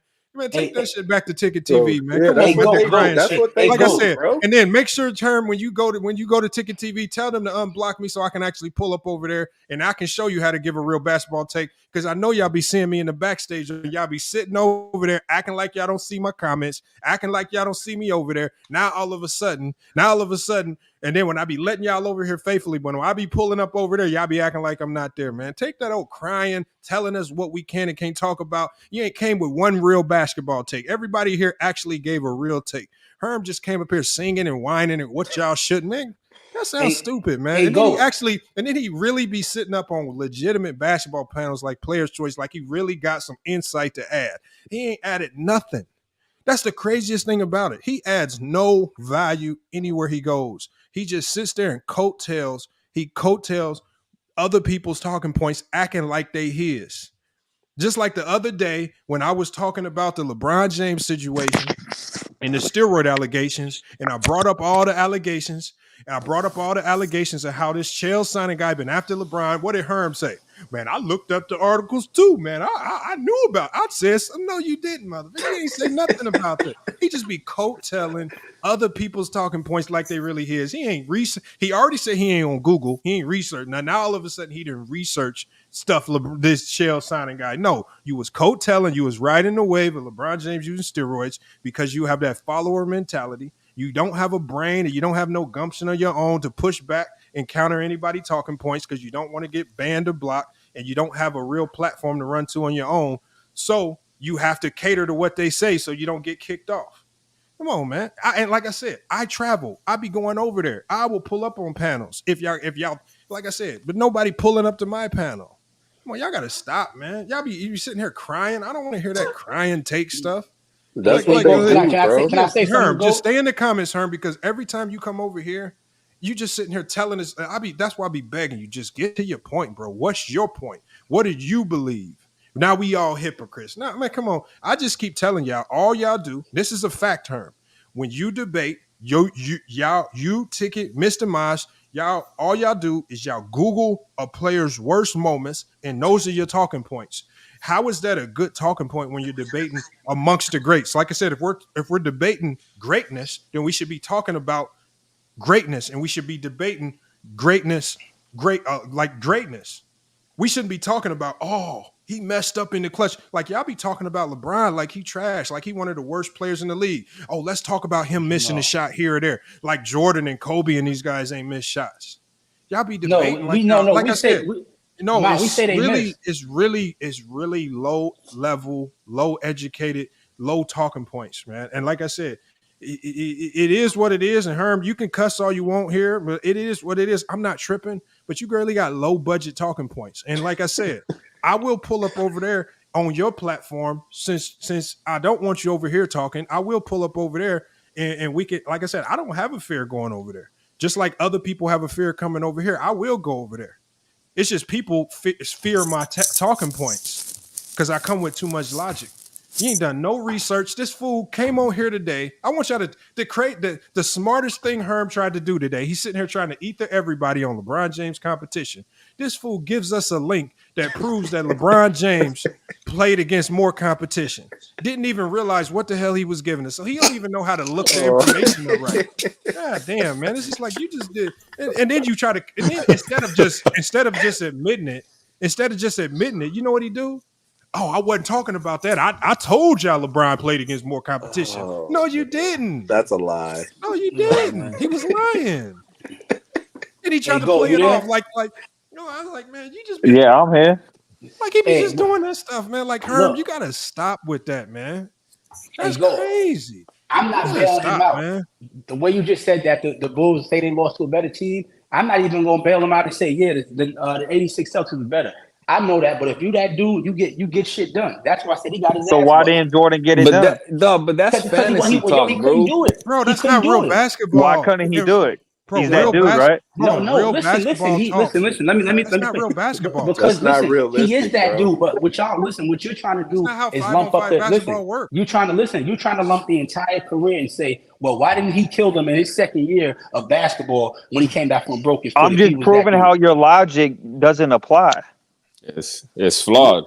It's flawed. It's not flawed. It's not flawed. Yes, it is because you said MJ's that dude, but he was losing in the 80s. Yeah, I'm saying he's that the totality, the GOAT. Listen, the GOAT overall, he is that dude. What makes more sense? What makes more sense? He's that dude, or the competition changed? What makes more sense? Just listen. Just like LeBron lost early. Listen, let me finish. Just like LeBron lost in his first 2 years because he couldn't get it done. He wasn't ready yet.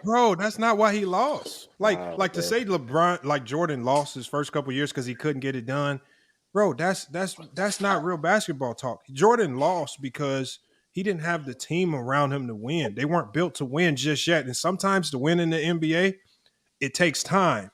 And for Jordan, it took time. And over the course of time, that team was able to be smart. They drafted well. They made the right trades. Obviously, in trading Olin Polynice for Scottie Pippen, great trade, right? So you make a good trade.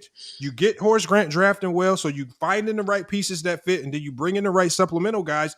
And then when it's time for it to all come together, then you start winning. Like the Celtics. I mean, there's a ton of teams that have done it this way. But we saw with LeBron. LeBron over the course of 7 seasons, his first when he got to when he got to Cleveland, when he was drafted by him. It was obvious that this Cleveland team, it was clear that the owner's objective was to stay under the salary cap. He was not trying to spend money to win. He was content with LeBron getting this team to the second, potentially Eastern Conference Finals. They lucked up and got to one final. He was content with making millions off LeBron just doing that, because if you look at the math, they were making about $85 to $100 million per playoff round that LeBron James got him through. That's a ton of money. They were just eating off what he could get them to. Yeah, can you even remember some of those players that he played with in his first run, bro? Like in terms of like all time players, like you can't even name me some of the like that 07 team, bro. Like those aren't memorable players that he played with. I mean, you got Drew Gooden, Boobie Gibson, Larry Houston playing the finals. But us mentioning Sasha. But that team wasn't good, bro. That's just the truth of the matter. It's like LeBron getting that team to the finals, the same way we give AI credit for getting that Sixers team to the finals. It's the same credit you just give LeBron, because nobody really gave AI any real expectation of beating that Laker team. Right? Yeah, that's why I said not all wins are created equal. And he still got you one win. Okay, one win don't win you a playoff series. No. Hey, Lamont, hold on. I got something for. Hey, bro, you say you got one win, right? Do you remember what Shaq said, bro, about that? Or nah? I don't give a fuck what he said. They still lost. Bro. I'm giving you context, bro. Shaq said no, they didn't take Herm, I'll give you the stage when you come but back. that's not my yo. If me and you fight right now, big dog, and you knock me out, I don't take you serious. I can't say, yo, that's my fault for not taking you serious. You knock me out. Let's see if Herm come back, bro. Hey, can one of y'all ask Herm to come back, man? So, because he mad right now, man. I mean, hey, Triple A, are you really gonna make a deal for out of going 4-1 and getting swept? Because to you, it all matters is you lost, right? No. I just see how you add context when it's convenient. I'm saying shit. I'm saying at least get me one. If you gonna get your ass bust, cool. Still one for me, motherfucker. Just because you ain't going out like that. That's so all now I'm saying. that matters. I got. Go get one. Basically, AAA basically is like if you have a superstar player, he wants that one player to beat 5 players. That's basically his whole. Yeah, that's what. That's not realistic. No. I'm saying again, he had ample help around him. That series with LeBron and them. If you look at the games, those scores was close. They wasn't 20-point blowouts when they lost in 07. LeBron could have won some of the games because I think he's that good. If he plays the game, he's the difference maker. You gonna tell me I'm wrong about that? That LeBron can't be a difference maker? Bro, do you understand what the Spurs were doing defensively against him? And it was still 1 point fucking games. It didn't matter what they did. It was still a winnable game. 1 point games, bro. All right, they was close games. You bugging. They lost that so one. Jordan dropped 63 and lost. What's your argument there? Hold on, let me say nothing. this. He lost. I don't have an argument. I'm telling you, he fucking lost. I'm not making excuses. I just want you to hold on one second. But he's that guy, though, right? Yes, and he still fucking lost. Again, did he lose because he's that guy, or did he? Hold on 1 second, y'all. Hold on. My bad.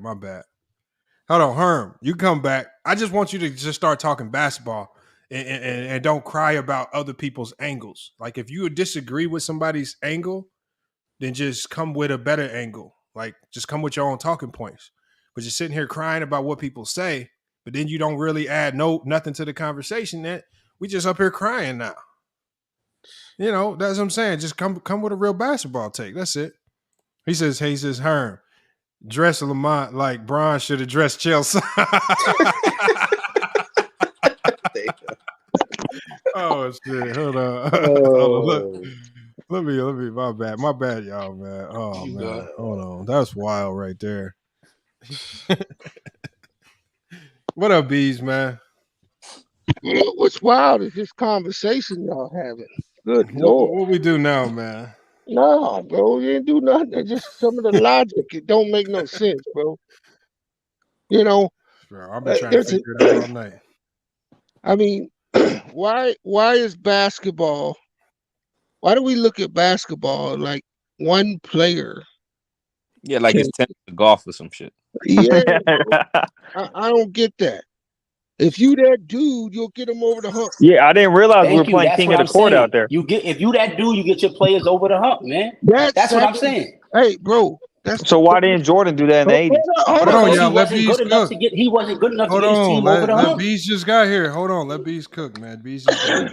Come on. I will agree just partially with what you're saying. When you have a good enough team to compete, then you can get somebody over the hump. You don't go from being below a team to coming up equal with them and then going above them. Great teams beat great players. True or false? True. False. Facts. No, that's facts, bro. Anytime a great player plays a great team, he's going to lose. Easily. If those teams aren't equally yoked, the great player is going to lose. I don't care what he does. Especially in a 7-game series. We've seen great players, plural, lose to great teams. Yeah, you know Will Chamberlain? More talent. You ever heard of Will Chamberlain? More talent wins. No, bro. Talent, great teams can beat better talent. How do you think that was the Pistons? That was the Pistons in 04 and maybe the Mavericks in 2011. Mavericks have more fucking talent than Miami Heat. Miami should have bust their ass. And that's the only 2 cases. Other than that, it's been tough. Not true. Not true. Y'all capping now. It happens all the time. Well, teams that are put together well can overcome talent. They can overcome talent. Do you think that Tim Duncan, the years that they beat Kobe and Shaq, were the Spurs more talented than the Lakers? I mean, them niggas never won back-to-back, so I don't hold them that. Stop moving the goalposts and answer the question. Stop deflecting. Yeah, you could say overall they have more talent. Once you cut off Kobe and Shaq, and you match up with who Jump can have one. What year are we talking about? Bro, I'm asking you a point blank question. In the years where the Spurs beat the Lakers, did the Spurs have more talent? Yes or no? Some of them years, yeah. Yeah, some of them years they did. You're fucking right, they did. So who was so you're saying Tony Parker is a better player? Let's go to the years Kobe was with Pal. The late 2000s. You saying Pau Gasol was worse than Tony Parker? I would say they could be about even, depending on what you asking for. They both were valuable. Stop it. What are you talking? What do you mean? Pau was head and shoulders above him? You know what? I can't have no conversation with this dude, man. So y'all saying Pau was head and shoulders above Tony Parker?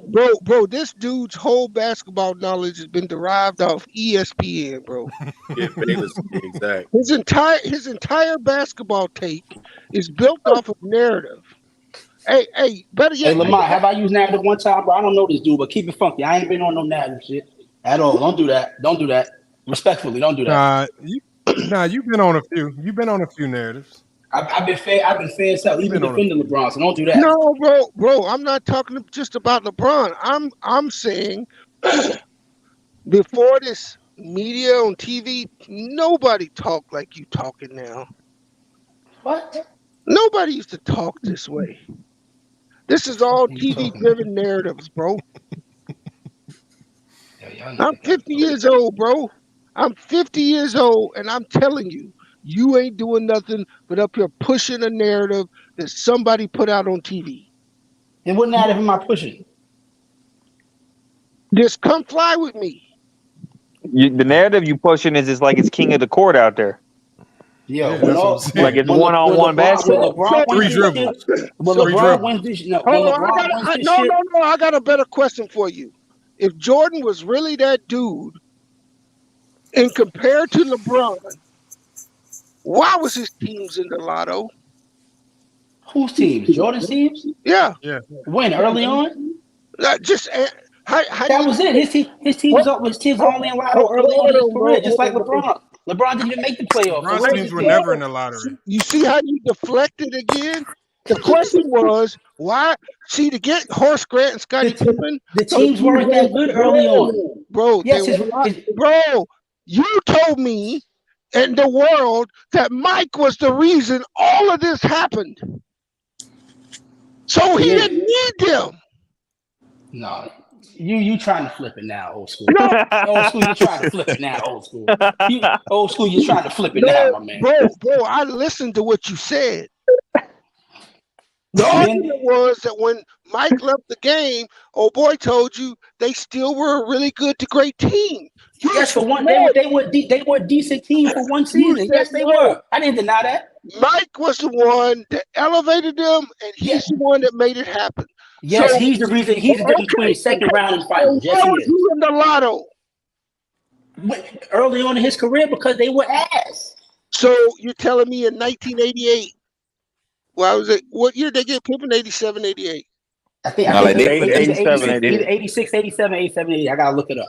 They finessed the trade. Rookie year was 87, 88. That was Pippen rookie 87, 88.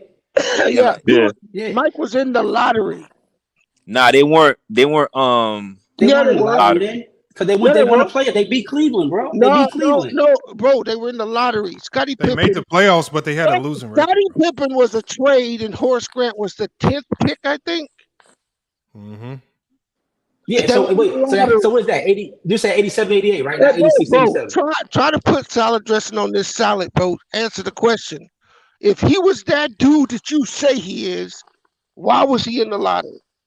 They fucking lost early like anybody does. I'm not denying that. What are you talking about? I'm not denying that they sucked in his first and second year. I never denied that. First 3 years he wasn't that. I mean, I First don't. 3 years, I said, did I not say first 3 years he got his ass bust? Did I not say that? I mean, in LeBron's third year, he's going to the finals, but No, that was his fourth. Yeah, but No, Jordan's, but there's still a positive. Like, even though Jordan was losing his first 3 years, it's crazy how y'all killed us early when we talking about his first 3 years. Even after he lost to Bird walked out of that saying that's the best player in the league. Like, even the players, even though Jordan was losing, could recognize that we dealing with the best player in the league. He might be losing because we got better teams, but he's the better individual talent. So Bees is right. You're not great players don't beat great teams. It takes a great team to win. Jordan is the proof of that. He's the GOAT to most people. But as the GOAT, he did not start winning until he got legitimate help around him, coaching, players, of course. role players across I the never board. shy away from that. I'm saying he's the driving force behind it. Well, really, it was two things. His team got a lot better, but also the competition around him got a lot worse. Yep. And I don't think you can win 55 games in a season if your main player is your driving force ain't playing. Okay, yeah, I'm with that. I agree with that. Pippen ain't a scrub, but he not getting to the promised land. But Triple A, don't you realize that that's a testament to how good that team is? Hey, hold on. See, Lamont tried to school you earlier, but see, you just want to hang on to these talking points. Man, cut this old shit out you talking about. You ain't fooling nobody, nigga. Cut it out, man. Like Lamont said, they didn't replace Michael Jordan. So what you're doing is you're grading Pippen on a curve. Pippen's being graded as the leader of the Bulls without Michael Jordan, but Michael Jordan ain't being graded without Scottie Pippen. Thank you. And Lamont tried to tell you this earlier. But I never said he wasn't graded without Pippen. Hey, Triple A, you know damn well that if LeBron left the team and that team the following year did what Pippen did with the Bulls, you would be talking mad shit about LeBron. No, you know damn well you'd be talking mad shit. Lamont, how about the big LeBron? People doing it now with the Cavs. Look at the Cavs. They saying, look at the Cavs now without LeBron. Like, the Cavs got a little better. It took them some years to get right. Well, I mean, they also added Donovan Mitchell, so it's not. No, I'm saying people even saying it now just because the Cavs actually made some good moves and got better. They talking about, the Cavs is better off without LeBron. Look at them like. It's crazy. No, you're never better off without LeBron. I don't give a fuck where you at. LeBron is LeBron. Well, You're never better off without him. Hey, Triple A, they ain't trying to make this a Michael versus LeBron. I'm just nailing you down on your talking points. Nah, I think you're trying to flip flop, Chief. No. Yeah, you put a lot of dip on that chip, my man. You put a whole lot of dip on that chip. See all these fancy words. You still deflected from the question. Yeah, but Triple A, don't you think if Jordan was this huge driving force and like everything was because of him, don't you think him leaving in '93, wouldn't you see more of an effect in '94? I mean, again, I wouldn't say that because it's still. Remember, he gave you the announcement late into the like right before the season started. Yeah, but regardless of when he announced it, he wasn't there in '94. No, so what I'm saying is the difference between him playing and him not playing is getting to the final. Just like we sit here and say, if Greek Freak don't play, the Bucks will still get to the playoffs, right? But them motherfuckers ain't getting that far. Hey, bro, it's all hypothetical. That's what I said earlier. I didn't say that. But in '94 or '95, the Bulls don't win a championship. Even if he's in the league. How do you? That's something you can't answer. I can't even answer. I don't know. I don't know if I could agree with that. I don't know if I come on. You want to tell? Look, if they had Horace Grant, they would have won. I'm gonna tell you now. The same reason why they lost to the Magic is the same reason why they would have got busted by the Rockets. They didn't match up well with the Rockets in any of those years in the regular season with Michael Jordan. Go check the numbers. Akeem dominated. Now y'all gonna co-sign this shit too, right? Hold on, no, I'm not with this. I'm not with this. Hold on, I don't even know what he's saying. You're talking about the only other player in the 90s that was on the same or close to the level of Michael Jordan. And I'm not going to give him the benefit of the doubt. He walked him down like a dog in the regular season. What the fuck he do 91 through 93? You talking about 1 year he got to the finals. He ain't never get there before that. I'm just telling you, everybody likes to say that Mike would have won 8 in a row. I'm here to tell you that he wouldn't have. I don't know. I don't say that because I can't predict the future and tell you the past. But I can tell you Hakeem ain't do shit. He didn't make it to the finals. The Bulls lost to the Magic when they didn't have Horace Grant. And old school, what you got to remember too, old school, Jordan was waiting for Hakeem in the finals 3 times. And Hakeem was losing in the West playoffs. So, I mean, it goes both ways. Yeah, Jordan retired. I know, but whatever. He waited on whoever brought their black ass on the other side of that bracket. I'll tell you this: that same Magic team that knocked Jordan out, the Rockets swept him. With no Horace Grant. But that's the Bulls swept him with Horace Grant. As soon as Bulls got Dennis Rodman, they swept Orlando, didn't they? The next year they swept him.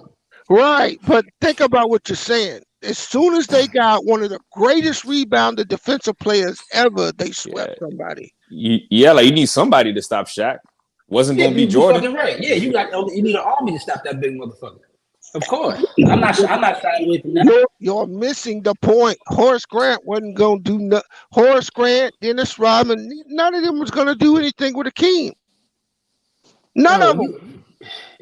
That's a OG. I was wishing, but that's a super hypothetical, bro. No, bro. Look, that's a super hypothetical. See, the one thing that you ain't gonna do is you're not gonna disrespect Hakeem's defense. He's allowed to stand in the paint in that time.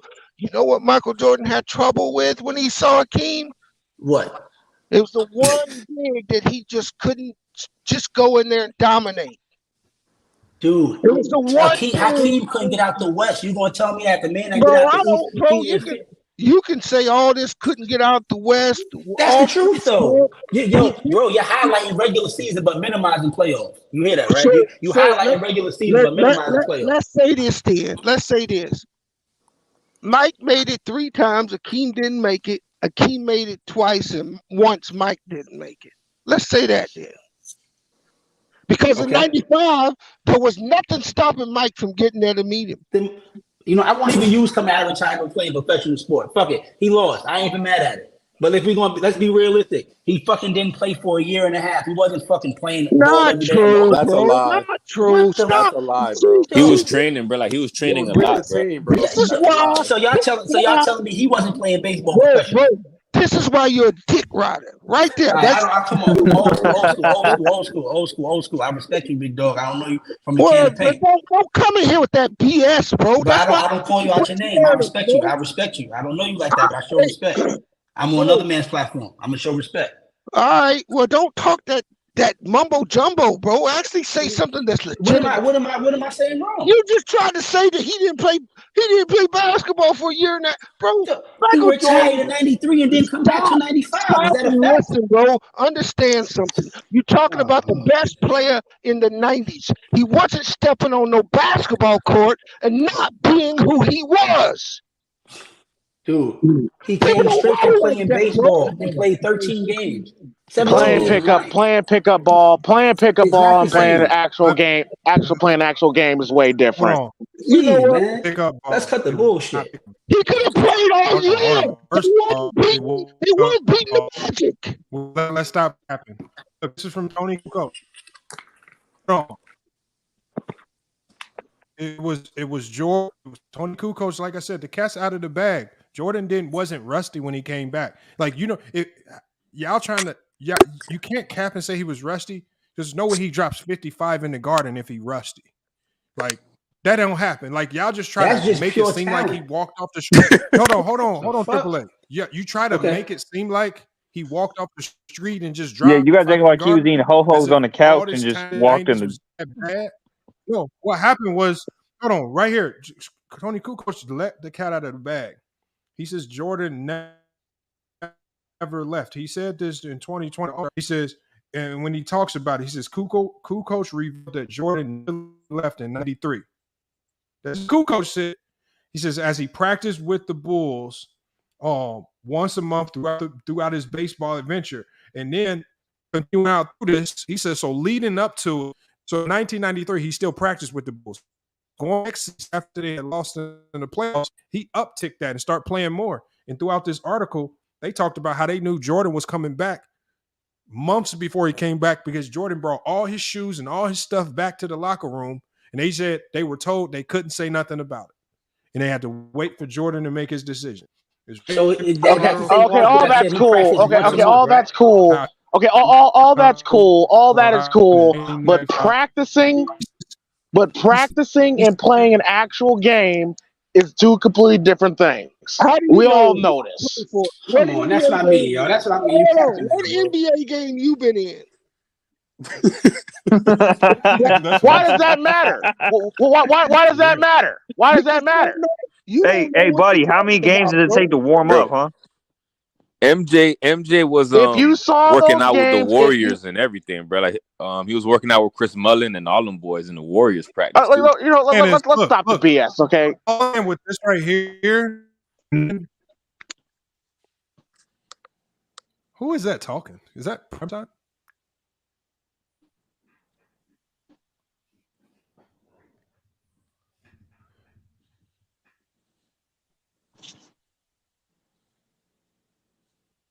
What's going on? I'm on mute. What happened? I don't know what You're happened. not on mute. Everybody tripping. Nobody's on mute.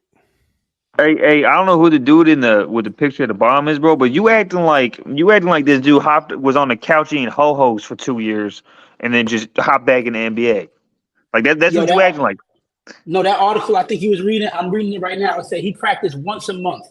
That once out of 30 Read the whole article, another professional sport. Yeah, read the whole article. That's how it started out, and then warming up into his comeback, they upped it. Hold on. While attempting to play another sport, What do you mean attempting? He wasn't great, but he played a whole other sport. He was trash. I didn't say he wasn't trash. I said he still played a whole other sport. He only made that affiliate team because he was Jordan, bro. He was not. Listen, trash or not, you can't make the argument he was out of condition. He clearly was in condition. He was playing another sport and he was practicing. There's no way he was out of condition.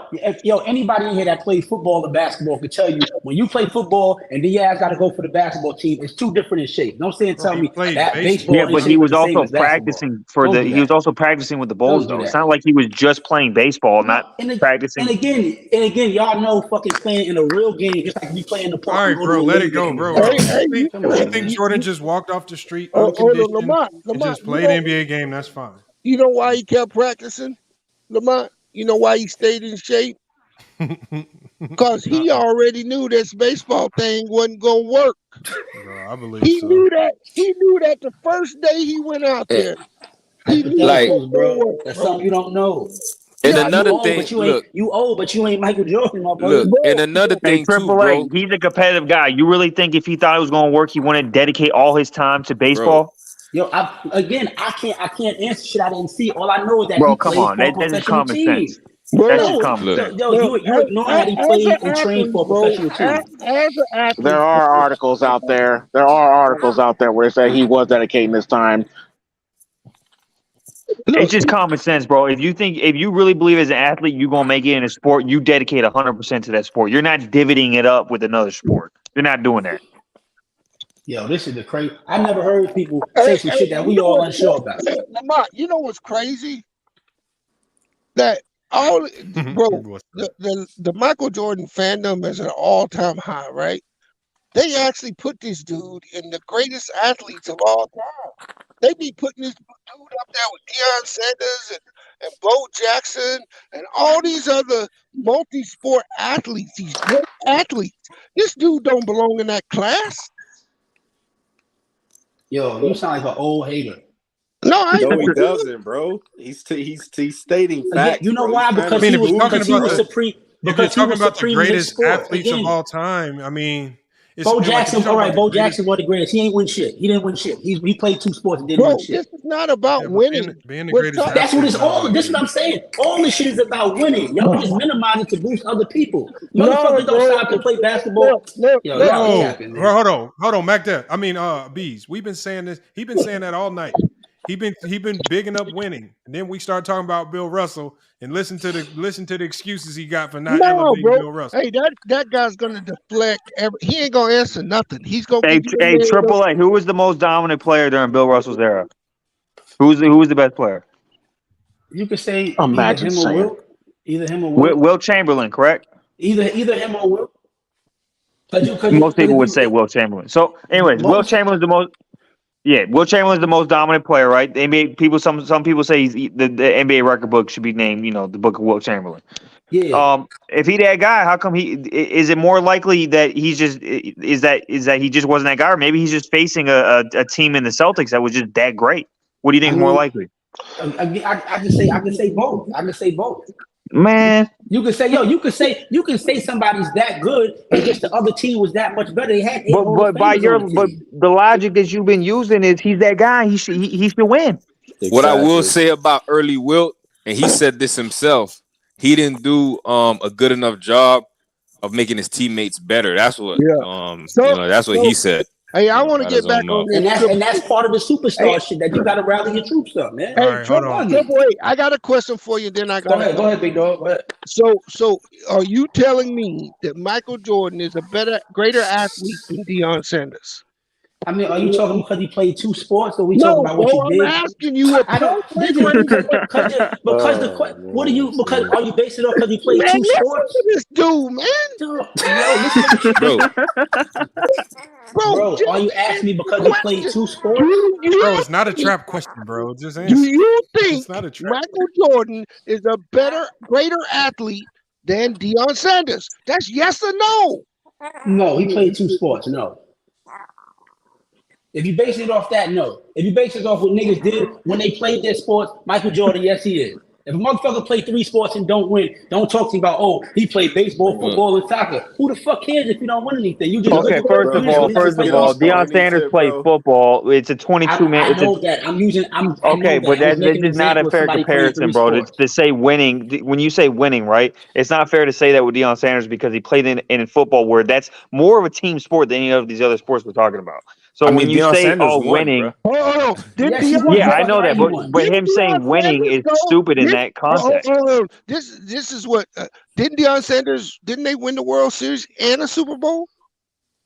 I don't know. I know he won something. I know, but you still gonna talk, right? I won't lie to you. I don't know if he won World Series that year. He probably did.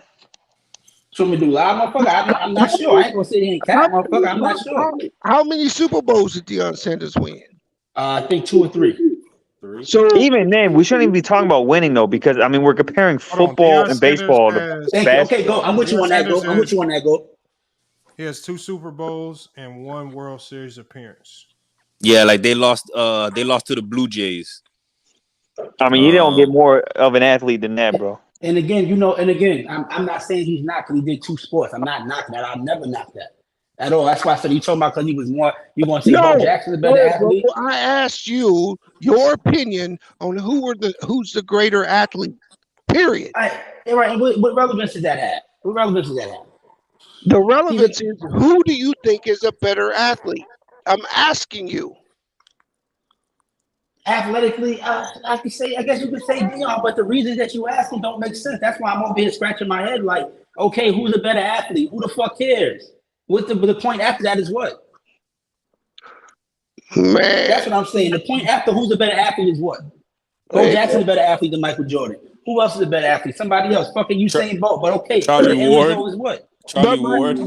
Charlie Ward, yeah, Charlie Ward. Okay, my point is LeBron James. LeBron James is a better athlete. Hold on. Here's my point. You pull up who the greatest athlete is around. Half the people will say Michael Jordan. That's how much fandom that dude got. No, bro. OG, that's because he won is what I'm telling you. They label all this great shit because he's a winner. And all of LeBron fans minimize it because he doesn't win. Hold on. So that means Tom Brady got to be the greatest athlete. One of the greatest guys. If you want to use him and argue that, go ahead. If that's your argument, somebody No, that's your argument. Use it. That's your argument. That's your argument. I'm saying he's labeled the greatest because again, even go as far as that, he won and never lost. So that's your argument. So Tom Brady's the greatest athlete ever. No, he ain't even a fucking athlete if you ask half these motherfuckers. You just defeated your own. You just defeated your own talking point, bro. No. I see what y'all try to do is y'all try to pinpoint some shit that has nothing to do with nothing. I'm not. That's your argument. That's your argument. Basketball. I'm talking about basketball, man. Bro, you just said Jordan is the greatest athlete because he won. That's what you just said. Listen. Do you know how much that how y'all say that undefeated shit is overplayed, right? You know how y'all say that shit all the time is overplayed. Listen, half of these people are. Bro, I don't want to hear nothing else you saying. I just want you to answer this question. It's past your bedtime, man. You got to get it. You better go use the bathroom or something. Especially talking to retards. Oh It's been a long time. So, who you got? Bill Russell, Michael Jordan? Who's the greater athlete? Oh man, I got Michael Jordan.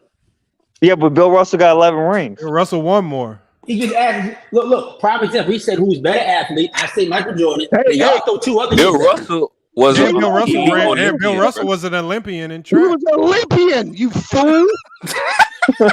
Okay, look. Okay, he's a better athlete, and the end point is what? And the end point is what? He's a better athlete. Don't say winning because he got 11 rings. Hey, this old nigga don't even say that Bill Russell to go. He up saying, hey. Here's the this end nigga don't even pump Bill Russell. And I'm gonna sign off after this. This is the end point. This is what you need to do, 888. You need to go learn about the dude that you dick ride all the time, and look at some other players and understand that you speak to other people. Listen. Watch how you talk to me, bro. I'm being respectful to you, man. Yeah, respectfully, man. I'm talking to you. You ain't gotta do all that. You ain't gotta do all that. I don't call nobody out their name. Talk about no dicks, none of that. Okay, bro, that's you. Where I'm from, that's different. I don't invite no man there. Don't do that. Hey, bro, cool. You just do you. I'll do me. How about that? Don't do that. Respectfully. Yeah. Expand your. I've been disagreeing all day. I don't call nobody. Dick don't come out my mouth to nobody, man. Respectfully, I'll say it this way then. Respectfully expand your education in the arena of sports. I can take that one. That's fair. That's respectful and fair. I can do that. Bro, I ain't never met no Mike fan like him, bro. I never, and I live in Chicago, bro, and I've never met no Mike fan like him. I'm baffled. Oh, there's a lot of them, bro. There's a lot of them. Dudes that got their whole house. Bro, the Bulls with the 23 in the front yard. Come on now, don't say that. Bro, I used to be a Mike fan like that, but like B said, bro, I expanded my horizons, bro. Like I actually educated myself on the game of basketball. But has anybody eclipsed what we see? Nobody has eclipsed that yet.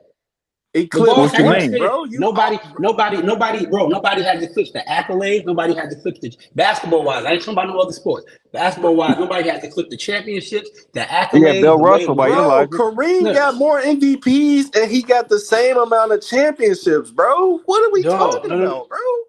Listen. Jordan has the most regular season MVPs and finals MVPs. He doesn't. No, Kareem got more MVPs, bro. Kareem got more. I said regular season MVPs and finals MVPs. No. Kareem got more regular season MVPs. I said in finals combined, Jordan has the most. Why are you including regular in there? We just talked about the biggest awards. He said finals MVPs. Well, he got more regular. Just say finals MVPs. Don't say regular. Okay, he has more finals MVPs. That means when it got to the big stage, he was the driving force. That's what I keep going back to. Yeah, so Bill Russell to go. Y'all keep if that's your argument, please put Bill Russell your argument, as your icon. Put Bill Russell as your icon. So that's that's your argument. You got is based off your argument. Bill Russell to go. Hold on, go. This is what we gonna do. Hey, bro, you got Mike as the GOAT, right? Yes, sir. Okay, make a GOAT case without saying 6-0. Go. But wait, you can't because that's part of his case. How do you say remove somebody? Listen, how do you say don't count championships somebody won? I didn't say don't count it. That's part of his GOAT case, though, bro. How do you say that? Don't count the championships. I didn't say don't count. Okay, make a case without using that, bro. But that's part of the case. This is what I'm saying. That's part of the case. Okay, how about this? Triple A, I got a better way to word it. Build the case and say and use the championships last. So build everything up and then add that. So do that. So before don't say the rings first. Build it up and then for the icing on the cake, put the championships. Okay, and you want me to include the Wizards years too? No, you ain't got to do that. 15 years, yeah. I could use those too. Again, he never missed the playoffs. Yes, he his did. whole career. So we starting off early. Say what you want about the record. Never missed the playoffs. He did. He missed 1 year. No, he did not. Yes, he did. In Washington, that was it. Other than that, he never missed the No, playoffs. he missed. No. Oh, wait, actually, No, you he know did what? not. Back then, He never no, missed you're it. right He because never missed back then you can make the playoffs with like 30 wins. I forgot. Yeah, and you could do that in the 2000s too. It was a couple teams in the 2000s. No, that not made it with low. LeBron. Not in LeBron's era. I didn't say with LeBron. I said players made the playoffs with under 500 records in the 2000s. No, not just 500. He made look at his. I think it was 86. I said under 500. It wasn't just under 500 though, Yeah, bro. let It him was keep like going. He's right. Anything Let him under keep going. 500. Right. Jordan Anything under never missed 500 the is under playoffs with the 500. Bulls, bro. Just keep going, bro. Yeah, You right about it. Never missed the playoffs with the Bulls, even when he lost. Just like this podcast. Every time he lost, he improved. He went further. We don't knock niggas for losing. This podcast right here, if it pops 5 years from now, we're not gonna say, "Oh, Lamar shit was trash at the beginning." Everybody goes through growing pains. I'm never knocking that. That's why I never criticize LeBron for losing and never making the playoffs. This shit happens. Everybody that got a job here didn't start at the top. We all started from the fucking bottom. As he kept going through those battle wounds and getting through motherfuckers, he advanced closer. Semifinals, finals, lost twice, got over that hump, beat Magic. Once he figured out how to win and got to that promised land, that motherfucker never looked back. He ain't never go to no game steppers. He won every single time. Then the motherfucker said, you know what, let me leave. Whatever happened. I'm gonna leave 2 years, I'm gonna come back. He lost when he came back and played 17 games with Orlando, cool. Next year he said, you know what, I'm gonna do this shit one more time. I'm gonna win 3 more chips in a row. Because ain't nobody do this shit twice, but I ain't gonna say, oh, check Bill Russell. He won 3 chips fucking twice. You know how hard this shit is to go with that? He got 10 scoring titles. That's when the accolades come in. 10 scoring titles. Highest average per game in regular season. Highest average per game in the playoffs. Highest average per game in the finals. And not just highest average losing, because niggas gonna say, well, yo, he averaged triple-double. This motherfucker averaged all this in one, which comes back to my point. This shit is all about winning. Every time Mike played on that big stage, that's why everybody fucks him and buys shoes, because we've seen him win when he was supposed to. He's not the most famous athlete in the world because a motherfucker could shoot a jump shot. He's the most famous because he won. All this shit comes back to winning. When you see The Last Dance, all this shit that he got is because he performed on the fucking big stage. Whatever he did on the court brought all this other shit with him.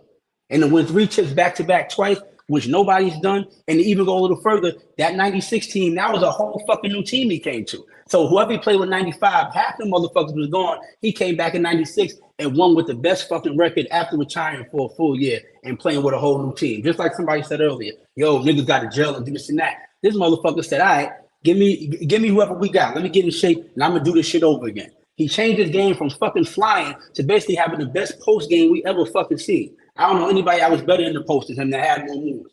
The best fucking post. And again, you could argue with that. Maybe Kareem, Hakeem, if you like him enough. But the motherfucker went from flying to being known for a fadeaway.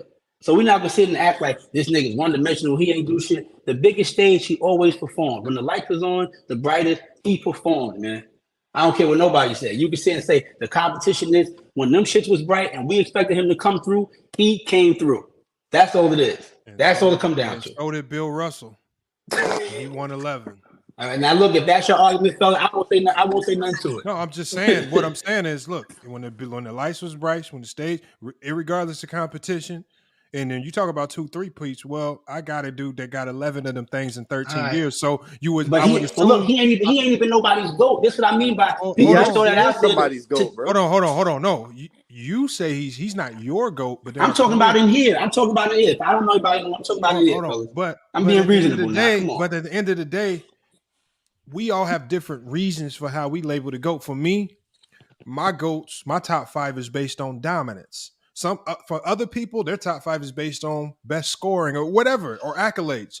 So if you labeling Jordan as the GOAT is because, like you just said, you went on a spiel about him winning. We only care about guys who win.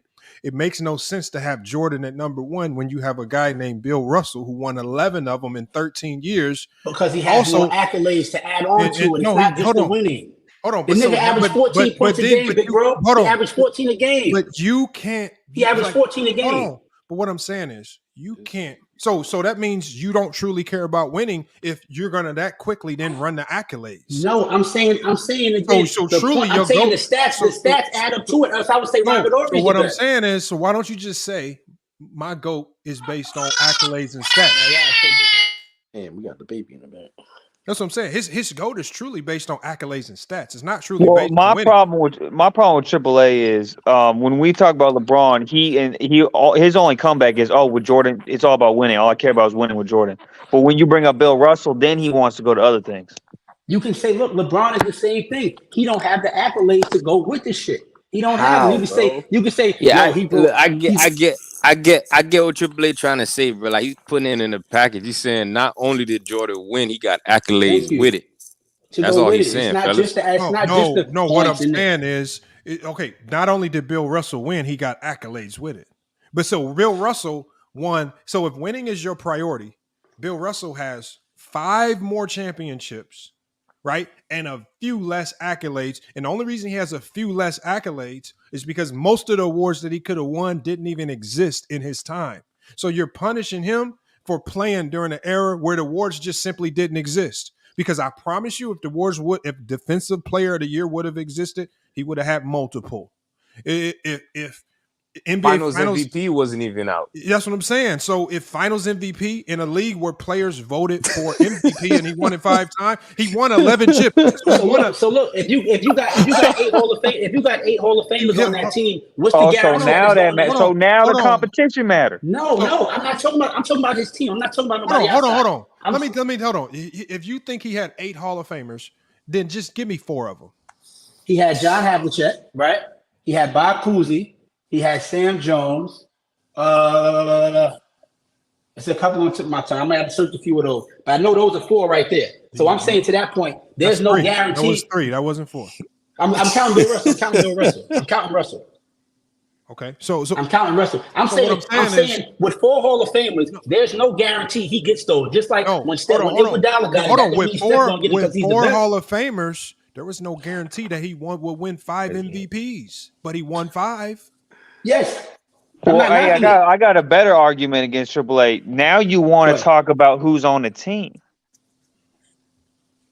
Yeah, meaning because he had good players. You didn't want to talk about that when we was talking about with LeBron. You didn't want that didn't matter to you. I never said that shit. Yeah, you did. When we was talking about how the Warriors had all these, potential Hall of Famers, MVPs on the team, that didn't matter. All that mattered was winning. I said LeBron's team was even. I said if you say you got LeBron, Kyrie, Kevin Love, that's not even though, bro. No. Listen, this is what I'm saying. Y'all are minimizing LeBron. Y'all say you're his man, but y'all are minimizing him when I say he got Kevin Love and Kyrie on his side. Hey, my main point. Hey, AAA. My main point here is I keep my logic consistent. You don't. You didn't want to hear all that about what this team has or what that team has. But when we talk about Bill Russell, now you want to talk about all the Hall of Famers he has. Listen, if Bill Russell is y'all argument, y'all go to. I just hope y'all hear what the fuck y'all saying. That Bill Russell y'all go to. But we're talking about your logic. We talk about modern NBA, but because I get a point that trumps LeBron, y'all say, "Oh no, let's go to Bill Russell." No, you just don't. You're not consistent with your logic, bro. No. The same rules don't apply to every fucking body with everything. Yes, logic should actually consistently apply though. No, like I don't like you. You don't hold Steph Curry and Jordan Poole to the same logic, do you? So hold on. So why with Bill Russell do you have different logic? I'm saying he doesn't have both. He wasn't the super fucking star with the stats and the accolades. That's what I'm saying. Okay, Jordan has a package of both. Let me tell you his accolades then. So he has 11 chips. He has 5 MVPs. He has 12 All-Star games. He has an All-Star game MVP. He's 11-time All-NBA. The only time they had a defensive team for him to make was in 1969, which is his very last year in the league. He was first team all defense, and that was his last year in the league. He was 4-time rebounding champ, right? 4 times in a league where he was consistently averaging over 20 rebounds a game. And so when you talk about he don't have the accolades, again, the majority of the accolades that he could have gotten, especially the ones that I know you're using to elevate Jordan over him, just didn't exist. So what you're doing is you're running to accolades and I think again, that's very low hanging fruit to run to because it's unfair with Bill Russell because he just didn't have the opportunity to win these awards because they weren't there. No, so why use something that why use a measurement that you can't evenly weigh the guys on? I'm not. Listen, you telling me to bump him up because it wasn't there. I ain't punishing him or anything. I'm leaving it flat for what it is. If it ain't there, if it ain't there, I can't talk about it. But the motherfucker only averaged 14 points, shot under 40%. So again, when we nitpick, because that's what we do when we get this close to these GOAT players, do we not do that? Do we not say, okay, well, this person averaged this person averaged that, or do we just ignore that when we get to this high level? So if 14 points and you talk about his field goal percentage, so how was he a 5-time MVP? What was he able to do so well on a basketball court that he could play so bad offensively but still win 5 MVPs? Wow. I'm sorry, I was reading the comments. My bad. Say it one more time. So what I'm saying, because a lot of people like to run the offense because it's the only thing most people watch. Mm-hmm. How does he get 5 MVPs if he's so bad offensively? I didn't say he. I said compared to Jordan. I'm not saying he's bad offensively. I'm saying how many rebounds did he average? AAA. He averaged about 22. A cold dub. Okay, then there you go. But again, superior? That's superior to Jordan, because again, based on his position, he fucking should. Yes, based on his position, he should. So why guys today ain't averaging 20 rebounds a game? Exactly. Because they don't have the size is different out there. Everybody the same height now. Everybody wasn't giants back then. Oh, so you're knocking him for his competition. No, but I'm calling it what it is. If I'm the biggest one playing against little niggas, obviously I'm gonna have an advantage. Bill Russell wasn't the biggest one. Average height. Hold on. The average height in the NBA was like. Hey, Triple A, you talking about who he played against now? You realize that, right? I'm talking about height, but again, he's a great. I never said he's not a great player. He's not that guy like Jordan. He's not. But Triple A, you realize what you just did, right? Yeah, again, I know what you're trying to do. It don't work though. I know what you're trying to do.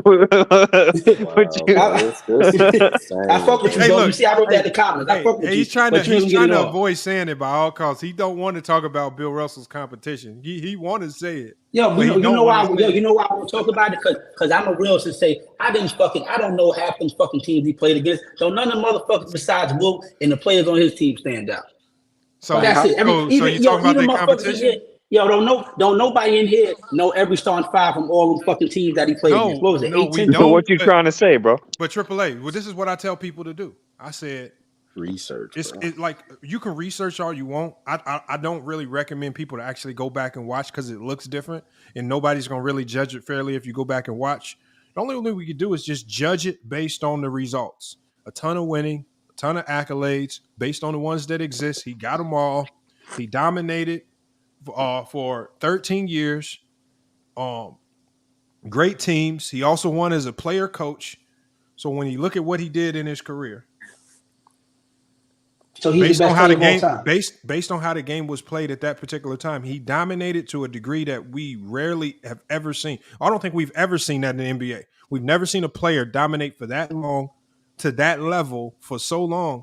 Right, you can say he had great teammates around him, but again, they wasn't winning 8 championships in a row without him. Like they wasn't doing all that when he wasn't there.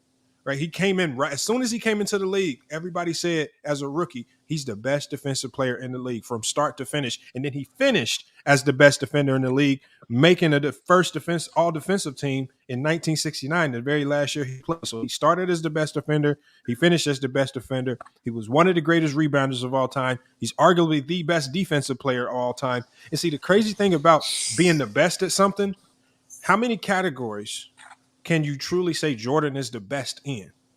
Right? When you're talking about the game of basketball and we just breaking down sex of the game, is Jordan the best? Can we say the best scorer? If you want to say, your man the best rebounder, what I'm saying is, what I'm saying is, it's arguable to say Jordan's the best scorer because that's a conversation we got to have because the only thing he truly has is points per game, and the only reason he has points per game is because of the way Wilt tailed off at the end of his career.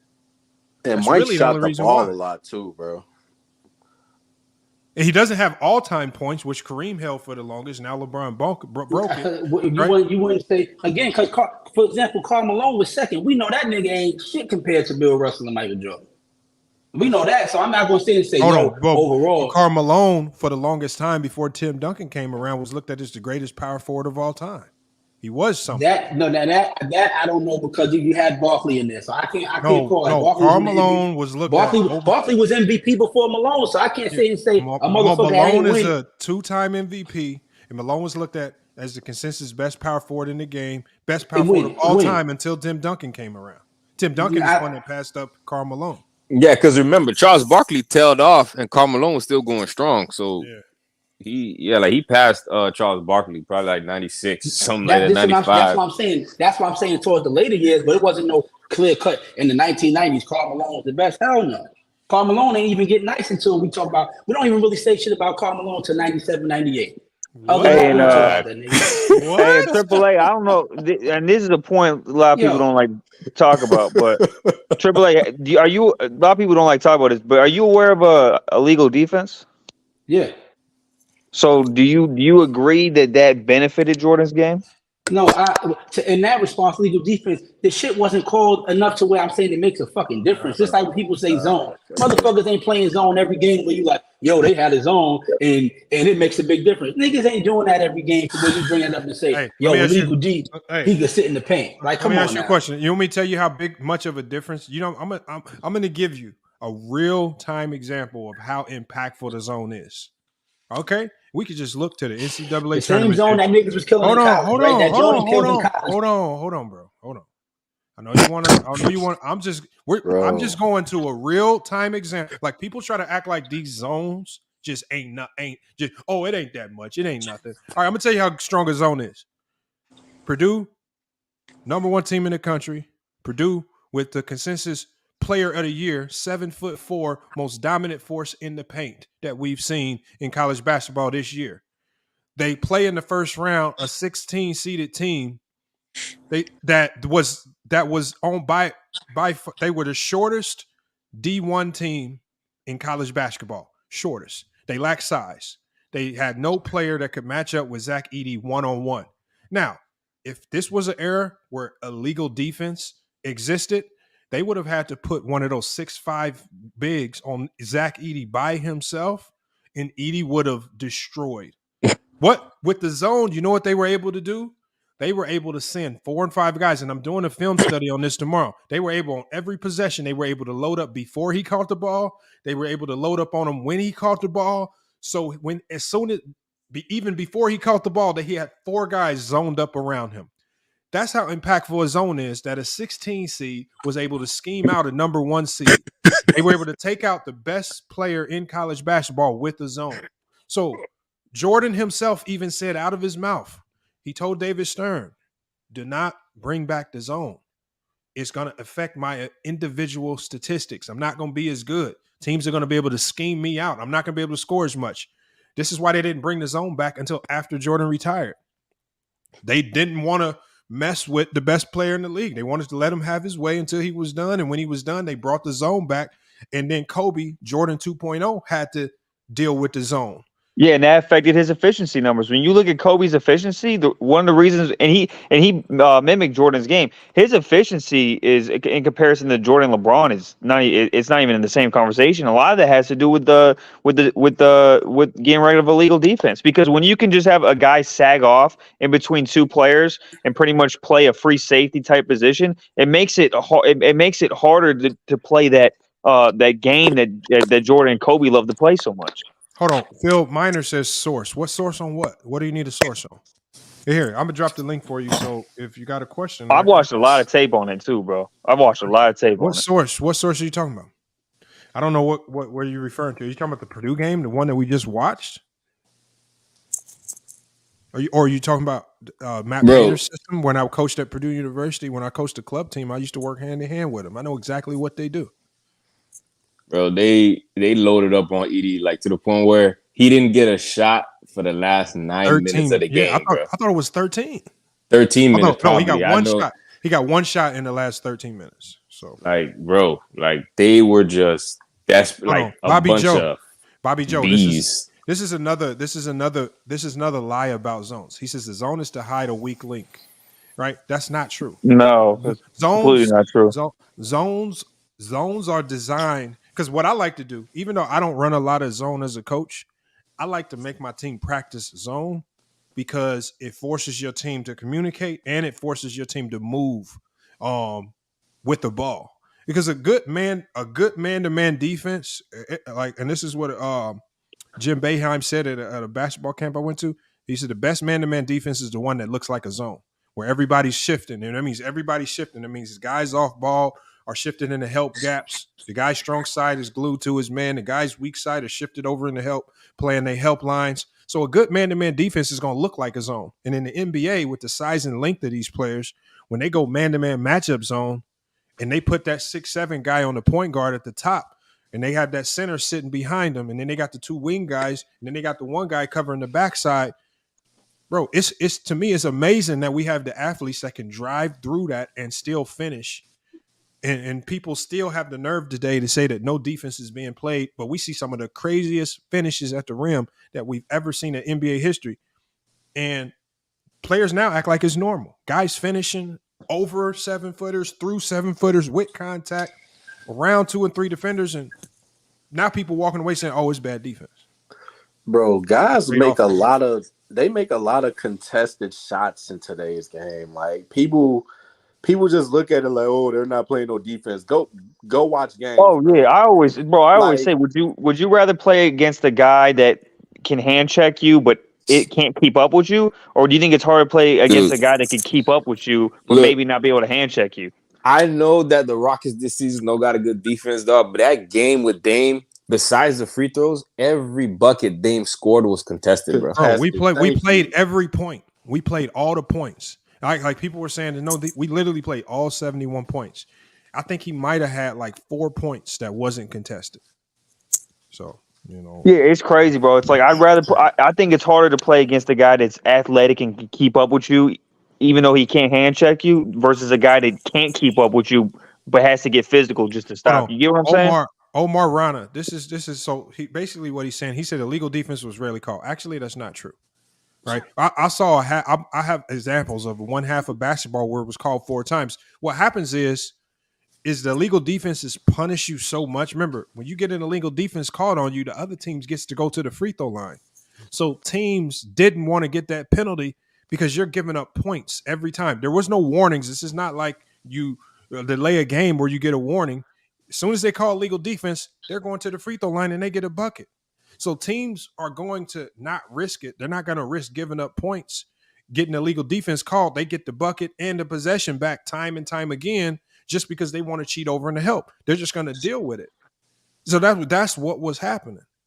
The penalty was too heavy to try to cheat it too much. And unless you had the personnel to cheat it, like the Utah Jazz, like the Houston Rockets with small, fast guards, even the Chicago Bulls could cheat it with a whole really fast defenders who could cover a lot of space very quickly.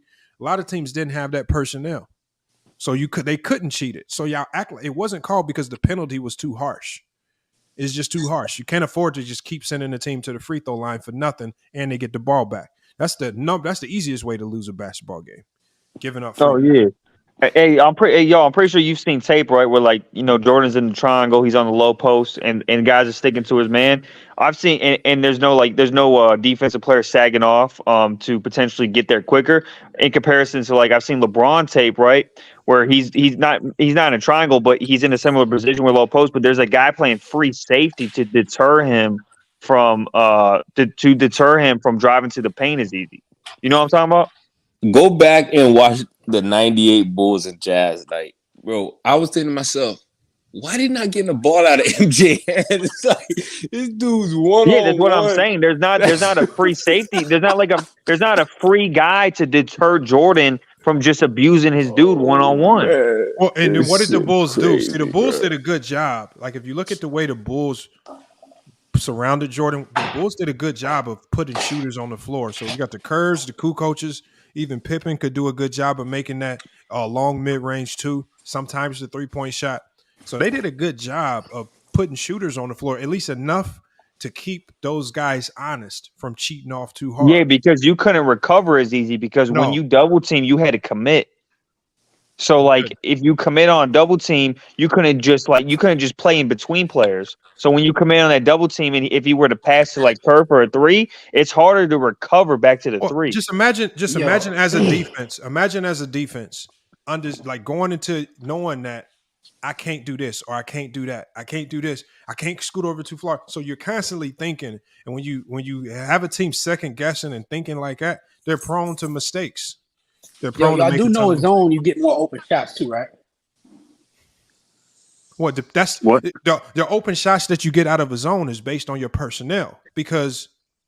And remember, and that same because I had to go change the diaper real quick. I had a newborn fella, so that's why I'm up with the baby in the background. I had to go change the diaper real quick. Motherfucking these niggas played against zone in college. So when y'all say this shit with the zone, you're acting like Jordan and some of these 80 players didn't experience going. Let me up ask you a against the question. zone. So why in college where teams can consistently play zone without any handcuffs? Game scores were much lower, and Jordan wasn't averaging 30 a game. And then you don't see as many 30-point per game scores in college basketball, even though they're still playing 40 minutes. Because college, we all know college basketball isn't as free flowing as NBA basketball. Yeah, because it's zone, bro. And even back then, the game was in and out, not like it is right now, hopping in. So it wasn't no come down court, do what you want to do. It was come down a couple passes, get it to the big man. He might kick it out to you, pass and cut. Hey, AAA, do you watch college? AAA, remember, it's no 3-point line back then neither. So you got to consider that. How far back are you talking? How far back are you talking? What do you say? The 3-point line's been around for a minute, man. No. When Jordan played in that championship, that wasn't a 3-point line in college at the time. Well, I mean, Jordan don't really shoot threes anyway. But that's what I'm saying, because with the era that he came from, it wasn't a 3-point line. So that's the point I'm making. Well, regardless, AAA, do you watch college? Yeah, hell yeah. So you should when you watch college, you should realize how much harder it is to score due to the zones they run. Yes, but it was still getting exploited. That's what I'm saying. It wasn't like Michael Jordan wasn't. What do you mean? But AAA, you can only exploit a zone based on your personnel. If you don't have floor spacers to space the zone out, then just like we saw with the Lakers at the beginning of the year, I don't care who you stick on the 3-point line. I'm not going to respect it if they're shooting 29%. So teams would just load in and zone up on AD, and the Lakers would lose games because they're shooting 3 of 30 from the 3-point line because they couldn't shoot. Now, are we talking about just right now? We going back to 80s with the Jordan shit? No, I'm saying any zone. I'm saying there's multiple strategies to beat a zone. Drive and kick. It is. You can screen the ball the zone to the middle. Yeah, you can screen. It depends. It depends on what type of zone you're playing. No, because in the NBA you don't see 2-3 zones. In the NBA you don't see 3-2 zones. You see man-to-man matchup zones. So they're not going to run the natural zones. And then in the NBA, at that level, they morph their zones in the middle. They'll go from man to man in the first 5 seconds of the shot clock to zone in the last 10 seconds of the shot clock, so they can morph it in the middle of the action because it's more advanced, it's more reads to make, so it's much harder to read. When are they in zone? When do they morph to a zone? The Miami Heat have mastered this. Well, not only that, in the NBA nowadays, you could play man and then have that one guy like just kind of pretty much play in between like a wing and a post player. You couldn't do that against Jordan in the 90s. That wasn't even an option. Hey, I got a question for you guys, fellas. Hey, Lamont, are you sure that the legal defense in the 80s, the first one wasn't a warning and the ball out? In the 80s or the 90s? 80s. I was talking 90s basketball. I don't know how they called it in the 80s. I know in the 90s, when I first started recognizing it, you go to the free throw line every time. Legal defense penalty. Yeah, I think you went to the line every time. You go to the line every time. I don't recall it ever being a warning. Yeah, I don't know if it was 1 shot or 2 shots neither, but I think you went to the line every time. It was 1 shot. But in the 80s, I think in the 80s, I could be wrong, but I think in the 80s, first illegal defense was just a warning and the ball was out, and then the second one was a technical foul. But I could be wrong. But then I do remember the Lakers of the 80s, in the early 80s and the mid 80s, they would run a half-court trap defense a lot. And sometimes you can run a trap, that's not a zone. No, but half-court what trap I'm is saying, not a zone. hold on. This is what I'm saying.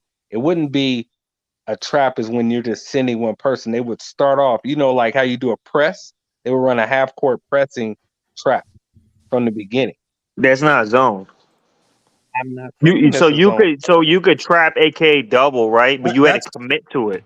Well, most of the time, like you probably drop back to a zone. No. That's what we call a quarter. It's either a quarter court press, where you can extend your press out to maybe the half court line and things like that. But it's just an extended press. Back up.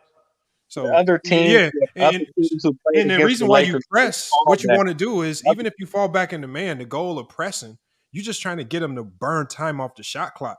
So you speeding them up. Chaos out there. And so what you do is, in the 80s, we saw a high pace of play. Their goal was just to speed teams up, speed you up, especially a Laker team that wanted to play fast. All we need to get you to do is play fast. No team was going to be able to run with the Lakers, so we can get you speed up. You playing fast with us, well, you ain't never going to outpace us with Magic Johnson at the point. So that's the goal of any press, is to speed you up and get you making quick, dumb decisions. And if we get turnovers out of it, that's even better. And with Worthy sitting back there and good defenders like Kareem, you bound to mess up. You bound to mess up. The other teams that they would play against would call it a zone. And when they were playing against the Sixers in the finals, what other teams called it a zone? Yeah, I'm trying to tell you. Billy Cunningham would constantly call that a zone, and they would get hit maybe, I would say 2, the most 3. But on average, I would say teams at the most would get 3 illegal defenses at the most. Besides the 1 point where you said one team got 4 in the first half, but most of the time teams weren't getting no more than 3 illegal defenses in a game. And that's including both teams for the whole game. Okay. Yeah, but are you not getting it because teams aren't doing it because of the consequences? Isn't that more likely a scenario of it not being called as much? No, teams weren't really worried about getting that called because it was so obvious if you were doing it. Because what teams would do is they would point it out. They would point it out. If someone was isolating in the post and they were in the paint and they weren't guarding somebody, because the legal defense, you had to be within 6 feet of your man. Or you had to go ahead and you had to be within 3 feet. No, you had to be within 3 feet. Bro. No, 3 feet, bro. Yeah, it was. Now if they change it's like 3 feet or even closer than that, bro. 6 feet? If you 6 feet off your man, that's hell. You in hell. I'm trying to 6 feet off explain your it to man? you guys. I was watching it in the 80s, bro. It was 6 If you 6 feet. feet off your man, you playing hell. Yeah, it's like 3 and closer, bro. 3 and Oh closer. yeah, bro. They got entire tapes on YouTube you can watch, bro, of 90s defense and how illegal defense made it easier. 90s. I'm talking about 80s. I'm talking about 80s. No, bro. No. Unless they modified it, but I don't remember anybody modifying it. Yeah, that's like saying what I could I'm be in the key. I could be in the key, and the guy I'm guarding at the free throw line. That's what you're saying? No, 6 feet. Not what I'm saying. That's not what I'm saying at all. If you listen, I know the rule is know. 3 feet, bro. It's 3 feet. What I'm trying to tell you, if you're in the paint and you're not guarding nobody, that's illegal defense. But if you're not in the paint and you're within 6 feet of your man, as long as you did a hard trap, you were good. But if you didn't guard your man, That's not true. Well, you keep cutting me off. It was true, bro, because I was watching the game in the 80s. No, that's not true, bro. I got the definition of it right. So I'm not in the paint, and I'm 6 feet off my man. I don't get it, bro. No, I'm saying, he got the rule all you had fucked to up. be within 6 feet If you're of your 6 man. feet off your man, where else you going to be misinterpreting standing what I'm saying. other than in the paint? No, I said you have to be within. I'm gonna say it again. Hey, bro, that's not the rule. It's within 3 feet, not 6 feet. feet. Of your man. It's 3 That feet, was bro. the rule. Now hold on. No, it's 3 feet, bro. People keep interrupting me, bro. They could have changed the rule. They could have changed it. But in the You keep beginning, saying in the 80s, wrong. You keep saying the wrong thing, though. Yeah, bro. You keep interrupting me. What I'm Because trying you to keep tell saying you the is, wrong thing. all right, so you gonna keep interrupting me, or you gonna let me talk? Hold on. But So like you I'm got to saying, understand the legal defense. Never mind. Bro. The rule Y'all just itself gonna was keep interrupting basically me. designed to help defenders out of the paint. Yeah, you had to go double team it- hard. You couldn't bullshit. You had to go because double the team hard. help. See, good help. See, when anybody that's played basketball, and I know AAA, you said you hoop. When coaches Yeah. teach help, what do they call it? They call it be on your help line. It's literally an invisible line right down the middle of the floor. So if you're on the weak side, you standing in the paint on in the the help middle. line. Yep. That's where help is. Man.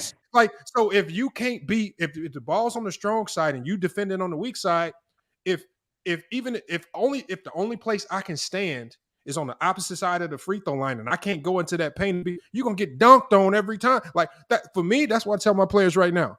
I said, if you ain't helping on this help line, you trying to get posterized. Because once you allow somebody into this paint, you ain't stopping them, bro. They gonna dunk on you. You got to double hard every time. If you're gonna do it, you got to double. You got to either go. That means you got to go all the way across the lane. But see, the problem is when you got to commit to a double team from the weak side that far, a good player can see it coming from a mile away. Yep. And that skip pass is gonna light you up. So unless you every got time. excellent rotations, your rotations got to be crazy. Mm-hmm. And even then, you still might be too late. So again, they benefited from a league that wasn't caught up with the 3-point line. They didn't shoot a ton of threes. The teams that did shoot a ton of threes gave the Bulls problems, as we saw with the Rockets. It's unfortunate they never met in the finals. That would have been a good matchup to see. But I think the way the game was played, it all favored what the Bulls did. They were in a league that didn't shoot a ton of threes. Right, they had the best ISO player in the game, probably ever in NBA history, right? And them on the defensive end, they had the two cheat codes. They had the main cheat code. They had one of the fastest, lengthiest defenders that could cover all that space unnaturally in Scottie Pippen. Even Jordan could do it because of his speed. And then you get a guy like Rodman who was known for his speed and ability to cover. So, I mean, they kind of had some cheat codes there. How often do you think illegal defense was called, Lamont? It's like my thing right here is this. It's not about how often. Maybe once or twice. This is what I'm saying. The reason why I don't know how many times I can find out how many times per game it was called. But the I know you got the computer in front of you. The penalty was such a deterrent that teams just wouldn't commit the violation. The thing is, if the penalty is a free throw, I'm not going to commit the violation. I'm not even going to risk it. It's too risky. If you so how much do you think it was called though? I don't know. You tell me. Yo, it got to be once or twice. No, you have a computer in front of you. I'm on my phone. I have to go and turn on my computer. But I'm saying, why don't you? Why does that matter? Yeah, the rule existed. No, I want to. Why are you guys going away from the answer? What is the answer? Just answer the question. What is that? You have a computer right there. You look. It's up not going to be everything called a lot if a team trying to avoid doing it, bro. No, just give the answer. Just give the answer to what the question is. Just get an answer, Lamont. Okay, here it is right here. I got it from the Washington Post. Golly. You gonna run away from the answer? Not you, Lamont, but your other guy. I'm saying, but you pose I'm saying if you're gonna pose a question like that, you should have the answer. You can't. You just send us to do your work. That's like saying. Why would I? If you ask a question, why would you have to answer? I would just say, hold on, bro. That's like saying murder's against the law, right? But the punishments, the deterrent, man. Hold on, but the deterrent to commit murder is so strong. Hold on, you ain't gonna commit it. Let me read this, bad, bro. Hold on, let me read this right here. It's the same thing. All right, thanks, Lamont. Go ahead. Read the answer, Lamont, please. So this is from Rod Thorne. This is from the league's vice president of operations when they made the decision to remove illegal defense from. So you're not going to answer the question. I'm going to answer the question. I'm going to answer the question. It says there has been a growing propensity among coaches to move 3 men. I've already heard you say this before. No, I've never said this before. No, I'm asking you what's the answer. Okay, hold on, bro. I'm going to give you the answer. I just told you that. I don't know why you don't want me to read this. It says go ahead, bro. There's been a growing propensity amongst coaches to move 3 men above the top of the key, thus clearing the way for 2-man games or individual forays like those of Chicago's Michael Jordan and John Stockton and Karl Malone of the Utah Jazz. Rod Thorne further stated the league these isolation tactics were getting away from what the game is about. So they said, the beginning of this season, a referee can call what will be known as, it says the beginning of the season, it says a referee can call what will be known as illegal offense and award the opposing team the ball on an inbound. So they tried to combat it. So what the NBA did was initially what they tried to do to combat the illegal defense, they tried to implement something called illegal offense and which is very odd. They're just making the game too hard for the refs to call. But I think they ended up striking the framework of that ruling and moving it out. But illegal defense was called on average from 1989-90 to 1997. It was called 3.4 times per game. Okay, and that's about what I said, right? Yeah, what's I guess. the point though? Change the trajectory of this That's what I debate, said in man. the beginning. I mean, So I'm saying that to say this. This is why I said that. If it was only called 3.4 times, how much of a factor? That's 3 points at the most. How much? Okay, let me put it to you like this. I'm gonna put it to you like this. Game I'm just is asking. Hold on. I'm gonna give it to you. This is where illegal defense gets annoying. Fourth quarter, 13 seconds on the clock. Your team is up 1 versus the Chicago Bulls. Michael Jordan gets the ball on the wing. The Bulls empty that wing out. It's called an empty set, but basically lifting the other 4 guys above the 3-point line on the opposite side of the court. How do you defend that with illegal defense without showing it to the refs? 13 seconds to go. Your man is on the island with Jordan one-on-one. And that's where it gets annoying because in those crucial moments right there, when teams are just going to completely clear out, it's going to be tough to defend. That's and it's the coaches that really started to complain about this. The scorers, Tracy McGrady's, the Grant Hills, the Michael Jordans, they told the league, we love the legal defense. It's one-on-one basketball. We love this. They the ones said, don't bring the zone back. It was the coaches said, we need this tool back. We need it back so we can defend these guys. And as Rod Thorne just stated, the NBA, it just started to get to a point where it looked like teams were just abusing it, slowing the game down to a bore, right? And then just doing so much ISO basketball that the scores were getting low, the pace of play was getting low, it was just getting out of hand. So they just said, we're going to give the defenses that tool back. But they didn't do it until after Jordan came back. Okay. Or after Jordan retired. Do you remember in 97 when John Stockton came to double on Jordan in the clutch and he passed it to Steve Kerr and he hit the open jumper from the free throw line? Yeah, that means he had to help so hard. That's gonna go against your argument, bro. Yeah, I'm Stockton. not arguing anything. That means Stockton had to commit. If you knew anything about legal defense, you would realize that something about illegal defense. Okay, then you would realize. Hold on. When I said it happened 3 times a game, and Lamont looked it up, and it was 3.4. Well, I'm explaining to you. I'm explaining to you. I'm explaining to you. Something about it. It's not about how many times it happened. It's about the threat of it happening that deters you. Okay. Because if it happens, because if you're in a close game, neck and neck game, and you get down to the wire, it's going to be harder for you to cheat. You're going to be less likely to risk that illegal defense late game, right? You would probably say, I'm going to allow my guy to just play one-on-one defense and hope he misses the shot. Because that's all you can do. Because that's where it really affects you. It's not going to affect you in the first, second, and third. It's going to really start to affect you in how you defend in the fourth quarter. Yo, that's like saying only a couple techs get called a game in today's era. But I bet you players are committing techs all the time. No, I bet you players don't commit techs all the time because they're deterred from it. Because if you commit a tech, it's a free throw. It's a humongous fine. That's the deterrent. It's the same argument. Like you're trying to say, just because it was called only 3 times a game, I bet you they were still doing it a lot. No, I bet you they weren't. I bet you it was called 3 times a game. So what's your argument? I didn't say that at all. I didn't say that. I don't have. So what's your argument then? I didn't. Again, I've said it 3 times. I don't have an argument. I was pointing out a fact. What's the point of the fact then? What's the point of it? The point is it was called 3 times, 3.4 times a game.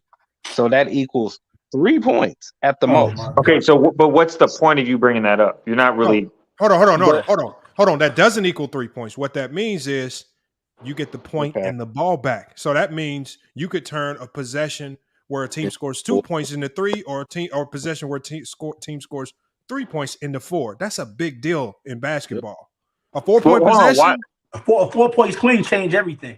Bro, hold on. Why That's a are possible you 4 focusing points, on the bro. points too, bro? That's a Why are you possible. focusing on the points too? Because it's how the game's called if you too. make a free throw because of a legal defense call, you get the ball back and make a 3-pointer. How many points is that scored in one Yeah, but possession? if you get the point, if you go, you can also go to the free throw line and miss a free throw. Yes, but hold and on. have a turnover. The problem is hold on. We're getting away from the point of this, bro. The problem is the one thing you don't want as a coach is you don't want to put the other team on the free throw line. That's the purpose of playing good defense. Hey, bro.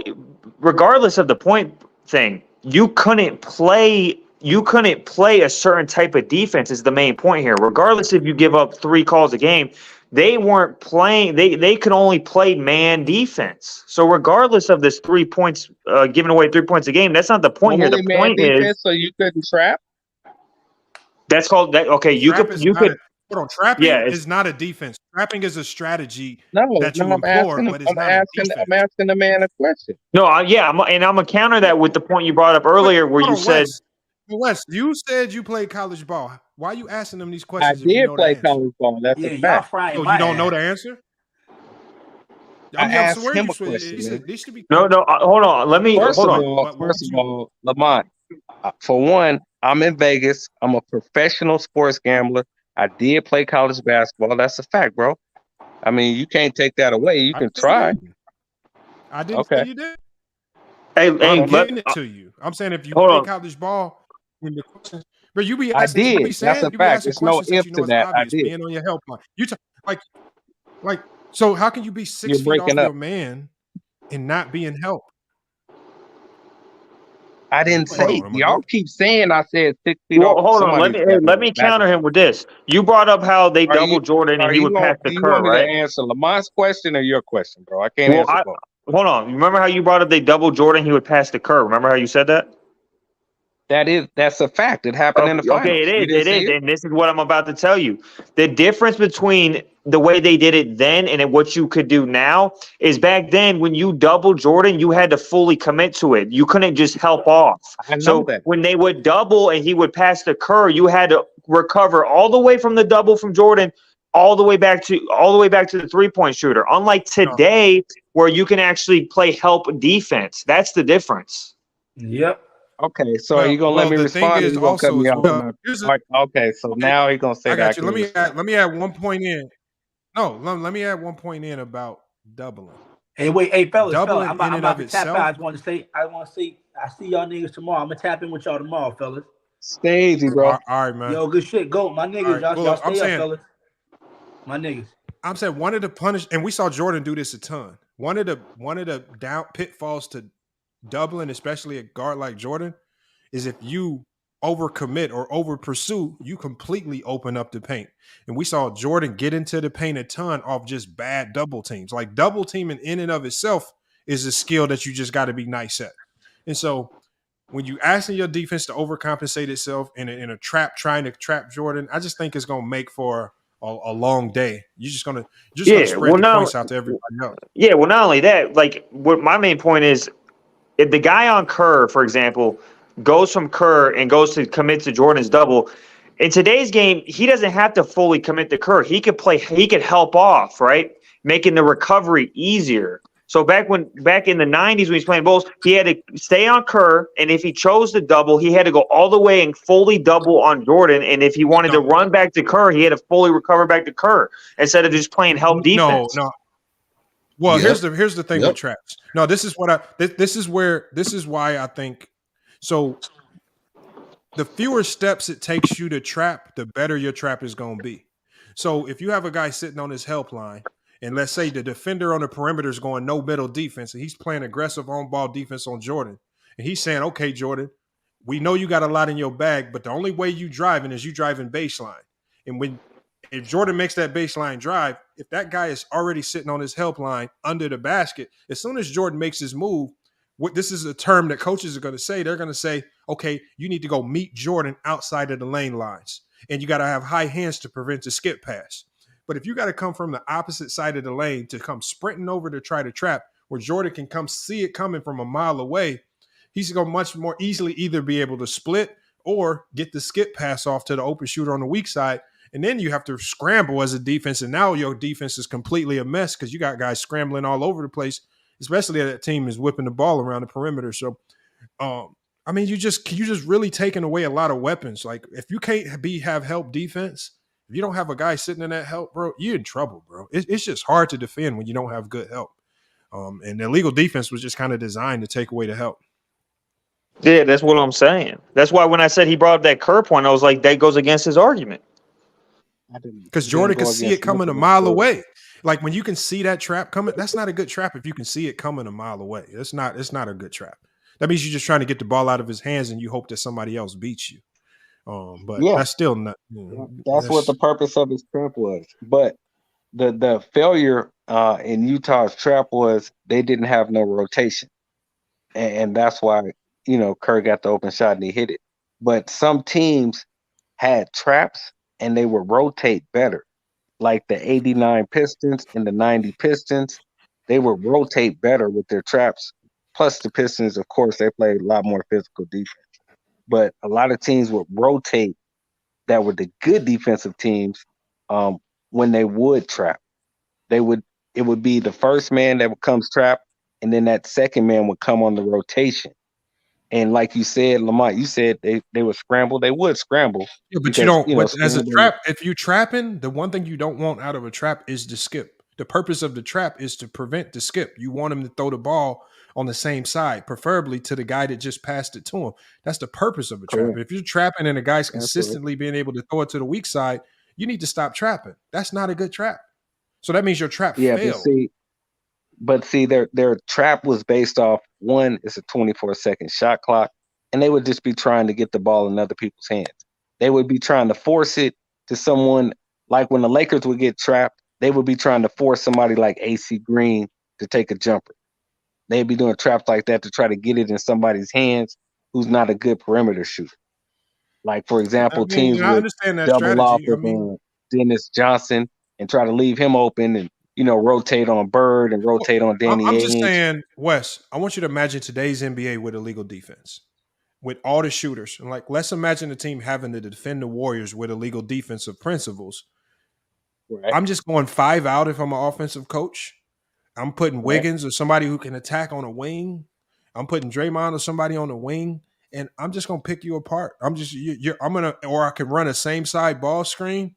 Or empty set ball screen with 3 guys on the other side, and I'm impossible to guard because there's no help that's going to save you. We saw it with the Utah Jazz. They had one of the best rim protectors in the league.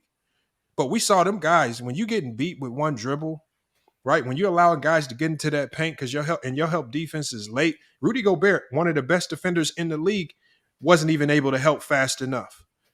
When you got to help all the way from the opposite side of the lane because guys are getting beat off one dribble. Like, there's no defense that's going to save you when you rotating that late. I don't care if you're the defensive player of the year. I don't care if it's Ben Wallace. I don't care if it's Akeem. I don't care. Nobody's going to be able to stop that. You can't stop Jordan. This is why the Pistons, part of the Jordan rule said, well, there was a whole bunch of other principles, but the last principle, if he gets into the lane, foul him. Because once he gets into the lane, you can't stop him. That's too late. You cannot do anything to save your defense. Let me get to Phil. Phil just pulled up, though. Phil, what you got on this? Now, just paying attention. You was talking about zone defense earlier. Yeah. Which they played a lot of zone. I mean, it's really easy to beat a zone. It's not that hard. The guys are able to do it. It is. I mean, you could personnel. Yeah. It's based on your personnel. Yeah, which back in the 90s, they always had personnel because everybody played a role. You had a guy that could cut to the basket. You had a guy that could rebound. And you maybe had a 3-point shooter or two, maybe a guy on the bench. I mean, every team was almost set up that way. Yeah, but nobody ran zone in the 90s. Phil, let me ask you a question, Phil. Yeah. What do you think was the best zone defense you ever seen? College or NBA? I'm not going to say the Bulls. I wasn't really a big Bulls fan, but Jim Boeheim. And Jim Boeheim at Syracuse got the best 2-3 when he was running it with what's his name? You say in college? He said college or it's got to be Jim Boeheim. He was the master of the 2-3 zone. Hey, Lamont, I'm rolling with Jerry. I'm rolling with Jerry Tarkanian's Amoeba defense. His zone was ridiculous. That too. That UNLV, solid. Oh, 1-3-1 is tough too. But I don't really look at 1-3-1 like a zone. 1-3-1 is a damn near like a press. Like if you run in 1-3-1, right, you just out there trying to get boys to panic. Like you know what I used to do? And that's what it would do. It was a killer. Bro, I told because I had a guard, right? He got called up to the D1 team, so he's not with us no more. But he had a bad problem with like reaching from behind, right? Trying to get steals from behind. So you know what I said? I said, since you like reaching from behind, playing reckless and wild, we just gonna put you at the top of 1-3-1. Now you can do all the reaching from behind you want, push them to side to side. I said, bro, we went into that 1-3-1 and we set our best defender at that elbow, bro. We started getting so many steals. Bro, it was ridiculous, bro. Because all you got to do is have the right personnel. I was like, oh, look, you love reaching. We're going to let you reach all day. Just make sure you're going side to side. This dude didn't get tired. He didn't like coming out. So, fuck it. Just go ahead and put you at the top. Do what you do. They would run the 1-3-1 compare the oranges with the apples. You know what I'm saying? It's like college dudes. I'd rather some zones is built different, bro. Like a 1-3-1, you ain't just cutting to the basket against no 1-3-1, bro. Bro, but the Mevo was a 1-3-1 with a trap, though. It wasn't just a 1-3-1. It was a 1-3-1 like what they're gonna do is they're gonna keep jumping at you. Like if you got that ball in that high corner, they're gonna keep stunting at you and getting closer and closer, and that wing is gonna keep stunting at you. Bro, you ain't gave that ball up. If you scared to throw that skip pass, bro, you're gonna be trapped in that death corner before you know it, and now you're really in trouble. So, I mean, I done seen a lot of 1-3-1 is nasty. 1-3-1 matchup zones. Oh man, them things that had you looking crazy. But yo, I'm out of here. But I had a good time cooking. Yeah, absolutely. Have I seen an NBA? Yes.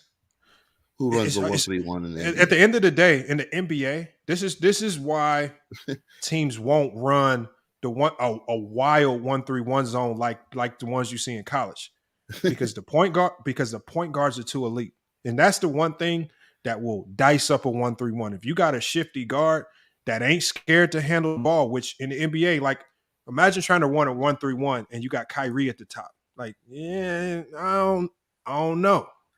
I don't know how this is gonna look. And like, because once he beats your first man, boy, if that back line dude protect, like if he ain't stout, if he ain't got his hands up, I mean, you're gonna start looking compromised out there. So, I mean, it's based on personnel. All these zones is based on personnel. Matchup zones, 2-3s, 3-2s. We seen the Warriors went boxing one, which is risky in the NBA, but we see them do it on a few possessions. But I mean, zones. Just like man defenses have their weaknesses, but it's the ability to switch up and go be versatile with your defenses is what makes you lethal. And so when you completely tell a defense you can't do none of these strategies, you can't do no zone strategies, no 1-3-1, you taking away 75% of the defensive playbook. Like, damn, all I got is man, and I can't help. So all my help principles, everything I was teaching in college is done. Oh man, you cooked. And for the record, I do think players shoot 10 times better than they did back in the day. And agree with course that. they finish them. Well, that's what kills the zone too, is shooters. Yeah. But there is some differences to the game. Like back in the 80s and 90s, they didn't have that you can't land rule. They didn't have that, airspace rule. Like most of the time, people would box out the shooter. Oh, you can't do that. No, you can't do that now. And so you know what I'm talking about, though, Lamont. You could box out the shooter, like somebody was shooting a jumper. You could box him out. They're gonna back up into your legs while you shooting. Yeah, that's annoying. Yeah. Oh yeah, I remember that. That wasn't a foul back in the day. That was. But you know what? They're still legal in high school. They still allow that in high school. It's like that's what's so weird. Like the high school game is so much like. Or at least college, there's like so many different levels of basketball where they call the game so differently as compared to the NBA. I think it all should be the same, so there's some consistency. But it is what it is, bro. I think the defensive 3 seconds is dumb. Like, I mean, I understand it why the NBA does it, but I mean, if you're gonna do it at the NBA level, you might as well just do it at all levels. Why? Shouldn't even have it. I don't believe you should have it. In college, they don't have it. That's in college, if you got a nice big, you just about to dominate at the rim. Well, I know why they want it now. They're promoting this European ball, promoting this Euro ball that we playing now. But well, I mean, it just obviously scoring sells. So when you defensive 3 seconds it's going to promote more people getting dunked on. It's going to showcase more big time blocks, guys flying from the weak side, slapping that ball. So you're going to get more highlights with the defensive 3 seconds. So I mean, it's all a way to get a form of illegal defense, though. Hold on. It is a form of illegal defense, but it's not as much of a handicap as completely saying you can't help at all. Like you can remember defensive 3 seconds is. I'm just saying it's a form of illegal. Like you can be there. All you got to do is get out the lane and get back in. Like, so if you in help, get out the lane and get back in, you still good. As opposed to I can't be in the lane at all if my man is completely spaced out over here. So there's ways we see Draymond do it all the time. Or you can just go 1 foot in, 1 foot out, and the refs can't count. So there's ways to cheat it. You go 1 foot in, 1 foot out the lane, and you cool. So I would much rather have that defensive 3 second than illegal defense where I can't absolutely do nothing at all. He said it would not be the same game without it wouldn't be, but the thing is, I understand it's a business. What? NBA needs to sell. Get people getting dunked on sales. So, but nobody's getting dunked, but no one's getting dunked on. What? Bro, you seen Ja Morant come through the lane? Hold on. Have you seen Ja Morant come through and attack that weak side that guy rotating? Ja Morant be trying to take people's heads off. Was that the only dunk for the month? Like I said, I'm an 80, 90s. Did you see what John Collins be doing off these lobs? Man, what you be watching, bro? What he be dunks be crazy. Basketball, dude. I love basketball, period. I don't care if it's 80s, 90s. I just know basketball, period. Yeah, I feel you. I don't hate on. I'm not with the Euro younger players. I don't hate on this generation. I don't call it Euro ball. I'm from the 70s and 80s generation, but I don't hate on this generation. It's just a different style of game. That's all it is. It's a different style of game. But there's certain players like when people talk about like Dr. J. I'm from that same era, but it's a style of game we already seen. He used to finish on 7-footers all the time. It's a style of game we already seen. What's that? As I always say, the 92 Dream Team went over there and show you what happens when you play a certain style of game versus this style of game. You'll get ran through. Bro, no, that wasn't style of game. That was just we got better players than you. That was a bunch of Europeans spreading the ball out, spacing the ball out, shooting threes. When you got guys who work regular jobs, bro, you have regular Joes playing in the Olympics back then. Like guys who was working at the supermarket, who was nice in college, coming to hoop on it. Like you ain't gonna compete with the NBA guys, right? I mean, it was just levels. The world hadn't caught up. Players. The world hadn't caught up. The world is now starting to catch up to the NBA. The world is caught up. That's the problem. Everybody now is nice. Everybody got the technology. Everybody been working on their game since they've been 5. The style of play in European ball was always like that. Bro, no, I don't believe it was. Them dudes was slow as foot. All they doing was spacing it out, passing the ball around, trying to get an open shot. That's not what they do, bro. Yes, they what? What me? Did you watch the 92 Dream Team go over there? Bro. Because if you watched it, then you would know what I'm talking about. I don't consider that true talent. That they were not it's not about the talent, it's about the style of play. And we know it was talent because the college guys beat the Dream Team. The college players beat them in the scrimmage. So they could be beat if you had the talent. That's facts. You're talking about a random occurrence. Those guys. No, that's not a random occurrence. Really put their shoes on. They would have ran them out the gym. Bro, if they would have sent Bobby Hurley, if they would have sent the college guys, they would have won. Let's stop it, man. Those guys really put their shoes on. They would have ran them out the gym. I know it was a good story, but they got beat by the college guys. They really ain't. Come on, man. You can't say that they got beat. You can after they get beat, you can't then say, "Oh, they wasn't playing hard." No, they got beat. They got beat by the college guys. It was a good story. Are you talking about the Dream Team, Lamont? So what I'm saying is, I don't consider. Yeah, you remember how they practiced? Tell me what team. Tell me what Olympic. What team did they? You got a line for that. Tell the whole truth, though. Hold on, Wild West. What team did the 92 Olympic team play where you really thought this team has a chance? Who? The 92? No. Yeah, I want you to tell me. Did any of those teams? No. Did y'all? They didn't have no personnel. They didn't have the players, bro. They played Greece. I mean, all the guys you got over here right now, they played. I don't think none of those teams had a chance against them. But none of them had a chance. I'm talking, bro. And they was hold on. We gotta correct that narrative about them playing that college team, though. Okay, what's the narrative? Okay. The narrative is, according to people that were there, they said Chuck Daly purposely threw that game. That's what they said. And they said they didn't even play the whole game. And then the next time when they came back out and played them, they blew them out. So like the next day they blew this is them what out. it says. You It says tell the dream team lost. You can't just tell half of the story and then make it sound like the college kids beat the dream team. And then telling you the full that story. Hold on. The full story right here. It says the dream team lost to the NCAA team 62-54 after underestimating the opposition. That's how it starts. Y'all keep saying that Chuck Daly threw it and all this stuff. Bro, I don't care if Chuck said 54. He said 54. The dream team ain't gonna put up 54 points. Bro, I don't care if Chuck Daly, I don't care how hard Chuck Daly tried. Wasn't even playing in the game. Hold on. They needed Jordan to beat the NCAA team? Oh, wow. They did. So you said they needed Jordan to beat the NCAA team? To ignore that they blew them out the next day? Bro, they got beat, though. You can ignore that?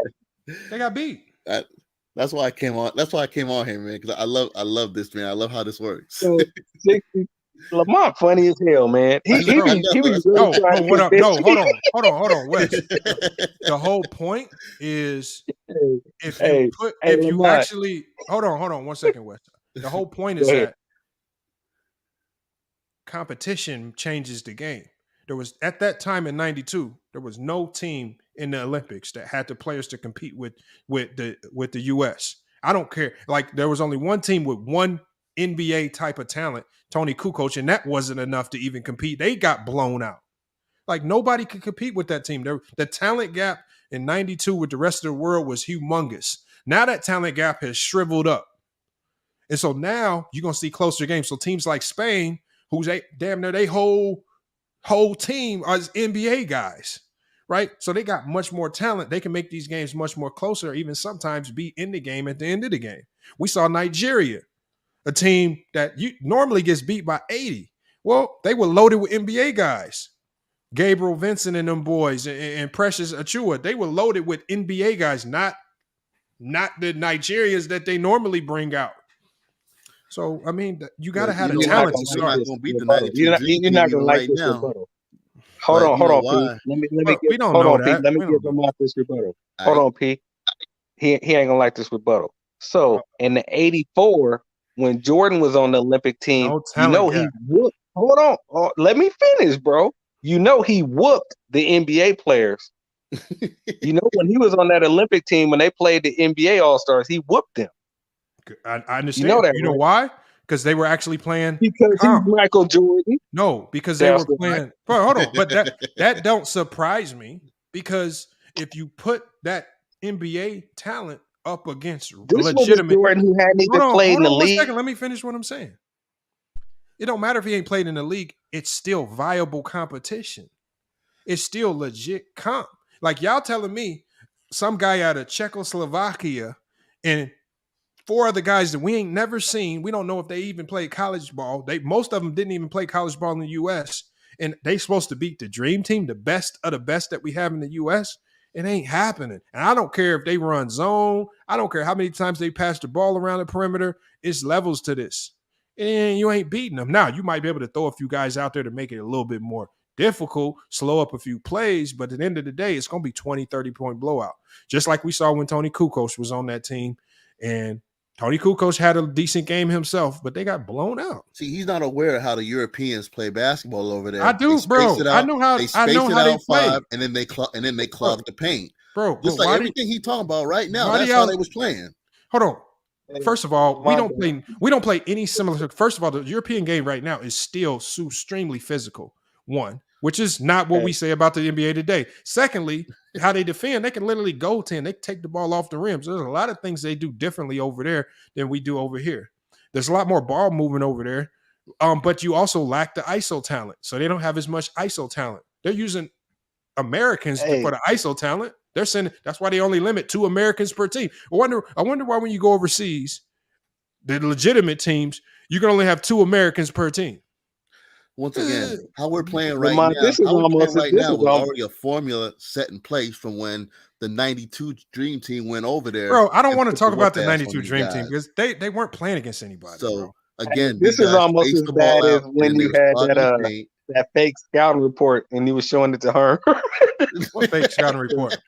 It was already in place. It was already in place, man. That's why we got this trash style of play we got right now. What's trash about it? You playing the same way the Europeans playing. Okay, It's the same way. Okay, It ain't but nothing different. literally every You space NBA it team, out, every space NBA it team, out, not every space it team out, does that. Take threes. That's not every NBA team.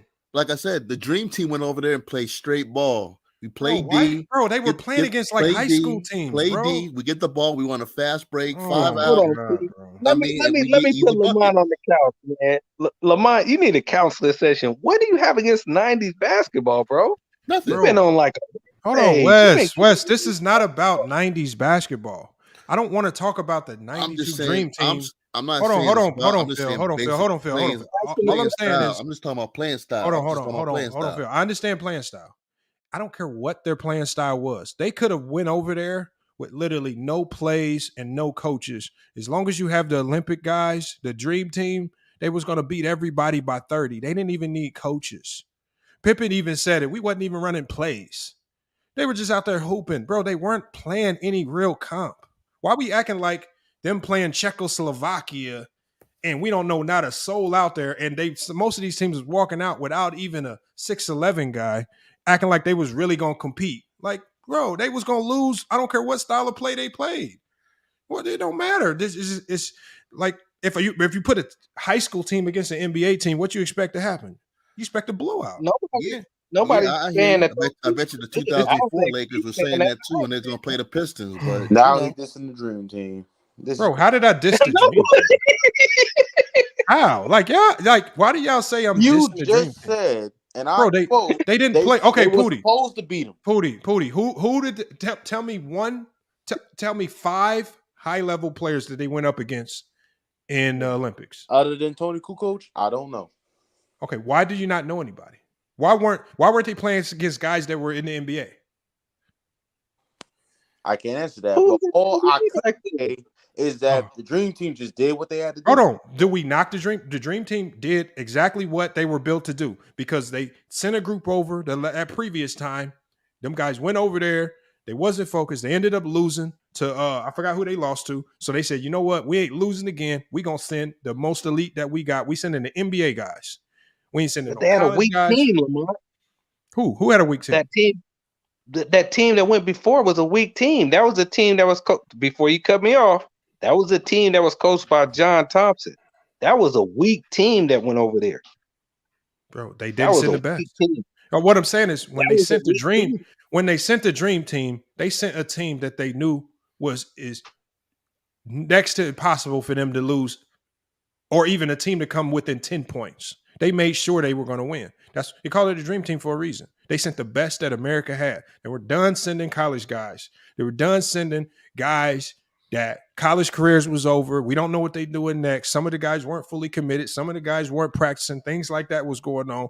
We're going to send the guys that we know going to win it and get it done with an incentive to win it. And that's when they increase the pay and they start doing other things to get guys committed to play Olympic ball and take it seriously. Can I ask you a question? Who was on that 1988 team that got beat? Don't know. Yeah, because when you look it up, you'll see. But why do you ask me a question? I didn't say they were good. They lost. Obviously, they weren't good if they lost, especially to the world competition that the world hadn't caught up to the U.S. and they weren't. The rest of the world wasn't as good as the U.S.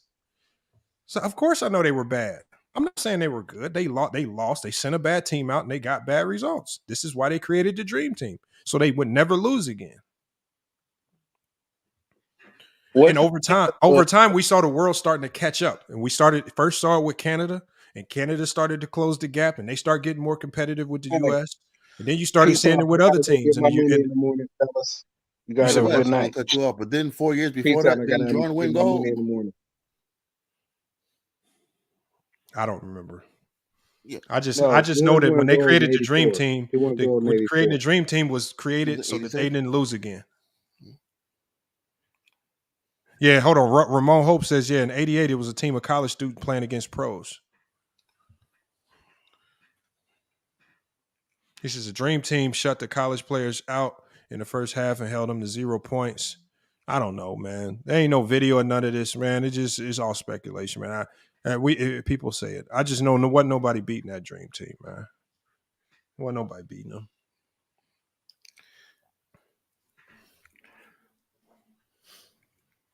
Pootie just be thirsty to come in and talk about Jordan. I'm not even here for all that. I'm just here to talk. I'm just messing with you, Pootie. So what's up? Yeah, I'm not hating on the generation's players, but the style of play that it's transitioned to, I don't think that's worthy of just. That's why I probably don't watch NBA really like that.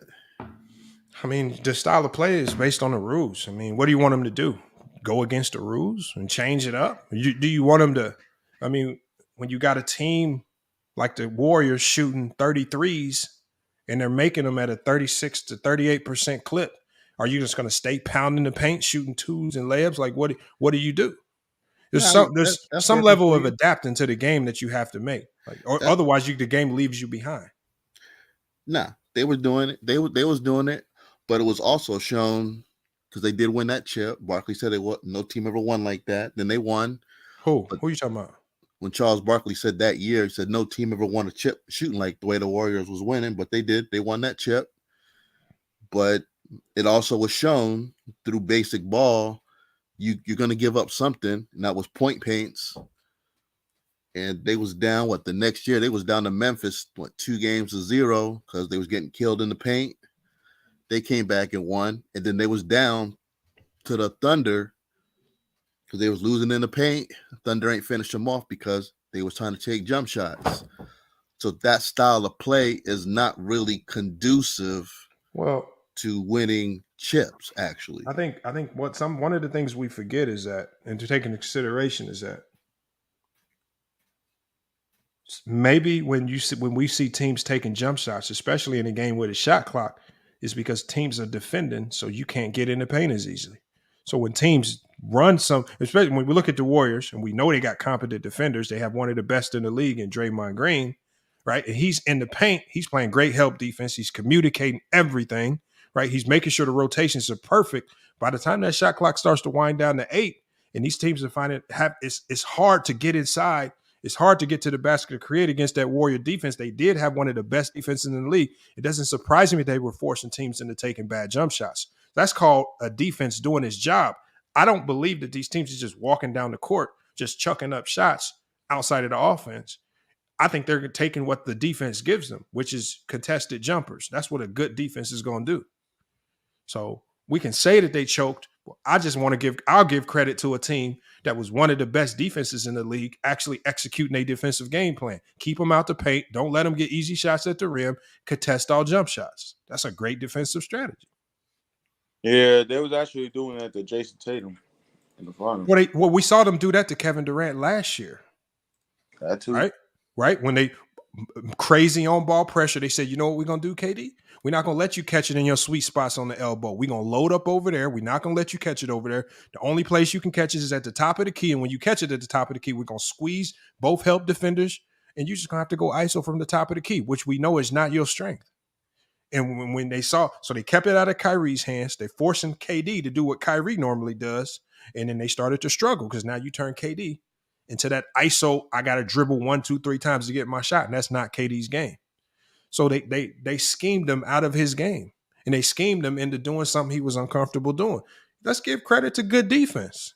When we see these teams doing these crazy things, give credit to the defense. Give credit to the Celtics. Give credit to the Warriors.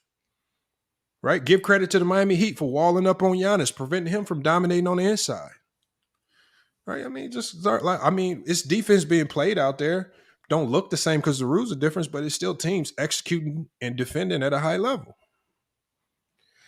Yeah, this is what making Michael Jordan look better every day. Well, Jordan's the one that said anywhere because he can score from anywhere. Jordan's the one that told David Stern, Don't bring zones back. That's when I put source. That's why I said put. That's when I put source. Okay, here. I'll put it up right here. I'll put it on the screen for you. No, I got you, Jordan. Yeah, no doubt. I'll put it in. And it wasn't just Jordan. It was Grant Hill, Tracy McGrady, all the best ISO scorers. Have made a plea to David Stern about this. It was in the. It was reported by, and it was stated to the Chicago Times. Hold on 1 second. Let me pull it up. All right, here it is right here. I'm going to put it on the screen for you. Hold on. Present. Share screen. And it's just not a knock on Jordan. I mean, Jordan just basically said Stern, no, look, I love it the way the league is right now. It is what it is. Michael Jordan on rule changes. If teams were able to play zone defenses, I never had the career that I had. When he talked about it, then he elaborates on it. Right? David Falk, Jordan's longtime agent, said Michael Jordan will average 60 on 75% shooting today. We hear this when people talk about Jordan. They sensationalize his numbers of what he could have done. That's what David Falk said Jordan could do today. But to do that, right? Because like this article says, it was absurd to even say that. And then the article alludes to how Jordan felt about zone defenses. I'm trying to scroll down. Where Jordan's, I wish I would have had the Chicago Times statement, because it had his exact statement on it, and it also had the other players. Yeah. So. Okay, so right here, it was reported by Sam Smith in the Chicago Tribune. It says Jordan making an impassioned plea before the competitions committee. So he went before the competitions committee and said this, that had gathered to consider rule changes to enliven the NBA game. Jordan spoke passionately. If teams were able to play zone defense, he said he would never have had the career that he did. That's reported by Sam Smith of the Chicago Tribune. With Jordan speaking before the NBA competition committee when they were considering removing the illegal defense.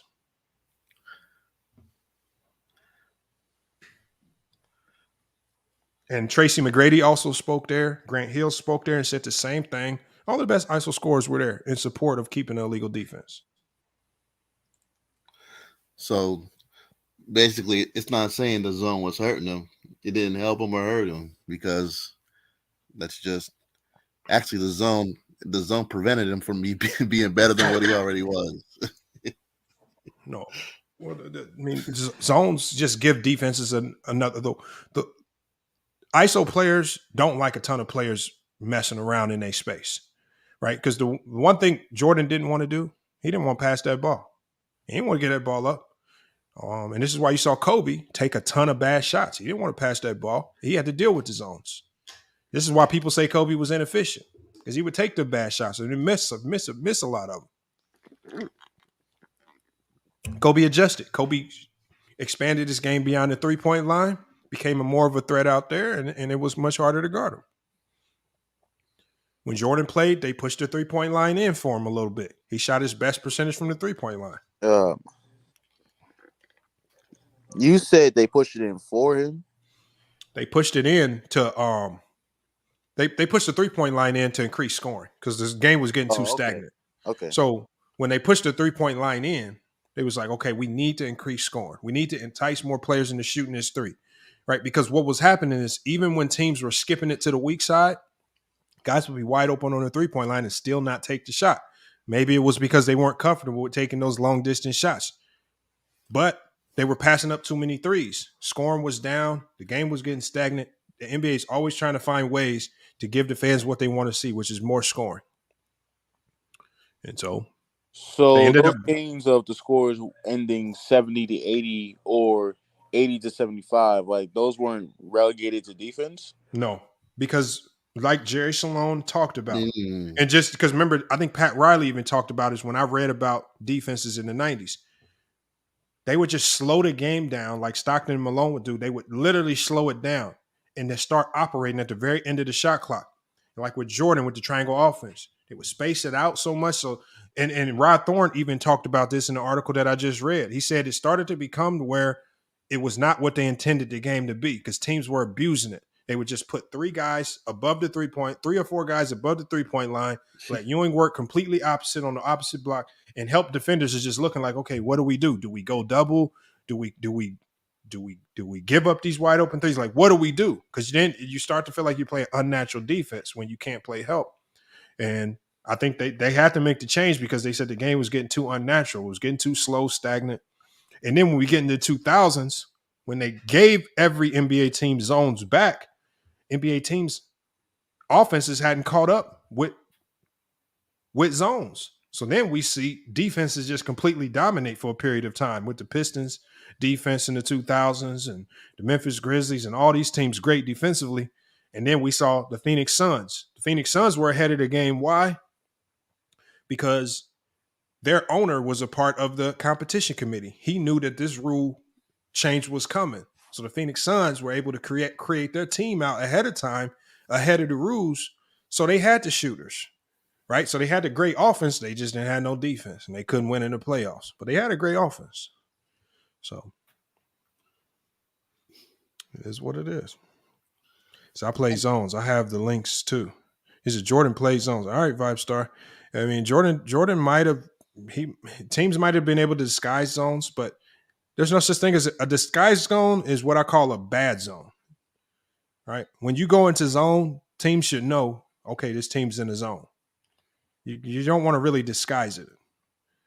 And you know, if you got to sneak and run a zone, you're not running a very good zone. You can't rotate properly.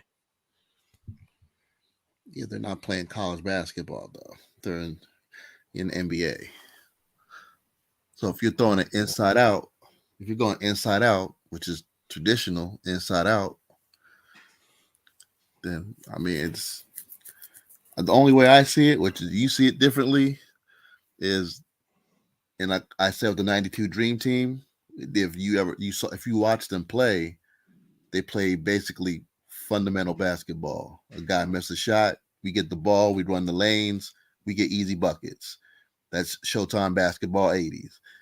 And then we just throw it into a big man and we play inside out. That's what they were doing in the 90s. Here's the problem. You could play inside out then because what will happen is you throw the ball inside. Maybe you can help defenders to kind of cheat and stick their hand in. Nowadays, you know, teams are already zoned up on that big. One thing they're going to do is they're going to deny the post entry. They're going to sit guys in front of the big. They're going to sit guys right behind the big. So if you throw it over, the steal's there. That's the beauty of the zone. You can sit guys in front and behind that big. So now the post entry ain't as easy. So now you clogged up the paint. And so now teams want to completely move the big out of the paint so they can at least have them driving lanes because throwing the ball in the paint is just a waste of time on the shot clock. We're going to waste. Let's like the Lakers looked at the beginning of the year. They would waste 13 seconds off the shot clock trying to look, throw the ball into AD, but there would be no angles. They would end up taking a ton of bad shots. And teams was just giving them threes. Shoot these threes. You ain't giving this AD. AD ain't about to beat us. People hate on the style of the game, but I mean, it is defense is more complex. I mean, throwing an entry pass though, that's something you learn how to do in high school is throw an entry pass. Yeah, you can learn how to do it, but the one thing you also learn how to do is not throw bad passes. And you don't throw a bad pass, which means you don't throw it. If they're going to front the big, which is what they do it a lot in the NBA, well, if you front the big, you have to throw the ball over the top. Well, if they're running the zone, they're going to have a guy sitting on that help line. And if you have a guy sitting on that help line, well, throwing it over ain't the best idea either. So how do you throw the entry pass when they got a guy in front and behind the big that you want to post up? So now you have to get more creative. You don't because somebody else is open. So you skip the ball to find the open man. And how do NBA teams kill the skip? Whoever's guarding the ball in the zone, what is he doing?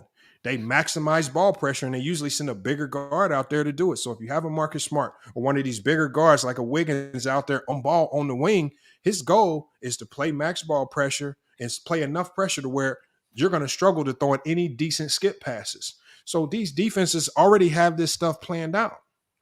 Ball pressure kills skip passes. Fronting the bigs in zone coverage kills post entries.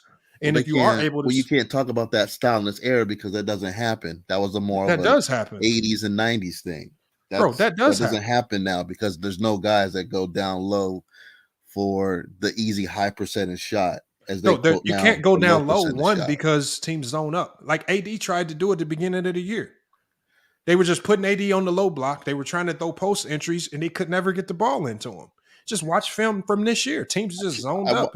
I watched when he played with Russ. Russ was getting the ball to him, but Russ was getting the ball to him out of what? Pick and roll, and AD was rolling off the lobs. Yeah. So now you have to get more creative of how you get the big the ball. Now you have to burn them from the outside in. You can't just send them to the low block he called for, and then you dump it in. So now you kill the zones with early pick and rolls, pistol actions with your big. Now you got that means you got to have a mobile big that can actually move out of the pick and roll, and then the big also has the ability to pop as well in case they clog the paint and you can't roll. So it just depends. It depends on how they defend. I'll give you that, no doubt.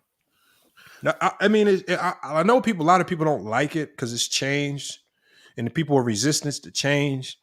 But at the end of the day, the players are only adapting to the rules that are presented to them, right? I mean, if guys like AD could just go on the block 1-on-1 and score layups all day, they would. It's not that they don't want to score layups. It's just not there. It's just not a viable option anymore. I mean, I think a guy like Embiid, I think if he wanted to go quickly flash to the rim, throw the ball to him, he could do that. That's what he does. That's just why he's averaging over 30 points per game, because they run an offense where they're running a lot of zoom screens and they're getting him the ball off actions, quick actions. But Embiid also has added a lot to his game. He has a face-up game now. He can go extend it out outside of the paint. So he's not relegated to just catching it on the block. There's going to be a few times where he does catch it on the block, but he can catch it on the three-point line. He can work himself in because he has a face-up dribble. He can catch it up at the high post elbow or out of horn sets. I mean, he has a lot of options now because he has a lot in his bag. Mutombo, I mean, if Mutombo's my center in the 90s, there's only so many ways I can get him the ball. I don't want to give it to Mutombo out on the three-point line extended and tell him, okay, hit your man with a two-dribble combination and get to the basket. Well, and it just ain't happening. He got to get his position. Wait, no, it's not in his bag. It's not in his bag. He's gonna get position and he's gonna get the ball, but he's the kind of guy you're not gonna double team him though. You're not going to double team him. I mean, honestly, I'm glad that there are big men that are expending their game beyond the paint, with the mid range and all that. But my thing is, I wouldn't want my center shooting 7 threes a game though. Yeah. What centers are shooting 7 threes a game? Like Big Cat, like my boy Big Cat, who I love. I'm a fan of Kentucky. I love Big Cat. He was killing it with his back to the back game in Kentucky. Yeah. But now he in the league. All he do is shoot the tray ball. And so, I mean, if we want to go to anomalies, I can go to Manute Bol. He was shooting a ton of threes in the 90s. He shot 7 threes and a half one time. Yeah, and a half. But yeah, I saw that. He wasn't very good, though. I mean, but if you're talking about the guys that are chucking up the most threes per game, I mean, ain't none of them centers. No, I'm looking at the list right now. No, not at all. We just talk centers. Tatum, we just say centers. Mitchell. Centers. But I'm saying I'm looking at the list of the players shooting most threes per game. I'm going through the list. Buddy Hield, Kyrie Irving, Malik Beasley. But I'm saying there's no centers, there's no bigs on this list that are just chucking up threes. I'm trying to get to the first big on the list. I'm still scrolling. Bogdanovich, he's a small forward. I think the first big that I get to is at 44. That's PJ Washington, but he's a power forward. So I don't see any centers until I get to 71. I got Al Horford at 71 shooting 4 threes a game. How tall is he? Like 7 feet. So it makes 6'11", 7 feet. Okay. And then you got Brook Lopez, who's shooting 4 threes a game. He's at 74 in the league. So there's not a lot centers in this game today are not shooting a ton of threes. Out of the top 100, you only got 3 centers. Embiid's not even in here. Embiid's not shooting these threes. Okay. Jokic's not in here. Gobert's not in here. Looney's not in here. All the bigs aren't shooting threes. It's just the guards. Now you see bigger guards, Like, so sometimes you have big guard. Like KD's a 7-foot guard, so he's a big guard shooting threes. Michael Porter Jr. is a 6'11" guard. Yeah, I mean, if Kevin Durant was playing back then, the coach probably would have told him to have his back to the basket. Probably. Well, I mean, the coaches only tell you what to do based on your skill set. If KD's in practice and he's out on the perimeter drilling threes on everybody, I'm not going to get in the game and say don't shoot threes. Like, coaches gonna, if you got it in your bag, we're gonna showcase it. Like Arvidas Sabonis could shoot the three. I mean, there were centers. Sam Perkins, wasn't nobody telling Sam Perkins not to shoot the top of the key three. Yeah. He would shoot that thing. Yeah. Right. So if you had it in your bag, you would shoot it. And if you had it in your bag like KD, you definitely shooting the ball. Yep. But you said Sabonis, he would shoot the three, but then he would play with his back to the basket too. I mean, Jokic does the same thing. Jokic plays with his back to the basket, slow, methodical, bang you up, get inside, kick the ball around, inside out. Like, there's players that give y'all what y'all want to see. Y'all just don't like it. Honestly, Jokic is like a point center, to be honest. Yeah. I don't call him a point, man. He's a center, bro. He just does it different, man. Get it done. But look, y'all, man. Look, I got to shut this one down. We've been going on way too long, man. I got to get up early in the morning too, and we got practice tomorrow. I'm supposed to been laid down. I'm tripping. It's 2 a.m. Damn. All right, your longest stream ever. No, it's not my longest ever, but it's definitely up there. All right, yeah. Thanks for having me on. Yep. Hey, salute. Hey, Phil, make sure you pull up again, man. I like your takes, man. Like I said, we need a little bit more balance to the panel, man. A little common sense basketball. I ain't had a basketball conversation like this in a minute where you just talking strictly basketball. I got people up here crying and it's like Herm crying about Jordan and all this stuff, man. They just can't talk basketball, man. So I mean, I still think Jordan the greatest though, just because I got Jordan as a GOAT too. Like, we got that in common. I got Jordan as a GOAT.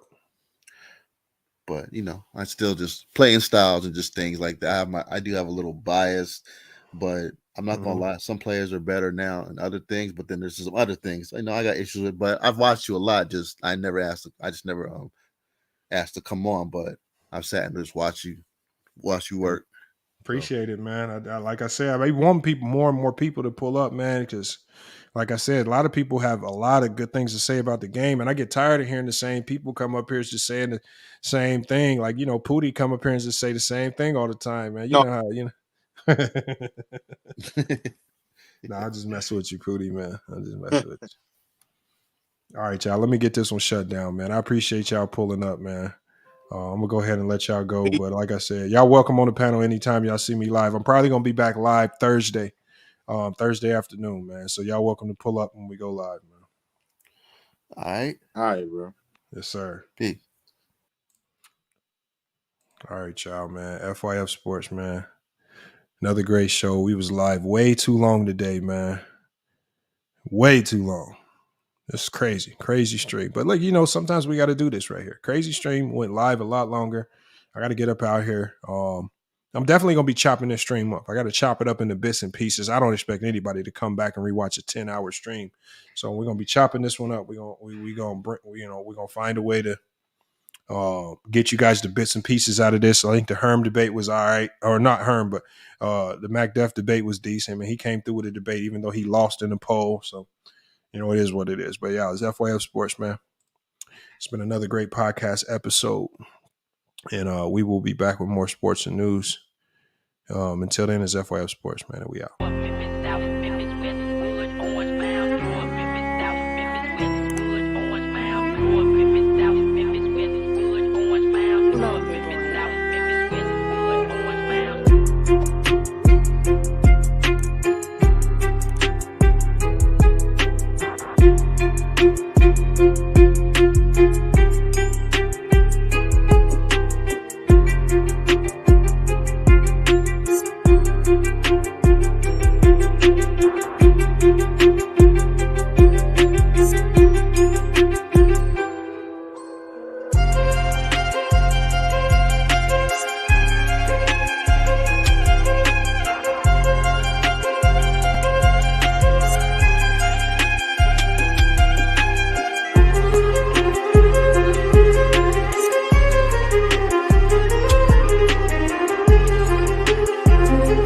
Peace.